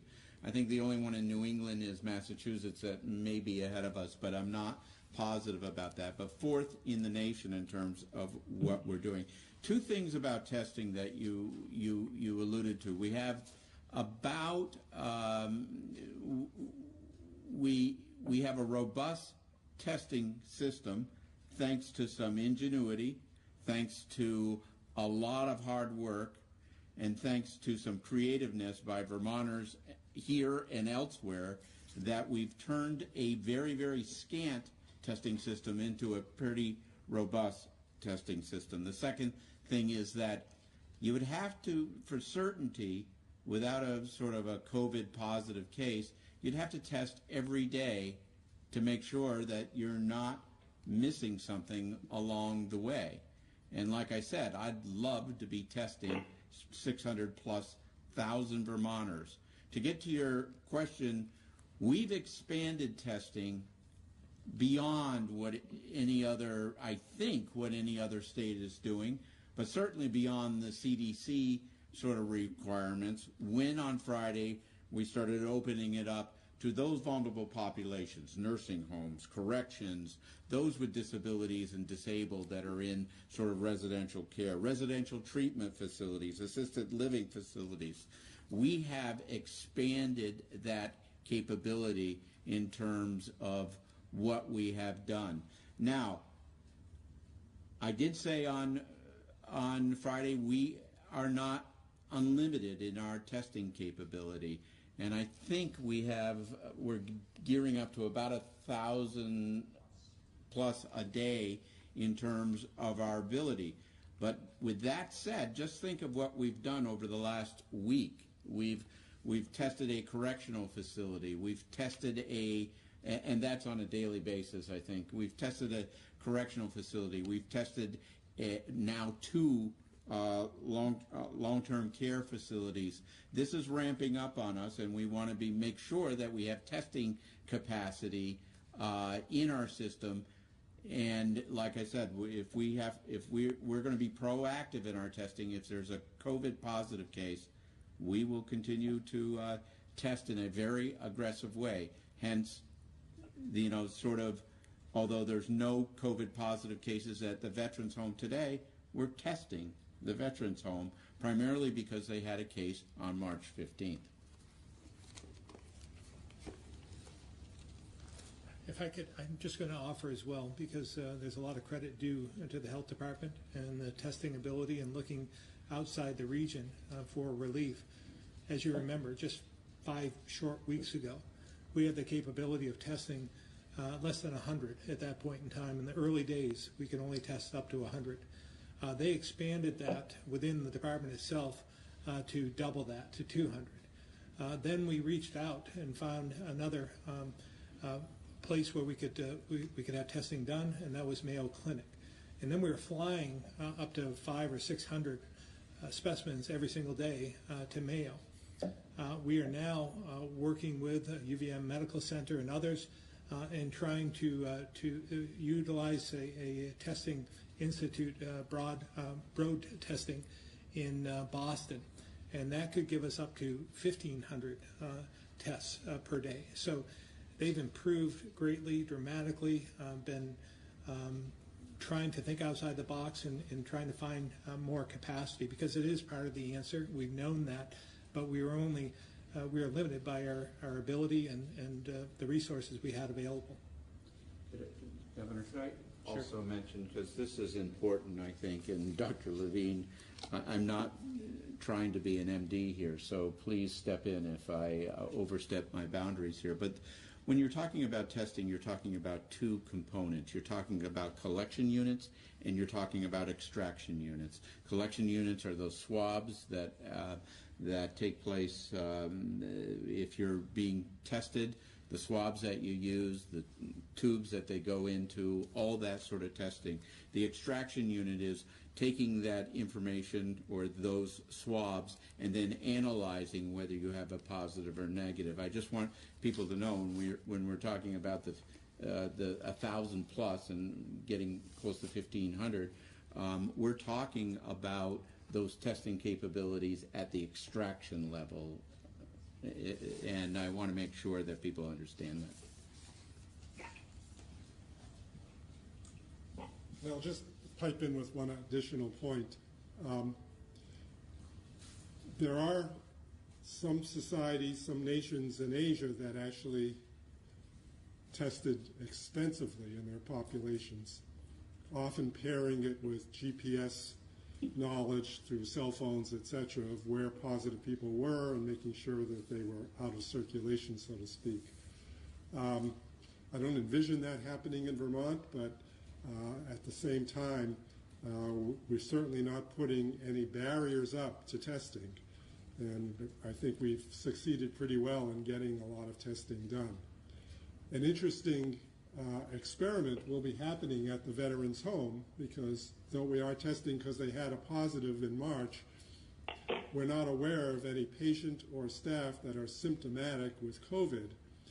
And of course, this will be voluntary for the staff, but it will be very interesting to see if there are positive people who really don't have symptoms, or we're picking up pre-symptomatically in a large facility like that.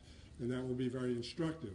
The governor has all along been saying everything we're going to be doing is data-driven and scientifically based, and this is the kind of data that will be very instructive to looking into the future about how we'll approach these facilities. I guess I can understand. I can understand that testing resources are not unlimited and that a lot has been done. At the same time, I have heard before the rationale that, broad testing is of limited use because you never know when someone might contract COVID, and as Secretary Smith said, ideally you'd want to test every day. But isn't there a lot of value in at least having a snapshot? I mean, if you have testing that shows that there are no cases in prison X, then you can institute very severe restrictions on movement and interaction and have some basis for hoping that you have eliminated the chance for an outbreak. And isn't that better than flying blind, which is kind of what we're doing now? Right.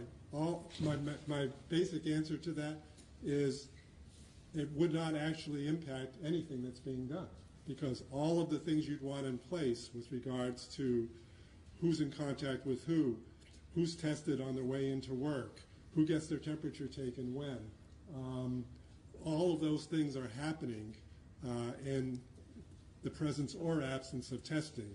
So I don't think the knowledge that testing would provide would create anything different with regard to how we're already trying to do all the things we do in society in Vermont within the walls of a correctional facility to the best of our ability. Do you agree with that? That's right. Yeah. Thanks. All right. All right, thank you. Guy, Paige.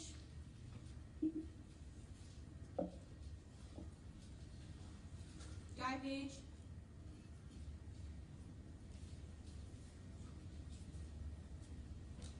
Okay, we're going to move to Mike Donahue.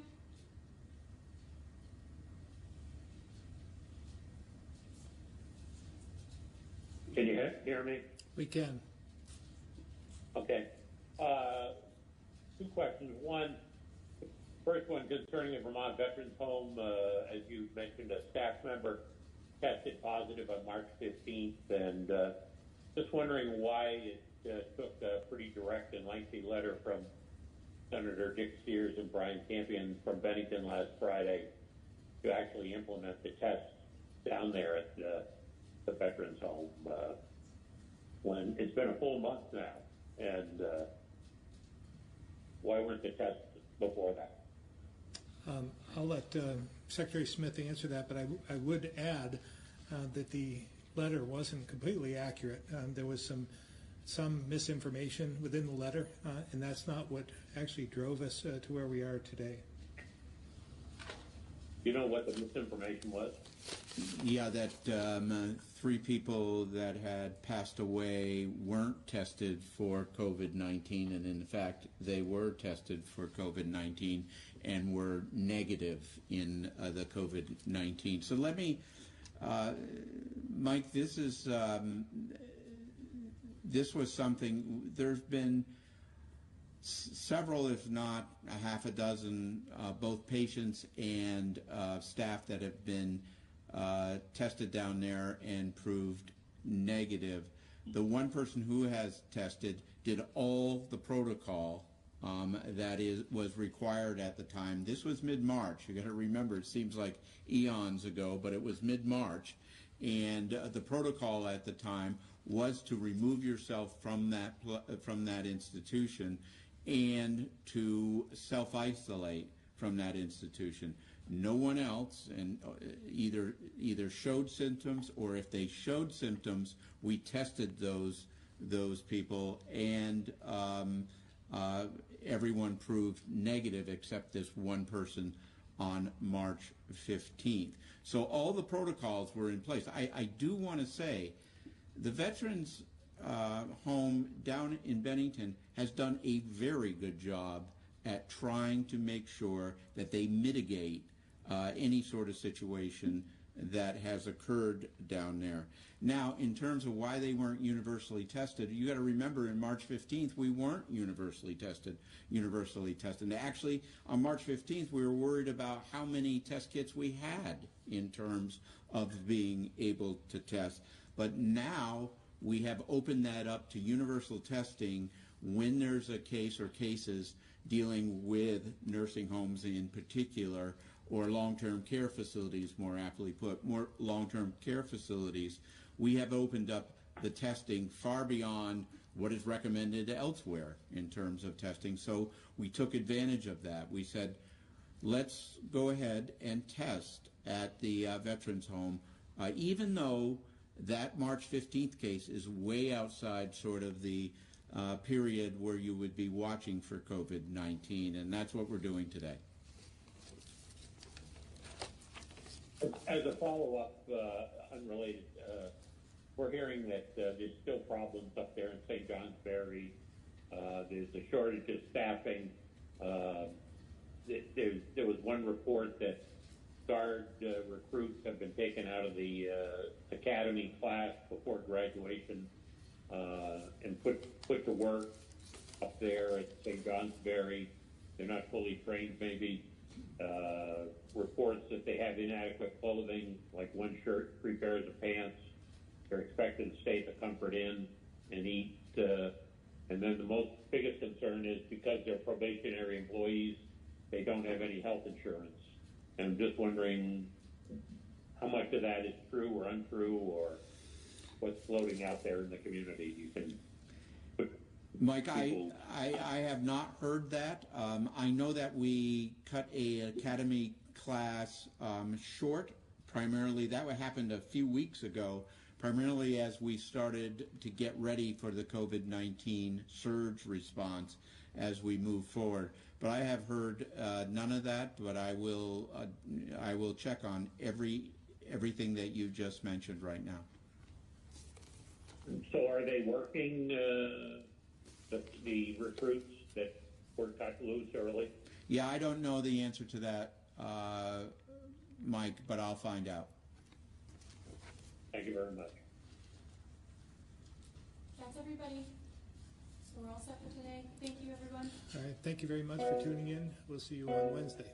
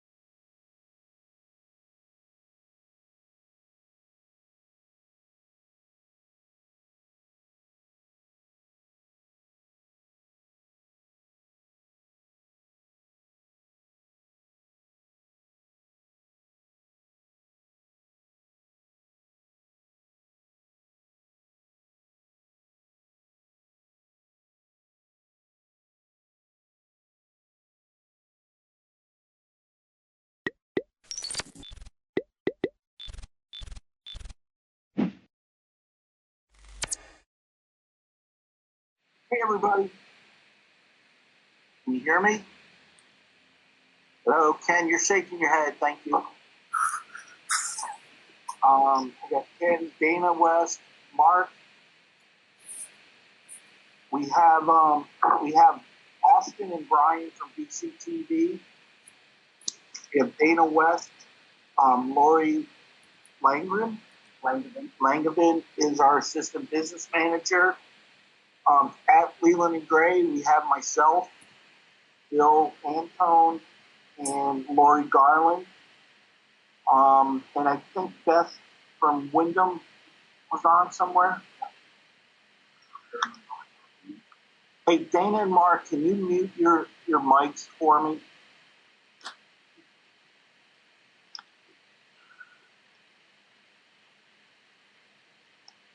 Anji is coming in. Oh, I gotta use my. This is not a touch. Anji, are you there? Hi. Hey, how are you? I'm doing okay. How are you? Good. So we're going to ask everybody to mute themselves. Okay.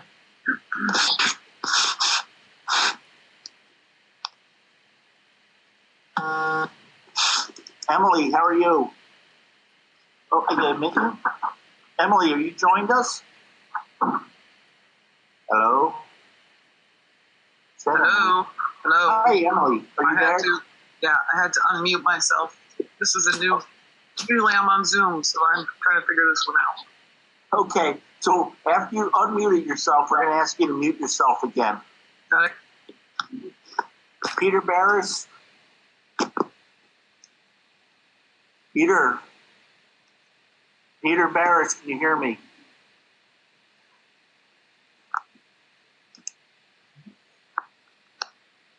Wants to join the meeting.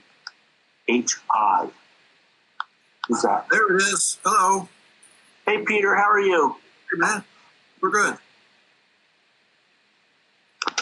I don't know if you can see me, but you can hear me. Let's see. I can hear you. Let's see me. Hi, Peter. Hey, if you could mute your mic for us. Will do. I see Al joined us. Dana, can you mute yourself, please? Trying. Okay. Who's David H? David. Oh, from Marlboro. David, you're here? Can you hear us? Joe Winrich is here. I am. I don't see Dan MacArthur. I see Al Clausen. I see Joe. Hi, Joe. Who's a cookie? Oh. Lisa Harris. Lisa Harris is Marlboro. Listen, I'm sorry. Lisa Harris, are you there? Gilson, Leanne Gilson. No, Leanne Gilson, are you there? Thank you. If you could mute yourself, please. Thank you. You did. Peter and Beth. Peter and Beth McDonald is on. Lisa Harris. Somebody said Dan MacArthur is on. I'm on. I don't see myself. I believe that I've signed in, so it may come up soon. Okay, I hear you, Dan, so you're there. How about Doug? Dan or Dave? Yeah, Doug had to take a leak, but he'll be here when he's done. Okay, is he with you? No, he's home. Oh, I wondered how you knew that. Well, we just finished our previous meeting. Okay. Thank you, Dan. Hey, if you could mute your mic, I would appreciate it, sir. Is Rick from River Valleys on anywhere? Doug did join me up. I see Doug Korb. Hi, Doug. How are you? Rich, I'm on. Who's this? Beth McDonald. Yep, I got you, Beth. I'm on, Rich. This is Mike Foley. Mike? Okay, so West River, all your West River people are here. Bill, you're too close to Rich. You have to help me be technologically. I saw that too. Hey, is Allison from Stratton on? Or Rick Thorpe from River Valleys? Okay, so we have 6, 7, 8, 9, 10. We have 13 people. If I miss you, let me know. But what I see is I have Joe, Emily, Al, Mike, Ken, and Leanne from West River. I have Anzi and Beth from Wyndham. Marlboro, I have, pardon? It's Antia. Antia, okay. I'm going to always say it wrong, so you keep correct. And then from Marlboro, I have Dan, Doug, and David as the voting members, and I have Liza as a member. Celine Romo. There should only be 2 voting members, correct? You have, there's only 2 voting members, you and Doug, right? Me and Dan. Yeah, you are Doug, you and Dan, okay. Yeah, Doug and Doug. And then from River Valleys, I have myself and Mark. And then we also have 2 people from BCTV, Austin and Brian. Dana West was a non-voting member from West River. I know he was having trouble muting himself. I don't know if he's still there. We have Peter Barris, who's going to be recording secretary. We have Lori Garland and Bill Antone up here with me, and then Lori from the central office. Is there anybody I missed?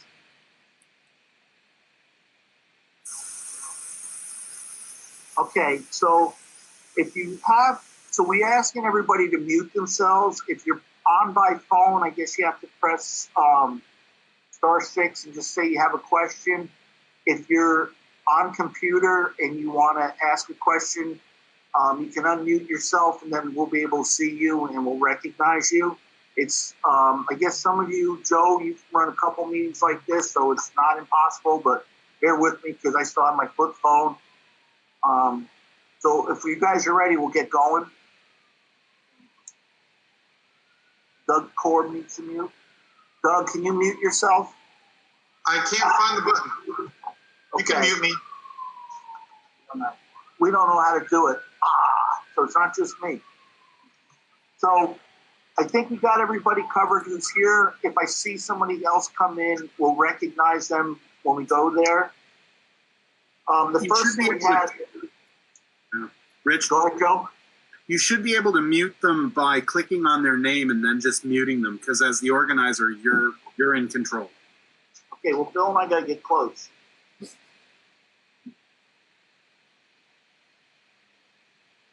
It's right next to Pin. Doug figured it out. Good job, Doug. Okay. So the first thing we have is correspondence. So the first thing on the correspondence, everybody should have gotten the cabinet report from Bill. And unless, I don't want to go through it or read it or make Bill rehash it, but if anybody has any questions or any comments, can they let us know?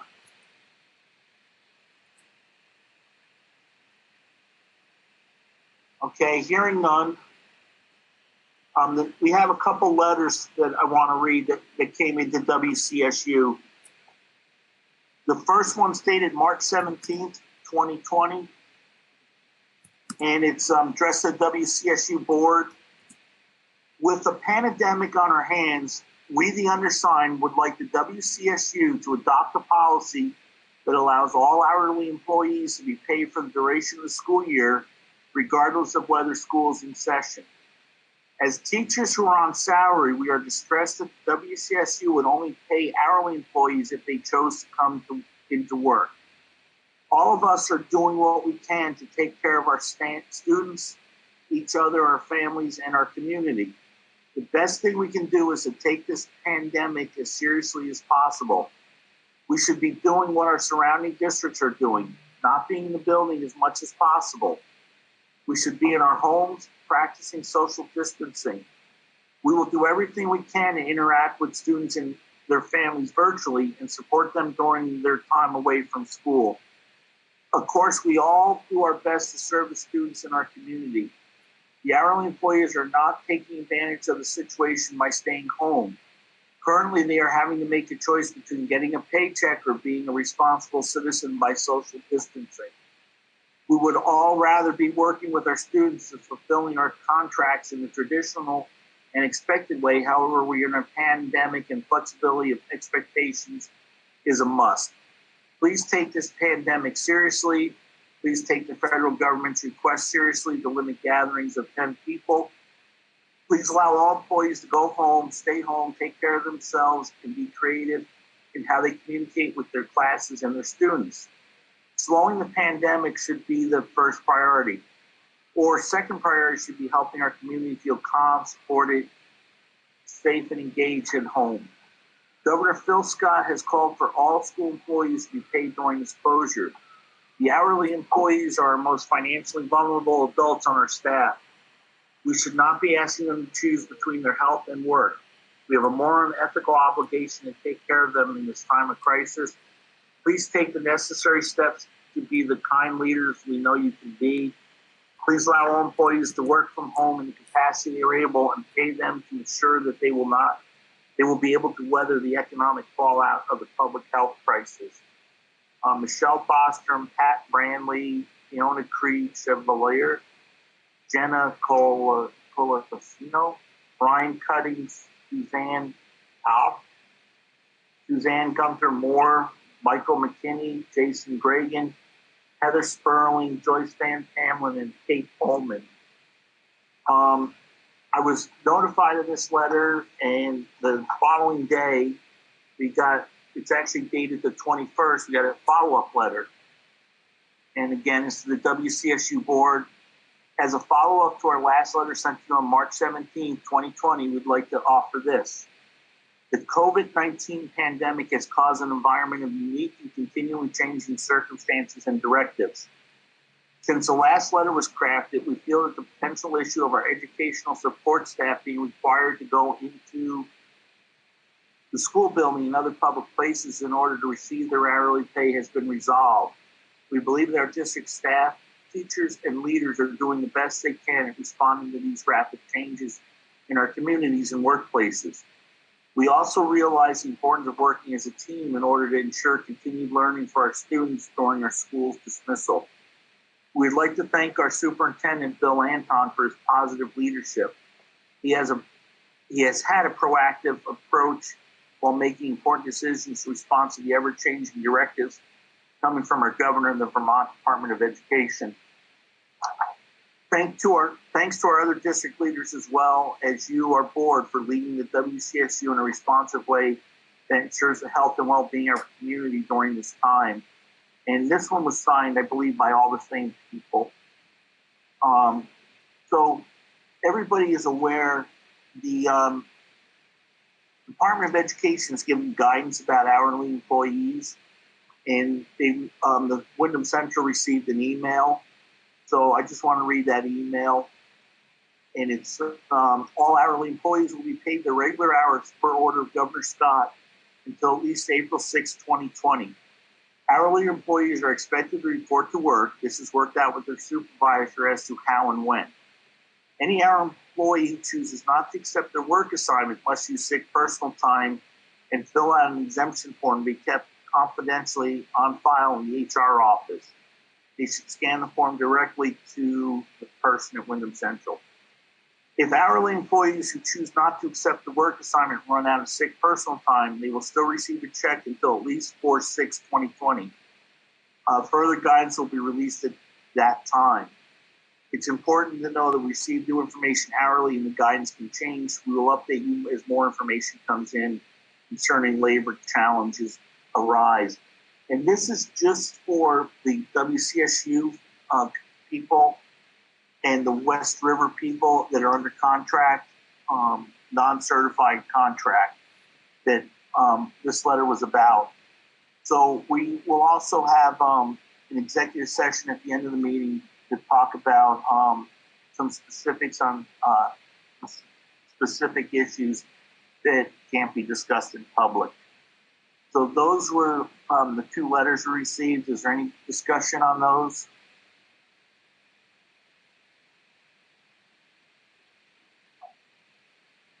Oh. Are we all set to move on then? We're set to move on. Thank you. Okay. That's the one thing that's a little hard with this. I can't tell what everybody's doing. I know some of you are sitting at home drinking a beer. Number 4 was review and revise agendas may be advisable. Because the West River elections haven't occurred, we felt, and I discussed this with Al and Emily and Bill, we felt it didn't make sense to reorganize until the West River elections happened, because I believe there is a contested race. So I hope nobody has an issue with that. And the next thing, on to old business. And we had the waiting study updates. And this was kind of, had been in there as a placeholder before the pandemic got really bad, or before we were staying apart. So my understanding is there hasn't been a lot of discussion about this in legislature. I don't know if anybody has any comments or thoughts or concerns about it, but I thought I'd leave it in there in case there was anything going on that anybody was aware of. So does anybody have any comments, questions, thoughts about that?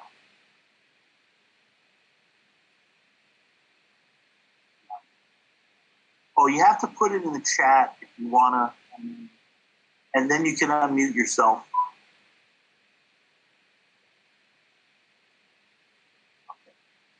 So moving on then, I guess the SU boundaries, again, this was just a placeholder. And if everybody remembers, there was a paper-written proposed statewide plan in June 1st of 2018 and talked about redoing the district boundaries for the supervisory union. And the Board of Ed has some ability to just do that based on recommendations of the Commissioner of Education. So that, again, is just a placeholder. We're not aware of anything happening, but yes, we are. Laura Sibilia has just joined the meeting too.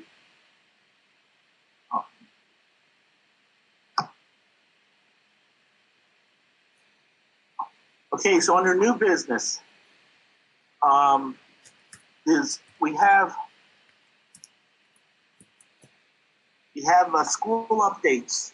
So I don't know if anybody has any updates or anything they'd like to talk about, but Marlboro, Doug, or your group, do you have anything that you'd like to comment on?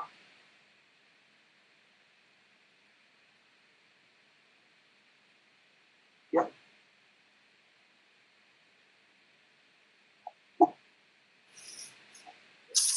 Hey, Dan. Yes, I agree with Doug. He chats in saying nothing of note. I think Wayne has done a terrific job of organizing the people working at the school, but really nothing to report. We're muddling our way through this like everybody else, I imagine. Hey, Dan, while we've got you unmuted, between you and Mark, is there anything from VSBA going on that we should be aware of? You know, Mark, you can weigh in on this also, but they also are in crisis mode, essentially. They're just trying to keep people up to date with what's happening one place or another. They essentially have said all legislation may as well be on hold until God knows when. Where they're trying to pass legislation now that makes it possible, for example, for West River to hold its upcoming elections and things like that. So crisis mode, both at VSBA and at the legislature. Unless you've seen anything else, Mark, I think they're just trying to keep us up to date, but there is no incentive to move forward whatsoever. Yeah, I've got nothing to add to that. Okay, thank you, Mark. Thank you, Dan. There's nobody here from Stratton, so we'll skip over that. And Wyndham, Beth, or who's it? Antia is the chair. Do you have anything you'd like to throw out there? Yeah, I just had to find the unmute button. Yes, so here I am, the chair now. Wyndham's budget did not pass, as you probably all well know. And there is a tentative date to revote on the budget, which we have changed and brought significantly down for April 18th. So that is still in somehow, it's very unsure whether or not this meeting or this vote will happen. We had tentatively thought of having it outdoors, but with the governor's order that there shouldn't be any congregation more than 10 people. So we don't know yet if there's a possibility to do it by Australian ballot or whether or not the vote has to be postponed. So however, even if we don't have a vote or if the budget gets voted out or not voted at all, the state would mandate a budget for 87% of last year's budget.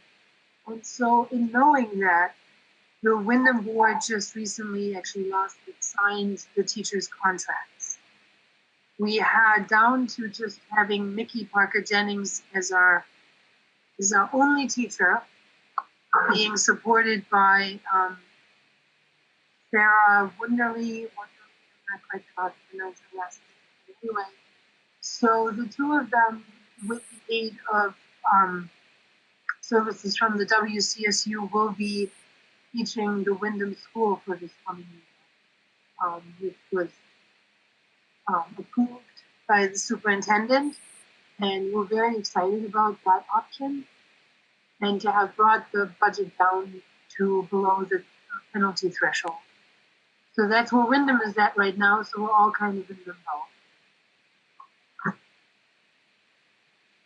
Beth, I don't know if you have anything to add to that. That's pretty much the news from Wyndham. Hearing nothing, I think I'm going to mute myself again. Is that okay? Yeah, thank you. Does No, any I'm questions? good. Yeah, thank you. I'm totally behind you. If I can add one thing while I'm still unmuted, since Laura is here right now, Laura Sebelius, I wonder if she has anything to add to the dating study, if we can sneak that in or at some other time, because she's here now and she's very involved in that topic. So if at some point we might ask her to comment on what may be happening on that waiting study front, that would be really great. Thank you so much. So what I was going to do, if it's okay with everybody, is under River Valleys. I was going to let Laura speak on behalf of River Valleys as to what's going on, and then I thought you could cover the waiting study too, if nobody objects. I see, Doug, you try to type something in. Were you trying to get a point across, or? No, Rich, I was just trying to share with Anjay that the Secretary of State just issued budget revote instructions, so she should read that. I tried to post them. But she said, it basically says if you're facing a revote of your budget, there's no time frame in election law in which the budget revote must be held. So there's an email that came out from VSBA today she should read. Okay. And Bill was shaking his head like he just got it. So I'm sure we'll get that out to Wyndham, and I think that's important, probably West River also. So, Laura, are you there? Can you unmute yourself? Hello. So can you do a report on what's happening at River Valleys, and also we had the waiting study earlier just before you signed on, so I thought we'd let you kind of talk about River Valleys and then talk about the waiting study. Yes, I'm going to try and pull the pieces of River Valleys out of my head. Because I'm trying to remember the last time that we met. I think we met in person the last time we met, right? Yeah, it was the middle of March. It was our last regular March meeting. Yeah, and I think we had some discussions about connectivity. We were talking, of course, that's the thing that sticks in my head. And some staffing changes, hiring of some staff. Oh, look, there's two things. And I think I don't know if there's anything else pertinent that I should put in there. We did talk about the waiting study and the town of Dover's focus on that and thoughts on that. Here's what I would have to say about that.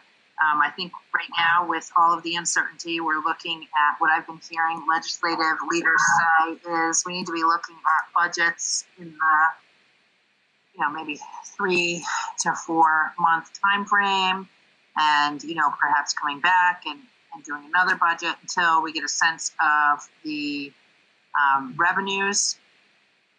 There is testimony that is taking place in both education and Ways and Means with regards to the yield, and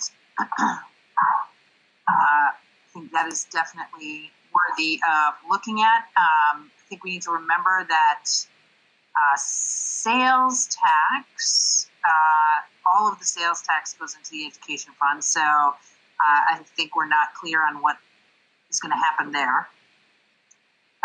With regard to the waiting study, I think it would be inappropriate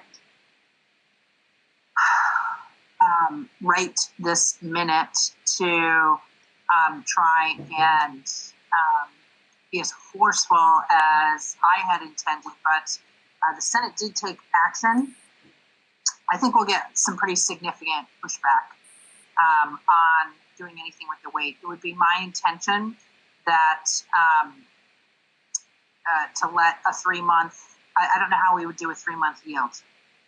So it would definitely be my intention to try and push for some of the Senate's language, which I, prior to this found to be completely, really, well, not completely, but really unacceptable. It's just looking for a study to come back next year. But it feels like we need to take some action to acknowledge that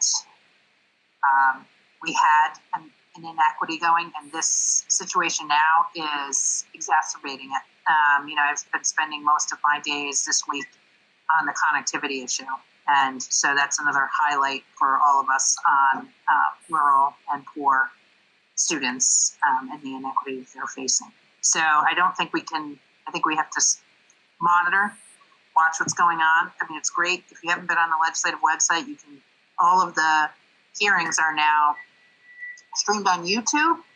So you can literally go, if you're bored or lying awake at night and fretting, you can go dial up at 1 a.m. And if you have connectivity, you can dial up at 1 a.m. and look at the YouTube video for the hearing that was had.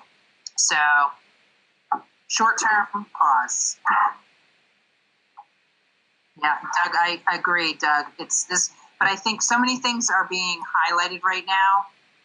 And I also think this whole situation is going to, there's no way this situation is not going to radically change how we think about education in the state. So, Or can you just say what Doug sent you so everybody, maybe somebody missed it? Doug said, here, something along those lines. Here, this situation is only going to worsen the inequity. Okay. Is there any questions or anybody wants to make a comment? See that, Rich? I'm sorry, what? There's a chat window that can be opened up and you can see where people are commenting. Well, I could just make a quick comment, Laura. I don't want to take up too much time, but I just feel like any relief packages that the state's thinking about might factor this in. Could it not? In a change? I mean, in terms of at least the towns that are going to be, the districts that are known to have been, basically, underfunded for 20 years. I mean, why would? So here's what I would say.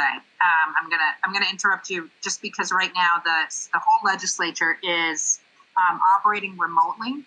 So, and I don't know if Emily's on or not, but it's my sense from the messages that we've been getting from the speaker that it's her intention. We're also going to be voting and debating remotely.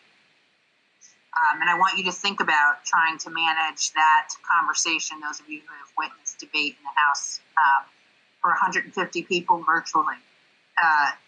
And so it's my sense that we're going to be going real slow, and anything that is contentious is not going to be taken up, which is why I'm suggesting we would have to at least point to the Senate legislation. That does not mean that towns cannot act, in terms of trying to seek some legal remedy. But I think we were going to have a floor fight on this. That's what was going to happen in the House. We were going to have a floor fight, between the folks that were going to have their taxes go up and the folks that weren't. It's just not going to happen we're not going to have a floor fight anytime soon. If this drags on and we're doing remote voting in the fall, we're, good at online debate, it's possible. And I do see that Emily's on there. She may want to give some more insight in terms of, I don't know if you want to get into this, in terms of what the speaker is talking about in terms of bills that are going to come forward. Emily, did you want to comment? I'll just quickly say that there's nothing that I would dispute with what Laura's saying. I would also just add that we have not actually even authorized remote voting for the body yet. We've only authorized remote voting for committees. So the body still, the Senate, it's easier for the Senate with 30 people to do the training that it takes to do remote voting, and they're on the process. So are we. We're trying to do it by committee, trying to understand what the process is. There are a lot of 150 people who need to be comfortable with it before we're even going to take it up. And it has been pretty challenging to get there.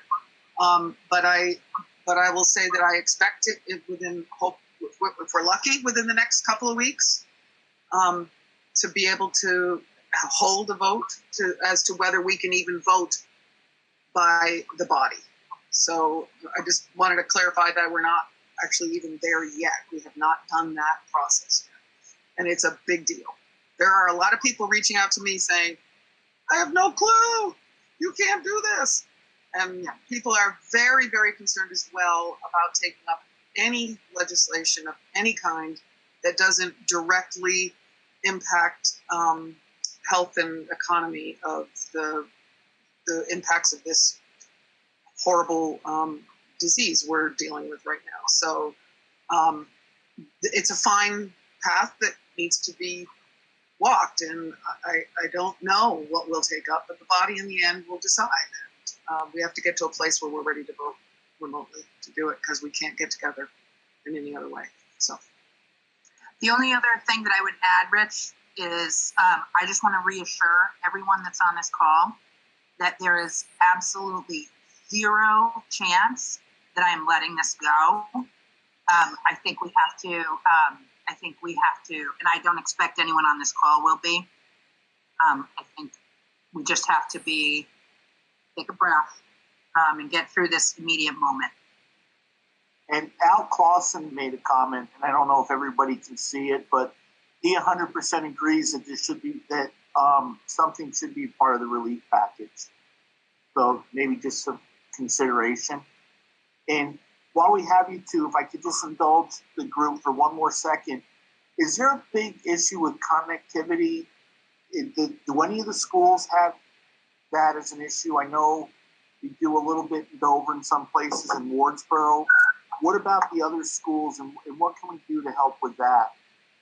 So I want to jump in really quick, Emily, because we took some testimony on this. Okay. It's your committee, Laura. You should be jumping in. Yeah. Sorry, my dog and my son are barking. Our chairman of the Energy and Technology Committee has asked us, and Bill, I meant to reach out to you, and then also Wyndham Southwest. It would be really helpful for our committee to have some understanding of principals are able to give us some sense of how many of their students don't have access at home, can't get access at home, and how many can't afford access at home. So Bill just handed me a note that says 83 out of 800 students have indicated they don't have access, so 10%. Or they don't have internet. Yeah, 10%. And then the whole affordability issue is also really important. I will just tell folks, Consolidated had offered 2 months free for students.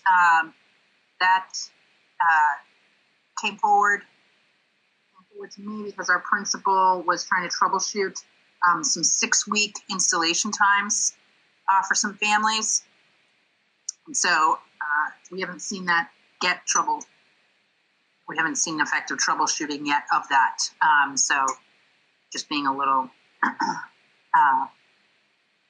cautious there. Mark is asking if we should separate adequate access versus access.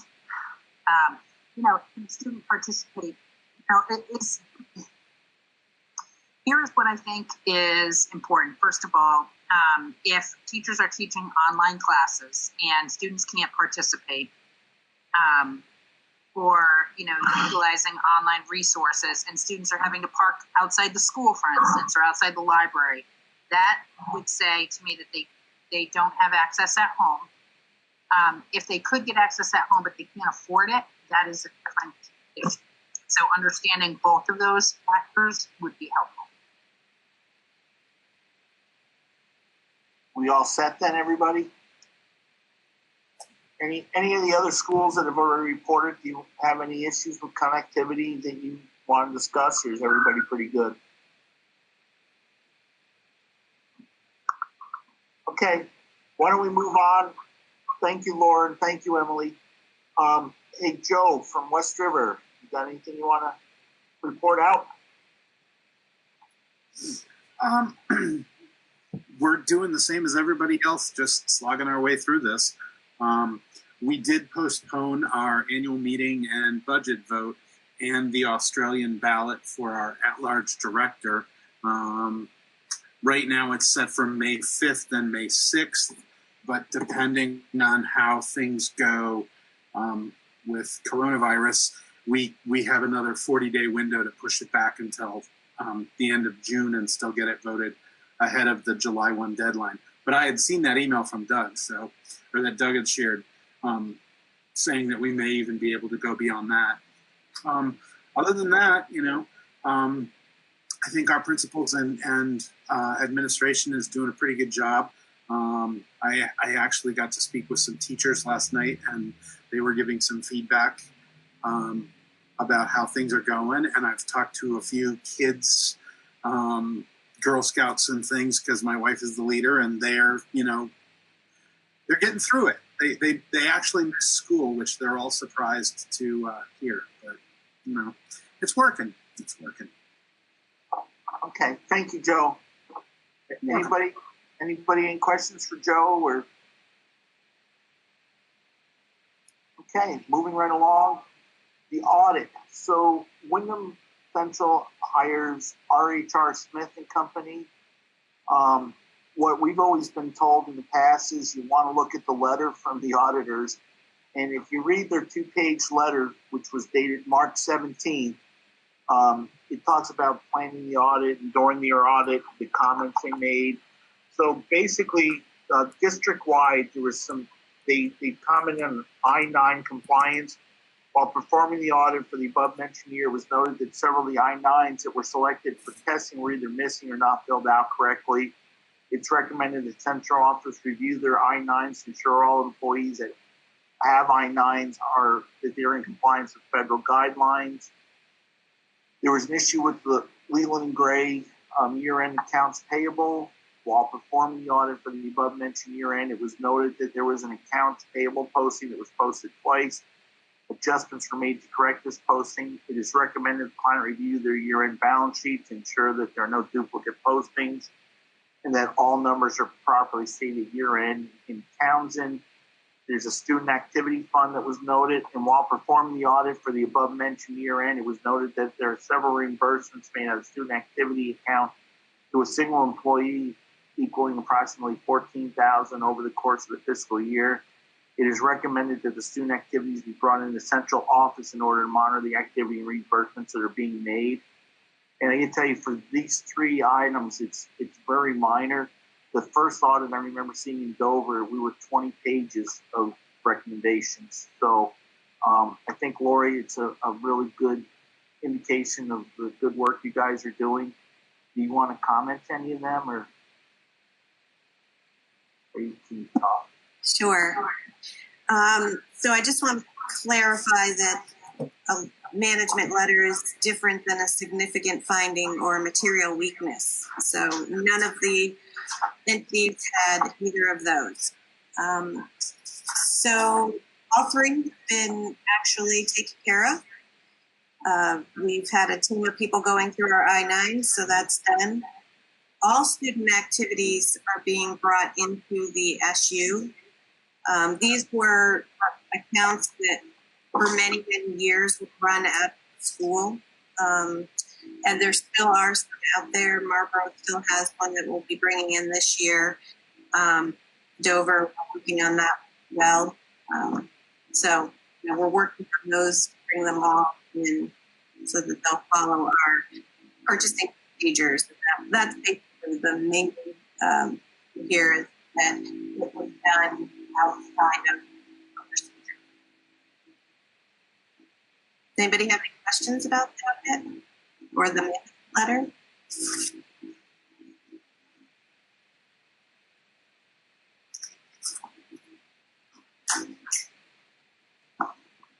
Okay, thank you, Lori. Thanks, Lori. You got to thank me too, Lori. Somebody else. Okay, so moving right along. The audit is available if anybody wants to read all, what was it, 76 pages, I think, Lori? So I didn't make copies of it, and I didn't print the whole thing, but if you want it, Lori will get it to you. Oh, no, we sent it. Oh, you sent it. Everybody should have gotten it sent to them. So moving along then, agency fund. So one of the reasons we decided to hold this meeting, one of the important ones is that several years ago we decided we used to vote the agency fund. I'm sure Dan can tell you about it back in the olden days, and Emily. We used to vote agency fund in December, and then a couple schools made a point of what if our budget doesn't become what we thought it was going to be? Should we not vote the agency fund until after town meeting? So in case there was a reduction in the budget at town meeting, the schools could adjust maybe some agency fund items. So that's kind of been the standard probably for the last 18, 20 years. So the problem is if we don't vote the agency fund by April 15th, then the central office can't issue contracts until they know that we intend to fund that. Excuse me. So that's why we had the agency fund. We had to have the meeting today to discuss agency fund. So if there, I believe, or I feel like I'm not going. You are muted. Okay, so if everybody would just, if they have their agency fund paperwork, and if not, they're looking for an agency funding $2,409,178. Everything had been discussed, should have been discussed by the administrators. Bring to Bill what they're looking for the year, and then it should be discussed with all the boards. So it shouldn't be anything new to any of the boards.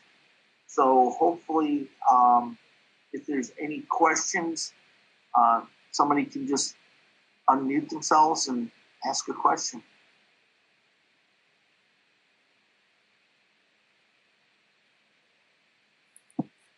Hi, Rich. I got a question. Go ahead, Jim. Recently, while trying to do our last budget, a lot of townspeople were upset that the WCSU meetings pertaining to votes were not either publicized well enough or put on BCTV for them to look at. So apparently, I think in the future we should have those budget meetings televised, is a suggestion.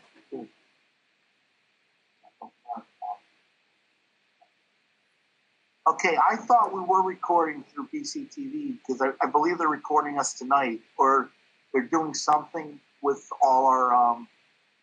But they're making it so that it will be available. So I think we were agreeing that I think the last couple of Wyndham Central meetings we were recording, weren't we? I believe we were the last couple. But I thought it went back to the budget when we were voting on the budget. I thought we were recorded for that one too. I can't say for sure, but I'm just telling you what public concerns are. Okay, so we'll take that. I think too is with this virus has taught us a little bit is that to get things out to people is a lot better. So hopefully, that may be something. I know at River Valleys we record all ours. Joe, nod your head. I think you guys record all your West River, right? Yeah. So I think pretty much everything is recorded. Marlboro or Wyndham, do you guys record your meetings? No. Okay. Bill tells me they don't. We don't. Don't. There is actually a recording now that is being done by the new board member for the minutes. He records everything to write his minutes from that recording, but we do not officially record our board meetings. Okay. And Doug Korb said we don't. We Zoom and allow people in. Go ahead, Dan. Yeah, that's exactly right. So as of now, that'll be the way it is. In the past, we have not recorded. So Ken, I think that's a good point. And then, like you said, the more we can get this out, the less there should be shock with people. So is there any other questions or discussion about agency fund? Thanks, all. Ken, since you're unmuted, do you mind making a motion for us? I'll make a motion that we approve the agency fund in the amount of, I'm sorry, I don't have it in front of me, $2 million and change. $2,409,178. That sounds good to me. Dan McCarthy, second. Okay, so we have a motion by Ken and Dan seconded. Peter, are you all good with that motion? You got your numbers?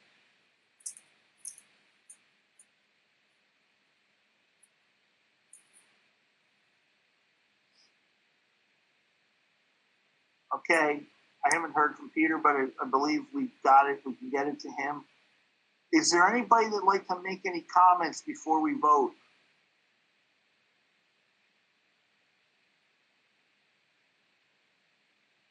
I'm not sure, Joe, Bill, what is the best way to vote? Do a roll call vote? Okay. Okay, so if everybody's ready to vote, Ken, you look like you're suffering, so I'll let you vote first. Aye. Okay. Thank you. Joe?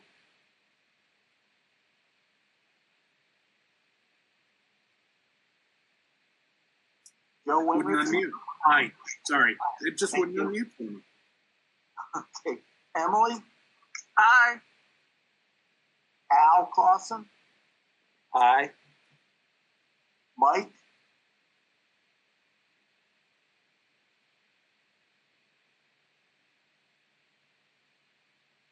See, Mike was in and out a couple times. Mike?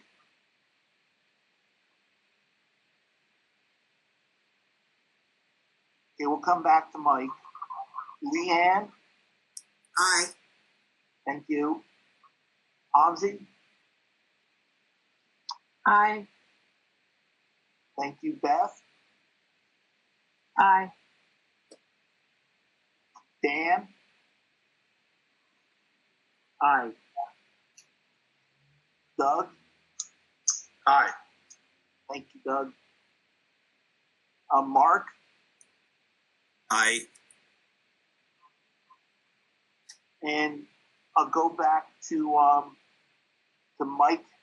Mike, are you there somewhere? Oh, okay. Mike isn't working, but he said that he was an aye. Okay. Sorry, Mike, we can't count you, but I'll note that you ayed. Yeah, he did. He texted that he ayed. Yeah, Bill's saying it doesn't matter. The Secretary of State saying that we need to hear him say aye. But that's okay because the vote carries unanimously. So good job, everybody, on that. The next item is we have the minutes from the February 10th meeting. And I believe that was sent out with the packet. And if I could get a motion to approve. I make a motion to approve the February 10th meeting minutes. Thank you, Ken. Do I have a second? Dan, I'll second it. Okay, Dan seconded. Again, I guess we got to do a roll call vote on this too. Okay, sorry about this, guys. Let's do a roll call vote. Joe? Aye. Emily? Aye. Al? How about now? Can you hear me say aye? Yes, Mike.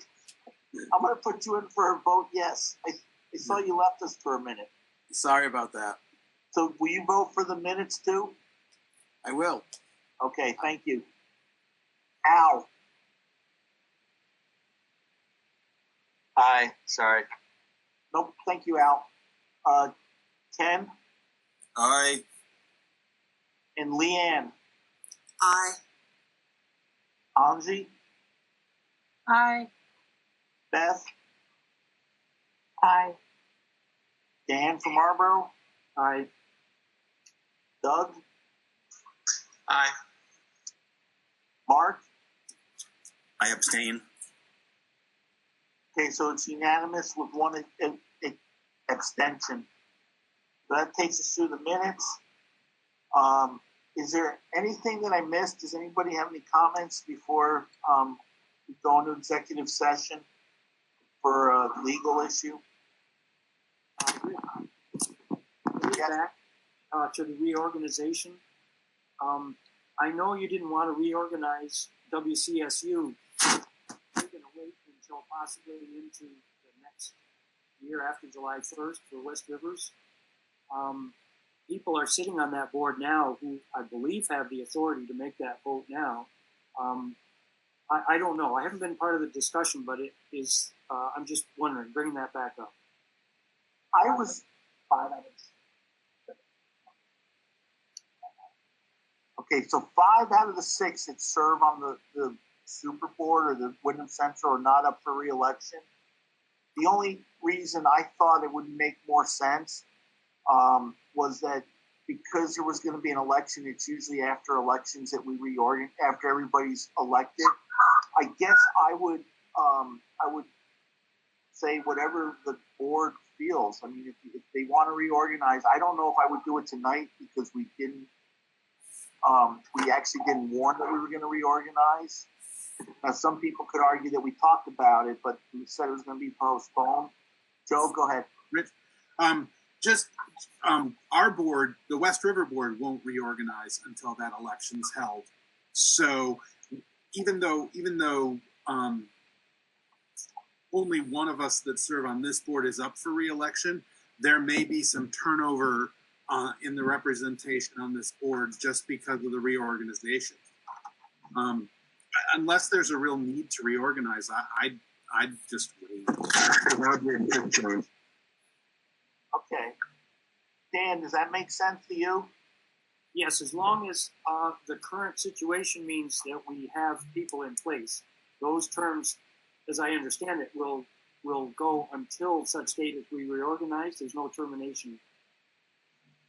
Yes. So it's usually once the elections are done, that's when you reorganize and everybody starts from square one. We just felt that since there was one board that hadn't got to vote yet, that it would make sense not to try to reorganize. And that was a discussion I had with Emily and with Al. So it was hard to decide if we should just do it, or it kind of almost felt like I was just trying to become the benevolent dictator. But I'm extending my term. So, but that's just. Let's let it go. Thanks. Okay, thank you, Dan. Rich, I do have a question. Yep. I don't know if this is the appropriate place to ask it or not, but a question of Bill. What are we doing as an SU to protect student privacy with online conferencing, especially in regards to Zoom, which is a disaster when it comes to privacy? How about, since that's kind of off the key, it's not something we had on the agenda, let's ask Bill to give us something, send us something at the end of the week about that, if that's okay. Yep. Because he has a technology person too that's probably a little more up to speed. So if everybody's okay, but that's a good question, we'll ask Bill to send something out to all the boards. Thank you. Okay. Joe, did you want to say something, or were you just scratching? Oh no, I just touched my face. Okay. Okay, so if there's nothing else, I have something. Ken waving like a madman. Okay, Ken, go ahead. Yeah, you got any aspirin? No. I've had a couple of people tell me that they want to know what the district is doing for the mental health of parents and students during this time of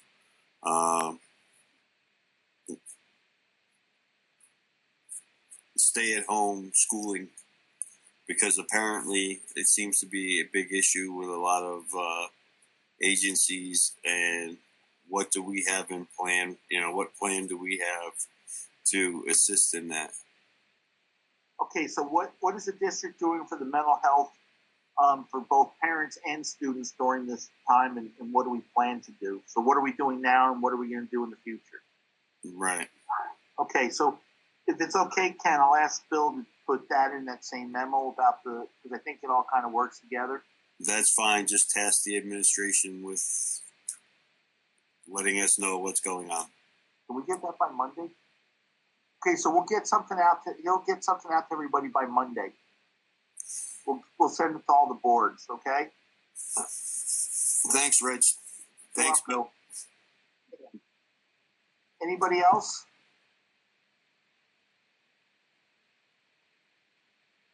I actually had one question. It's sort of off topic, but it's on the email that went out SU-wide to parents today regarding the meal delivery. And it was just something I meant to email someone about, actually. The bus schedule needs some clarification within that email that went out. It notes in Brookline, Merrill Drive as a stop. There are actually two sections of Merrill Drive that both connect with Grassy Brook Road. So some clarification may want to be done on that. Okay, hey, I'm not sure who that was. It's Leanne. Oh, Leanne, okay. Do you mind, can you just drop an email to Bill? Yep. And he'll take care of that? No problem. Okay. Thank you. Bill says thank you. Anybody else?